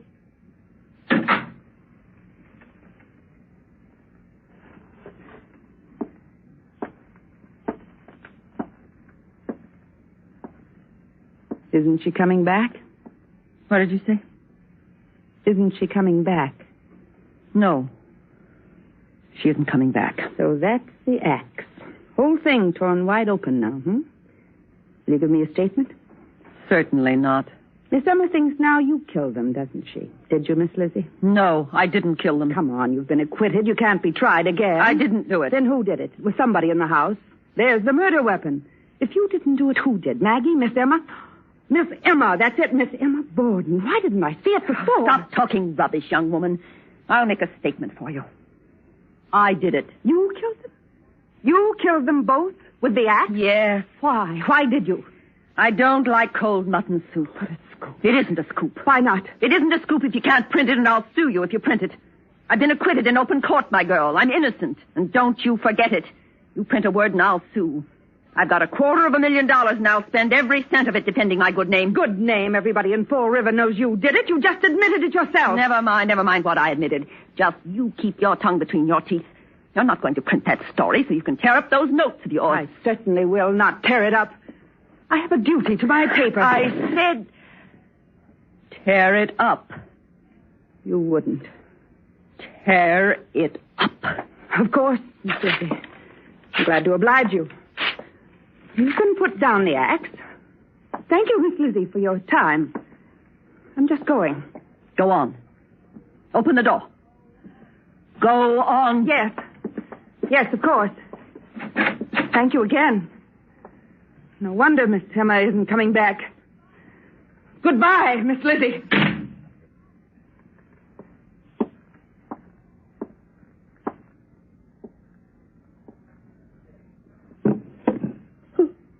Lizzie Borden took an axe and gave her mother 40 whacks.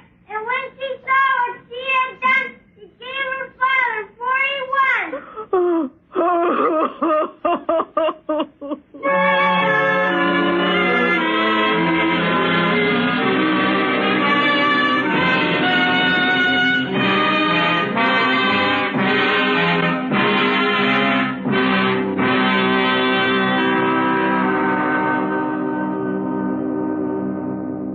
Suspense, in which Irene Tedrow, Paula Winslow, and Virginia Gregg starred in tonight's presentation of Goodbye, Miss Lizzie Borden. Next week, be sure to listen to radio's outstanding theater of thrills, Suspense.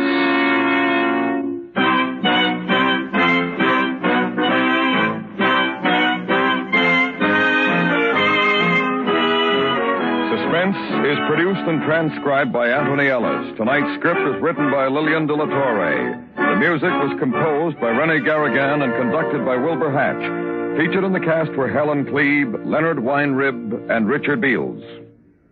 It's here every weekday evening, the new Jack Carson Show. Tony Romano sings. The King Sisters, 4 in number, are, as you might expect, a quartet of highly vocal, tuneful gals. Roy Chamberlain's orchestra provides a gay musical backdrop to the proceedings, so listen to CBS Radio's Jack Carson Show Monday through Friday evenings. A new star attraction at the Star's address on most of these same stations.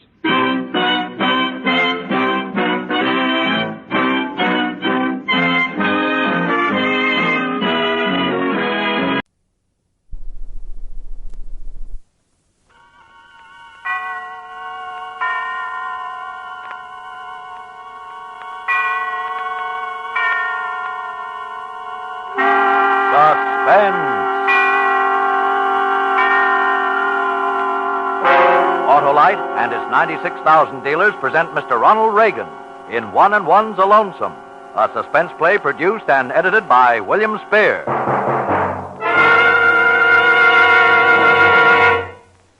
Extraordinary, extraordinary. Autolite spark plugs, I presume, Remingchester? No, the Australian platypus, Wilcox.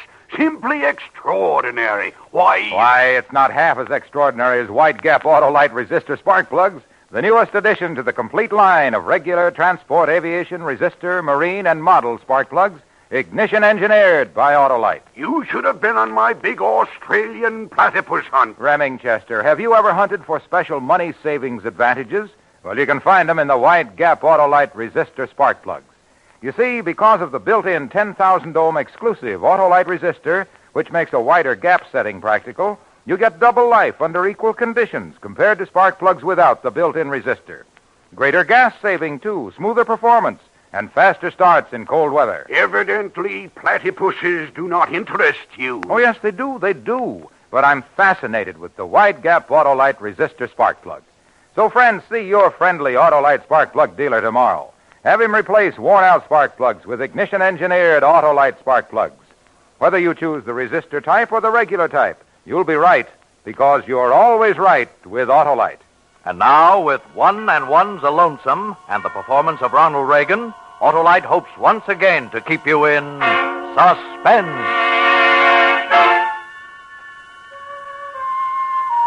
My name's George Belloc. Right now I'm on a trip. Not alone. No, I've got company. She's a few days behind me, but we're getting off at the same stop. Her name's Marie, but don't let that tag fool you. She's as U.S. as the American League.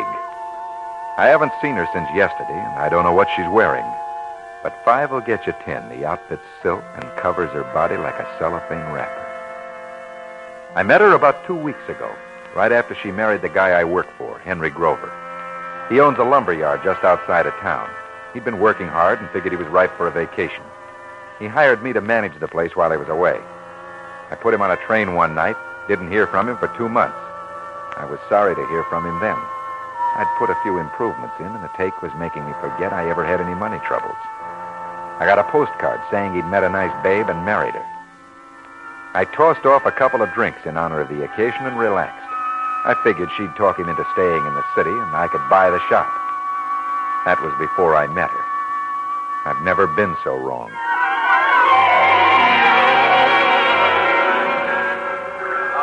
There he is, Marie, honey.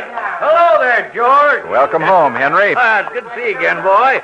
Well, here she is. Marie, this is George Belloc. George has been managing the office for me. Hello, manager. Hi. Here, Henry, let me help you with those bags. Oh, thanks. How's business? I've told Marie all about the place and some of the things I got in mind. Pretty good. Guess you'll be building that new house now, huh, Henry? Oh, not this year. Thinking about painting the old one, though. I have a few ideas, too, you know. And pretty good ones, too. You know, I wouldn't be surprised if the place didn't pick up and make some money. I wouldn't be surprised. I don't suppose you'll be staying on now Henry's back, will you, George? Well, of course he'll be staying. I don't know. I haven't thought much about it. Lumber yard doesn't need 3 managers. Well, Marie. Does it need 2? When 2 is 1, that's different. That's right, George. 1 and 1 makes 1, you know. Yeah, that's when 3's a crowd.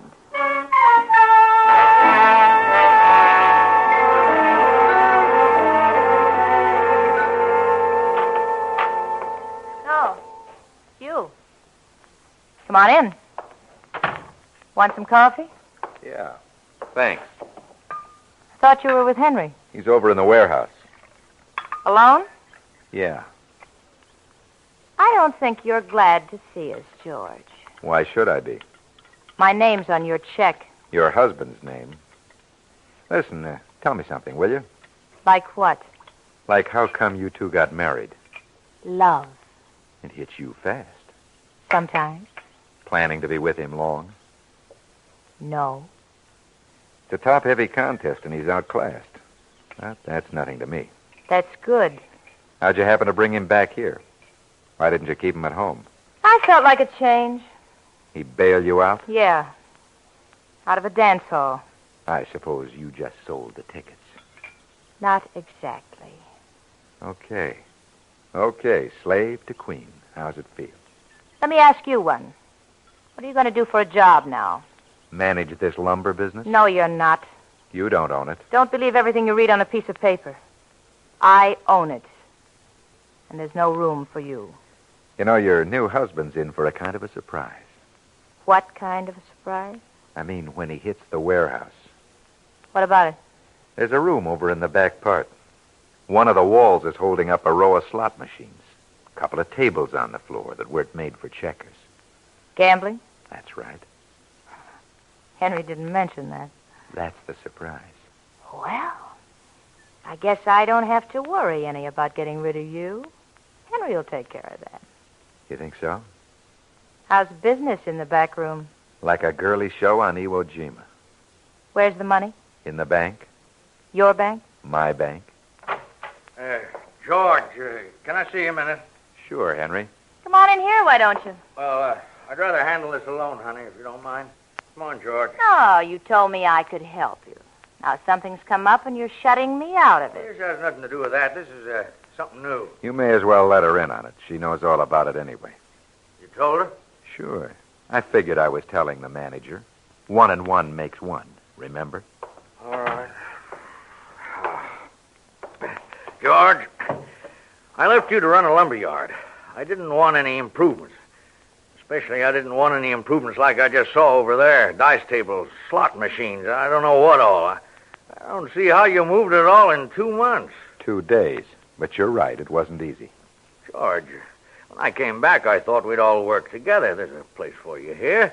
And I'll go on paying you the same salary. Huh.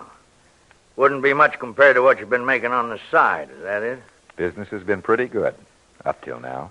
Well, then it's all over. And this is goodbye. I'm sorry. No easy money for you, huh? Not when it's breaking the law. You can stay on here tonight, but in the morning, get those machines and dice tables together and get out. They're not going anyplace, and neither am I. But you're breaking the law. Tomorrow morning, I'm throwing out all that stuff. Where are you going to throw it? Out, anywhere. I don't know. I don't care where. If you throw it outside and leave it, somebody will see it and talk to the police. If you try and have it moved out, I'll call them myself. Any way you look at it, they're going to want the owner of this place for gambling. And you're the owner. George, you bought the stuff. I didn't know anything about it. I don't even know where you got it. I've been away. I can prove that. You don't scare me. In your name, I bought the stuff, and in your name, I ran the place. I'm just a hired man working here. They'll want the boss. And you're the boss, just like always, Henry. Well, then you're closing down tomorrow. If I can't run a decent shop, I won't run any. All right, close down. But if the police get a tip, they'll think all you do out here is gamble. Oh, what's got into you, son? 2 months ago, I gave you a job, and you were glad to get it. What's got into you anyway? He found a way to make some money. Yeah, a lot of money. The take is good here. When I got your postcard, I thought I'd seen the last of you. I was going to pay you for the place and let it go at that. How about it? What's the price? No price. I'm not selling it to you or anybody else. How about $15,000? In cash? Sure, cash. You haven't saved that much from this place in 2 months. I'll get the money. Got about $8,000 now. A couple of months, I'll have the rest. I wouldn't trust you for a 3-cent stamp. Never mind, Marie, honey. Now, look, I'm not selling, George, and that's the end of it. And we're partners. Not in anything like this, we're not. You'll like it fine when the money starts coming in. I don't want anything to do with it. Okay, you won't have anything to do with it. You take care of the lumber business. I'll handle the rest. I told you now, for the last time. Hey, listen. We don't want any trouble with the police. There isn't going to be any trouble with the police. The way he tells it there is. He's got us over a barrel. I've been clearing pretty near $1,000 a week. There isn't much I wouldn't do for that kind of money. We better think it over, honey. We better think over what to do. Well, That's the idea. Think it over. Think it over, both of you.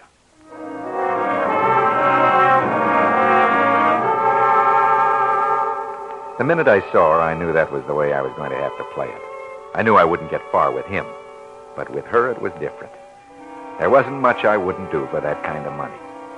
There wasn't anything she wouldn't do.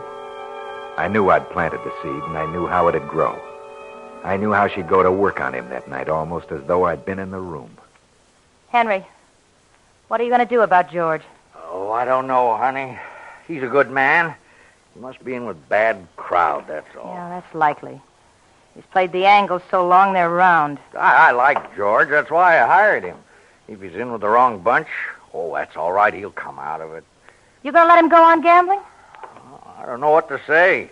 You said yourself he has Henry, you could take him up on it. On what? His proposition. At least for a while. Oh, but You could pretend to. No, I don't like that. Anyway, where would that get you? It'd get you a 50-50 cut on $1,000 a week in the meantime. No, Marie, I don't want it. I don't want any part of it. You heard what he said. He said he'd do anything for that kind of money. Oh, he didn't mean anything. No. I know what I'd do. I'd put a bullet in his head. Oh, now, Marie, don't talk that way. That isn't even funny. What are you going to do? Let him take over your business right out from under your nose? He's a gambler and a thief. Henry, if you called him on it, if you had it out with him and he started anything, it'd be self-defense. Why, no jury in the world would hold you on it. What are you talking about? I'm telling you. Don't be silly. I'm certainly not going to do anything like that. All right, don't. See what happens. I wish I knew what was going to happen. Well, I'll tell you. You want to know? Oh, just let me try to think, can't you? Think. What do you suppose he's thinking about? Well, he said... I know what he said. Listen to me, Henry. It's him or you. Don't you see that? Freeze a crowd. That's what he's thinking about. Murder.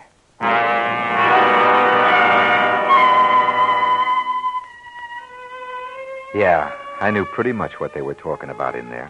I knew this dame pretty well. It only needed a day of knowing her to know that a word like murder was part of her natural-born vocabulary. To know that she could cut a guy's throat and think no more of it than clipping one of her fingernails. I didn't know just then who was going to get murdered. I found out.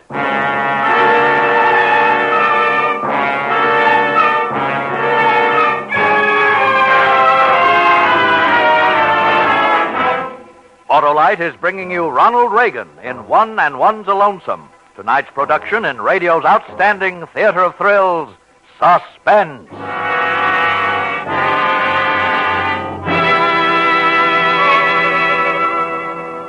Say, Harlow, I saw lots of kangaroos in Australia, too. Why, their tails are... You don't say. Why, Remingchester the kangaroo's tail is as unique in the animal world as the White Gap Autolite resistor is in the spark plug world. It's the newest addition to the complete line of regular transport, aviation, resistor, marine, and model spark plugs ignition engineered by Autolite. Wilcox, you ought to see the starting power of those critters. Man, they've got nothing on the White Gap Autolite resistor spark plugs. They give fast starts even in cold weather. Smoother performance, too, on leaner gas mixtures. Greater gas saving.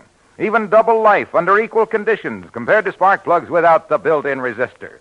And it's all because of the 10,000-ohm Autolite resistor built right into every Autolite resistor spark plug to make a wider gap setting practical. I said you should see. Your friendly Autolite spark plug dealer tomorrow. Have him replace worn-out spark plugs with ignition-engineered Autolite spark plugs. Whether you choose the resistor type or the regular type, you'll be right because you're always right with Autolite.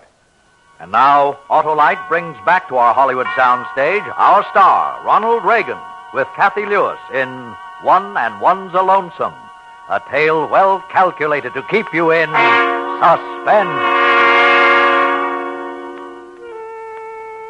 The night after Henry and his new wife came home, I didn't open up the back room in the warehouse. I put in the new table and counted out the profits for the week. I took a fair share over to Grover, but he read negative all the way. When he turned down that money, Marie tried on a face she must have been saving for Jack the Ripper. She knew he wasn't going to change his mind. She could see I was set to pocket big money on a 4-hour schedule in the back room, while their take after 16 hours in the lumber yard would look like a piggy bank night before Christmas. I said goodnight and left them alone to what promised to be a rotten evening for both. I went over to the garage where I'd fixed myself up a little cot. I was mixing the paint we were using on the house the next day, but I hadn't been at it more than half an hour when I had a visitor. This is a surprise. I broke my fingernail. Thought you might have a nail clipper. See it? Isn't it pretty? Yeah. Do you have one? What? A nail clipper? On your keychain, maybe? Sure, here. Wait, let me do it for you. Long and pointed, like a pussycat. They can scratch, too. Like 'em? Sure. There you are. What'll I do with the victim? Keep it for a souvenir. Do you mind my coming to see you? Not if your husband doesn't. He doesn't know I'm here. He will if he thinks real hard. I don't care. I wanted to see you. Need more light? No, this is fine. Henry's not strong, you know. Well, he wasn't wearing a lion skin when you married him. It all happened so fast, and I wanted to get out of that dance hall. Oh, yeah, the dance hall. Well, that's the price of love. Or have you changed your mind? Yeah, I changed my mind. That's easy to do when it's all over. Is it all over? You married him. He's not strong. Maybe something will happen to him. Not likely. Nothing ever has. I did. Don't you like me? Huh? I like you. I like it here. I don't want to leave. I don't want to go anywhere. I don't want my head turning into a home for your husband's bullets. This, paint you're using tomorrow? Yeah. Your healthy husband and I. Using ladders? No, we'll swing a couple of platforms on pulleys with ropes. Why? Want to learn to paint? No, thanks. I'm worried about Henry up on one of those things. He's not as strong as you are. Yeah, I know. Happened to fall off, he might be hurt. If he fell on the cement drive, might break his neck. That's right.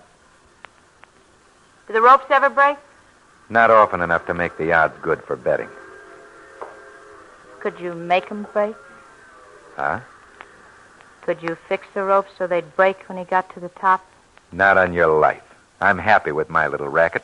I'm not taking any chances killing anybody. Then he'll kill you. Take your choice. How long do you think he'll watch that money going into your pocket? How long do you think he'll take that gambling? Keep talking. It'll be accidental, no murder at all. When he's dead, I get the warehouse and the house. You get me. What's in it for you? You are? As simple as that. And I'll take a cut on those backroom profits. Go on. Henry's been talking about painting the house. I got the idea when he told me about a fellow doing the same thing who fell and was killed. If anything like that ever happened to him, he said, I wouldn't have to worry. Everything was taken care of. Why do you cut me in? I told you. Because I like you. And because you couldn't cut me out. Can you fix the rope so it'll break when you want it to? No. But I could fix it so it would break. There'd have to be somebody else here, a witness, to see it was an accident. I already thought of that. A friend of his, Jim Brandon. You figured every angle, haven't you? You'll get your chance. Okay. The rope will break. Get it fixed up tonight? Okay. Where'll you leave it? There'll be 2 platforms, one for me, one for him. I'll take them both over to the house tonight before I go to bed. Put the one for Henry by the office. Put yours by the house. Yeah? I don't want you to be around tomorrow when Henry and Brandon set him up. That way nobody can say that you had anything to do with it. Don't worry. We won't have any trouble. We better not. I'm risking a lot for you. I won't forget it, baby. Don't. This is what the movies call love. You like it? I'm getting to like it. It's easy learning. I hope I won't have to forget. I'll worry about that. Let's talk some more. You got more to say? Mm-hmm. Lots more.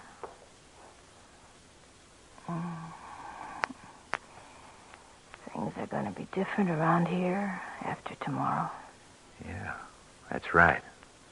Just you and me and the backroom gold mine.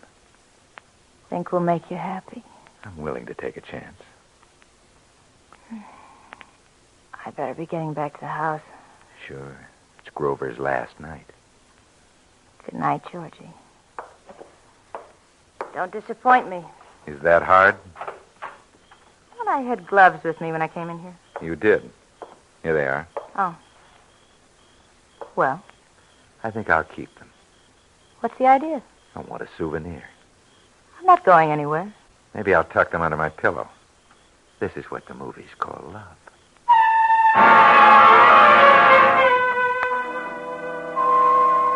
After she left, I sat there thinking. Those gloves didn't help me clear my head any. They smelled like the powder room in the Club Paris. I liked the way she handled Grover. Sure, the kid was bright. The plan looked surefire, with a payoff in fancy living written especially for happy homes. I strung together a couple of ropes and a pulley on 2 wooden boards and called it a platform. The next one took more time. I spent a few minutes burning the rope where it'd rest on the pulley when the platform was up near the top. I pulled it apart a little with my fingers, made sure it wouldn't hold much weight for long. I fixed it just the way I wanted it.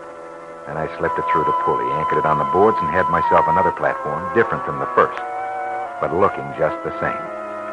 I put the good one by the house and the other next to the shop. By the time I was through, it was nearly daylight, and I lay down in the cot. The next thing I knew, she was shaking me. Come on. Come on. Wake up. Come on. They're ready to start. Who? Him and his pal are out there now waiting for you. Oh, yeah. Yeah, where are they? Out in the yard. The platforms. Yeah, they've already got them set up. Okay. It won't be long now, baby. Are you nervous? Sure. Like a sack of laundry. Don't let me fool you. I'm scared when the time comes it won't work. Forget it. That rope won't hold 100 pounds, 5 minutes. And anything that hits that concrete will be dead before you catch your breath. How did you fix the rope? I burned it. Nobody will notice it. I pulled it apart a little. It's just enough to hold it together while he's getting to the top. We'll let Brandon pull you both up. Nobody has to pull us both up. We can lift our own. There's a rope from the pulley that'll hoist her lower. Okay. Come on. A few minutes, and you'll be the new owner around here. And I'll be talking about Mary and my boss. Yeah. Yeah, that's right, George. A few minutes, things will be swell. Which one of them picked up the rope by the shop? Brandon, his pal. Then it's on the right side of the drive. That's the bad one. Are you sure? Sure. That's the one for Henry. Wonder how long it takes to fall 3 stories. 3, maybe 4 seconds? I don't know. When the rope breaks, you count it. I'll be busy trying to look surprised. I want Brandon to go into town telling everybody about the accident we had out here. Well, don't overdo it. You're no actor. I'll keep my eyes on you, baby. That's a good idea. Matter of fact, I'm going to make a habit from that. Hi, George. You bring the paint? Oh, yeah, Henry. Right here. Oh, you know Jim Brandon, don't you? Yeah, we met. Hiya, George. Hello, Mr. Grover. Hello. Well, might as well get going. With all this waiting around, I've kind of lost the mood for painting. It's like gambling, Henry. Once you begin, you feel like you never belong anywhere else. Yeah, George, I got a couple of things I want to talk to you Not about. now, Henry. You've been talking about nobody being ready to paint. Now we're all ready, so let's paint. All right. But when we finish, George, come over to the house. I want to talk with you. Sure, Henry. Maybe I was a little hasty last night. Right after we get through, I'll be waiting for you. George must think he's a pretty fast painter. Gonna be all finished in the house before you get down off of the platform, Henry. Well, we'll see about that. I've done my share of painting, too. You'll have to jump some to beat me, George. I guess you're right. You two gonna stand there all day? That's right, Mrs. Grover. Neither of them can paint well enough to make this old place look any better. Oh, I don't know. I was telling Henry this morning, it's time he bought a new house for his pretty new wife. Oh, thank you, Mr. Brandon. But as long as we have this house and the paint's right here, we may as well go ahead and paint, don't you think? Oh, sure. Oh, you're right, honey. Well, come on, George. Let's get going. Can I help you, Henry? No, thanks. We can pull ourselves up, can't we, George? Yeah, that's right. Come on, let's stand over here out of the way, Mr. Brandon. I want to watch this. Yeah, sure thing. You ever seen house painting before? Oh, yeah. Never anything quite like this. Yeah? Well, they're pretty good at it. Hey, this is kind of a rickety contraption. Is it gonna hold? Oh, sure. What's the matter, George? You having trouble? No, just watching. Well, now you've seen how it's done. You come on up in the sky. Be right with you, Henry. Say, Brandon, when I get to the top, will you tie this rope to the bucket of paint and pass it up? Right, Henry. Keep pulling, George. He's beating you up there. Hey, easy does it, George. That's no elevator. Don't worry about me. You got your own problems. Okay, Jim, pass up the paint. You ready too, George? Hey, I think the rope was slipping on the pulley. I don't feel anything. I don't see anything wrong with the pulley. It's breaking at the pulley!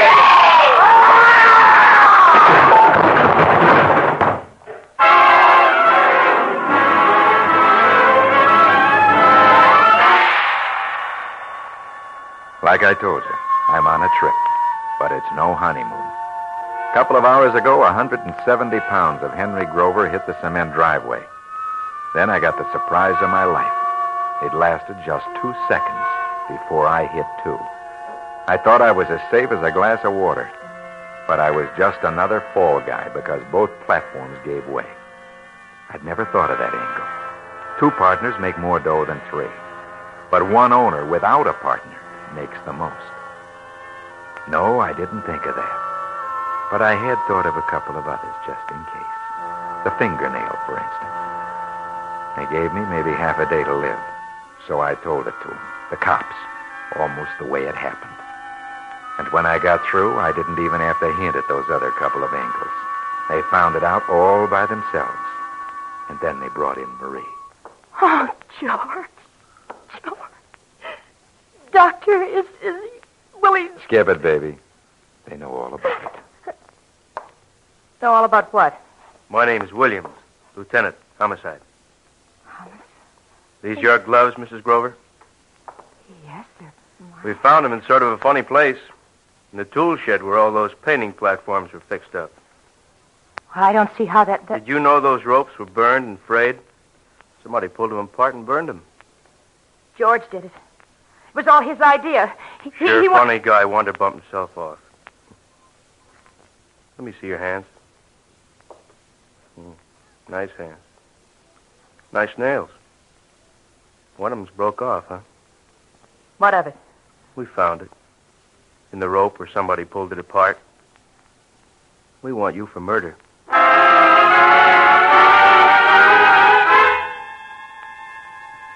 Yeah, like I said, I'm going on a little trip any minute now, the doc says. But she'll be right behind me.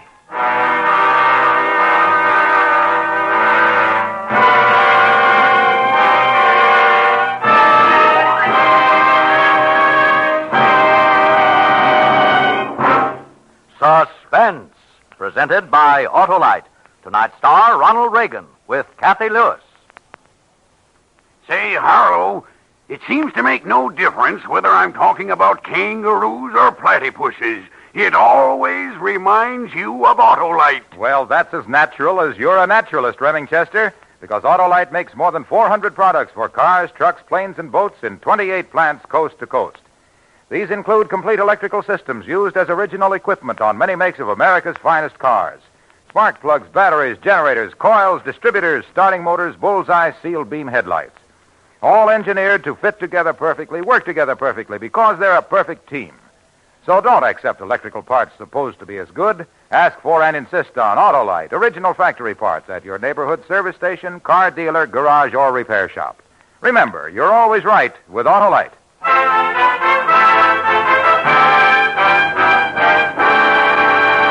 Next Thursday for Suspense, our star will be Joseph Cotton. The play is called Blood Sacrifice, and it is, as we say, a tale well calculated to keep you in suspense. Tonight's Suspense play was produced and edited by William Spear and directed by Norman MacDonald. Music for Suspense is composed by Lucian Morawek and conducted by Lud Gluskin. One and One's a Lonesome was written for radio by Nelson Sykes. Ronald Reagan may currently be seen in the Warner Brothers production The Hasty Heart. In the coming weeks, you will hear such stars as Cary Grant, Dan Daly, and Arthur Godfrey. And don't forget, next Thursday, same time, Autolite will present Suspense, starring Joseph Cotton.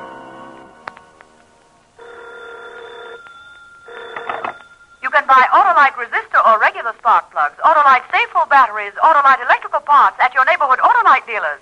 Switch to Autolite. Good night.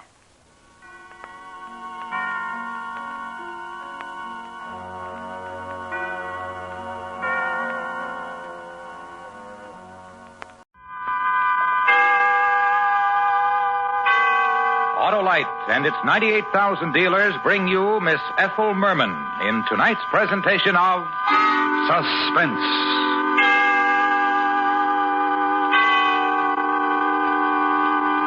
Tonight, Autolite presents the story of a good-humored lady with a big voice and a soft-spoken boy with a very sharp knife.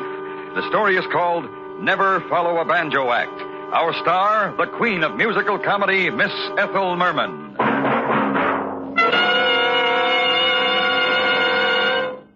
This is Harlow Wilcox with $100,000 news. You may get your own church, hospital, or other community or national charity a big share of that sum. There's nothing to do except write your name and address on a registration form at any Autolite family car dealer showroom. If you're one of 25 persons selected, you will name your favorite recognized charity or charities to share in this $100,000 Autolite family gift. Now, it is my privilege to introduce Mr. Basil O'Connor, National Chairman of the March of Dimes. Thank you. I'm sure everybody in America will open his heart to this most generous offer. Of course, those selected can give to church, hospital, or any other recognized charity. But I, for one, am hoping a big share goes to my favorite charity, the March of Dimes, whose crucial campaign is underway. But for that once-in-a-lifetime thrill, to be able to give thousands of dollars to the March of Dimes or any other charity, be sure to register with your local Autolite family car dealer tomorrow.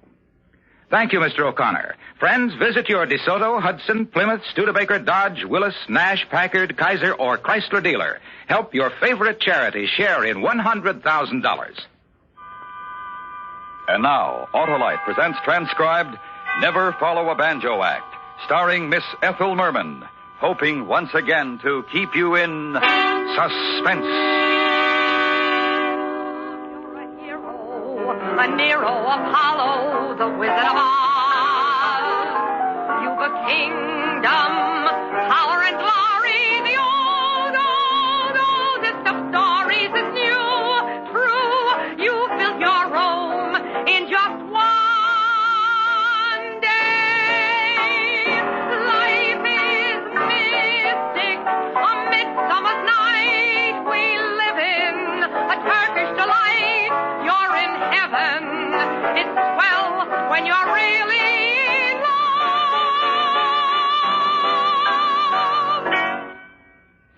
swell when you're really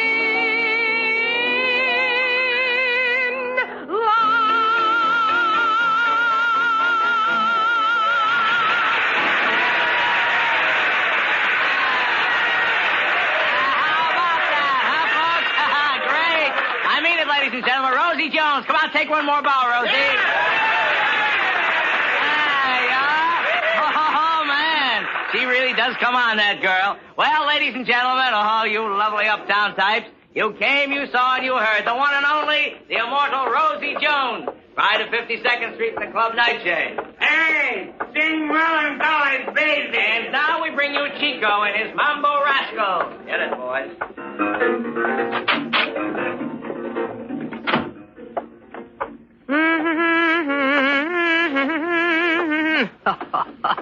Sing Melancholy Baby. Hey, no, doll, no. No what? Don't unhook. You got company coming back. Listen, Benny, if I've told you once, I've told you a million times. Yeah, but this is different, doll. Oh, this is different. Yeah, it's always different. Come on, fix your hair. May I come in? It's open. I can't stop you. My name is Cram, Rosie. Ray Cram. I'd like to talk to you. Ray Cram, huh? Beat it, mister. I don't think you got the name right, or maybe you never heard of me. Every guy who wants to make a big impression back here claims he either is or is representing a big agent. Doll, this is Ray Cram. I assure you, Miss Jones, this is Mr. Cram. And who, my dear, are you? I'm Johnson, assistant to Mr. Cram. Tell you what, Mr. Cram, show me your driver's license. Oh. There you are. Oh, have a chair. Call me Ray. You know, I've been an admirer of yours for many years, Rosie. Many, many years. You can skip the many years stuff. I guess we all know how long I've been around. Sorry, Rosie. Well, for some time, I've been casting about in my mind, speculating as to how your mature talents could best be utilized. Benny. Listen to Mr. Cram, doll. Benny, if this is a rib, so help me, I'll kill you. Go on, Mr. Cram. Last night, it came to me. I know. You want me to replace Marilyn Monroe. Rosie, you're a sensitive, insecure girl because somehow these last few years have passed you by. But I want you to shut up and listen. All right. But so help me, if this is a rib... Shut up. You know I'm representing Terry Dane. And you know who he is, and you know what I got. Right? And no cracks. Right? Right. The hottest thing since Frankie was first discovered. That's it. We've had new ones and new ones. They come, they go. But this Terry Dane's $1 million a year gross. With tousled hair. Face you'd like to put in your lap and hug and kiss. And a voice like, well, the answer to a maiden's prayer. Personally, I go for men. But what's the pitch? She goes for men. Great little kidder, huh? Listen, Rosie, ask me what's the pitch, I'll tell you. We're opening Terry at the new Cactus Retreat in Vegas 2 weeks from Saturday. He gets 25 G's a week. I read it in Billboard. Big deal. We need somebody to work with him, Rosie. Somebody who's got the experience and the talent and a voice you could lay bricks on. Somebody who can really go along with him. It is a rib. Will you shut up? So may my mother be struck dead if I should say one word that isn't the truth and sincere from the heart. Go on. Benny's paying you $275, Rosie. I want to buy you a contract from him. I'll give you an even grand, legitimate expenses plus transportation. You like? To work with Terry Dane. 4 weeks guaranteed, maybe a bonus, who knows? Benny. I seen the contract, Rosie. And, you? I assure you, Miss Jones. I give you 10 seconds to give me a firm answer. Say yes, we finalize it here now. You don't mind if I seem a bit in the dark. That's 9 seconds. What happened to that big My Darling Died campaign your office was spreading? When you had him singing, I'll Never Smile Again and so forth over the cute little girl who was killed in that accident. Constance Green? Boy got over it. So why don't you get him another young thing, like she was? Never follow a banjo act with a banjo act, Rosie. Whole show business motto. Gee, she was cute. And that accident, what was it? She fell through a shower door or something. Bled to death. 5 seconds.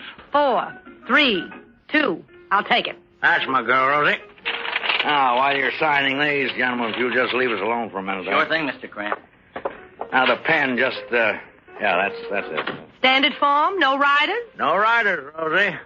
But there's one thing I want to make clear right from the outset so there's no misunderstandings later. Why, Mr. Crab. I'm serious, dear. About Terry. Keep away from him. Okay. I mean away, dear. He's a moody kid, terribly shy. Remember what I said before about liking men? Yeah, and that's what I call being mature. He's just a boy. You got no interest, you'll develop none, you'll keep clear, clean, and away. Is that right? Right. Oh, I'll make it look good on stage, Ray, but after hours... after hours, I'm going hunting for one of those Nevada cowpokes. Terry Dane. Me and Terry Dane.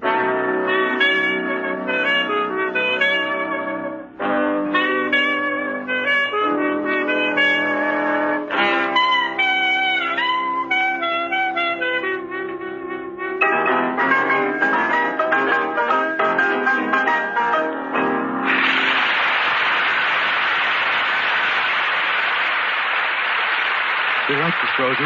It was a good arrangement, Terry. Go on. They're cueing your solo. Who cares about solos? I like duets. I like doing it with you, honey. What a passionate one you are. So get on with you and passionize that mob, Terry. They're calling for an encore, sugar. An encore of you, my boy, of you. They like you, love you. Every last dame in the place. So get out there. Yes. They love me. It's true. Every last one of them out there. Everybody seems to. I don't intend to try to explain it. It's just a thing that happens to women when I sing. That's right. That's right. Now sing for them. That's the boy. But somehow it just doesn't seem to happen to you, Rosie. Now, why would that be? Why would that be?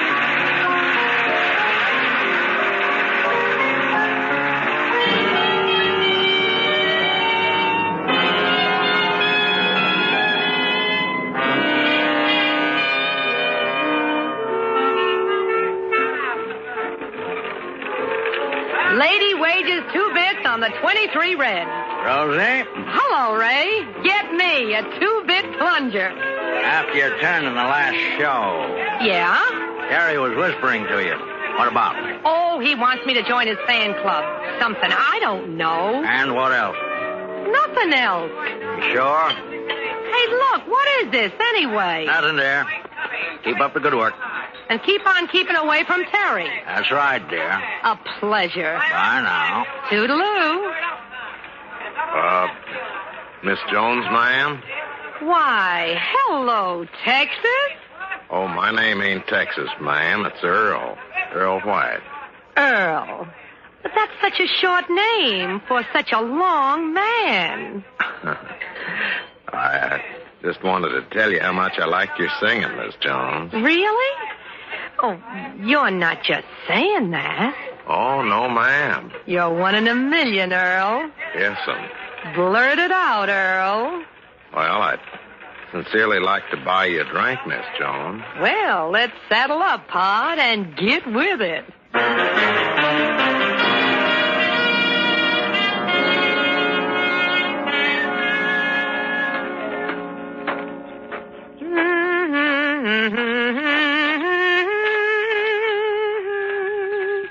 You know, it's a right smart stretch since I've seen the sunrise, Earl. Finest time of the day, Miss Rosie. And look at those mountains, all purply and gold. Yeah, a man could look at those mountains for quite a spell. Here's my bungalow, Earl, so I guess I'll be saying good night. Or is it good morning? Don't rightly know which to say, ma'am. Let's, just make it so long. Till later. We still got that riding date? Yes'm. Oh, yes'm. So long, partner. Bye. Who's there? Who's that in my bedroom? Hey, Dream Boy. What do you think you're doing in my bungalow? Dream Boy. Terry. Oh, come on, Terry. Time to go home to your Betty Bye. Gotta look good tonight, Pally. Yes, indeedy. So come on. Stand up and...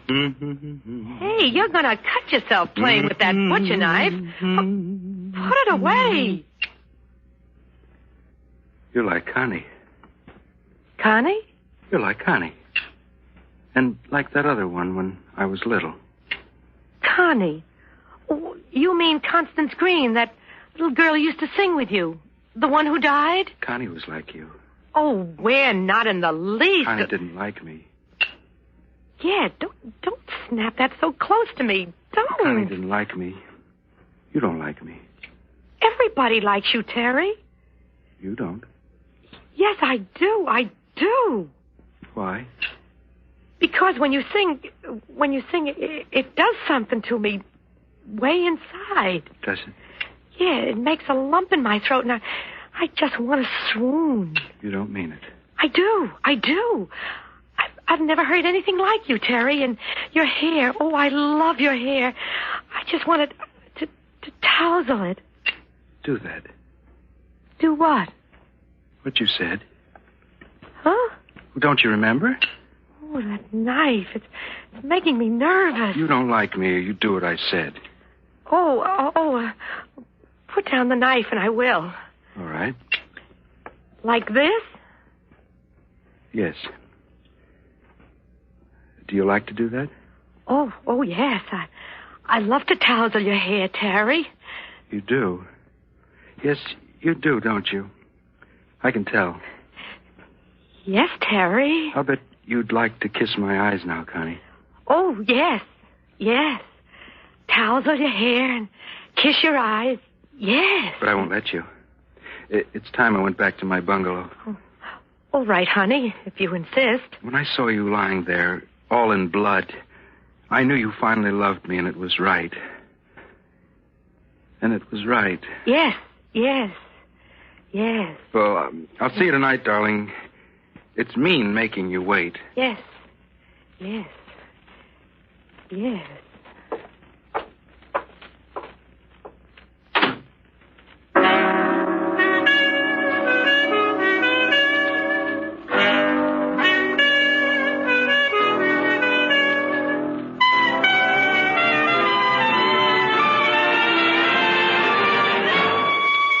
Autolite is bringing you Miss Ethel Merman in Never Follow a Banjo Act. Tonight's presentation in radio's outstanding theater of thrills, Suspense.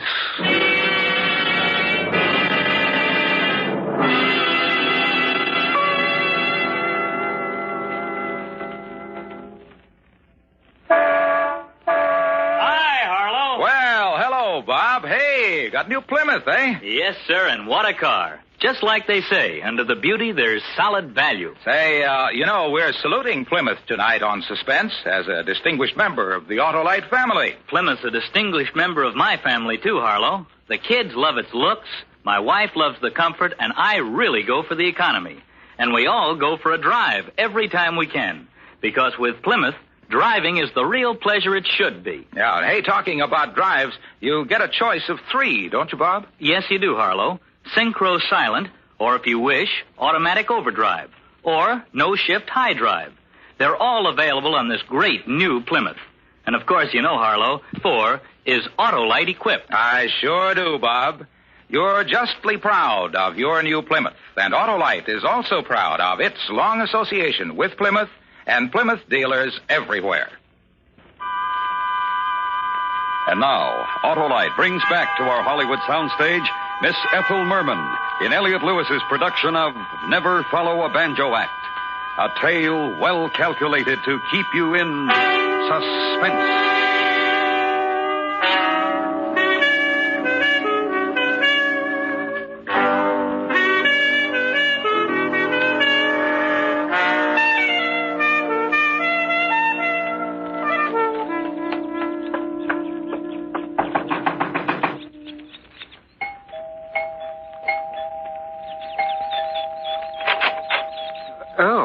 Good morning, Miss Jones. Well, let me in. How's that? It's me, Ray. Come out here. I've got to see you. Well, what are you doing up this time of day, dear? What's the problem, Rosie? It's your boy, your client, your tousle-headed $1 million gross. Terry? Yeah. Now, what's the rascal up to this morning? Murder. Very funny. Come on, Rosie. What's going on? You mean you don't know? No, what? No jokes, Rosie. Now, what's this about Terry? In words of one syllable, Ray, that boy is a nut. He was in my bedroom just now with a knife, this long, suggesting that I should maybe flip every time he opens his mouth. I tell you, he scared the living daylights out of me. This is serious. You bet it is. He darn near cut my throat. No, because he said I didn't like him. Didn't like her? Yeah. And you know what you said about the old show business motto, never follow a banjo act with a banjo act? Yeah? Well, Ray Cram, you've done it. He's got me all mixed up with her and something about lying in a pool of blood and, oh, this isn't for a baby. To that boy, I'm another banjo act. Well. What should we do? Call the police. Let them handle it. We can't very well do that, can we? Why not? The kid's sick. He's insane. He can do anything. Aren't you exaggerating a bit? No. Think now, dear. Don't you think it might have been just a little joke, huh? Ray, nobody makes jokes like that. Sure they do. Don't they, Johnson? Yes, Mr. Cram. Quite often. So, why don't we forget about this, huh, Rosie? Forget about it? Yeah, forget about it. Hey, now.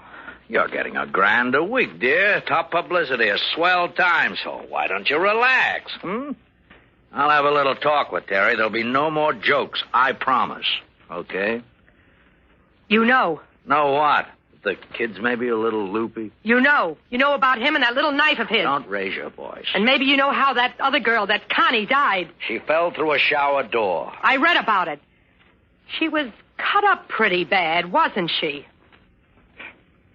Johnson. Yes, Mr. Cram. Give me a drink. Yes, Mr. Cram. You want a drink, Rosie? At 6 o'clock in the morning?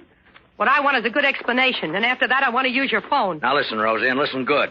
You've been around a long time, dear, and you know what can sometimes happen to a Weisenheimer who goes popping off when it's uncalled for. But this is called for. That kid belongs in an asylum or someplace. That kid represents $1 million gross. Of which you get 10%. Of which I get a whole lot less than that. He's divided up a half a dozen ways, Rosie. Some of the holders are very influential parties. One of the parties in particular wouldn't like it if anything happened to make the money stop coming in.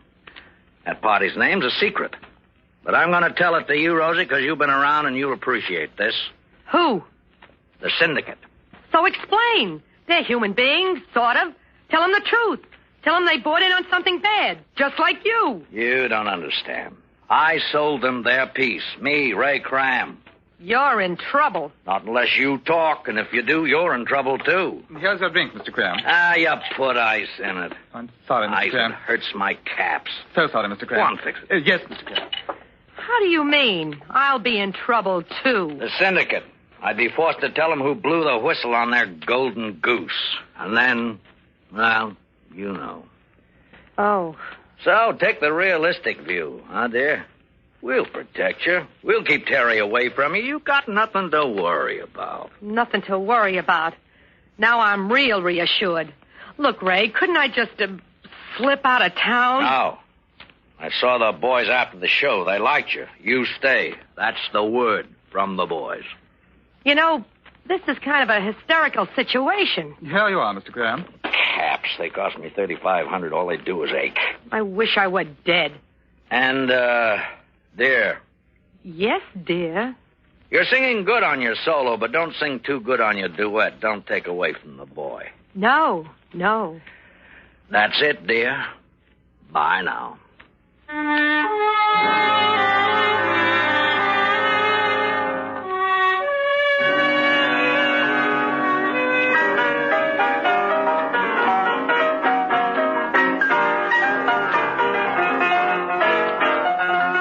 Dear, when you smiled at me, I heard a melody. It haunted me from the start.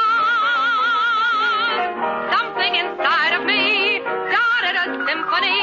Sing with the strings of my heart. 'Twas like a breath of spring. I heard a robin sing about a nest set apart. All nature seemed to be in perfect harmony. Sing with the strings of my heart.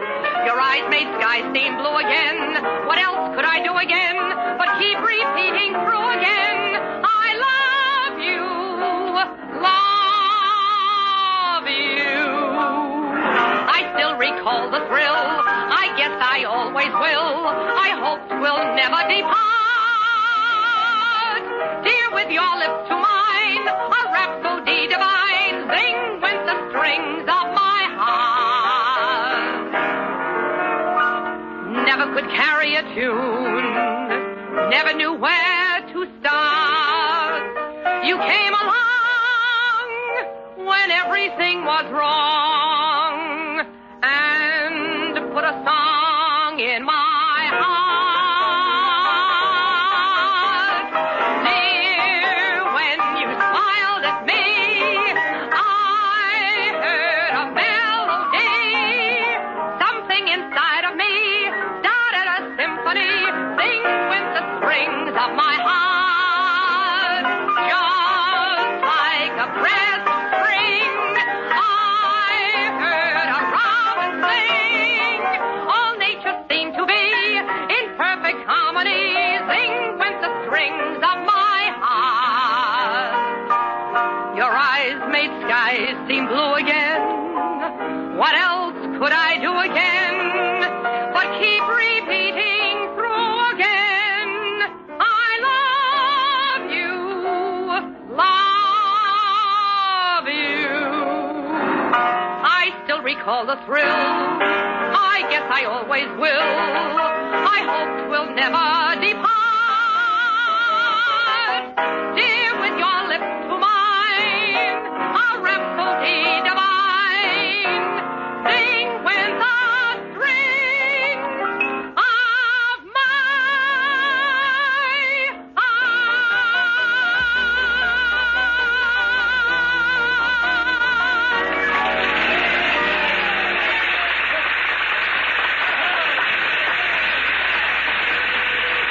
Thank you. And now the moment you've all been waiting for. Ladies and gentlemen, Terry Dane.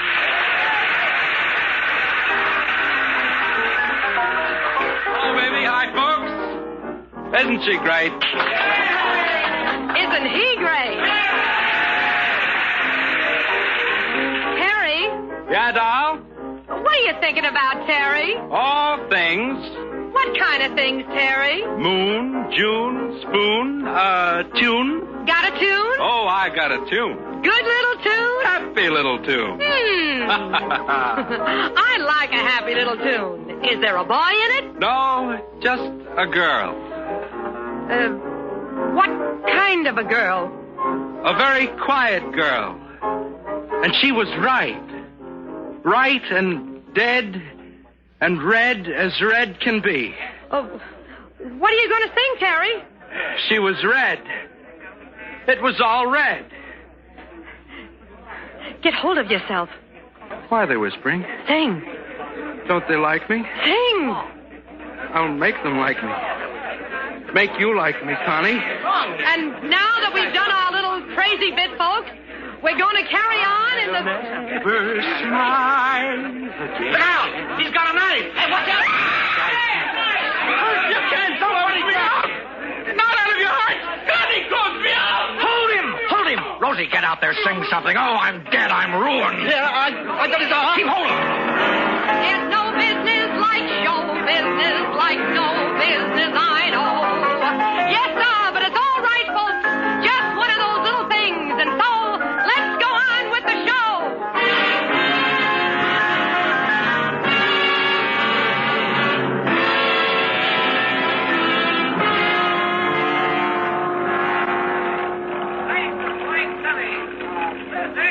Consarn if I can figure what makes a fella like that tick.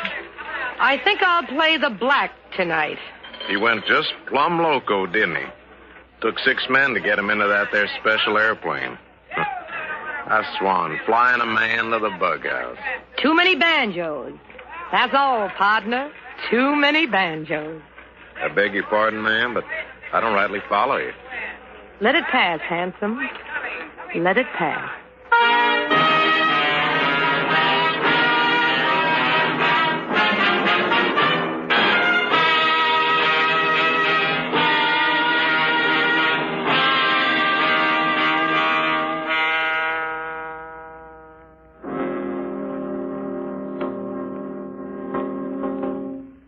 Suspense, presented by Autolite. Tonight's star, Miss Ethel Merman.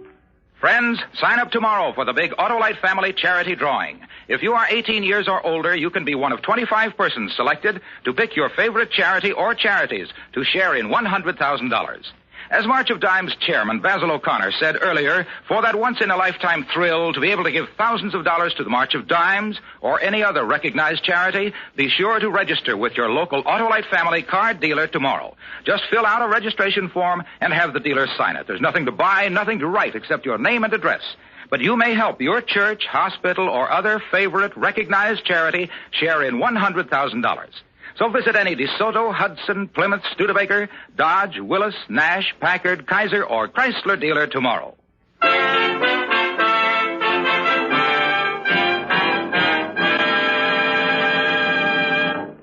Next week, a true story. The report of 2 murders and the heroic man responsible for these necessary atrocities. It's called Death at Skrankerud Pond. Our star, Mr. Jeff Chandler. That's next week on Suspense. Suspense is transcribed and directed by Elliot Lewis. The music composed by Lucien Morawick and conducted by Lud Gluskin. Never Follow a Banjo Act was written for Suspense by James Poe. The duo pianists were Walter Gross and Vic Piemonte. In tonight's story, Shepard Mencken was heard as Terry with Joseph Kearns as Cram. Featured in the cast were Jerry Hausner, Ben Wright, Paul Frees, and Jess Kirkpatrick. This is the CBS Radio Network.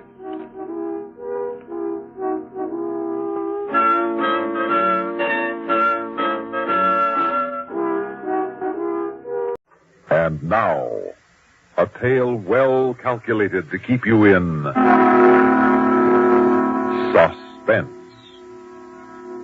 In a moment, Act One of Black Death, written especially for Suspense by Mercer McLeod, and starring Christopher Carey, currently featured in Camelot. The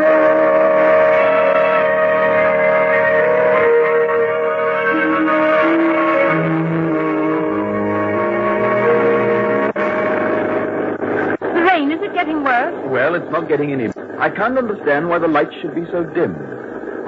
Dear. What? That might be my fault. Why do you say that? When I took the car for petrol last Thursday, remember? You said be sure and have the battery checked? Oh, say no more. Yes, I'm afraid I forgot. Then that's it. If I stall, I don't think we'll get started again. I'm sorry, darling. Oh, what was that? I don't know. I hit something. Can hardly tell whether we're on the road or not. Don't you think we should... Are we stalled? We are. Well, here goes.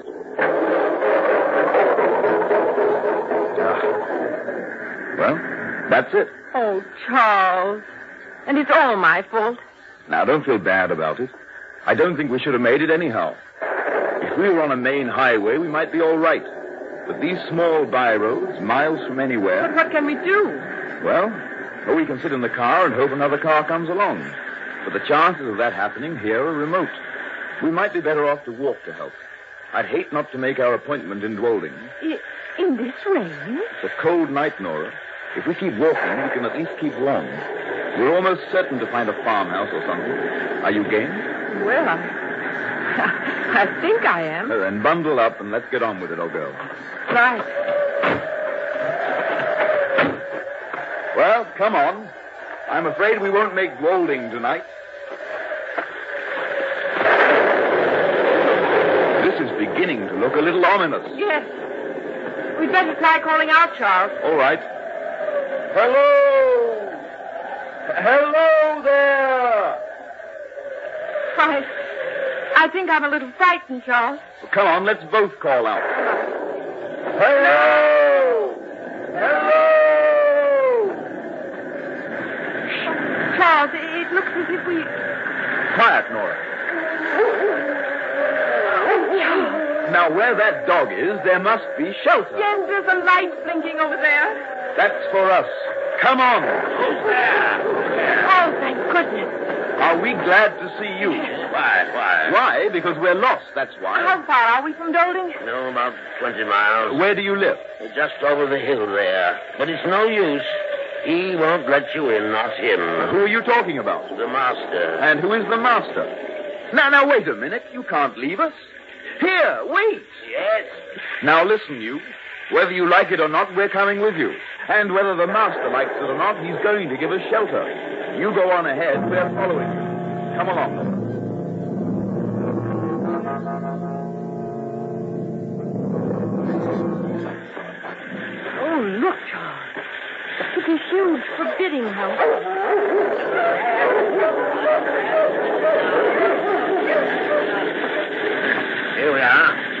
What little good it'll do you. Here, take this for your trouble. Yes. Hold this light when I find the key. All right. We'll be inside soon, Nora. And don't say that I let you in. Now, go straight to that second door past the staircase. Thanks.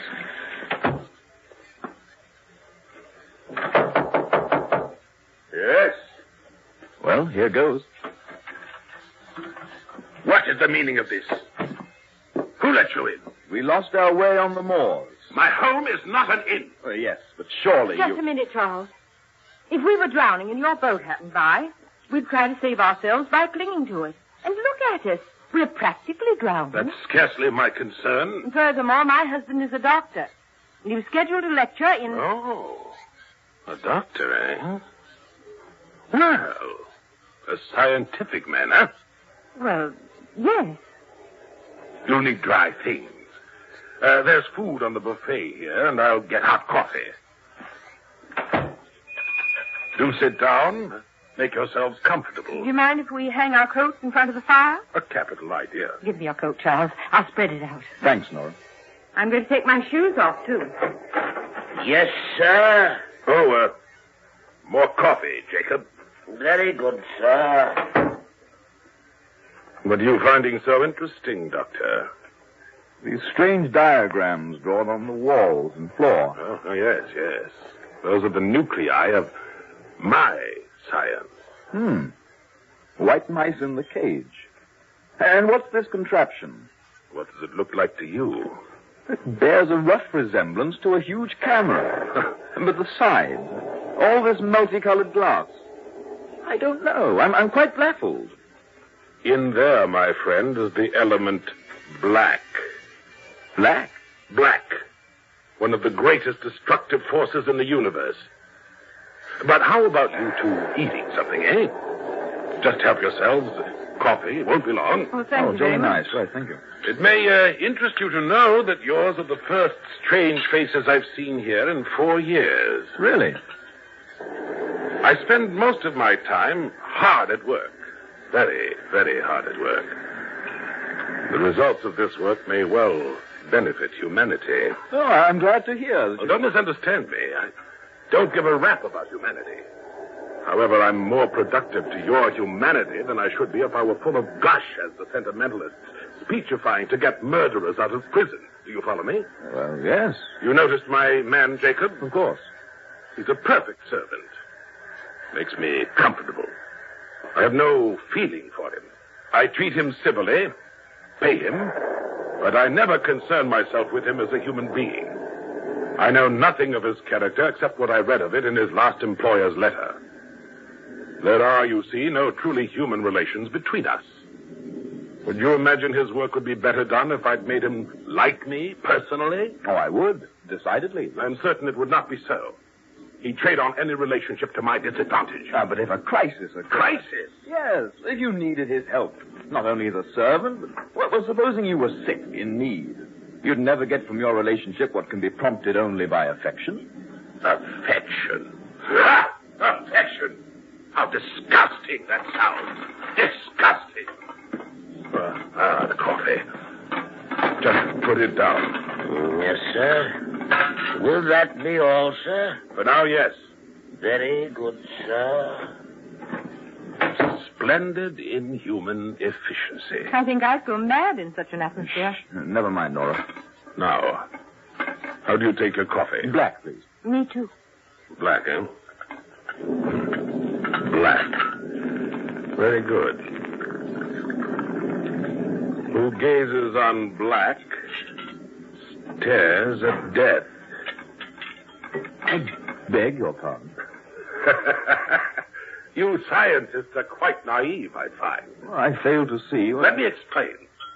I find that black is not, as it is commonly defined, an absence of color or light. It is a prime essence, a vital being. And light, on the contrary, is mere activity. Well, this black coffee tastes good. I'm glad we're not out in that black light. There you go again. I don't understand. You think night comprehends black? Night is never so dark that you cannot distinguish grades of darkness. There is no black in the darkness of night. Black is absolute.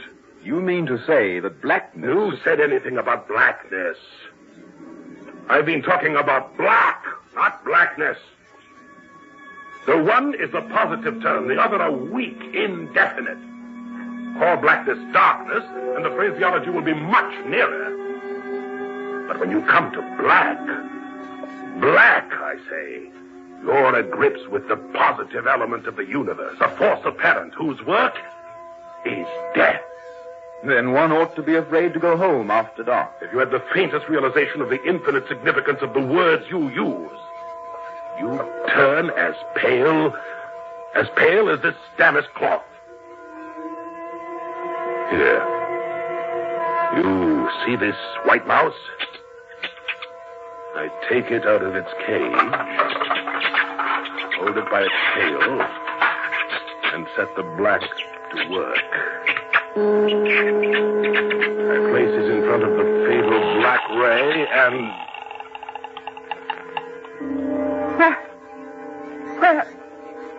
Where did it go? It vanished. Exactly, it vanished.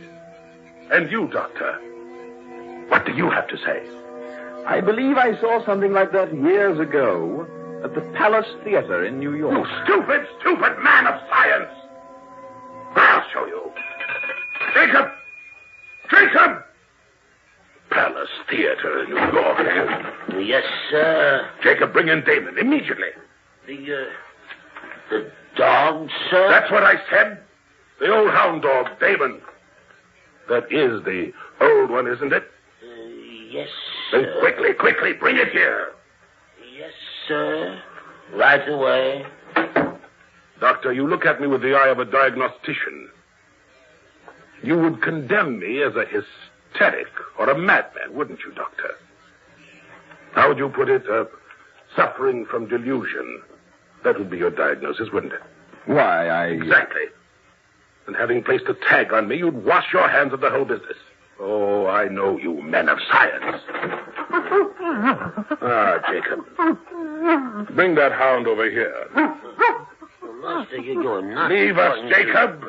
But, sir, not David. I said leave us. Yes, sir.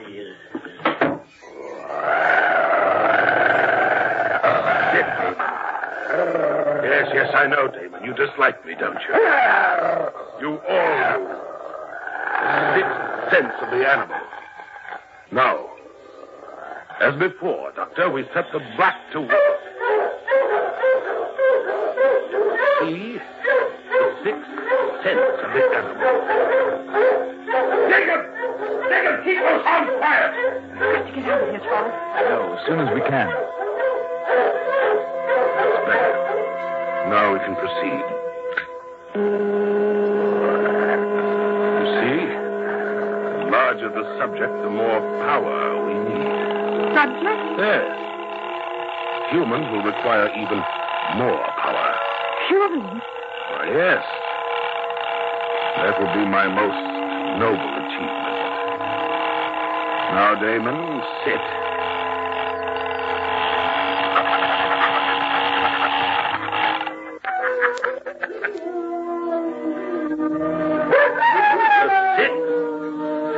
Of the animal. Now I'm a little tired. I think I could use a drink. Yes, I'm really quite tired. Yes, sir. Bring me a brandy, will you? Yes. For our guests, too. Oh, very good, sir. You don't understand, do you, Doctor? No, you don't understand at all. That's why I became disgusted with you men who call yourselves scientists. Yes, you condemn everything that resists experiments. You reject as false any theory which cannot be proved in the laboratory or the dissecting room. You refuse even to consider my findings in regard to apparitions. Apparitions? Ghosts, if you like. For thousands of years, mankind has persisted in believing that apparitions are fact. But mention them to you, scientists. But there's never been conclusive proof. If I were to tell you that for 23 years I have been investigating the supernatural, and that I know, past all doubt, that ghosts, apparitions, and supernatural beings exist, what would you think? Huh? That I have lost my mind? Well, unless, of course, you could show me an apparition or some supernatural Show event. me! Show me! Proof! The brandy, sir. All right, put it down. The storm is over, sir. Has it now? Has it? Yes, sir. Nora, did you hear that? The storm. It's over. Yes, I heard. I think we should get out of here as quickly as we can. Oh, so do I. Take a good swig of brandy. It'll help. I did. I don't know how you feel, but I'm ready for that 20-mile walk to Dwolding. Those 2 demonstrations have convinced me. Darling, I'm ready. Dwolding, did you say? Yes. Why walk? I don't follow you. Why not take the local? The local? Yes. Do you mean local train? Of course. I didn't know there was one. Just one a day. It carries mostly freight. Just one passenger coach. About a mile from here. 11:10. I'll show you the way. Oh, this is splendid, Charles. You'll be able to give your lecture after all. Scientific lecture? Well, sort of, yes. With proof, Doctor? Of course. You know, 17 years ago, I ran away from you scientific fellows and your proof. It seems funny that one should walk in on me tonight. Oh, you and your proof.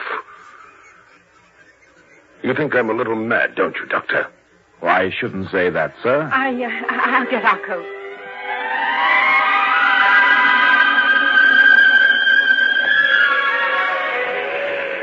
Here's where you catch it, down by the stone fence. Thank you, sir. You say Leave everything to Jacob. Good night. Thank you for your trouble. Thank you, sir. I'm glad to be out of the whole mad mess. Oh, me too. How do you feel? Fine. The brandy helped. Good. Charles. Come on. It's right on time. Well, things turned out a bit better, eh?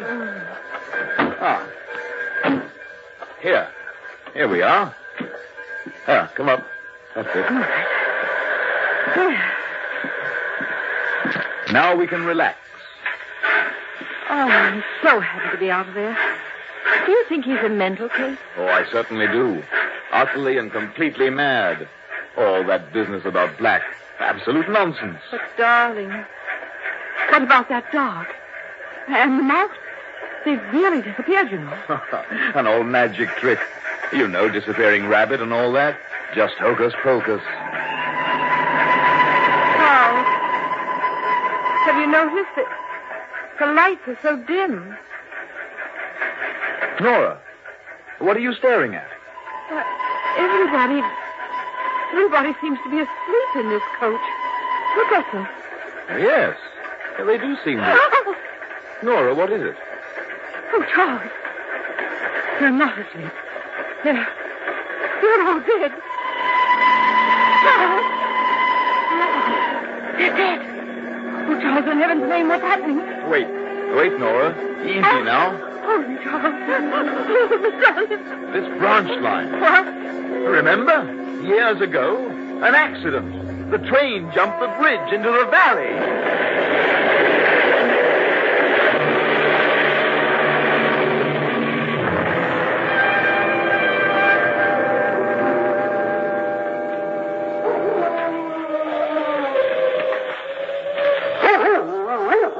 Over here, sir. Yes, Jacob? Over here. Now, down. How are they? A little shook up, but both in one piece. Think we can get them to the house? I think so. Can you help the woman? I think so. All right. Up we go now. There. Now, can you walk? Yes. That's the way. Now, off we go. There. It feels better, doesn't it? Here, have another sip. You too, sir. You all right, Nora? Yes. Where are we? We are in the sunroom of the master's house. Back here again? Yes, you're both very lucky. Bruised and shook up a bit. Could have been lots worse. Am I dreaming all this? And what about that train? That's what you were ranting about when I brought you in. There was no train. There's no line there. Hasn't been one for years. There was a bad accident there years ago. Train jumped the bridge into the valley. Hasn't been used since. But you and your wife were in that accident. I brought it back to demonstrate another power of black. Doctor, listen carefully. I made it happen again. Remember what I said about my findings regarding apparitions? Well, what do you think now? And now, if you'll excuse me. Now what's going on? Couldn't tell you, sir. I've long since given up trying to understand the master. Well, you're both looking much better. Let me pour you some more brandy. We'll both feel much better when we can be on our way. Here you are. Thank you. Oh, I'm dreadfully tired, Charles. What's he doing with that contraption now? Don't know, sir. He said something about his most noble achievement. What? Charles. He means humans. Listen, Jacob. We've got to get out of here, and quickly, you understand? I cannot go against the master's orders. Jacob, I want to stop with a dog. Bring me one of the older hounds. Jacob! Jacob! Yes, sir. A dog. You heard what I said, Jacob. We've got to get out of here. I think we'd all better get out. Follow me. Come along, Nora. Where are we going? Any place as long as it's away from here. He wants a dog. I'll get him a dog. Follow me down this corridor. He shall have a dog, all right. Charles, what's happening to us? I don't know yet. Now stand at the side of the door. I'm going to open this cage. They won't harm you. They won't even see you. Now, down there. Down there.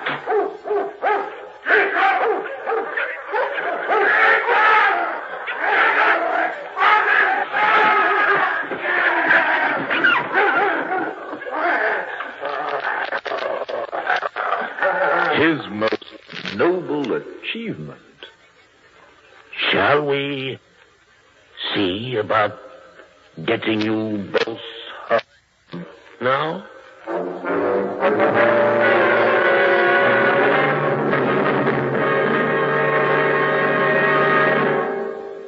Suspense.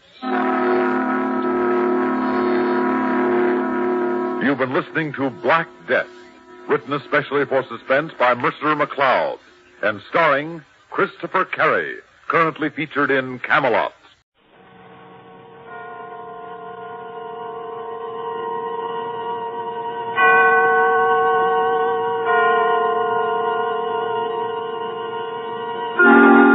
Suspense.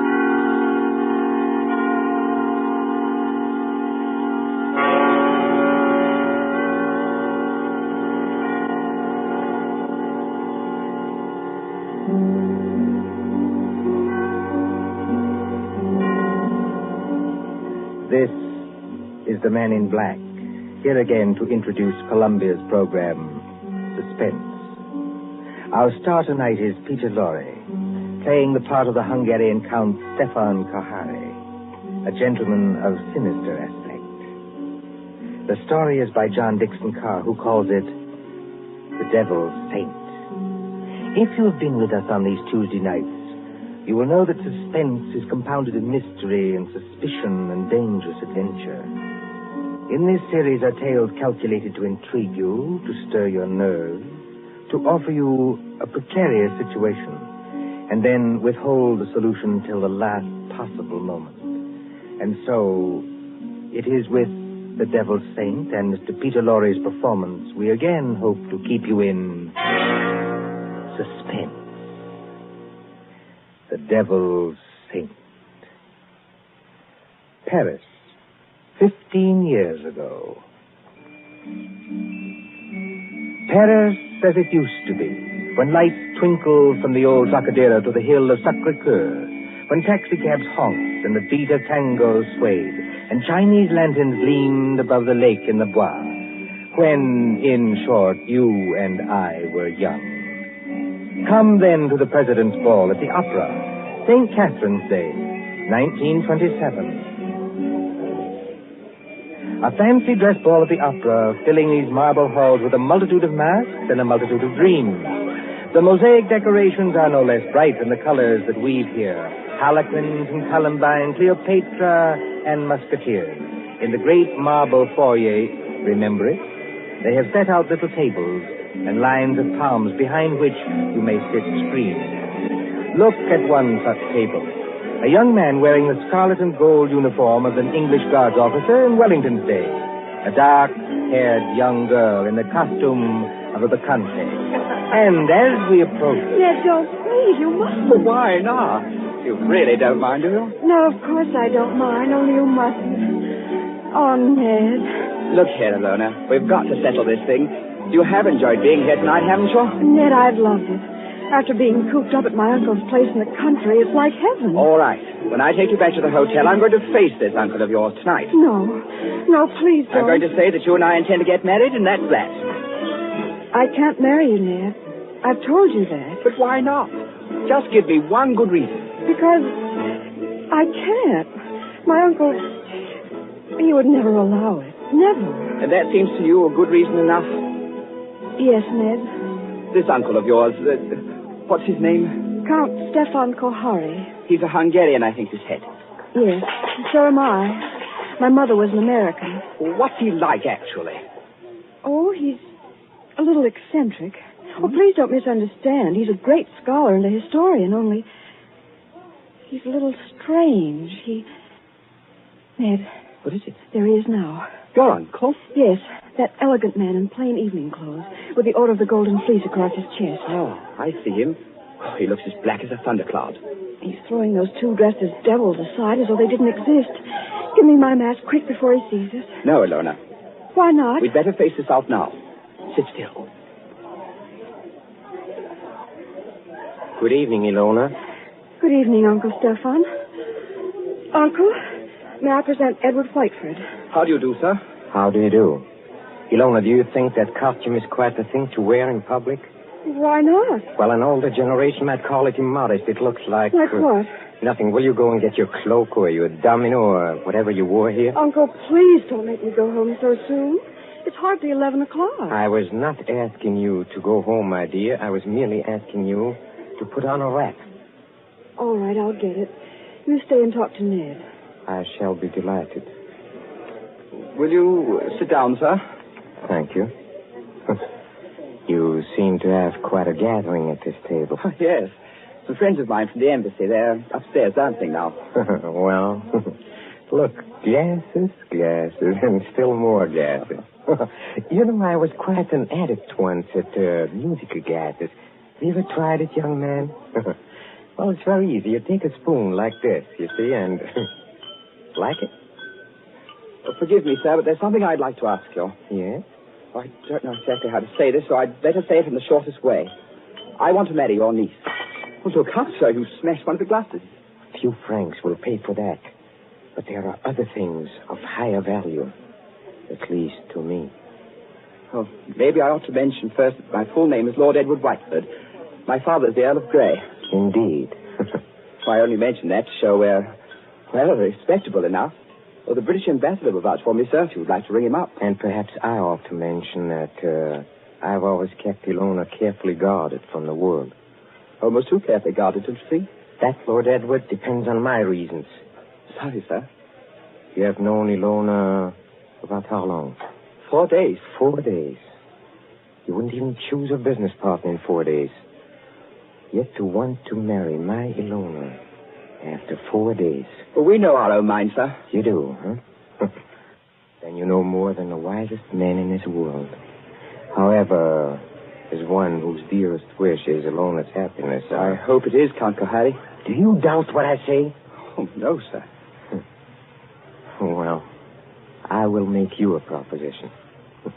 I own an estate in Touraine, not far from Paris. A little chateau, a few hundred acres, fishing, very good stable of horses. I know. Lona told me. Oh, she did? Well, then here is my suggestion. Why not come down and visit us for a week or two? Oh, that's very decent of you, sir. Oh, not at all, not at all.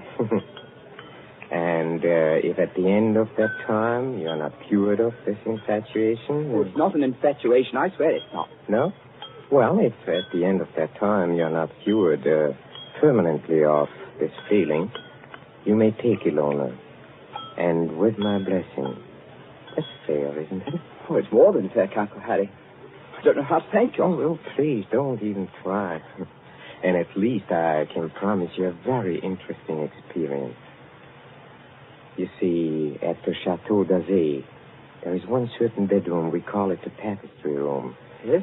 Well, I assure you, it'll be very interesting for you to sleep in that room. Why? Is it haunted or something? Oh, no, not haunted.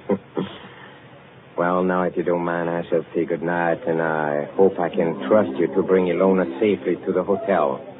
Au revoir. Look over there. What is it, sir? Just look. Streams of our fellow guests pouring down a main staircase. Shapes of nightmare. Shapes of delirium. Insane dead masks. Only the eyes move. Wouldn't we be terrified, perhaps, if we would look behind those gargoyle faces? Oh, I don't think so. They're only ordinary people like ourselves. That sure is where you make your mistake. Well, I shall expect you for the weekend, and encore une fois, au revoir. Ned. It's all right, Ilona. You can come out from behind those palms. What was he saying? I couldn't hear. Ilona, it couldn't be better. Well, he's a very decent old boy, actually. And he's invited me to the Chateau d'Azay. Did he say anything about the tapestry room? Yes. He invited me to sleep there. And you said? I said I would, naturally. You mustn't do it, Ned. I won't let you do it. Why the devil not? Because everybody who sleeps in that room dies. Dies? Are you serious? Oh, Ned, please don't do it. Oh, nonsense. There are a lot of superstitions about every old house. This isn't a superstition, Ned. It happened once when I was a little girl.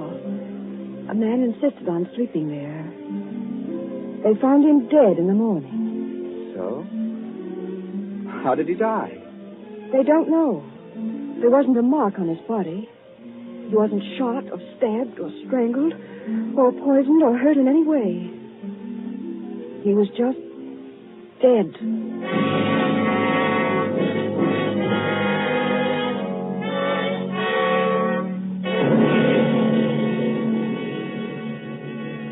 Two nights later, in the province of France now known as Indre-et-Loire, but once called Touraine, the ancient land beloved of Rabelais and Balzac. But now, as the wind moans down the valleys, and rain flickers across the apple trees, and thunder stirs in those haunted hills, it can bring little comfort to a young man driven in an ancient carriage from the railway station along snake-like roads. To what destination? Ahead, a lift of lightning shows the gray walls and conical slate-roofed towers of a chateau set some distance back from the road. Lights shine from its narrow windows, dimly seen through the rain as... Driver. Coachman. Oui, monsieur. Is that the Chateau d'Azay up ahead? Oui, monsieur. I will take you to the very door if... If what? Why do you cross yourself? If I am permitted. What should stop you? Only fear, monsieur. And I am not much afraid. What's that? Only the dogs, monsieur. They keep many dogs, large dogs, at the Chateau d'Azay. Well, here we are. Bonsoir, monsieur. And if I may be permitted a word of advice. Well? Beware of the tapestry room.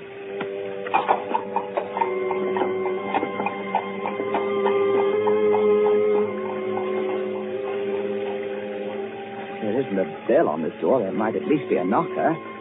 Ah, got it.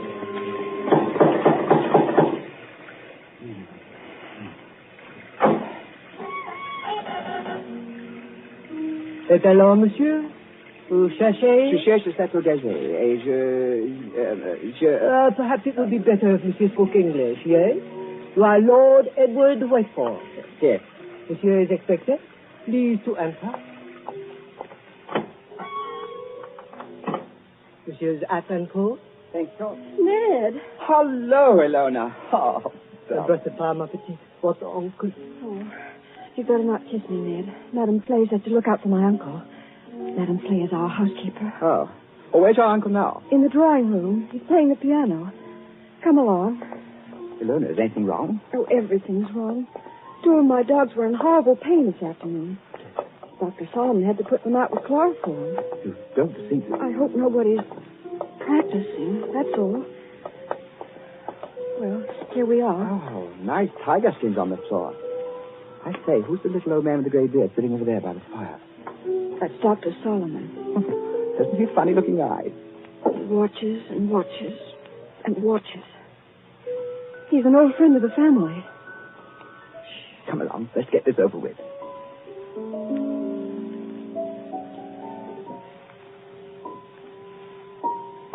Ah, Lord Edward. Well, I see my niece has anticipated me. Welcome to the Chateau d'Azay. Thank you, Count Harry. Oh, you must be very wet after your long drive. Go up to the fire and warm yourself. Madame Fay. Yes, monsieur? Please tell Antoine to take our guest's luggage up to the tapestry room. Tapestry room, monsieur? That is what I said, Madame Fay. Yes, monsieur. An odd coincidence, Lord Edward. Dr. Solomon and I were just discussing the fate of the last person who slept in a tapestry room. This is not good, my friend. This is against my advice. It's against his advice. Here, Dr. Solomon croaked. This is not good, I tell you. It is the wrong season of the moon. The wrong moon. But there is no moon tonight. It's raining cats and dogs. Don't talk about dogs. Nevertheless, it is the wrong season of the moon. I say no more. Cheerful blighter, that doctor. Don't do it, Ned. I won't be responsible if they make you do it. But look here, Count Harry. What did happen to the last bloke who slept in the tapestry You room? mustn't call him a bloke, sir. He was a very saintly gentleman. The Bishop of Tours. That was some time ago when Ilona was only 15 years old, but surely she must remember it. I remember it. The church, said our bishop, has no use for superstitions. Well, he insisted on sleeping there. I made it as comfortable for him as possible, but he was found dead next morning with a crucifix still in his hand. Was it poison? There was no poison, monsieur. No. Here, Dr. Solomon. It's true, Ned. Well, there were just 2 very curious things. You see, in connection with that death, on a mantelpiece there was found burning a stick of incense. Just ordinary incense, nothing wrong with it. Yes, sir? And under the dressing table, the police found it with an empty jar of ointment. Now, use your wits. A dead man, some burning incense, and an empty jar of ointment. What do you make of that? Oh, I don't make anything of it. It's crazy. Don't speak like that. I'm sorry? It is still the wrong season of the moon. Well, what I really meant, sir, was this. Is there any reason for this story of death? Reason? Any legend attached to the room or anything like that? Yes, there is. Well, sir? Well, we are a very old family, Lord Edward. Old and perhaps accursed. When my ancestors moved from Hungary to France in the 17th century, they brought certain beliefs with them. The old religion. The old religion? Yes, the cult of Diana, the cult of Janus, the cult of freedom and fertility. The witch cult, if you prefer. Oh, now look here, sir. Must we talk about this? Well, you smile, but when I say the word witch, you think of some humorous picture on a Halloween's card. It was very different in the Middle Ages, believe me. Then, my friend, there existed an organized religion which rivaled the church. There were were many to worship unashamed at the grand Sabbath. Many to receive all favors from Saturn, their master, and to dance forever, joyously in the red, flaming quadrants of hell. Some 200 years ago, an ancestress of mine, Katerina Kohari, was tortured to death in a tapestry room for professing the old religion. Many persons have not thought it safe to sleep their since. Are you answered? Oh, come, sir. This is some kind of elaborate joke. Joke? The Bishop of Tours did not find it a joke. Not a mark on his body. I assure you as a physician, not a mark on his body. No, not a mark on his body. Hear Dr. Solomon. Yes, I hear him. Well, understand me, Lord Edward, there's no compulsion in this. If you do wish to sleep in that room, all right. If you don't wish to... I'm not afraid to sleep there, sir. Well, I thought perhaps you wanted to change your mind. Oh, never. Would you like me to make a wager on that? What sort of wager? Well, if I spend the night in this famous room and come out of it alive... Yes? Will you give your consent to the marriage immediately? Tomorrow morning? Tomorrow morning? Why? Because I don't think the atmosphere of this house is good for a loner. What do you say? Will you do it?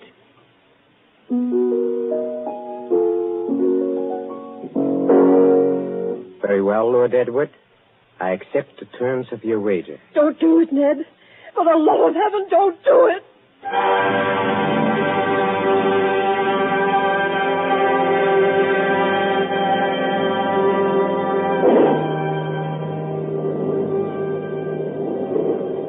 High up in the north tower of the Chateau d'Azay, under the conical slate roof, is the circular room hung with faded tapestries.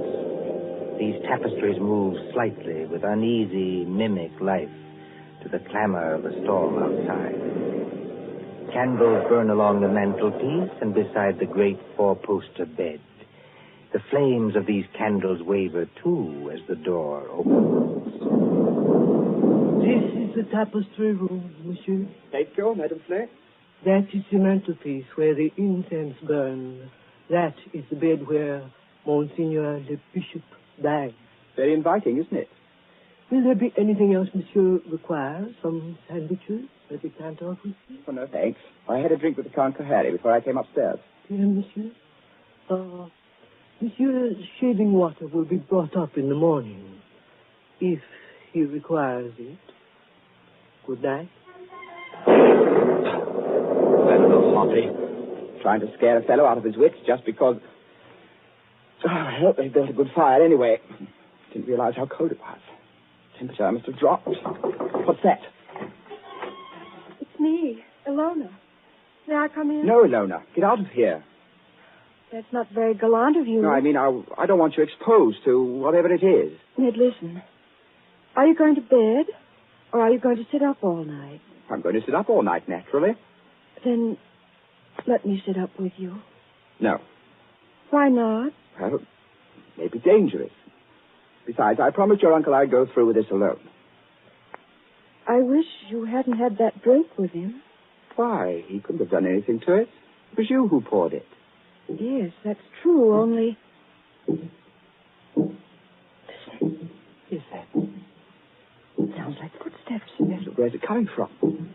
Seems to be right here in the room. It seems to come from all directions. Doesn't it sound like somebody walking between the walls? By George, it is someone walking inside the wall. Get behind that tapestry, Ilona. Quick. Hide there.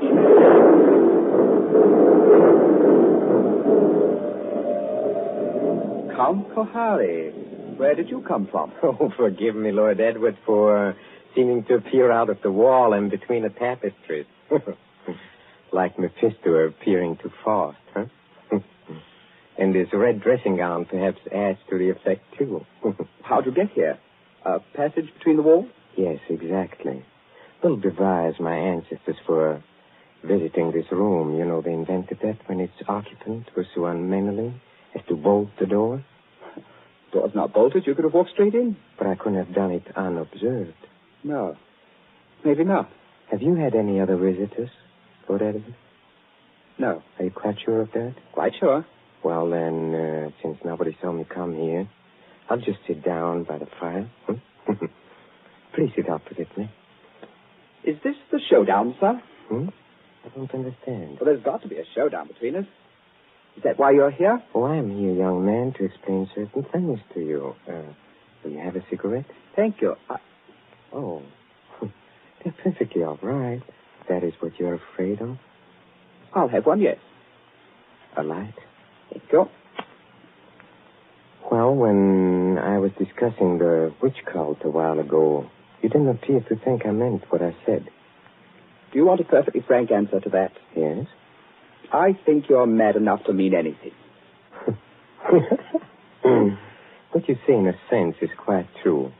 Seeing an old and inbred family like ours, the mind can crack and the fantasies of witchcraft become as real, well, more real than the living world. Let me give you an example. Go on.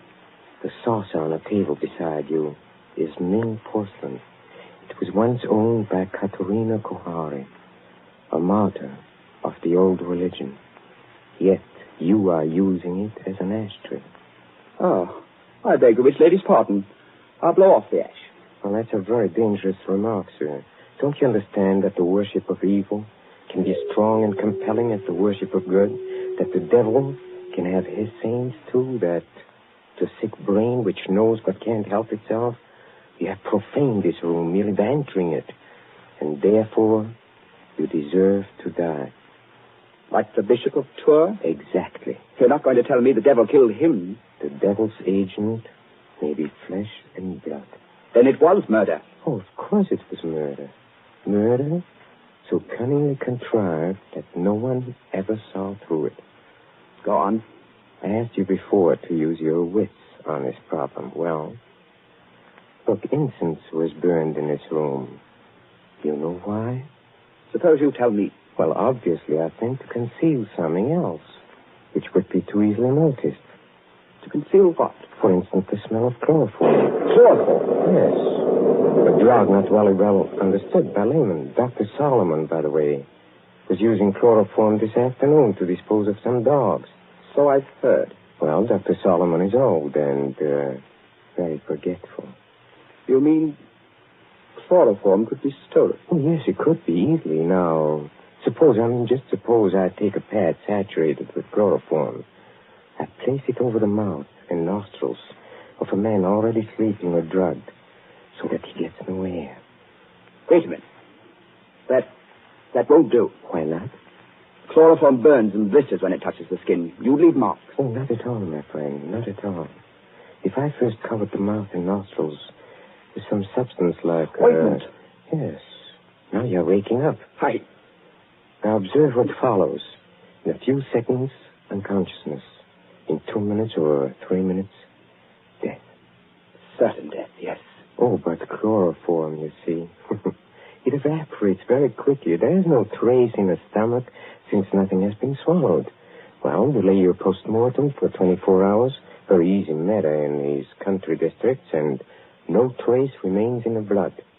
Murder without a mark, Lord Edward. Murder without a mark. You can't do it, Count Kohani. There's one thing you're forgetting. What is that? I'm not sleeping and I'm not drugged. Oh, yes, you are. How? When? In the cigarette? No. In a drink you had with me. What was it? Morphine. And you've had enough to put 3 men to sleep. See, that's it. Well, try to get up. I'll do it. I'll do it. You see? You've knocked over the fire irons. You'd have been in the fire yourself if I hadn't caught you. Take your hands off me. Just as you please. If I could reach that bell pull. Well, but you can't. Well, better sit down again. You murdering lunatic. So that's how you killed the Bishop of Tours. That's how you're going to kill me. Who, I? Well, you don't think I killed the Bishop of Tours? Didn't you? You fool. I'm not trying to kill you. I'm trying to save you. Dr. Solomon. Yes, monsieur. Well, come out. Come in the room. Come out and be my witness. Yes, monsieur. I shall always guard the family honor, even when I guess how men die. This young man evidently thinks I've been talking about myself. Am I in a popular parlance insane? Oh, monsieur. Heaven forbid. I have never known a saner man. Have you any notion, Lord Edward, why I brought you to this house? You would never have believed me if I had merely told you. So I have to bring you here to show you. Show me what? What? Look at the tapestry. Come out of there! Come out of there! Hey, come out! Ilona! Yes, Ilona. Why do you think I've kept Ilona so well guarded from the world? Why, at a fancy dress ball, for instance, did I object to the costume of a medieval witch whose dogs were poisoned so that chloroform should be brought? Who poured the drink drugged with morphine? In the devil's name, what are you trying to tell me? It was Ilona. She's been helplessly, hopelessly insane for more than 10 years.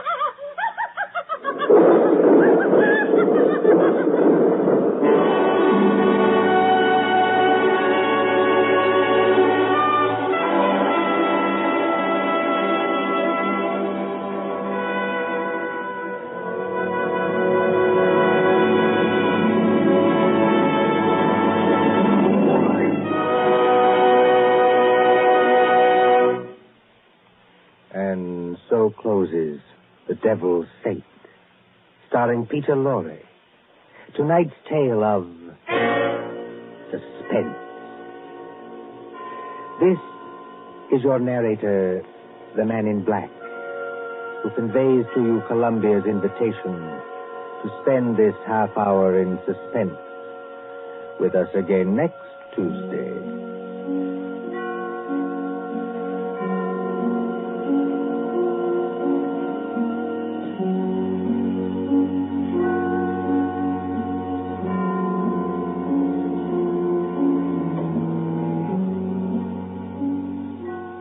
William Spear, the producer, John Dietz, the director, Bernard Herrmann, the composer-conductor, and John Dixon Carr, the author, are collaborators on Suspense.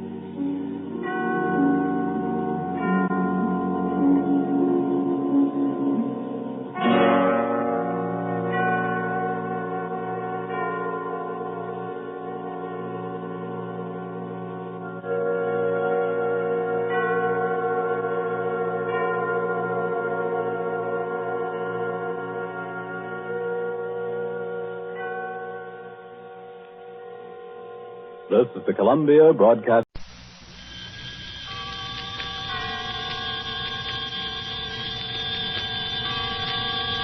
The Columbia Network takes pleasure in bringing you Suspense.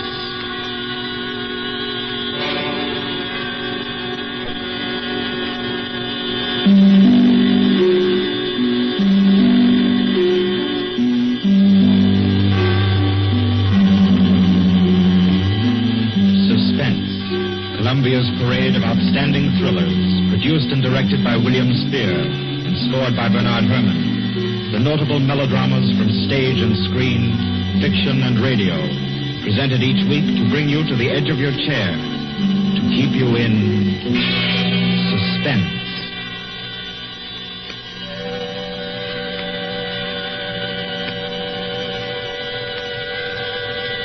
Good evening. This is Orson Welles. And very happy I am to be back in the United States and back on the Columbia Network, even for so short a visit as this one. Back with old friends like Johnny Dietz, who's tonight's director, and Bernard Herrmann. The Mercury Theater presented tonight's radio play for the first time last year. We came right out then and hailed it as a classic of the medium. Nobody argued the point. A lot of people asked us to do it again, so it's gratifying to get the chance now and to find a favorite of ours in this distinguished anthology of spook shows. Personally, I've never met anybody who didn't like a good ghost story. But I know a lot of people who think there are a lot of people who don't like a good ghost story. For the benefit of these, at least, I go on record at the outset of this evening's entertainment with a sober assurance that although blood may be curdled on this program, none will be spilt. There's no shooting, knifing, throttling, axing, or poisoning here. No clanking chains, no cobwebs, no bony and or hairy hands appearing from secret panels, or better yet, bedroom curtains. If it's any part of that dear old phosphorescent foolishness that people who don't like ghost stories don't like, then again, I promise you, we haven't got it. Not tonight. What we do have is a thriller. It's half as good as we think it is. You can call it a shocker. It's already been called a real Orson Welles story. Now, frankly, I don't know what this means. I've been on the air directing and acting in my own shows for quite a while now, and I don't suppose I've done more than half a dozen thrillers in all that time. Honestly, I don't think even that many, but it seems I do have a reputation for the uncanny. Quite possibly, a little escapade of mine involving a couple of planets, which shall be nameless, is responsible. Doesn't really matter. Don't think I disapprove of thrillers. I don't. A story doesn't have to appeal to the heart. It can also appeal to the spine. Sometimes you want your heart to be warmed, and sometimes you want your spine to tingle. The tingling, it's to be hoped, will be quite audible as you listen tonight to The Hitchhiker. That's the name of our story, The Hitchhiker.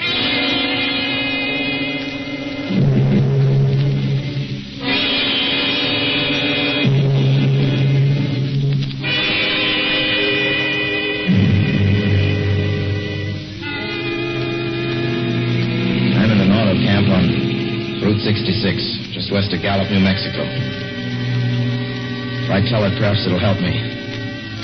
Keep me from going crazy. I gotta tell this quickly. I'm not crazy now. I feel perfectly well, except that I'm running a slight temperature. My name is Ronald Adams. I'm 36 years of age, unmarried, tall, dark, with a black mustache. I drive a 1940 Buick, license number 6Y175189. I was born in Brooklyn. All this I know. I know that I'm at this moment perfectly sane. That it's not me who's gone mad. It's something else. Something utterly beyond my control. I've got to speak quickly. At any minute, the link may break. This may be the last thing I ever tell on Earth. The last night I ever see the stars. 6 days ago, I left Brooklyn to drive to California. Goodbye, son. Good luck to you, my boy. Goodbye, Mother. Here, give me a kiss, and I'll go. I'll come out with you to the car. Oh, no, it's raining. Stay here at the door. Hey, what's this? Tears? I thought you promised me you wouldn't cry. I know, dear. I'm sorry. But I do hate to see you. I'll be back. It'll only be on the coast 3 months. Oh, it isn't that. It's just the trip. Ronald, I wish you weren't drowning. Oh, Mother, there you go again. People do it every day. I know, but you'll be careful, won't you? Promise me you'll be extra careful. Don't fall asleep or drive fast or pick up any strangers on the road. Oh, gosh. I think I was still 17 here, you two. Oh. And why? I mean, as soon as you get to Hollywood, won't you, son? Of course I will. Don't you worry. There's nothing going to happen. It's just 8 days of perfectly simple driving on smooth, decent, civilized roads with a hot dog or a hamburger stand every 10 miles.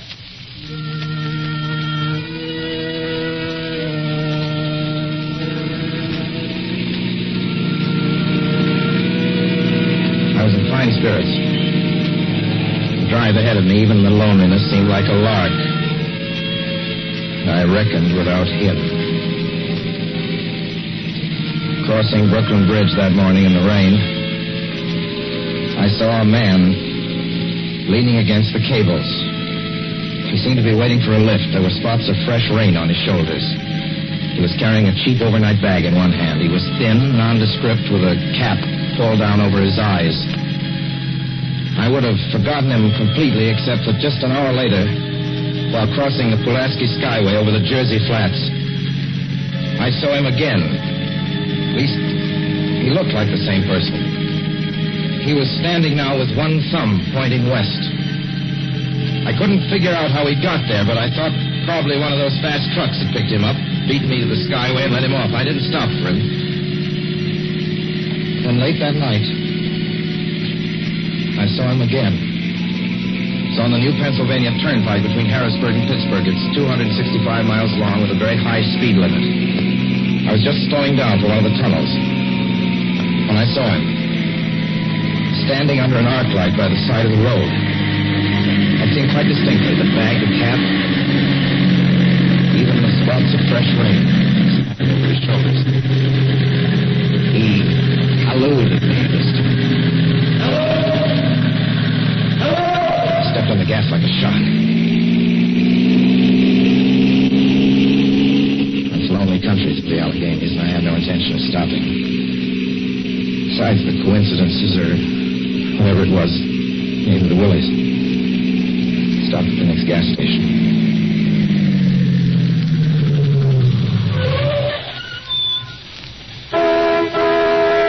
Yes, sir. Fill her up. Certainly, sir. Check your oil, sir? No, thanks.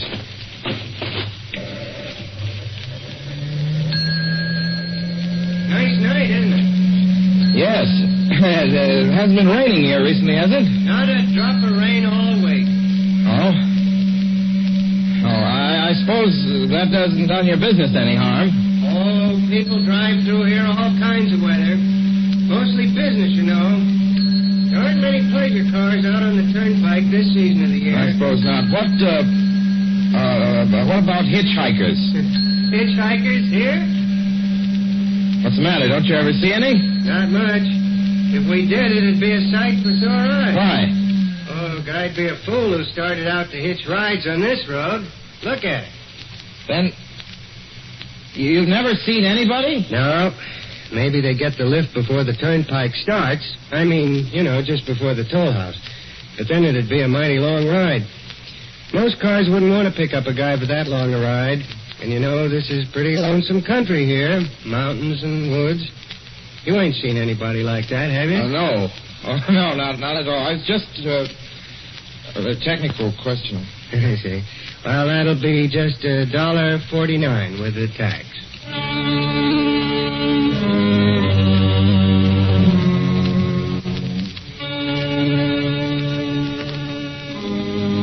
Gradually passed through my mind a sheer coincidence. I had a good night's sleep in Pittsburgh. I didn't think about the man all next day until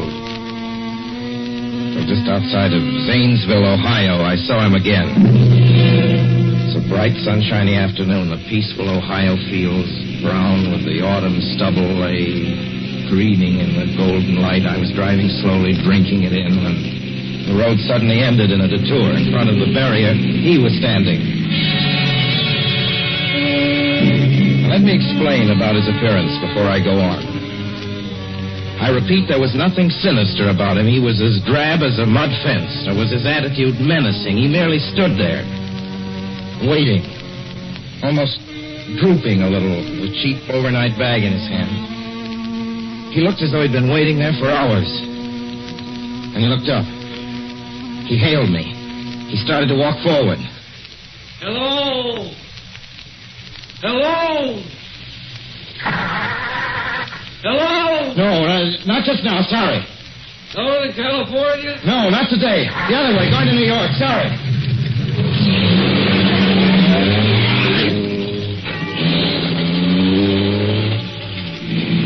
After I got the car back on the road again, I felt like a fool. Yet the thought of picking him up, of having him sit beside me, was somehow unbearable. At the same time, I felt more than ever unspeakably alone.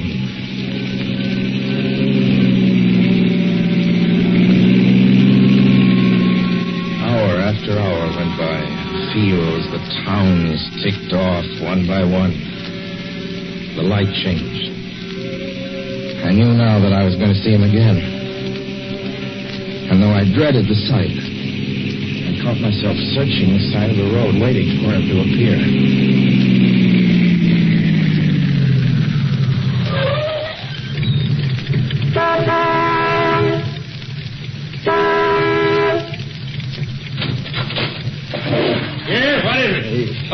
Sell sandwiches and pop here, don't you? Yeah, we do in the daytime. If we're closed up now for the I know, but I was wondering if you could possibly have a cup of coffee, black coffee, just... No, not this time of night, mister. My wife's a cook. She's as bad. No, don't shut the door, please. Listen, just a minute ago... Just a minute ago, there was a man standing here right beside the stand, a suspicious-looking man. I don't mean to disturb you. And you see, I was driving along when I just happened to look, and there he was. How's he doing? Well, nothing. You've been taking a lift, that's what you've been doing. Now, on your way before I call out Sheriff Oates.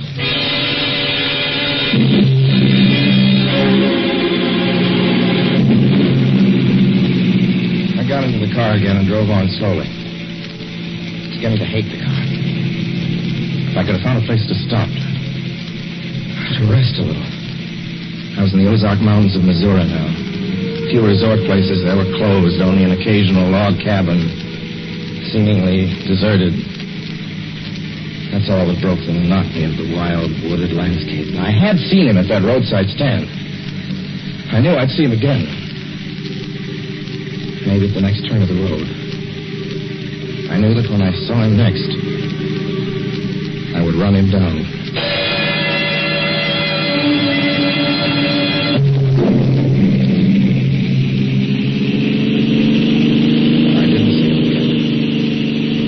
I didn't see him until late next afternoon.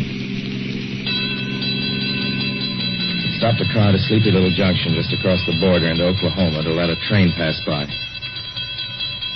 When he appeared across the tracks, leaning against a telephone pole. Perfectly airless, dry day. The red clay of Oklahoma was baking under the southwestern sun. Yet there were spots of fresh rain on his shoulders. I couldn't stand that. Without thinking, blindly, I started the car across the tracks. He didn't even look up at me. He was staring at the ground. I stepped on the gas hard, veering the wheel sharply toward him. I could hear the train in the distance now, but I didn't care. Something went wrong with the car. The train was coming closer. I could hear its bell ringing and the cry of its whistle. Still, he stood there. And now I knew that he was beckoning me to my death.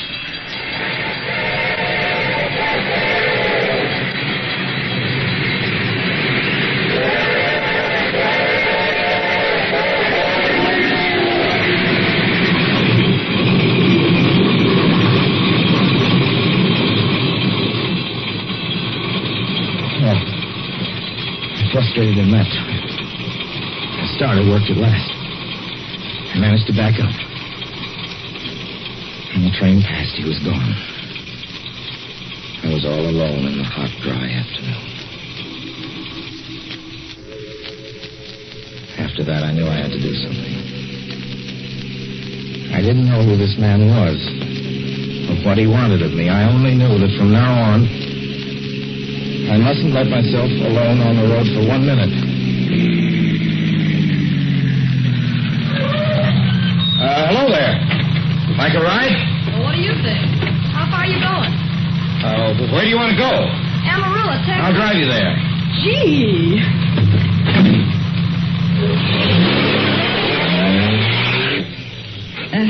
You mind if I take off my shoes? My dogs are killing me. Go right ahead. Oh. Gee, what a break this is. Hitchhike much? Sure. Only it's tough sometimes in these great open spaces to get the break. I should think it would be, though. I'll bet you get a good pickup in a fast car. If you did, you could get places faster than, say, another person in another car, couldn't you? I don't get you. Well, take me, for instance. Suppose I'm driving across the country, say, at a nice, steady clip, about 45 miles an hour. Couldn't a girl like you just standing beside the road waiting for a lift beat me to town? Or any town, provided she got picked up every time in the car doing from 65 to 70 miles an hour? I don't know. What difference does it make? Oh, no difference. It's just a crazy idea I had sitting here in the car. Imagine spending your time in a swell car thinking of things like that. What would you do instead? What would I do? If I was a good-looking fellow like yourself, why, I just enjoy myself. Every minute of the time. I'd sit back and relax. And if I saw a good-looking girl along the side of the road... Hey, look out! Did you see him? See who? A man standing beside the barbed wire fence. I didn't see anybody. It wasn't nothing but a bunch of cows and the wire fence. No? What do you think you was doing? Trying to run into the barbed wire fence? There's a man there, I tell you. A thin gray man with an overnight bag in his hand. And I was trying to run him down. Run him down? You mean kill him? Say you didn't see him back there? You sure? I didn't see a soul. As far as Watch that's concerned... for him the next time and keep watching. Keep your eyes peeled on the road. He'll turn up again. Maybe any minute. There! Look there!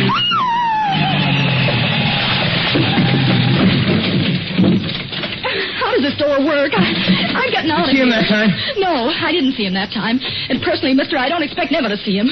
All I want to do is go on living. I don't see how I will very long, driving with you. Oh, I'm sorry. I don't know what came over me. Please don't go. So if you'll excuse me... You can't go. Listen, how would you like to go to California? I'll drive you to California. Seeing pink elephants all the way? No, thanks. Thanks just the Listen, same. please, just 1 minute, please. You know what I think you need, big boy? Not a girlfriend. Just a good dose of sweet. Please. There. I got it now. No, you can't go. Please, come Your back. hands off me. Do you hear? Leave your hands off me.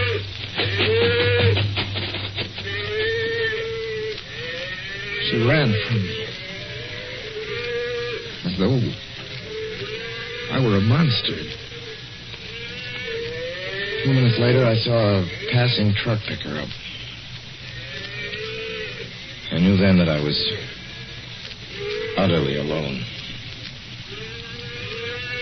It was in the heart of the great Texas prairies. There wasn't a car on the road after the truck went by. I tried to figure out what to do, how to get hold of myself. If I could find a place to rest, or even if I could sleep right here in the car for a few hours along the side of the road. I was getting my winter overcoat out of the back seat to use as a blanket when I saw him coming toward me, emerging from the herd of moving steer. Hello?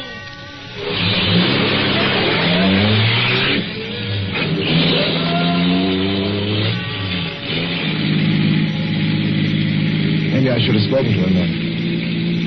Fought it out then and there. For now, he began to be everywhere. Whenever I stopped, even for a moment, for gas, for oil, for a drink of pop, a cup of coffee, sandwich, he was there. I saw him standing outside the auto camp in Amarillo that night when I dared to slow down. I was sitting near the drinking fountain of a little camping spot just inside the border of New Mexico. He was waiting for me outside the Navajo reservation where I stopped to check my tires. I saw him in Albuquerque when I bought 20 gallons of gas. I was afraid to stop now. I began to drive faster and faster. I was in lunar landscape now. The great arid mesa country of New Mexico. I drove through it with the indifference of a fly crawling over the face of the moon. Now he didn't even wait for me to stop. Unless I drove at 85 miles an hour over those endless roads, he waited for me at every other mile. I'd see his figure, shadowless, flitting before me, still in the same attitude, over the cold, lifeless ground, flitting over dried-up rivers, over broken stones cast up by old glacial upheavals, flitting in that pure and cloudless air. I was beside myself when I finally reached Gallup, New Mexico this morning. There's an auto camp here. Cold, almost deserted this time of year. I went inside and asked if there was a telephone. I had the feeling that if only I could speak to someone familiar, someone I loved, I could pull myself together.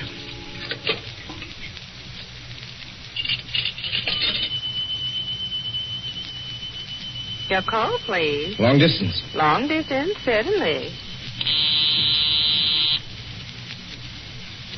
This is long distance. I'd like to put in a call to my home in Brooklyn, New York. I'm Ronald Adams. The number is Beechwood 20828. Certainly, I will try to get it for you. Albuquerque, New York for Gallup. New York. Gallup, New Mexico, calling Beechwood 20828. I'd read somewhere that love could banish demons. It's the middle of the morning. I knew Mother would be home. I pictured her tall and white-haired in her crisp house dress, going about her tasks. It'd be enough, I thought, just to hear the even calmness of her voice. Will you please deposit $3.85 for the first 3 minutes? When you have deposited $1.50, will you wait until I have collected the money?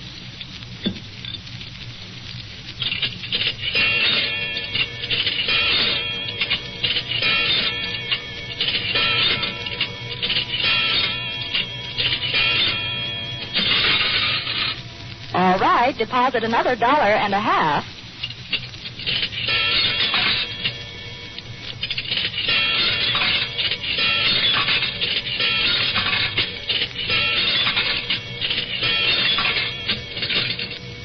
Will you please deposit the remaining 85 cents?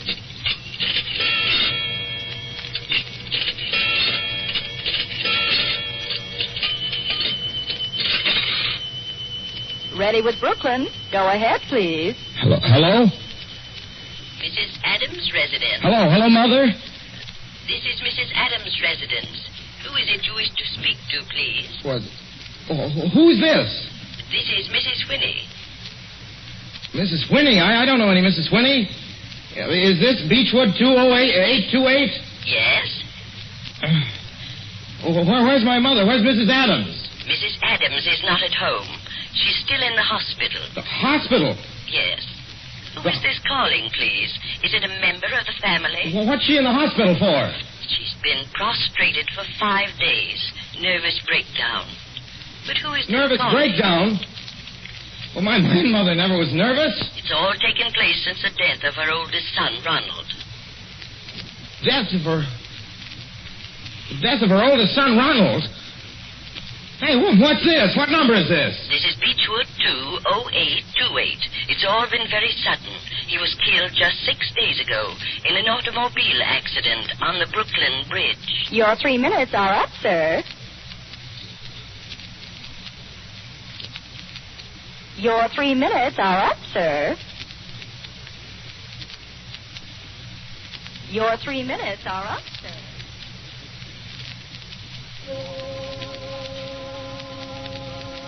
And so I'm sitting here in this deserted auto camp in Gallup, New Mexico. I'm trying to think. Trying to get hold of myself. Otherwise, I'm going to go crazy. Outside, it's night. The vast, soulless night of New Mexico. 1,000,000 stars are in the sky. Ahead of me stretch 1,000 miles of empty mesa. Mountains, prairies, desert. Somewhere among them, he's waiting for me. Somewhere I shall know who he is and who I am.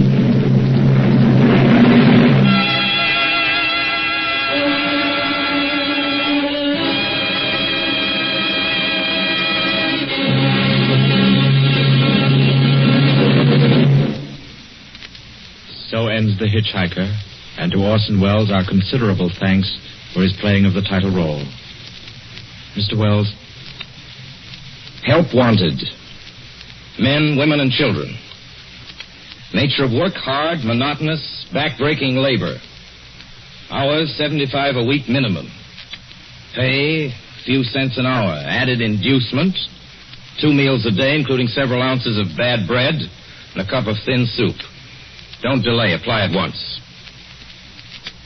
How'd you respond to a want ad like that, Mr. and Mrs. American working man and woman? You'd laugh, wouldn't you, and throw the paper in the trash basket. Dismiss the whole advertisement as some kind of a joke. But believe me, it's no joke. It's a simple statement of the working conditions that exist today in Nazi Germany and the conquered countries under Nazi rule. It's also an exact statement of the working conditions that will be imposed on you and every member of your family if the Nazis win this war. You yourself personally can stop them from winning, as you know. You don't have to give up your well-paid job to do it. You needn't have to be a soldier or a sailor or an airman or a nurse or a war worker to ensure American victory. Uncle Sam doesn't ask plain, ordinary, hard-working citizens like you to give him anything. All he does ask very seriously and very urgently is that you loan him 10 cents out of every dollar you make. That's all there is to it. Lend Uncle Sam a dime to win this war. And he'll pay you back with interest when he's won it. The easiest, most convenient way to lend him these dimes is to enroll in the payroll savings plan. Just tell your boss to deduct 10 cents from every dollar he pays you and lend it to Uncle Sam in your name. Sign up for this simple savings plan today, and when victory comes, you'll have war bonds in your pockets instead of Axis bonds on your wrists. Suspense will be heard again 2 weeks from tonight. Next Wednesday night, September 9th, the Columbia Broadcasting System will present over many of these stations at 9:30 p.m. Eastern Wartime an address by W. Averell Harriman, the United States Lend-Lease Administrator in London. Mr. Harriman, as the personal representative of the President of the United States, attended the Moscow conferences between Winston Churchill and Joseph Stalin. Next Wednesday's broadcast will be Mr. Harriman's first public address since his return to this country. Suspense is produced and directed by William Spear. John Dietz was our guest director this evening. Tonight's radio drama was written by Lucille Fletcher. The original score was by Bernard Herrmann.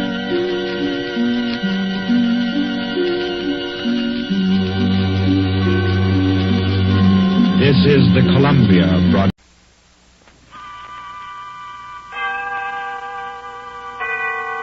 Autolite and its 98,000 dealers bring you Mr. Herbert Marshall in tonight's presentation of Suspense.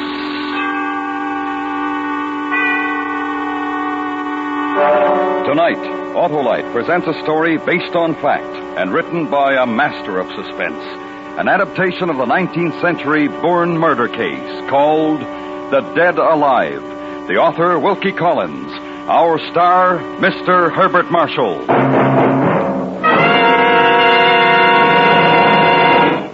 Hey, Wilcox, how you hitting them, kiddo? Hello, Stan. How's our bouncing, bantam, and brainy baseball manager? Feeling like a home run, Harlow. Purring along like a set of those Autolite spark plugs of yours. Yeah, couldn't understand you better, Stan.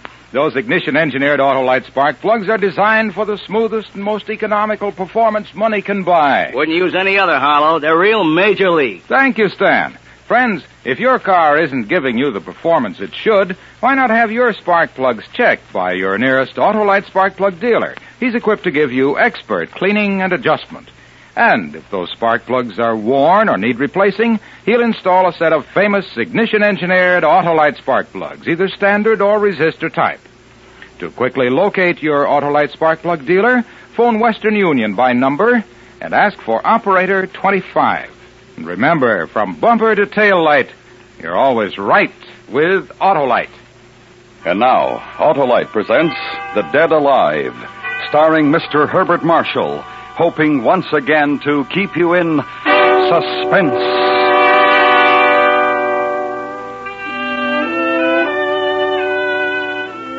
How did the doctor put it to me back there in London? Your disease, Mr. Lefranc, is overwork. Your cure is rest. Your alternative is death. Nice choice of words there, but not to be ignored. For any excitement stirred sudden, unbearable pains in my head. The trip was restful, though the prospect of visiting a country just 5 years beyond a civil war was a little disturbing. The long-standing invitation of my mother's distant relative appeared to hold a promise of friendship and hospitality. The very thing for a nerve-ridden English barrister. I boarded a railroad car at Boston, which deposited me at Morwick Station. The countryside viewed from the station was as flat, as monotonous as any that the earth can show. If to be cured meant, in my case, to be dull, I picked the very place for the purpose. Mr. Philip Lefranc. Oh, yes, of course. You must be Cousin Silas. That's right. I didn't mean to startle you. No. I was fascinated by this, very interesting countryside of yours. Let's start off on an honest footing. This view is uninspired, Philip. But it's good farmland. That's most important. Is this your luggage? No, just these bags. Here, I'll take the big one. That's all right. You carry the 2 small bags. Oh, but your hand, that bandage, it must be painful. It's just a scratch. He couldn't hurt me. The carriage is this way. Our ride to Meadowcroft Farm passed for the most part in silence. And silence seemed most appropriate as we drove through a grove of stunted, twisted trees. On the road ahead, a short, wiry little man walked towards the house. He glanced over his shoulder, then casually angled to let us pass. But something went wrong with our horse, for he swerved towards the man. Watch out! Hey! You nearly killed that man. Next time he'll move out of the way faster. But you led the horse directly at him. No matter. That man was John Jago, my overseer. Not a very nice man, Philip. Not nice at all. Then why do you keep him? Unfortunately, Father left a controlling interest in this estate to my sister. And Letty feels that Jago can run things better than I can. That's still no reason. You might have killed the man. In which case I would have given him the sort of burial I'd give my dog. Not my favorite dog, mind you.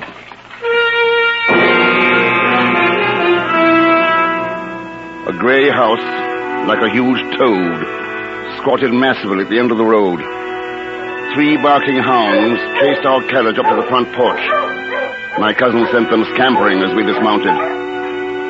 A melancholy, middle-aged woman without visible attraction of any sort waited for us in the hallway. Cousin Philip, I trust the Lord sent you an easy voyage. A delightful voyage, Cousin Letty. It's very good of you to have me. Thank my father, rest his soul. We shall do our best to honor the invitation he extended to your branch of the family. Silas, did you pass Mr. Jago on your way up? Yes, I passed him. You might have been good enough to offer him a lift. I did, after a fashion. This way, Philip. I'll show you to your room. Supper is at 8, Cousin Philip. We start exactly on the hour. Silas left me in a clean, almost sterile room. To pass the time, I made a game of searching for some dust. It was depressing not to find any. I paced, I worried, read, and generally tried to keep the gloom of the house from sinking into my bones. It was useless. By 8 o'clock, I was morosely trying to decide whether to go down to dinner or to repack and leave. My stomach made the decision for me. I walked out of my room and into the loveliest creature I'd ever seen. Oh. I'm sorry. Oh, no, my fault. I shouldn't run down hallways. Of course, you're Philip. Of course. But they told me nothing about you. Well, I don't think they're quite sure of how to classify me. I'm Naomi Colebrook. We'd better go downstairs. We'll miss dinner. Are you visiting too, Miss Colebrook? Oh, no, I've been here over 6 months now. I'm a vague sort of relative. Letty and Silas took me in after my parents passed away. Oh, that was very good of them. Yes, it was. But I am glad to have someone else here now. Is anything wrong? Well, there are tensions in this house. You may feel them. I already have. Something most unpleasant about it all. Oh, please don't let it drive you away. I have to talk to somebody. You see, Naomi, where are you? We're coming, Silas. We'll talk later.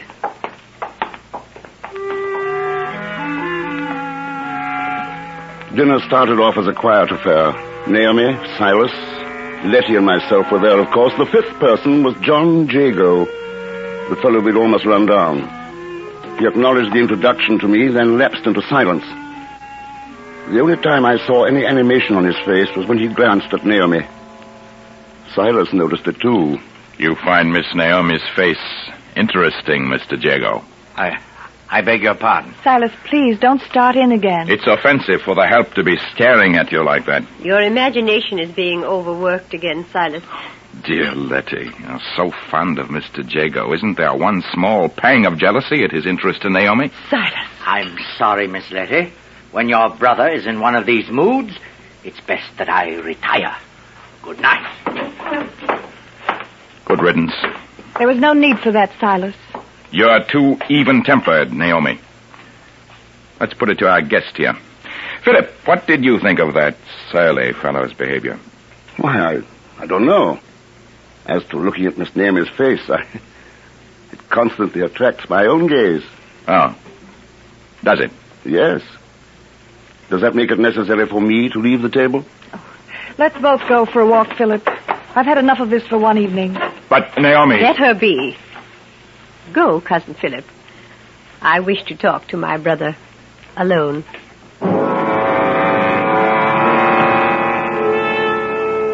The danger signal in my head and those flashes of pain did not slacken until we, Naomi and I, were deep within the grove of trees that surrounded the house. The moon was full, its rays filtering through the dense overhead growth of twisted branches. We walked slowly towards a pale green glow that diffused the gray night ahead of us. What's wrong, Philip? Your face is... It's Patsy.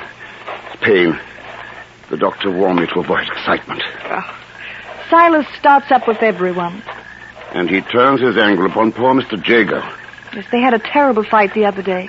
Mr. Jago had to use a knife to defend himself. He won't bother me. I'm not too sure. He was furious with you at dinner. I refuse to allow anybody to interfere with the pleasure I take from your company. But, what's causing that green mist ahead? Oh, that's a natural lime kiln. They say it's been burning for centuries. There's a hypnotic quality about this green pit.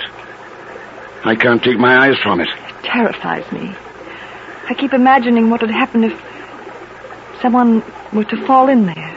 Oh, they should put a fence about it. Philip. What? There, by the trees. Someone's watching us. Huh? Who's that? I hope I'm not intruding. What do you want, Mr. Jago? I don't wish to disturb you or this gentleman, but I must speak to you, Miss Naomi, in private. This is hardly the manner to approach, eavesdropping from behind a tree. Oh, no, sir. I've just been walking through this grove and came upon you, but I must talk to this lady. Well, won't it hold until tomorrow? It would be a great kindness on your part, a very great kindness if you let me speak before I rest tonight. Very well. We'll go back to the house. Not the house, miss. Why not? There are eyes and ears in the house, and footsteps so soft that no person can hear them. Then we'll speak here, where we can see all about us. Sir, if you don't mind. I don't want to leave you here, Naomi. Oh, I'll be quite all right, Philip. Mr. Jago will see me back to the house. You know best. Good night, then. Good night, and thank you.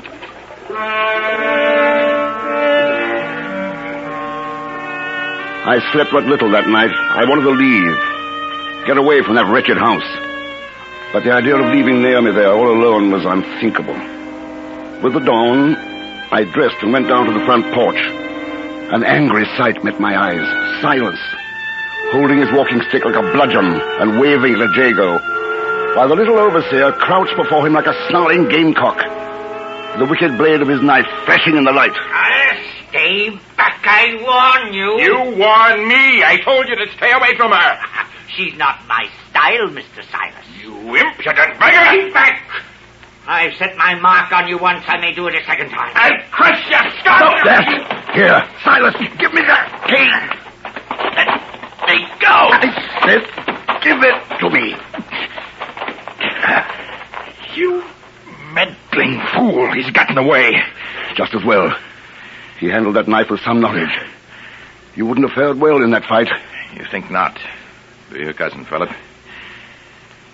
May I have my stick now? If you must have it. Here. Thank you. And I'd like to walk through the grove, unless you have some objection. So you insist on following him? We will finish this now, Jago and I. And this is a warning to you, Cousin Philip. Leave Naomi alone, or you may have some of the same.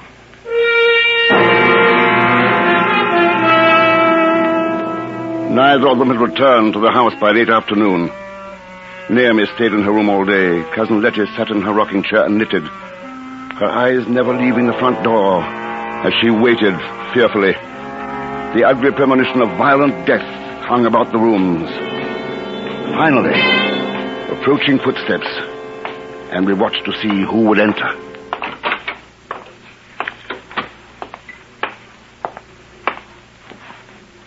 Silas, where is Mr. Jago? I believe we've seen the last of that one. Did you? You haven't brought your walking stick? No. But don't fear, Cousin Philip. I have another. Should you want to take a stroll through the grove?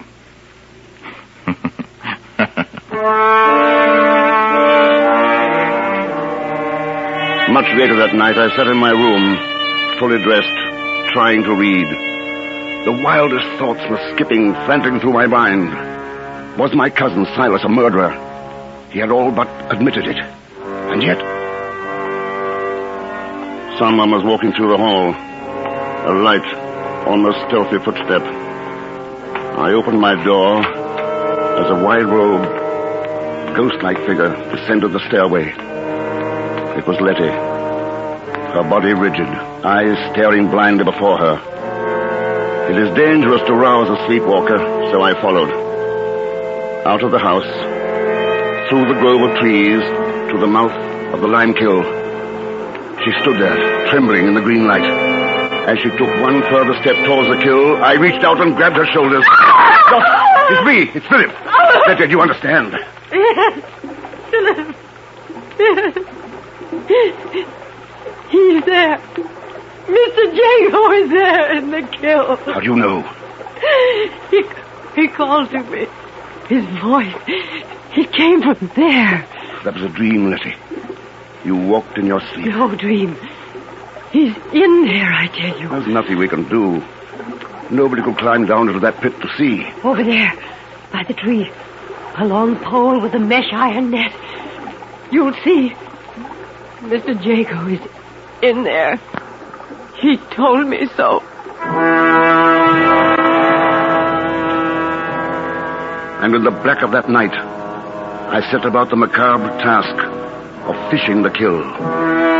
Within the hour, I had brought up a partially burned walking stick, Jago's knife, and a small heap of charred bones.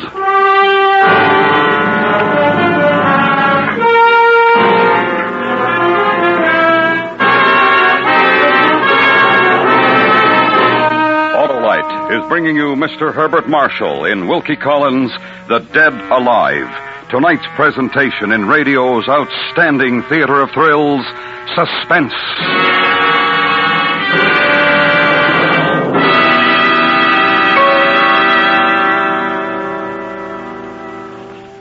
Hey, Harlow, you know I signed a whole new team. Yeah? Stan, who are they? Why, a set of those Autolite resistor-type spark plugs, of course. Then you're set for a winning season, Stan. Those Autolite resistor spark plugs are the greatest advance in spark plugs for automotive use in the past 2.5 decades. Is that all? I thought they was the best in 25 years. You're right, Stan. And that built-in Autolite resistor makes possible such advantages as double spark plug life, smoother engine performance, and quick starts. And the resistor spark plug is only one of a complete line of world-famous Autolite spark plugs, ignition-engineered for every automotive use. That's a straight pitch, folks. So see your nearest Autolite spark plug dealer for a spark plug check soon. He services all makes of cars, and he has ignition-engineered Autolite spark plugs, either standard or resistor type. To quickly learn his location, phone Western Union by number and ask for Operator 25. And remember, from bumper to tail light, you're always right with Autolite. And now, Autolite brings back to our Hollywood soundstage Mr. Herbert Marshall in Elliot Lewis's production of The Dead Alive, a tale well calculated to keep you in suspense.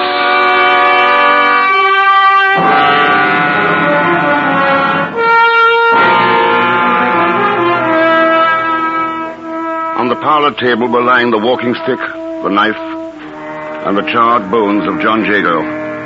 I'd roused Naomi and Silas, and now the four of us sat around the room, our eyes curiously avoiding the grisly pile before us. The light from the oil lamps failed to clear shadows from the dark corners of the parlor. And so we sat and waited for the silence to accuse. I didn't kill him. You have murder on your soul. Mr. Jago told me that, too. Oh, in your dream, I suppose. He never cared for you, Letty. Why do you carry on so about him? He was too shy to tell me. And now he never will. For you killed him. That is your stick, Silas. I stumbled near the kill. It fell in. And the knife and the bones, Silas. You killed him, Silas. And make the most of it. I'm going to bed. There's nothing more to be done tonight. We may as well all get some sleep. I don't think I'll ever sleep again. Or at least try, Naomi. Tomorrow we'll have to call in the magistrate. Aren't you coming, Letty? Oh, I'll stay here. With Mr. Jago. Letty, please. No. Leave her, Naomi. Come. Oh, Philip, why did it happen? You probably know best of all. I know nothing. No? What did Jago say to you the other night in the garden? The police will want to know. We've been talking. I don't recall about what. Suddenly, he seemed to go mad. Mad? In what way? He fell on his knees. He kissed my gown, my hand. He cried that he was in love with me. Poor fellow. I imagine you told him it was impossible? He wanted me to marry him. Of course it was impossible. Silas must have found it out. That could explain the why of this murder. Well, I can't stay here anymore. Nor can I. Tomorrow we'll move into town until the police clear us. And then... What then, Philip? Oh. Good Lord, what's that? Oh, don't leave me. Well, it's too late to catch whoever that was. Someone overheard us. Yes, someone. Here, get into your room, bolt your door, and don't open it for anyone. You hear? Philip, I'm so afraid. Truthfully, darling, so am I.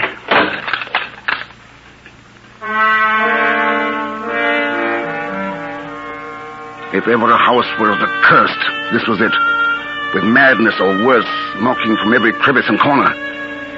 In my room, I locked the door and went to bed. Sleep did not come easily, but it came. I must have just dropped off when some inner sense warned me of a presence in the room.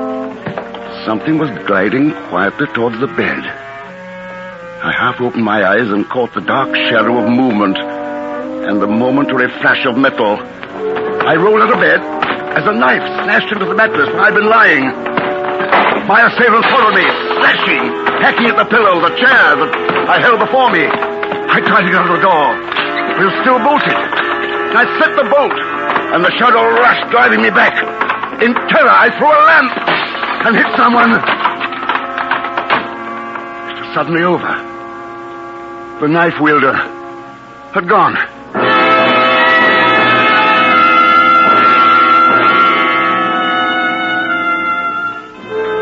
I fired a lamp, then stood, staring at the butcher knife that lay on the floor.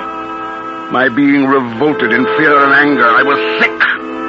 Sick of this house, of my cousins, sick of waiting to be struck down in the dark. Get up, Silas. Who's there? Stop pretending you're asleep.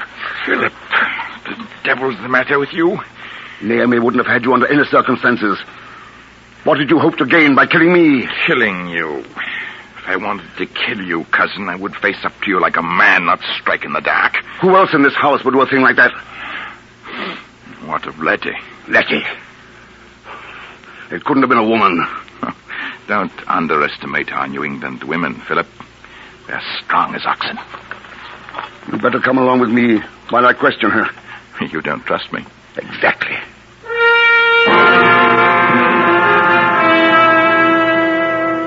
Letty was still in the parlor, staring at the bones of her dead lover, sitting stoically in her chair. Something had changed her, though. There was an ecstatic look about her, and for the moment her face was almost pretty. Letty, someone just tried to kill me. I know. How do you know? Mr. Jago told me you were going to die. She won't grasp the fact that John is dead. Oh, yes, I know he's dead. But now he's closer to me than ever. He comes to see me and talk to me. Did you go upstairs, Letty, to my room, With a knife? Mr. Jago told me I was pretty. I asked him if I was. And he told me. He's dead now. But he's with me all the time. Well, Philip, are you still quite positive it was I? Naomi!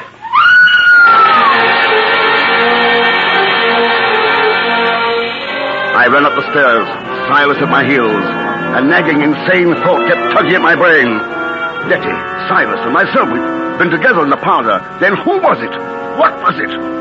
What horror was attacking Naomi in her room? Naomi! Open this door! It's me! Naomi! Philip! Naomi, are you all right? Stand back! I'm going to break it open!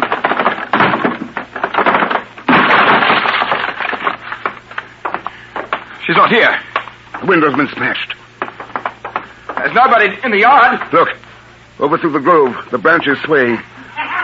Something's moving through there. That one again! But who? Or what? Silas, can your dogs track? Of course, they're hunting dogs. Bring them around and put them on the scent. Whatever that thing is, it has Naomi.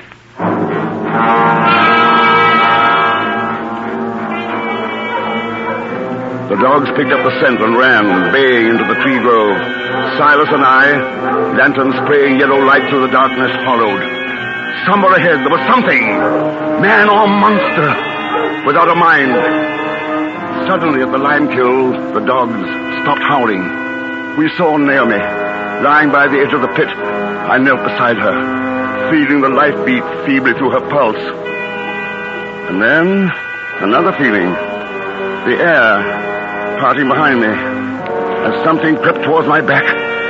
Something poised to push me into the kiln. I turned sharply, and the shadow flew backwards, crossing to the opposite side of the pit.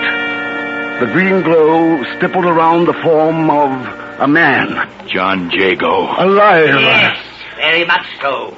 Though it would have been nice to have Mr. Silas hanged for my murder. Your plans for me were very much more direct. I would kill for Miss Naomi, not just talk like Mr. Silas. You think she'd ever look to you? Someday, Mr. Silas, with you and your cousin dead. Oh, my, yes. Then I would return, feigning loss of memory. It can't work now, John. You best come along with us. Oh, take me, sirs. Come over here. I'll be glad to. Wait, Silas. He's too close to the pit. A slip and we'd all be in. Try, please. I'm a match for you both. Mr. Jago, I hear you. I'm coming, Mr. Jago. No. Stay back, Letty. I have no use for you anymore. You said I was pretty, Mr. Jago. You said that to me. Letty, don't go near him. Keep away, you stupid, ugly woman. No. You didn't say things like that in the lime kiln. In the kiln. Letty! Keep back. Keep back, Mr. Jago! Letty! They're both gone. Poor devils.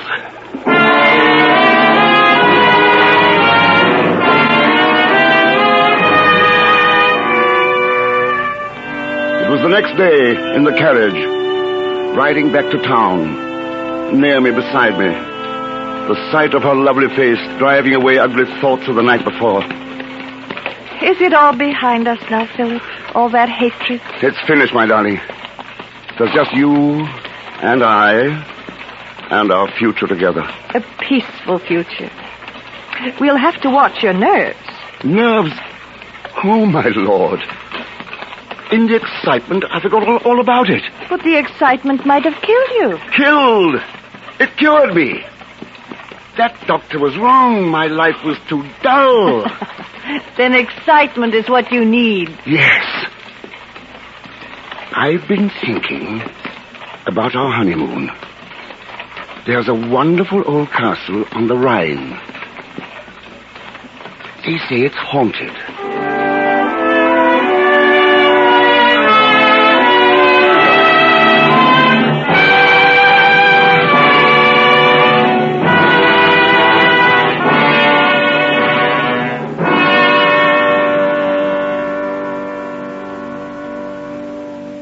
Suspense, presented by Autolite. Tonight's star, Mr. Herbert Marshall. This is Harlow Wilcox again, speaking for Autolite, world's largest independent manufacturer of automotive electrical equipment. Autolite is proud to serve the greatest names in the industry, That's why during these early months of 1953, the Autolite family is again saluting the leading manufacturers who install Autolite products as original equipment. As a climax to this salute series, Autolite will present on both radio and television the Easter Parade of Stars Auto Show from New York's Waldorf Astoria Hotel. Just 4 weeks from tonight, we will bring you the exciting dramatization of the only round-the-world automobile race ever run. The program will star Van Johnson and will originate from the Grand Ballroom of the Waldorf, where the auto show will be in progress. That's Monday, April 6th. And, of course, you're invited to join us next week for our regular Suspense program.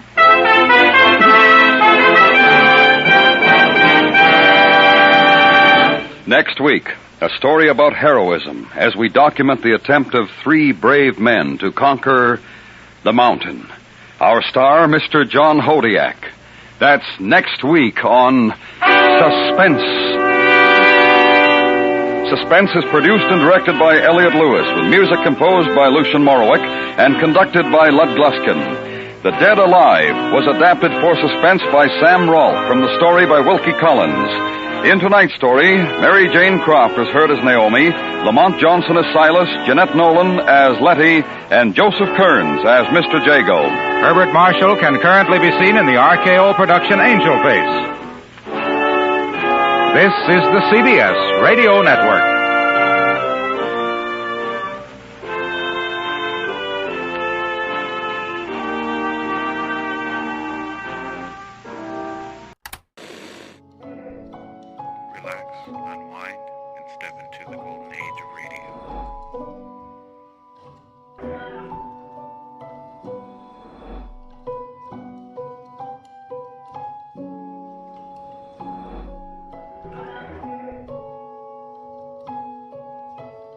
You're now listening to Golden Radio Hour.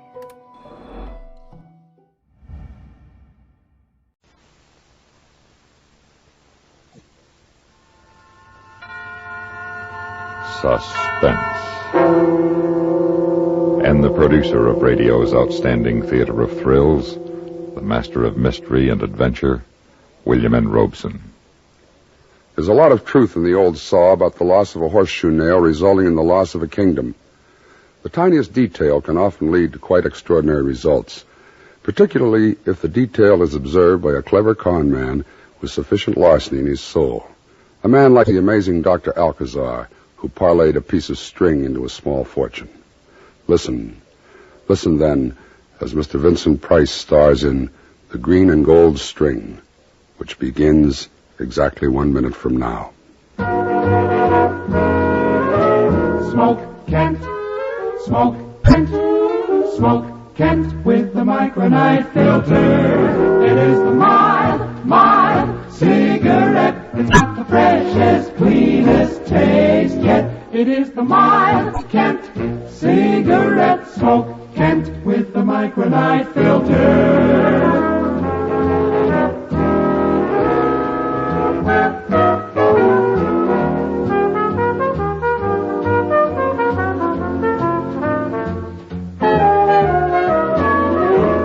It is the mild cigarette. It's got the freshest, cleanest taste yet. It is the mild Kent cigarette. Smoke Kent, smoke Kent, smoke Kent with the micronite filter.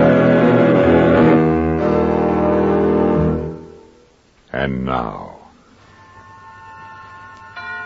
Mr. Vincent Price in The Green and Gold String, a tale well calculated to keep you in suspense. Hey, step this way, ladies and gentlemen. Learn what the future holds for you. As Dr. Alcazar, clairvoyant extraordinary... That dulcet voice belongs to Abby, my good and devoted assistant, who stands outside my studio here in Coney Island and drums up business. Of course, I wrote his spiel. And did it pay off one evening last fall? Step right inside this. Thank you kindly. Good evening, sir. Are you Dr. Alcazar? Alcazar, indeed I am, madam, at your service. I'd like a reading, if you don't mind. Age 35 to 40, cheap purse, expensive suit too tight and too short, not hers, a hand-me-down accent, British Cockney. Nervous. Something on her mind, possibly a housekeeper or a lady's maid. I showed her to the chair reserved for customers. It's under a mirror. They're handy mirrors. Spooky in here, ain't it, with all these black curtains? Black velvet, madam, to minimize all distractions. That your crystal ball? Yes, madam, the mysterious orb in which I see revealed the future as well as the past. But in your case, I think it won't be needed. Your psychic projection is extremely strong. Even now, I can clearly sense that... That what? That you're deeply troubled. Well, in a way, I am all upset like. But... you see, sir, it's a private matter, and... Of course. May I suggest that you relax as much as possible? Any undue tension disturbs and obfuscates your aura. And in order to obtain closer contact with your psyche, I'd like to hold some personal possession. Oh, no, not your brooch. No personal jewelry. Its intrinsically counteractive density tends to adumbrate the necessary metaphysic radiation. It does? Oh, yes. Perhaps something in your purse, I'll see. That's another gambit in the little game I play. By leaning back and half closing my eyes, I can watch the mirror and see the contents of an open purse. In hers, I saw a roll of stamps, a shabby wallet, a half-eaten candy bar, a postmarked envelope addressed to Miss Lily something or other, a neatly folded sheet of tissue paper, violet-colored, wrapped around a length of gift-wrapping cord, interwoven strands of green and gold, hairpins, a compact. Will this do? Your compact. Excellent. Now, to sense the vibrations. Your name. You are named for a flower. Yes, a lily. Well, I never... You have a fondness for candy, a sweet tooth? Oh, I know. Ain't it awful? Your present life is bound up with a person of great wealth. I think a woman. It's the truth, every word. You have a highly sensitive anima, and are therefore a most sympathetic subject. You are an excellent seamstress and...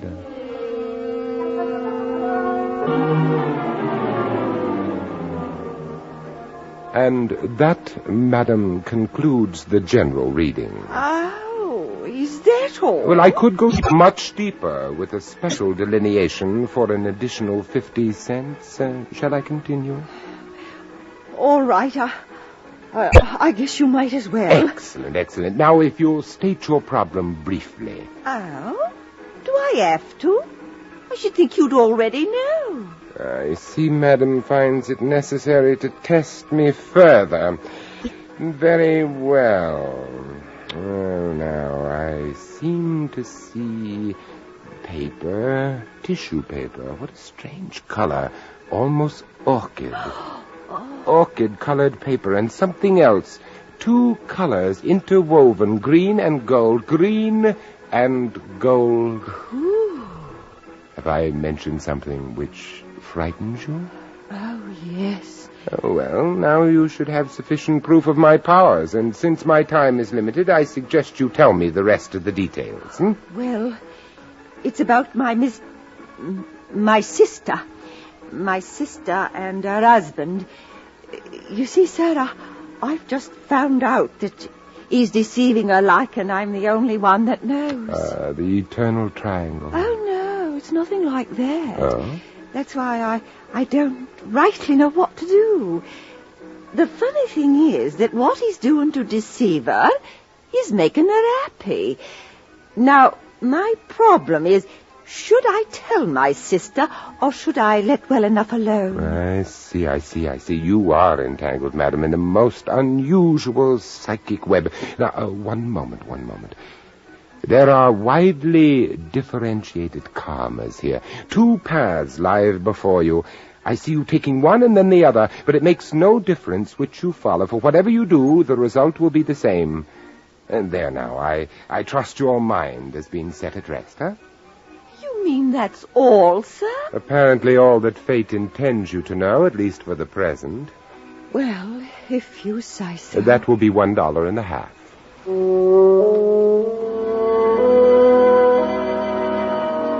I'd forgotten all about the mousy little woman until 3 days later. Avi and I were having breakfast in the diner near the subway station. I was scanning the morning paper while I half listened to Avi's cheerful and rather witless this time chatter. last year we was already in Miami Beach. Remember, boys? We traveled in style, by plane yet. This year looks like we won't even scrape up enough scratch for bus fare. Sure be a laugh if we were stuck here all winter. Lily Morton. I thought her last name began with an M. Poor wench that same night. What you talking about? Avi, old friend, despair not. We may winter in the sun after all. How come? Look at this picture. Recall that face? Huh? No, why? 3 nights ago on Friday, you ushered her into the studio. Oh, one of the suckers, huh? So what's she done to get in the paper? She got herself murdered, poor soul, that same night. Yeah? It seems she worked as a maid up in Rockland County. She took a late bus back there from New York, and walking from the bus to the house where she worked, well, she encountered someone who strangled her. Oh, it's tough. But how does that make us any dough? Listen to this. Gloria Druce, former luminary of the New York stage, now Mrs. Clinton DeVries, today expressed great sorrow over the brutal murder of her personal maid, Lily Morton. Declaring that she wanted to do everything possible to help bring the murderer to justice, Miss Druce said she was posting a reward of $5,000. $5,000? And you know who done it? No, but I have a hunch. And I have an idea how, let me see now. I'll need proper clothes, cutaway, striped trousers. For you, a chauffeur's cap should suffice.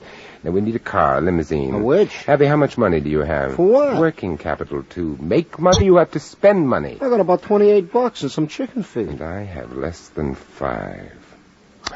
I have it. My 2 $50 gold pieces. With them, we'll have a total You ain't gonna spend them.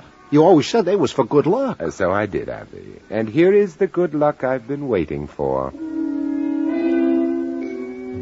That afternoon, we arranged to rent a limousine, a 1938 Rolls, which I felt exactly suited my persona. We also rented the necessary clothes, and the next day we set out to visit Mrs. Clinton DeVries, née Gloria Druce. What's the name of the place? Leonard's Cove. You'll see the sign. I gotcha. You know, I never even heard of this name, Gloria Druce. Never heard of her? The greatest Juliet of our century, the theater's fairest ornament for more than a generation. I noticed you had to look her up. Merely to refresh my recollection. After all, she's been in retirement for more than 10 years. Oh, then she couldn't be any spring chicken. A woman like Gloria Druce is ageless. But it's my guess she's on the dark side of 50. Now, look, Abby, while I'm talking to her, I wish you'd somehow manage to get inside the house. Get acquainted with the servants. Well, sure, that'll be a cinch. What should I find out? Anything and everything, but your main assignment is Mr. Clinton DeVries. Dr. Alcazar, is Mrs. DeVries expecting you? No, unfortunately, I was Who is it, Edward? Dr. Alcazar, madam. Alcazar? I don't believe I know. Madam, forgive me for taking this liberty, but... He says it's about Miss Lily. Lily? Oh, come into the library, Doctor. Thank you. Aye, what a charming room. A perfect setting for you, Miss Druce.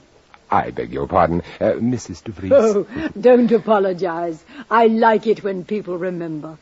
Oh, now what is this about Lily?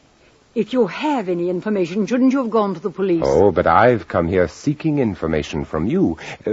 Perhaps you'll let me explain. Oh, please do. Won't you sit down? Thank you. Now then, you see, Mrs. DeVries, I'm a metaphysician, a sort of professor of the occult. Oh. But understand, madam, I have never used my powers or knowledge for personal financial gain, only in the interests of science. What has all this to do with Lily? Well, recently, about 10 days ago, I was engaged in a simple experiment with my crystal ball, in the course of which I encountered a very unusual interruption of the comic stream. A total picture of a woman in distress, a woman in dire danger, seeking help.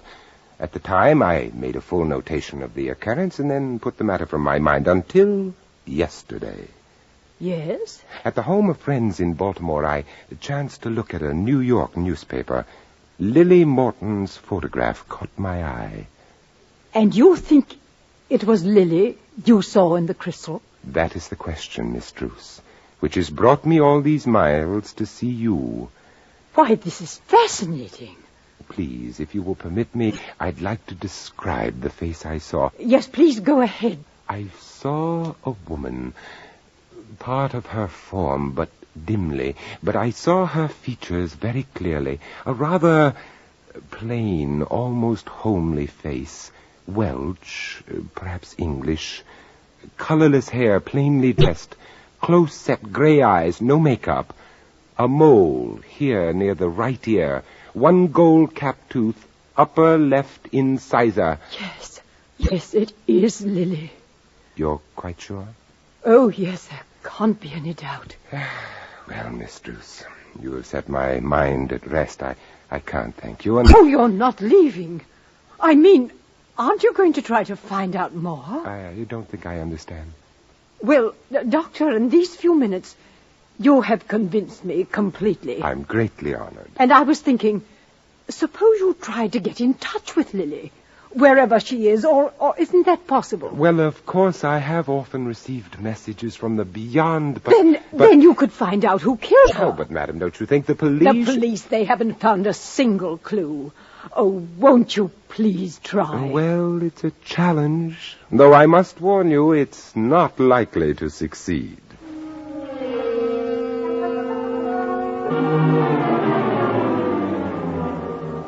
Oh, there's nothing. The crystal is entirely blank. I'm wasting your time, dear lady. Oh, please, don't give up yet. Well, as you wish. Here is something. It's clouding. Now the mists are clearing. A woman's figure? No, it's gone. All I see is a serpent. No, apparently it's a rope, but oddly colored. Interwoven strands of green and gold. The colors of the rope are vivid against a background of violet. It's a peculiar shade of violet. Oh. It looks... Oh, but the light's fading. The mists are closing in. I'm sorry. The image is gone. I'm truly sorry. I think we're being misled. You mean because what you saw hadn't anything to do with Lily? Exactly. No, it wasn't about Lily. It was about me. You? Yes. Just a minute. Doctor, is this the same shade of violet? Yes, this is what I saw. The same violet tissue paper and this interwoven green and gold string. But why? It was such a powerful image. Has this any emotional meaning, Mrs. DeVries? Well, yes, it has. It has to do with George. So that's your husband's name? Oh, no. George is an old admirer of mine. Of Gloria Druce, not Gloria DeVries. I've never seen him. I don't know his real name. We just call him George. And this paper and string is what he always wraps his presents in. An old admirer who sends you presents. It's most romantic. Isn't it? There's no note with his gifts. No address, nothing. Except in the very first one. That was nearly 2 years ago. He enclosed an old theater program from The Green and the Gold. Ah, The Green and the Gold. Oh, remember. Oh, yes, I saw you in that. I'll never forget it. Well, that's how I know he's an admirer. You don't know what it means to an old actress, Doctor. To be remembered. Ah, yes. What sort of gifts does he send? Oh, books, perfume, odd little knickknacks. No candy? Oh, yes. Every third or fourth package, heavenly liqueur chocolates. Ah, yes, I'm sure they're delicious. But all this is keeping us from poor Lily. Won't you try again? No, not just now. I'm afraid it would be useless now, Mrs. DeVries. But if you like, I'll resume my efforts tonight. Alone.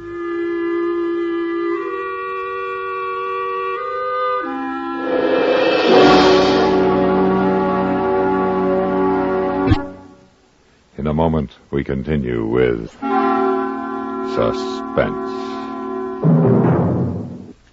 Do you like surprises?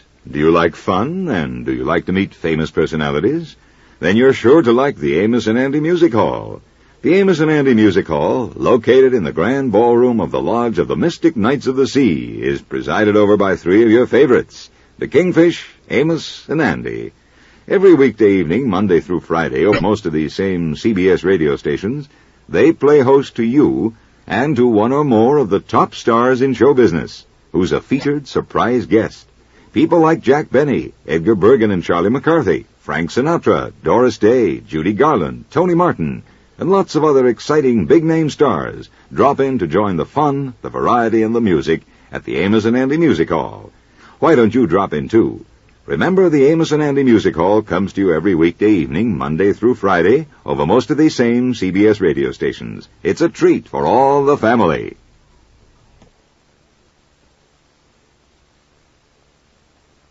And now we continue with The Green and Gold String, starring Mr. Vincent Price. A tale well calculated to keep you in suspense.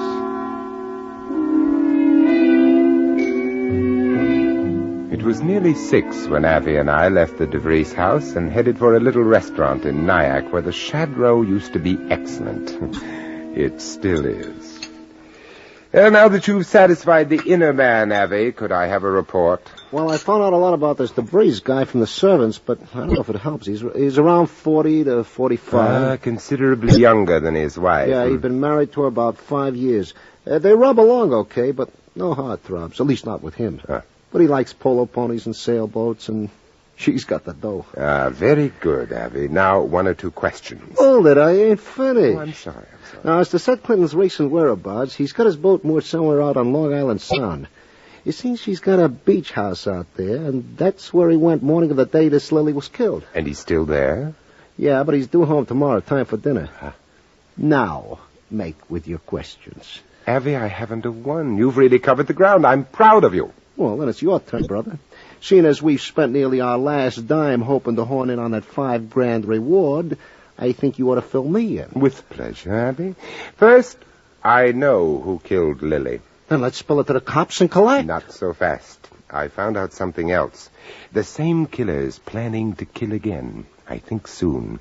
Lily was murdered only because of something she found out. Yeah? What? This man, this killer, has been sending presents to Mrs. DeVries. Books, perfume, candy. Well, it's my guess that someday soon the candy will be the death of her. And Lily Watts has found out who he is. Indubitably. And since the dame you're talking about is the DeVries dame, then I suppose you think... The guy is the DeVries guy. Only, Doc, it couldn't be. He was out on Long Island. No, Avi, he was hiding, waiting for Lily Morton. Look, it was easy. He started out in the morning ostensibly for Long Island, but instead he hid his car and lay low the whole day. He knew the shortcut Lily always took from the bus stop through the back of the estate. And that's where he killed her. Then he drove off to the beach house, where he was supposed to have been all day. And I suppose you got all that from your crystal ball. No, from Lily Morton a few hours before she was killed. No way, you're reaching, Doc. I told you I knew one thing the police don't know. Yeah, if it was this Clint, you said yourself you got no proof, and Lily ain't doing no talking now. Terse, Avi, to the point. You're getting better and better. So what do? Pick us a park bench, sit around getting corns, waiting for Mr. Clint George to send his frau a popsicle full of strychnine. I don't think we'd have very long to wait. I think he's about ready to strike. But since our funds will only see us through another day at the most... You said a mouthful there. It's up to us to smoke him out. And I have an idea just how to do it.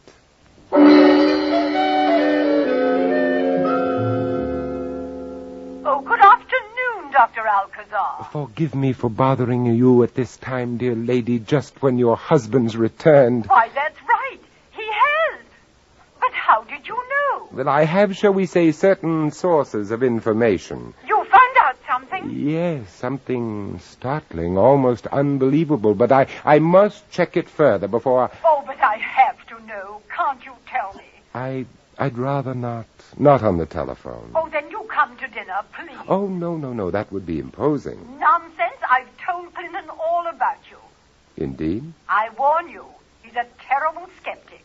But you can convince him. I know you can.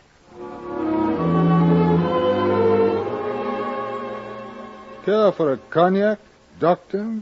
Well, yes, thank you, Mr. DeVries. Oh, now, Doctor, do tell me what's happened. I told Clinton about your seeing Lily in the crystal, and about the paper and string. Ah, that string, that green and gold string. Curious, you must admit, Mr. DeVries. Very curious. Indeed, yes. And if I sounded excited when I phoned, I was. You see, Mrs. DeVries, I've been at work on our problem, and suddenly I saw, or rather I sensed, that the tissue paper and the green and gold string were not part of your psychic stream. Whose then? Lily Morton's. Lily's? But why? What could George mean to Lily? I believe he killed her. George? Why, that is the most preposterous idea. Are you sure? To be frank, no, but I'm convinced that one more evocation of the psychmantic waves will bring confirmation, or the reverse. Oh, Doctor, then couldn't you do it here, tonight? Well, I could try, unless Mr. DeVries objects. No, go ahead. Matter of fact, I'd like to sit in. Excellent. I was hoping you would.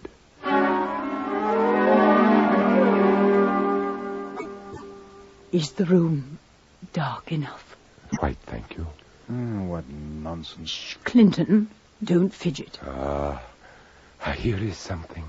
It's clouding. Yes. I can see the green and gold serpent on the violet background. And now I see a man.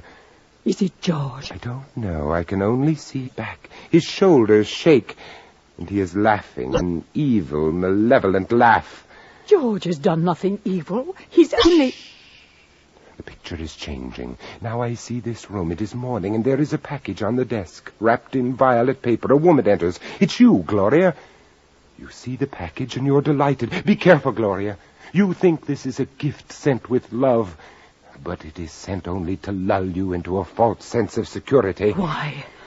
Because one day, someday, a package will come that will spell your death. Clinton. Shh. The image is changing. It's another room now, and Lily Morton is there. She is staring in amazement at something she has found, a ball of green and gold string and a roll of violet tissue paper. And finding them has shown her the identity of George. She knew and never told me. Lily is troubled by her knowledge. She doesn't know what to do. She takes a sheet of the paper, a little coil of the string, and she is gone. And now the image of George again. Still, I cannot see his face, but he is staring after Lily. He knows she has discovered him. And he knows she might tell. Perhaps. For now we are in a place of shadows. George is lurking there, waiting. He hears Lily's footsteps. He tenses. He leaps at her and seizes her by the throat. Oh! Now she is motionless, lifeless. He bends down and finds her purse, takes something from it with his gloved hand. The paper and the string. He's stealing away. If only I could see his face. Try. You must try. Wait. At last he is turning. We are going to see his face. That's enough. Stay where you are, both of you. Don't move. Clinton, you killed Lily. And you, too, if you're not quiet. Your plan with the candy might have worked, Mr. DeVries, but with a gun you don't have a chance. Shut up. Gloria, open the safe and take out the money you put there this morning. Come on, move. Oh, all right. Okay, DeVries, that'll do. Drop the gun. What? I'm sorry, lady, but it was him or me. Him or all of us. That was very terse, Abby. Completely to the point. You've really got a grasp for this kind of work.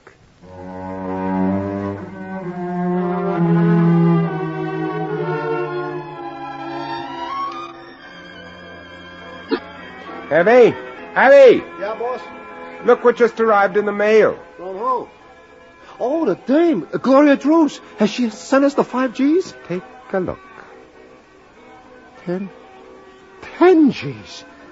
Doc, what are we going to do? Well, what do you suggest? Well, I don't know. We could split it and quit. Each of us do what we want. Abby, you'd let money break up our winning combination. Not me, Doc. Good. Then let's use our hard-gotten gains to set you and me up in business.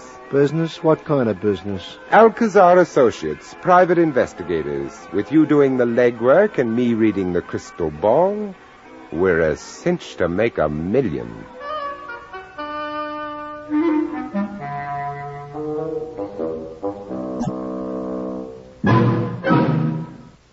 Suspense, in which Vincent Price starred in The Green and Gold String, adapted by Sylvia Richards from a story by Philip MacDonald, and produced and directed by William N. Robeson. Listen. Listen again next week when we return with Miss Nancy Kelly in Trial by Jury, another tale well calculated to keep you in suspense. Supporting Mr. Price in The Green and Gold String were Jeanette Nolan, Irene Tedrow, Lou Krugman, Byron Kane, and Ben Wright. Ever hear of the Vandals? That group of savages who bucketed around over most of Europe, destroying everything that was beautiful? According to history, they lived and did their damage over 1,400 years ago.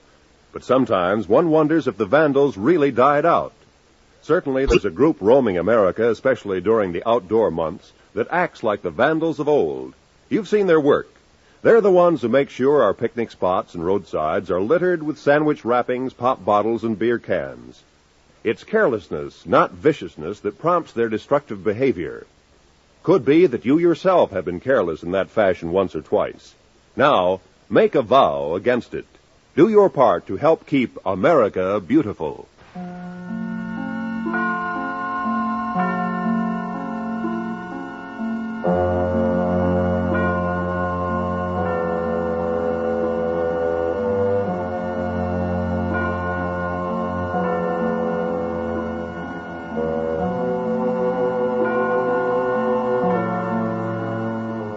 You hear America's favorite shows on the CBS Radio Network.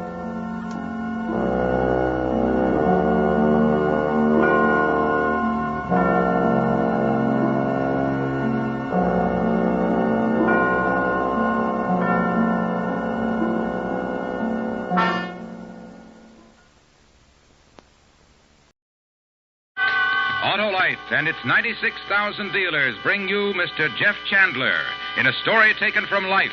Tonight's presentation of Suspense. Tonight, Autolite presents The Case Against Lou Doc, a factual document concerning the San Francisco Tong Wars, starring Mr. Jeff Chandler.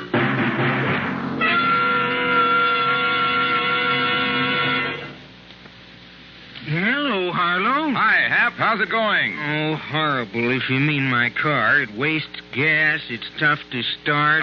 Yeah. Well, why don't you go straight, Hap? Straight, Harlow? Sure. Straight to your nearest Autolite spark plug dealer for a spark plug checkup. You see, Hap, the spark plugs are the heart of your car's ignition system, and they've got to be right. Now, he's got the exclusive Autolite plug check indicator that tells in an instant whether your spark plugs are right for your style of driving. Well, suppose my plugs only need cleaning. Why, Hap, your Autolite spark plug dealer has the specialized equipment to do the job properly. And if replacements are needed, he'll recommend ignition-engineered Autolite spark plugs, resistor or standard type, to give you smoother performance, quick starts, and gas savings. So, friends, see your neighborhood Autolite spark plug dealer soon. And remember, from bumper to tail light, you're always right with Autolite. And now, with The Case Against Lou Doc and the performance of Mr. Jeff Chandler, Autolite hopes once again to keep you in suspense.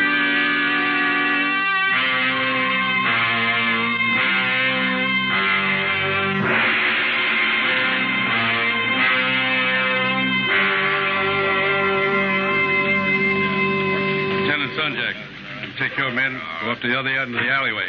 Plant them back in the doorways. It's plenty dark. They won't be seen. I'll do the same down at this end. The signal to move will be a sharp blast of the whistle. You got that? Right. All right, man. You heard the captain. Where's the DA? Over there. Oh, yeah. Thompson, let's get this thing back. Well, looks like I'm right on time. Oh, Glasgow. I'm glad you got here. This must be an important one. Looks like the whole San Francisco police force is here. It's a big one, believe me. Oh, you know Captain of Detectives Wilburn? Yeah, we've met. And this is Lieutenant Sonjak. I'm glad to meet you. Glasgow? The men all have their instructions, DA. Good. Then take your positions. Okay, men, let's go. All right, Thompson. Yeah. You want to come along with me, Glasgow? Our stakeout's down about midway in the alley. All right, with you. It's a laundry. There's a vacant storeroom upstairs. We can watch it from up there. The message you left for me back at the newspaper office wasn't too explicit, Mr. D.A. Well, tonight's the night we've been waiting for. More murder and mayhem. Perhaps. Look, you've arrested hundreds of Chinese before, all members of some tongue. What good did it do? Well, none. Just arresting the hatchet man isn't the answer. No, sir. Well, this is it.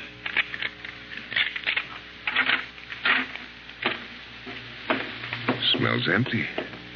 The Chinese laundryman who ran this shop was hacked to death in the last tong battle they held along here. Come along. It's up those stairs. Who's having it out tonight? The Hop Ying Tong and the On Sings. Well? Kum Ji Ho and Lu Doc. Yeah. The two most popular and powerful Tong leaders. I agree with you as far as Kum Ji Ho is concerned, but as for Lu Doc... I'm more determined than ever to get him. This man lives a double life, Glasgow. By day, a sweet, smiling, and innocent silk merchant. And by night, a ruthless murderer of his countrymen. He won't stop the tongues by convicting Lu Doc. Well, we'll be able to see everything from this window. Clear night. Yeah. A million stars in the sky. We stood next to the open window above the laundry shop, fearless District Attorney Red Muccia and I, and we waited. From the window, we could see down into the dimly lit street called Spofford Alley. A narrow street lined on either side with butcher markets, curio shops, tea parlors, and more laundries. In some of those shops, fronts for hidden gambling dens, sultry, air-oppressed opium dens. Lu Doc, the man the DA accused of being the most notorious Tong leader in San Francisco, was all of that. But he was more. Lu Doc was my friend. He was a man of principles. Born in San Francisco and wanting to adapt himself to the ways of his Western brothers, he'd learned to speak, read, and write a pronounced English. He'd educated himself from the thoughts and ideas of the Western world. I knew Lu Doc. I had my doubts that he was going to show up in Spofford Alley tonight. Cigarette, Glasgow? Yeah, thanks.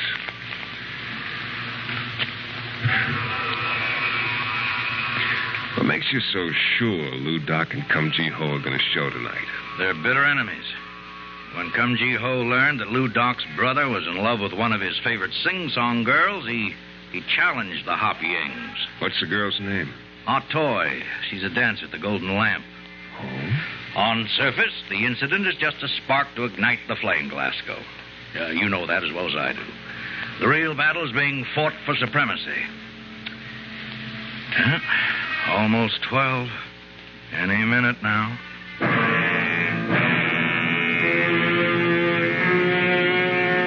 We didn't have long to wait. Because at exactly 12 o'clock, a loud, shrill cry rang out at one end of Spofford Alley. And at the other end of the alleyway, the reply. And another full-scale Tong war began.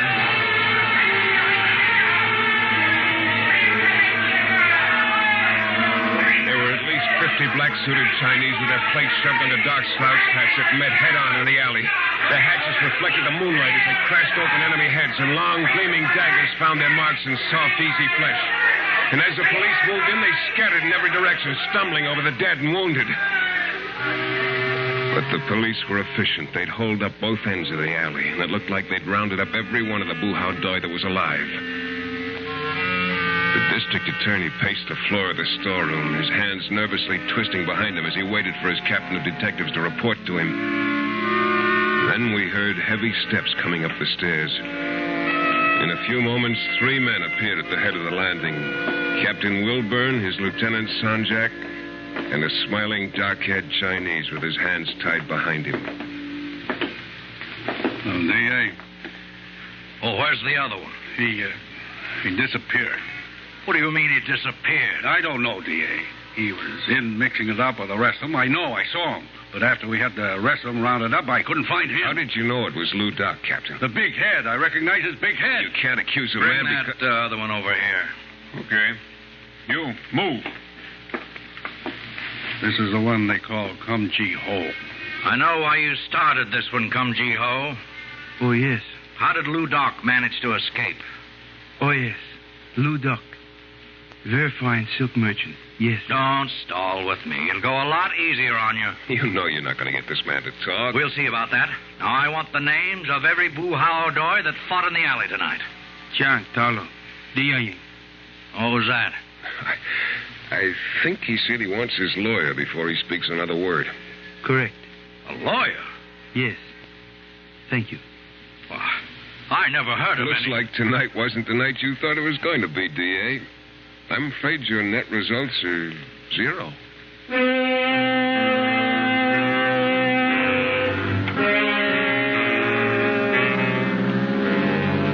District Attorney Muccia wasn't going to get Kum Ji Ho to inform on Lou Doc, no matter how hard he tried. For a Tong member to testify or inform on another, even your most hated enemy, which was a rival Tong, was certain death. And in most cases, members of your own Tong would carry out the death sentence. In the wild confusion of that battle, it would have been impossible to tell whether Lou Doc had taken part in it. Captain of detectives sworn he'd seen him. I wanted to know for sure, so the following morning I went to his house of business. The little old Chinese sitting behind the counter didn't even glance up at me as I entered. I walked over to the door of Lou's office and knocked. A voice yelled enter in Chinese, and I did. I opened the door. Seated behind a bleached rattan desk sat the man with his big head, rocking back and forth. Lou Doc. Hello, Dan. It is nice to see you again. It's nice to see you. Please to sit. I was just about to serve tea. Thanks. Oh, I beg your pardon. This Dan is my beloved brother, Tommy. Mr. Dan Glasgow of San Francisco Tribune. How do you do, Mr. Glasgow? Hello, Tommy. You take tea with lemon, I believe. Right. I am most happy of this surprise visit, Dan. Here you are. Thanks. Most delicious. There were 7 men killed in last night's Tong War, Lou Doc. Tell me, Dan, do you prefer the Chinese or Indian tea? I said 7 men were killed in last night's Tong battle. Tommy. Jiao Jingdang. Willa Mao Ni Hao. Jiu.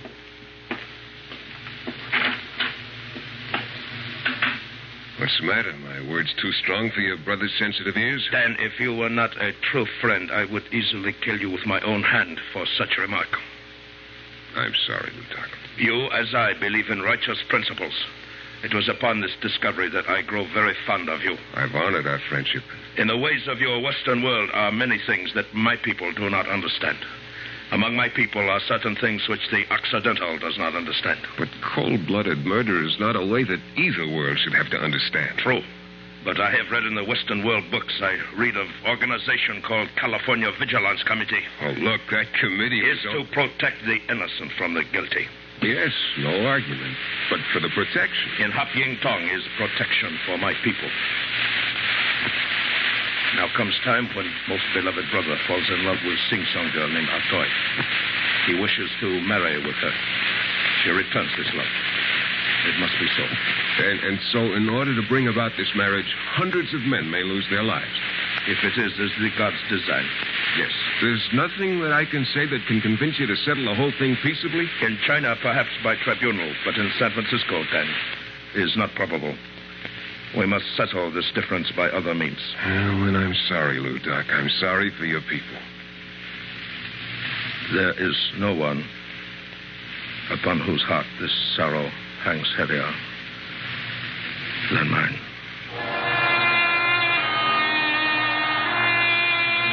that, Lou Doc rose up from his chair. Stood staring at me for a moment through tear-filled eyes. And then he turned and strode majestically out of the room, his large head bent as if in prayer.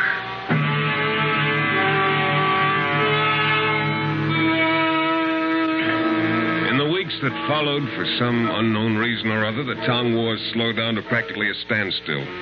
There'd been only a couple of hatchet murders in 2 months. Oh, it seemed almost too good to be true. And then on January 4th, I received a phone call from the DA's office about 4 in the afternoon. His voice had a smile in it. Well, it took someone else to do it, Glasgow, but it was done. What was done? About an hour ago in Ross Alley, 2 tong men shot a man and then hacked his face to ribbons with their hatchets. When Captain Wilburn got down there, he identified the man. Who was it? The man we've been after. Your good friend, Lou Doc.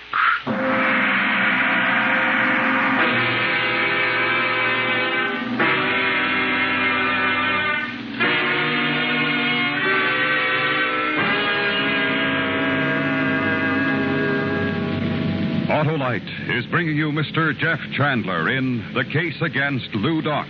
Tonight's production in radio's outstanding theater of thrills, Suspense.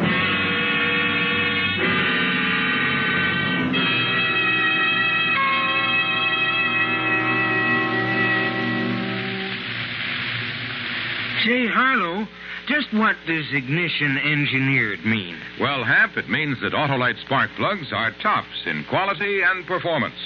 That's because they're designed by the same Autolite engineers who designed the coil, distributor, and all the other important parts that make up complete ignition systems, used as original equipment on many leading makes of our finest cars, trucks, and tractors. Well, that's a pretty good reason to use them, Harlow. It's the best, Hap. So have your Autolite spark plug dealer replace worn-out spark plugs with either standard or resistor-type Autolite spark plugs for smoother performance, quick starts, and gas savings.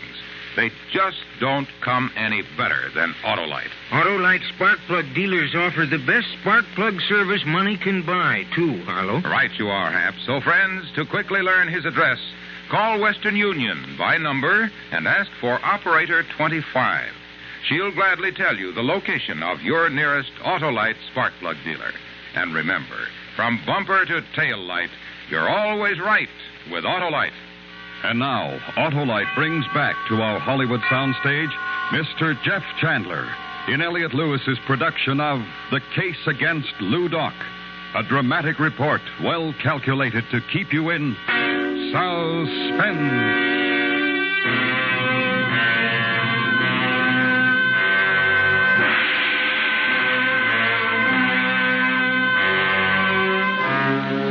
Lou Doc had been my friend, and the realization of what an impact his death would have on his following hit me. It was to be a great loss for them. I hung up the phone and decided to go down to the police station. When I got there, the desk sergeant lifted a tired finger and told me that Captain Wilburn was back in the morgue with Lieutenant Sonjak. Come in, Glasgow. The DA said you might be down. So you finally got Lou Doc. We didn't. It was a couple of rival tongmen that did the job. Did you pick him up? Nope. Got away. Want to take a look at him? Pretty bloody. Yeah. Over here. All right, Sonjak. Turn down the sheet. Oh, no. See what I mean when I say bloody? His face. His own mother wouldn't recognize him. How do you know it's Lou Doc? By the head. Take a look at the head, what's left of it. Doc had a big head, almost out of proportion to the rest of his body. That's how I know it's him. But still, Look, Glasgow, the DA's told me how you feel about this guy. I don't want any trouble from you. This man is Lou Doc. I positively identify him as the notorious tongue leader of the Hop Yings. Do you care to challenge that statement? No. No, of course not. Then you will admit this is Lou Doc. Sure, Captain, I admit it. That's Lou Doc.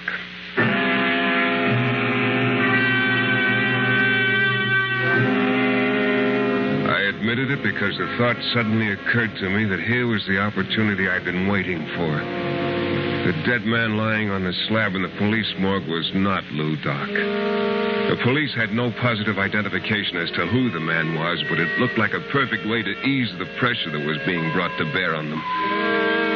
Captain Wilburn knew that faceless man was not Lou Doc as well as I did.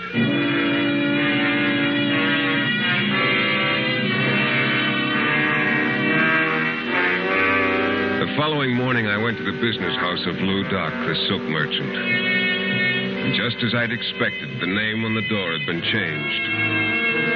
Next door was a gambling parlor. I gave the password at the door and was admitted. I sat down at one of the fantan tables and began playing. I hadn't been playing long when I suddenly felt the presence of someone familiar standing next to me. 3. Sheep. Hello, Lou Doc. Hello, Dan. Happy to meet with you. Is there somewhere we... In here.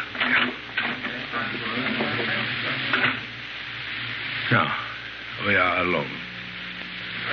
You're still hale and hearty, even though you're dead. That is not good joke. Take it you read the morning papers. Oh, yes. In time to change the name on your place of business.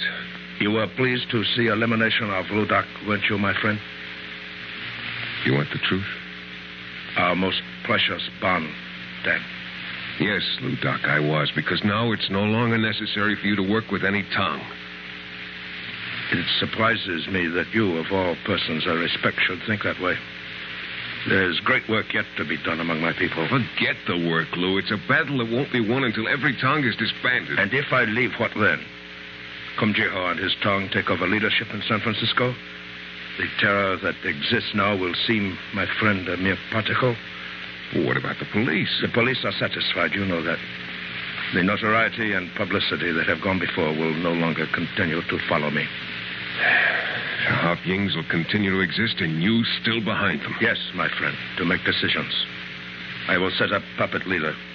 But their rival, Kum Jiho, will always know that still sitting on the throne of the Hop Yings is Lou Doc, the man he fears. I'm a newspaper man. I have to print the truth. You know that. Yes, my friend, I know. I also know something else. Yeah? I also know, Dan Glasgow, you are a true friend of Lou Doc.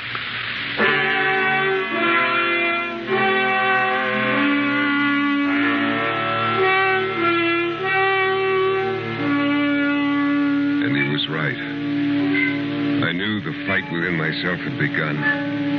To know that he was still alive, and yet never to print that fact. Because in doing so, I'd have to betray his friendship. A windy night in February, I was working late in the office. It was about 8 o'clock when one of the reporters came in and told me that Tommy Yu Shu, Lou Doc's brother, had been trapped in the cafe of his dancer girlfriend, Art Toy. I rushed down to Dagger Alley. There wasn't a soul in sight. I started to walk. It was cold and heavy wind was blowing, but my hands were soaking wet with perspiration as I made my way up the cobblestone walk to the Golden Lamp. I imagined 100 eyes staring at me from dark doorways. Then I was in front of the cafe. I walked up to the door. It was bolted. Tommy Yu Shu. It's me, the newspaper man, Dan Glasgow. Let me in. Let me in, Tommy. Hurry. Thanks. What are you doing here? Word leaked out the Unsings had you holed up here. They sure do. You took an awful chance coming up that alleyway. Why'd you risk your neck here for coming here? A toy, Mr. Glasgow. Oh, I see. We planned to leave tonight, secretly. Somehow they learned of our plans. It was our toy's father who betrayed us. Her father? Please, Tommy. My father was threatened. There was nothing he could do. I'm willing to die with Tommy. Does Lou Doc know you're here? No. Then call him. Tell him to call the police. You have talked with my brother, Mr. Glasgow. You know he would never do that. But you'll never get out of here alive. Then it must be so. I don't understand it. You'd be willing to commit suicide because of some silly, superstitious, and clannish idea that the only way to deal out justice is through force. Well, you and your brother and everybody who thinks that way, Tommy, are wrong. Maybe the idea of tongs originally were good ideas, but the goodness has gone out of them. I'm going to call the police. One moment, Mr. Glasgow. I'm sorry, but I cannot allow you to do that. All right, Tommy, you can put away the gun. I won't call him. Can I call your brother? Perhaps that is best. Thanks. Tommy gave me a number to call. Lou Doc answered the phone himself. His voice remained strangely calm when I told him what the situation was. He told me he was coming right down, warned me to stay in the cafe. Then I hung up. The three of us, Tommy Yushu, the sing-song girl Odd Toy, and myself, sat down and waited. 20 minutes later, I heard a car screech to a halt down at the end of Dagger Alley. I opened one of the small windows, stuck my head out, and looked down the narrow street. A long black car was parked at the curb. Then the car door opened, and Lou Doc stepped out, alone. And he began his long walk up the cobblestones to the cafe.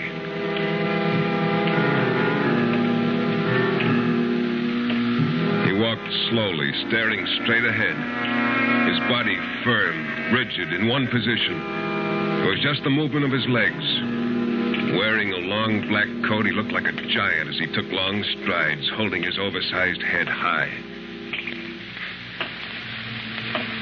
Lou. Hello, Doc. You better get inside. There must be at least 25 of them out there. I'm all right. Tell Tommy to come out. But, Lou, you don't have a chance. They won't attack me. They haven't the nerve. Tell Tommy to come up. Tommy, he wants you to go with him. Tommy! I've got to go, Atoy, but I'll be back. Do not fear, my beloved Tell him to woman. hurry, Doc. Tommy! I'm going. Hello, my brother. It And is good you. to see you. Goodbye, Doc. I see you soon again. Soon, Lou Doc.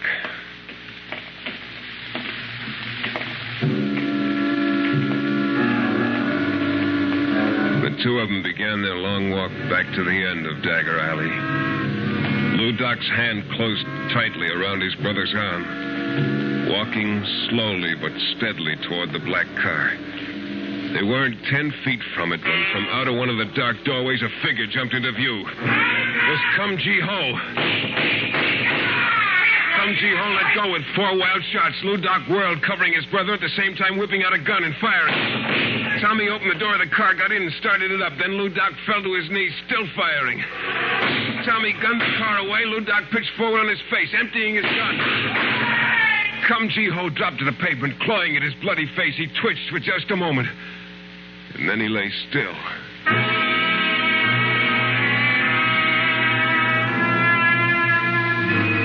When I got to Lou Doc, he was still alive, but bleeding badly. He looked up at me. Much pain, my friend. Much pain. There'll be an ambulance any minute now, Lou. Just hold on. This is not death I prayed my ancestors to give me then. I die lying on wet pavement in dark alley at night.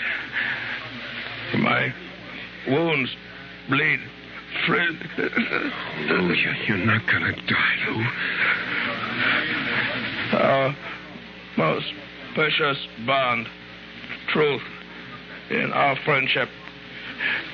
Promise me. Promise as you hold me in your arms, my friend, that in stories that will be written, in one of them, someone will write. Someone will write that beneath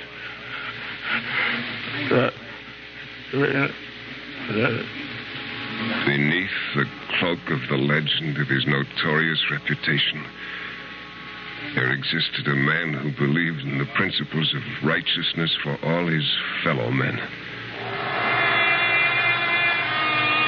Who is there who can sit in judgment and proclaim that there was any case but goodness against the man named Lou Doc?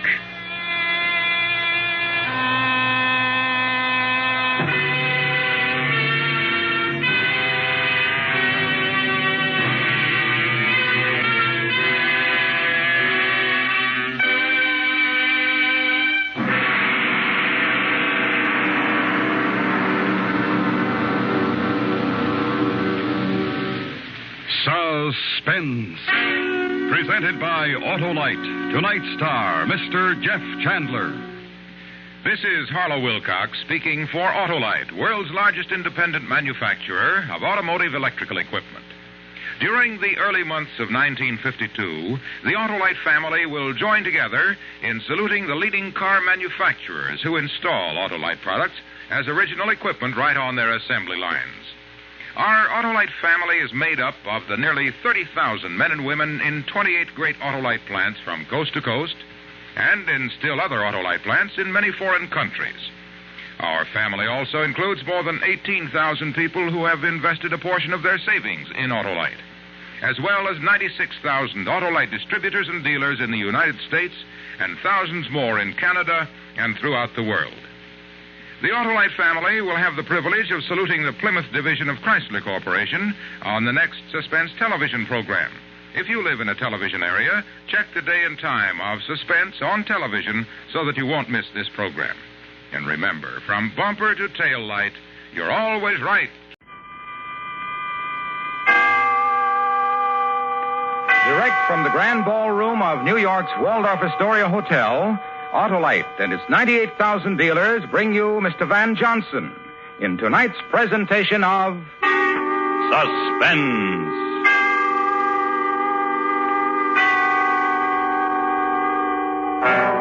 Tonight, Autolite recreates the story of the first international automobile race. The story is based on fact and is called Around the World. Our star, Mr. Van Johnson.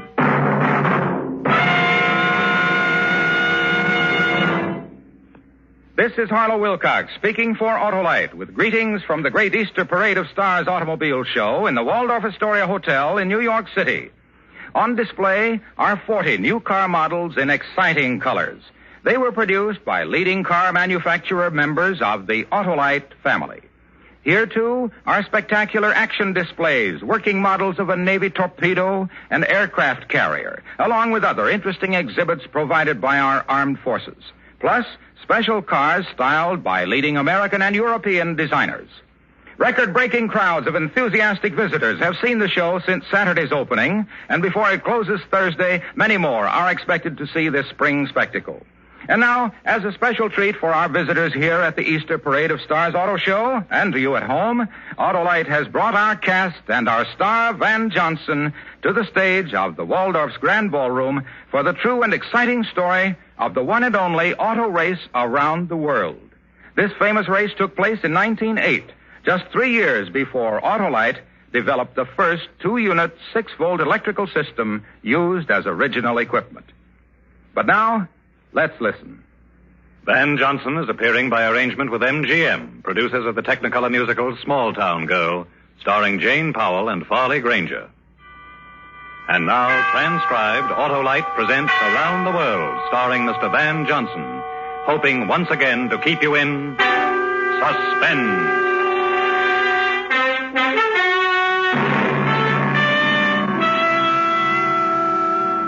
My name is George Miller. These are my opponents, Monsieur Bossier de Saint-Chaffray. Enchanté. I am driving the Didion. My crew is also French. Vive le sport. Lieutenant Hans van Koppen. Driving a Protos, a German car, as are my technicians. German. Senor Anthony Scafolio. Come sta. Italian with my crew, with driver of the Zust automobile. The gentlemen you have met, and a couple of others who you will meet presently, who are riding with me, all of us are going to have a race in automobiles around the world. New York to Paris by way of Siberia. It's 1908, Lincoln's birthday. A bright and sunshiny day, Times Square, New York, 10 a.m. I'm the driver of a 4-cylinder, 60-horsepower car taken from stock, the Thomas Flyer. However this thing comes out, and I'm not offering any excuses, but in all fairness, you should know that the other cars have been built especially for this race. But the Thomas Flyer, anybody can go and buy one off the floor. The members of my crew are Montague Roberts, who knows about maps and motors, and Mr. Colby, correspondent for the Combined News Services. How do you do? Hello. Gentlemen, are you ready? All right, gentlemen.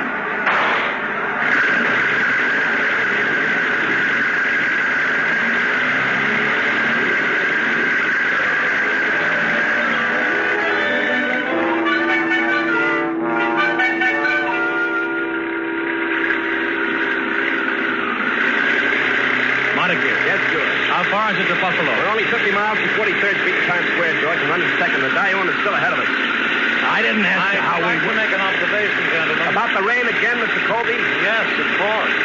As long as we're going around the world together, I don't think we should immediately exhaust whatever food of conversation we have in store for each other. I think the things at hand are the elements, for instance. Please talk to us about the rain, Mr. Colby. Our prediction. Because of rain, one day an alert automobile manufacturer will produce a top attached to the body which can be lowered or raised. And a soul can sit in comfort and not be drenched like now. Mark my words. Montague. Yes, George. How far to Buffalo?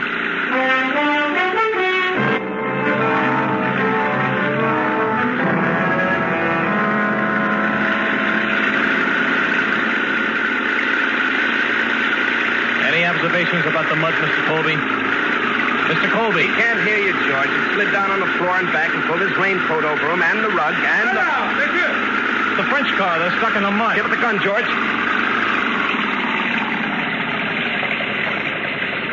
Oh, George, we could have passed We can't just leave them sitting here. Hi, monsieur. Stop. All of a sudden, no road. Only mud. Oh, we'll give you a hand. Hey, you're really in there deep. Your American mud is of a peculiar viscous quality. My men have not the strength. There's some wooden planks in back of my car. You can lift the back end up and slip them under. Monty. Sure. Monty will tell your men what to do. Allons. Hurry! Hurry! Be careful of Mr. Colby. He's on the floor thinking about the elements. Well, how do you like it, monsieur? Tell us all, rain or mud. It is hotly. Soon it will be Buffalo. Tell me, Buffalo, is it a nice place? You can get a hot meal? Never been there, but I'm sure you... Sorcery. Mr. Colby was saying a while back that someone's going to invent a top you can put up when it rains. We French have already outmoded this proposed invention. What? Attendez, one moment. The invention of which there is no obsolescence. Cognac. Après vous, monsieur. Well, thank you, monsieur. A toast. A toast. To our men who are crazy enough to join us around the world by way of Siberia. I'll drink to that. Here's the bottle. Hold on to it, monsieur. A toast. To your gallantry, monsieur. For the health. Okay, George. Fix them up fine. All the thanks in the world. Au revoir. Adieu. Nice fellow, yeah? The boys he's got with him are princes, too. Well, no use standing out here in the mud.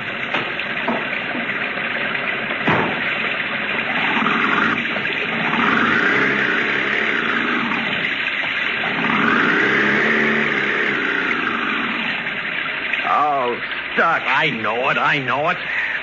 What have you got in that bottle, George? Cognac. 3 hours later, the rain stopped. Then a rainbow came. His name was Pat Kendall, and he was driving a team of horses. He helped us out of the mud. Then he led the way for us into Buffalo, still behind the French car. After Buffalo, Toledo, then Chicago. And we were a day ahead of everybody. Omaha, Cheyenne, Ogden, and we were 4 days ahead of the other cars. Down embankments, across desert, forging rivers, over flats and over hills, then 60 miles outside of Ogden. The tumbleweed. What about them, Mr. Colby? I'm no mechanic, you know. What about the tumbleweeds, Mr. Colby? Riding over them the way you do. We've already discussed that, Mr. Colby, when you were asleep. Oh, Mr. Colby. Yes, Montague? You're a correspondent for a whole syndicate of newspapers. Aren't you supposed to take notes of something? How can you do that when you sleep so much? A good question. Well, how can you do it? I am a journalist. So? My dear Mr. Miller, when a journalist has seen one tumbleweed, he can close his eyes and imagine a vastness of tumbleweeds, hundreds of square miles of tumbleweeds, such as we are now negotiating. Wake me at the next town. I'm afraid not. Why not, Mr. Miller?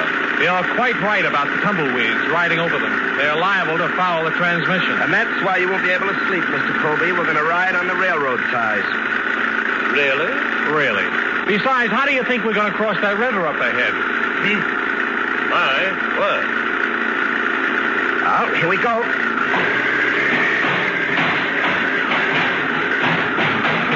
How do you like riding on railroad ties, Mr. Colby? My word. George. What? I haven't driven since Cheyenne. Let's change places, huh? There's a trestle up ahead. I know. You're getting all the On the other side of the trestle. If we go over into that river, I want it to be my fault, not anybody else's. Mr. Miller, have you ever driven over a railroad trestle before? No. Don't look so worried, Mr. Colby. George. Yeah, I hear it. A train. How far in back of us is it? Near as I can judge, it's getting closer. Hurry up, George. What does that train expect me to do, drive into the river? How far now, Mr. Colby? Mr. Colby. He's on the floor again, George. Can't you go fast? He'll be on the other side in a few seconds. Then we can... Turn off! What? Hold on tight!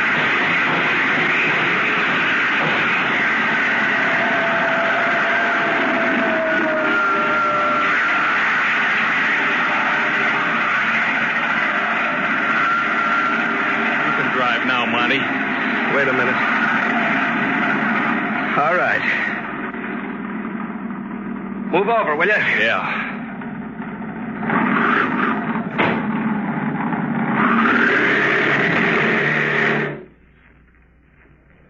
But don't look at me like that, George. Let's get out and see. I'll get into the car.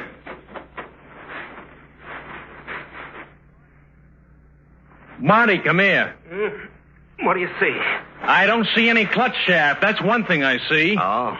Cracked right off. Where are we, Monty? Under a Thomas Flyer in the middle of the desert. Yeah. Mind if I ask you another question, Monty? Go right ahead. How far from a town? A good-sized town. One that would have a blacksmith. About 30 miles. That way. Well, let's get out from under here. Oh, over there on the sand, George. The other part of the clutch shaft. Uh-huh. We've got to get the part to a blacksmith. There's no two ways about it. Somebody's going to have to walk 30 miles. Somebody who's had a lot of rest. Mr. Colby.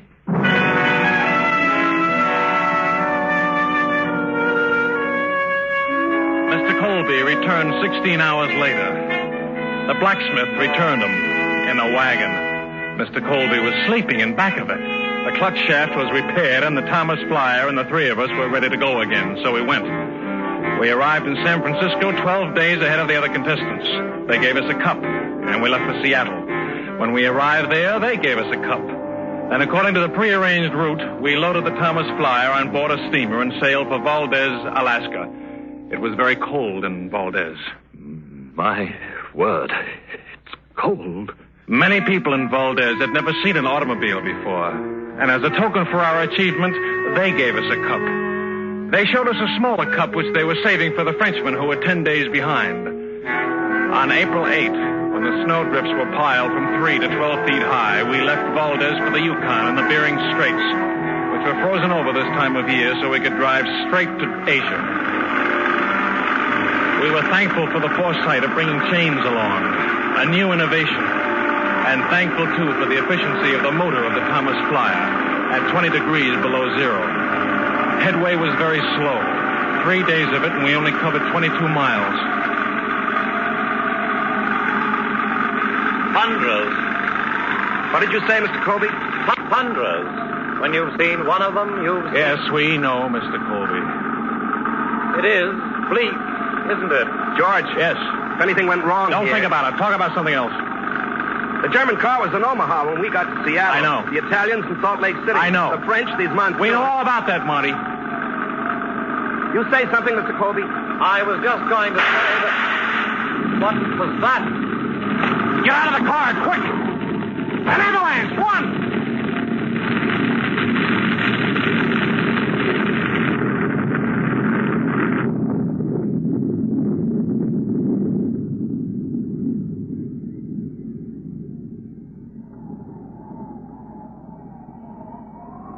You all right, Monty? Yep. Mr. Colby? Look at the car. It's covered. Let's start digging, boys. Can't get caught here. Well, all our equipment's covered. The shovels. Improvise, Mr. Colby. Use your hands. Oh? Hey! Hey! Fellow in snowshoes. Wonder what he wants. Hey there! Howdy. Hello. You the fellas driving an automobile around the world? That's right. Where's your automobile? Under the snow. We had a little... Snowslide, eh? Have 'em around here all the time.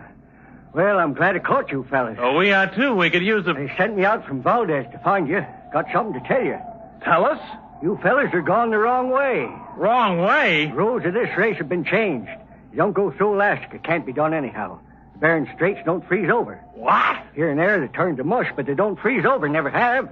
Then what are we supposed to do? Go back to Seattle. That's all I know. Automobile in Alaska. That don't make no sense at all. Well, come on, I'll give you a hand. Dig you out. I hope this little side trip didn't lose you boys the race.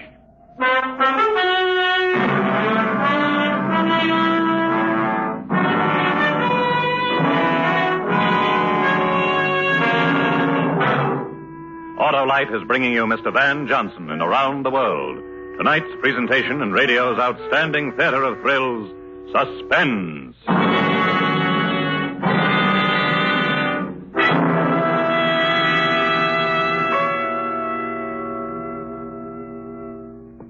This is Harlow Wilcox speaking again for Autolite and the colorful Easter Parade of Stars automobile show in the Grand Ballroom of New York's Waldorf Astoria Hotel. Here are 40 exciting car models produced by manufacturer members of the Autolite family. In the balcony overlooking the ballroom is a 38-piece band of the Women's Army Corps. In rooms surrounding the ballroom are special action displays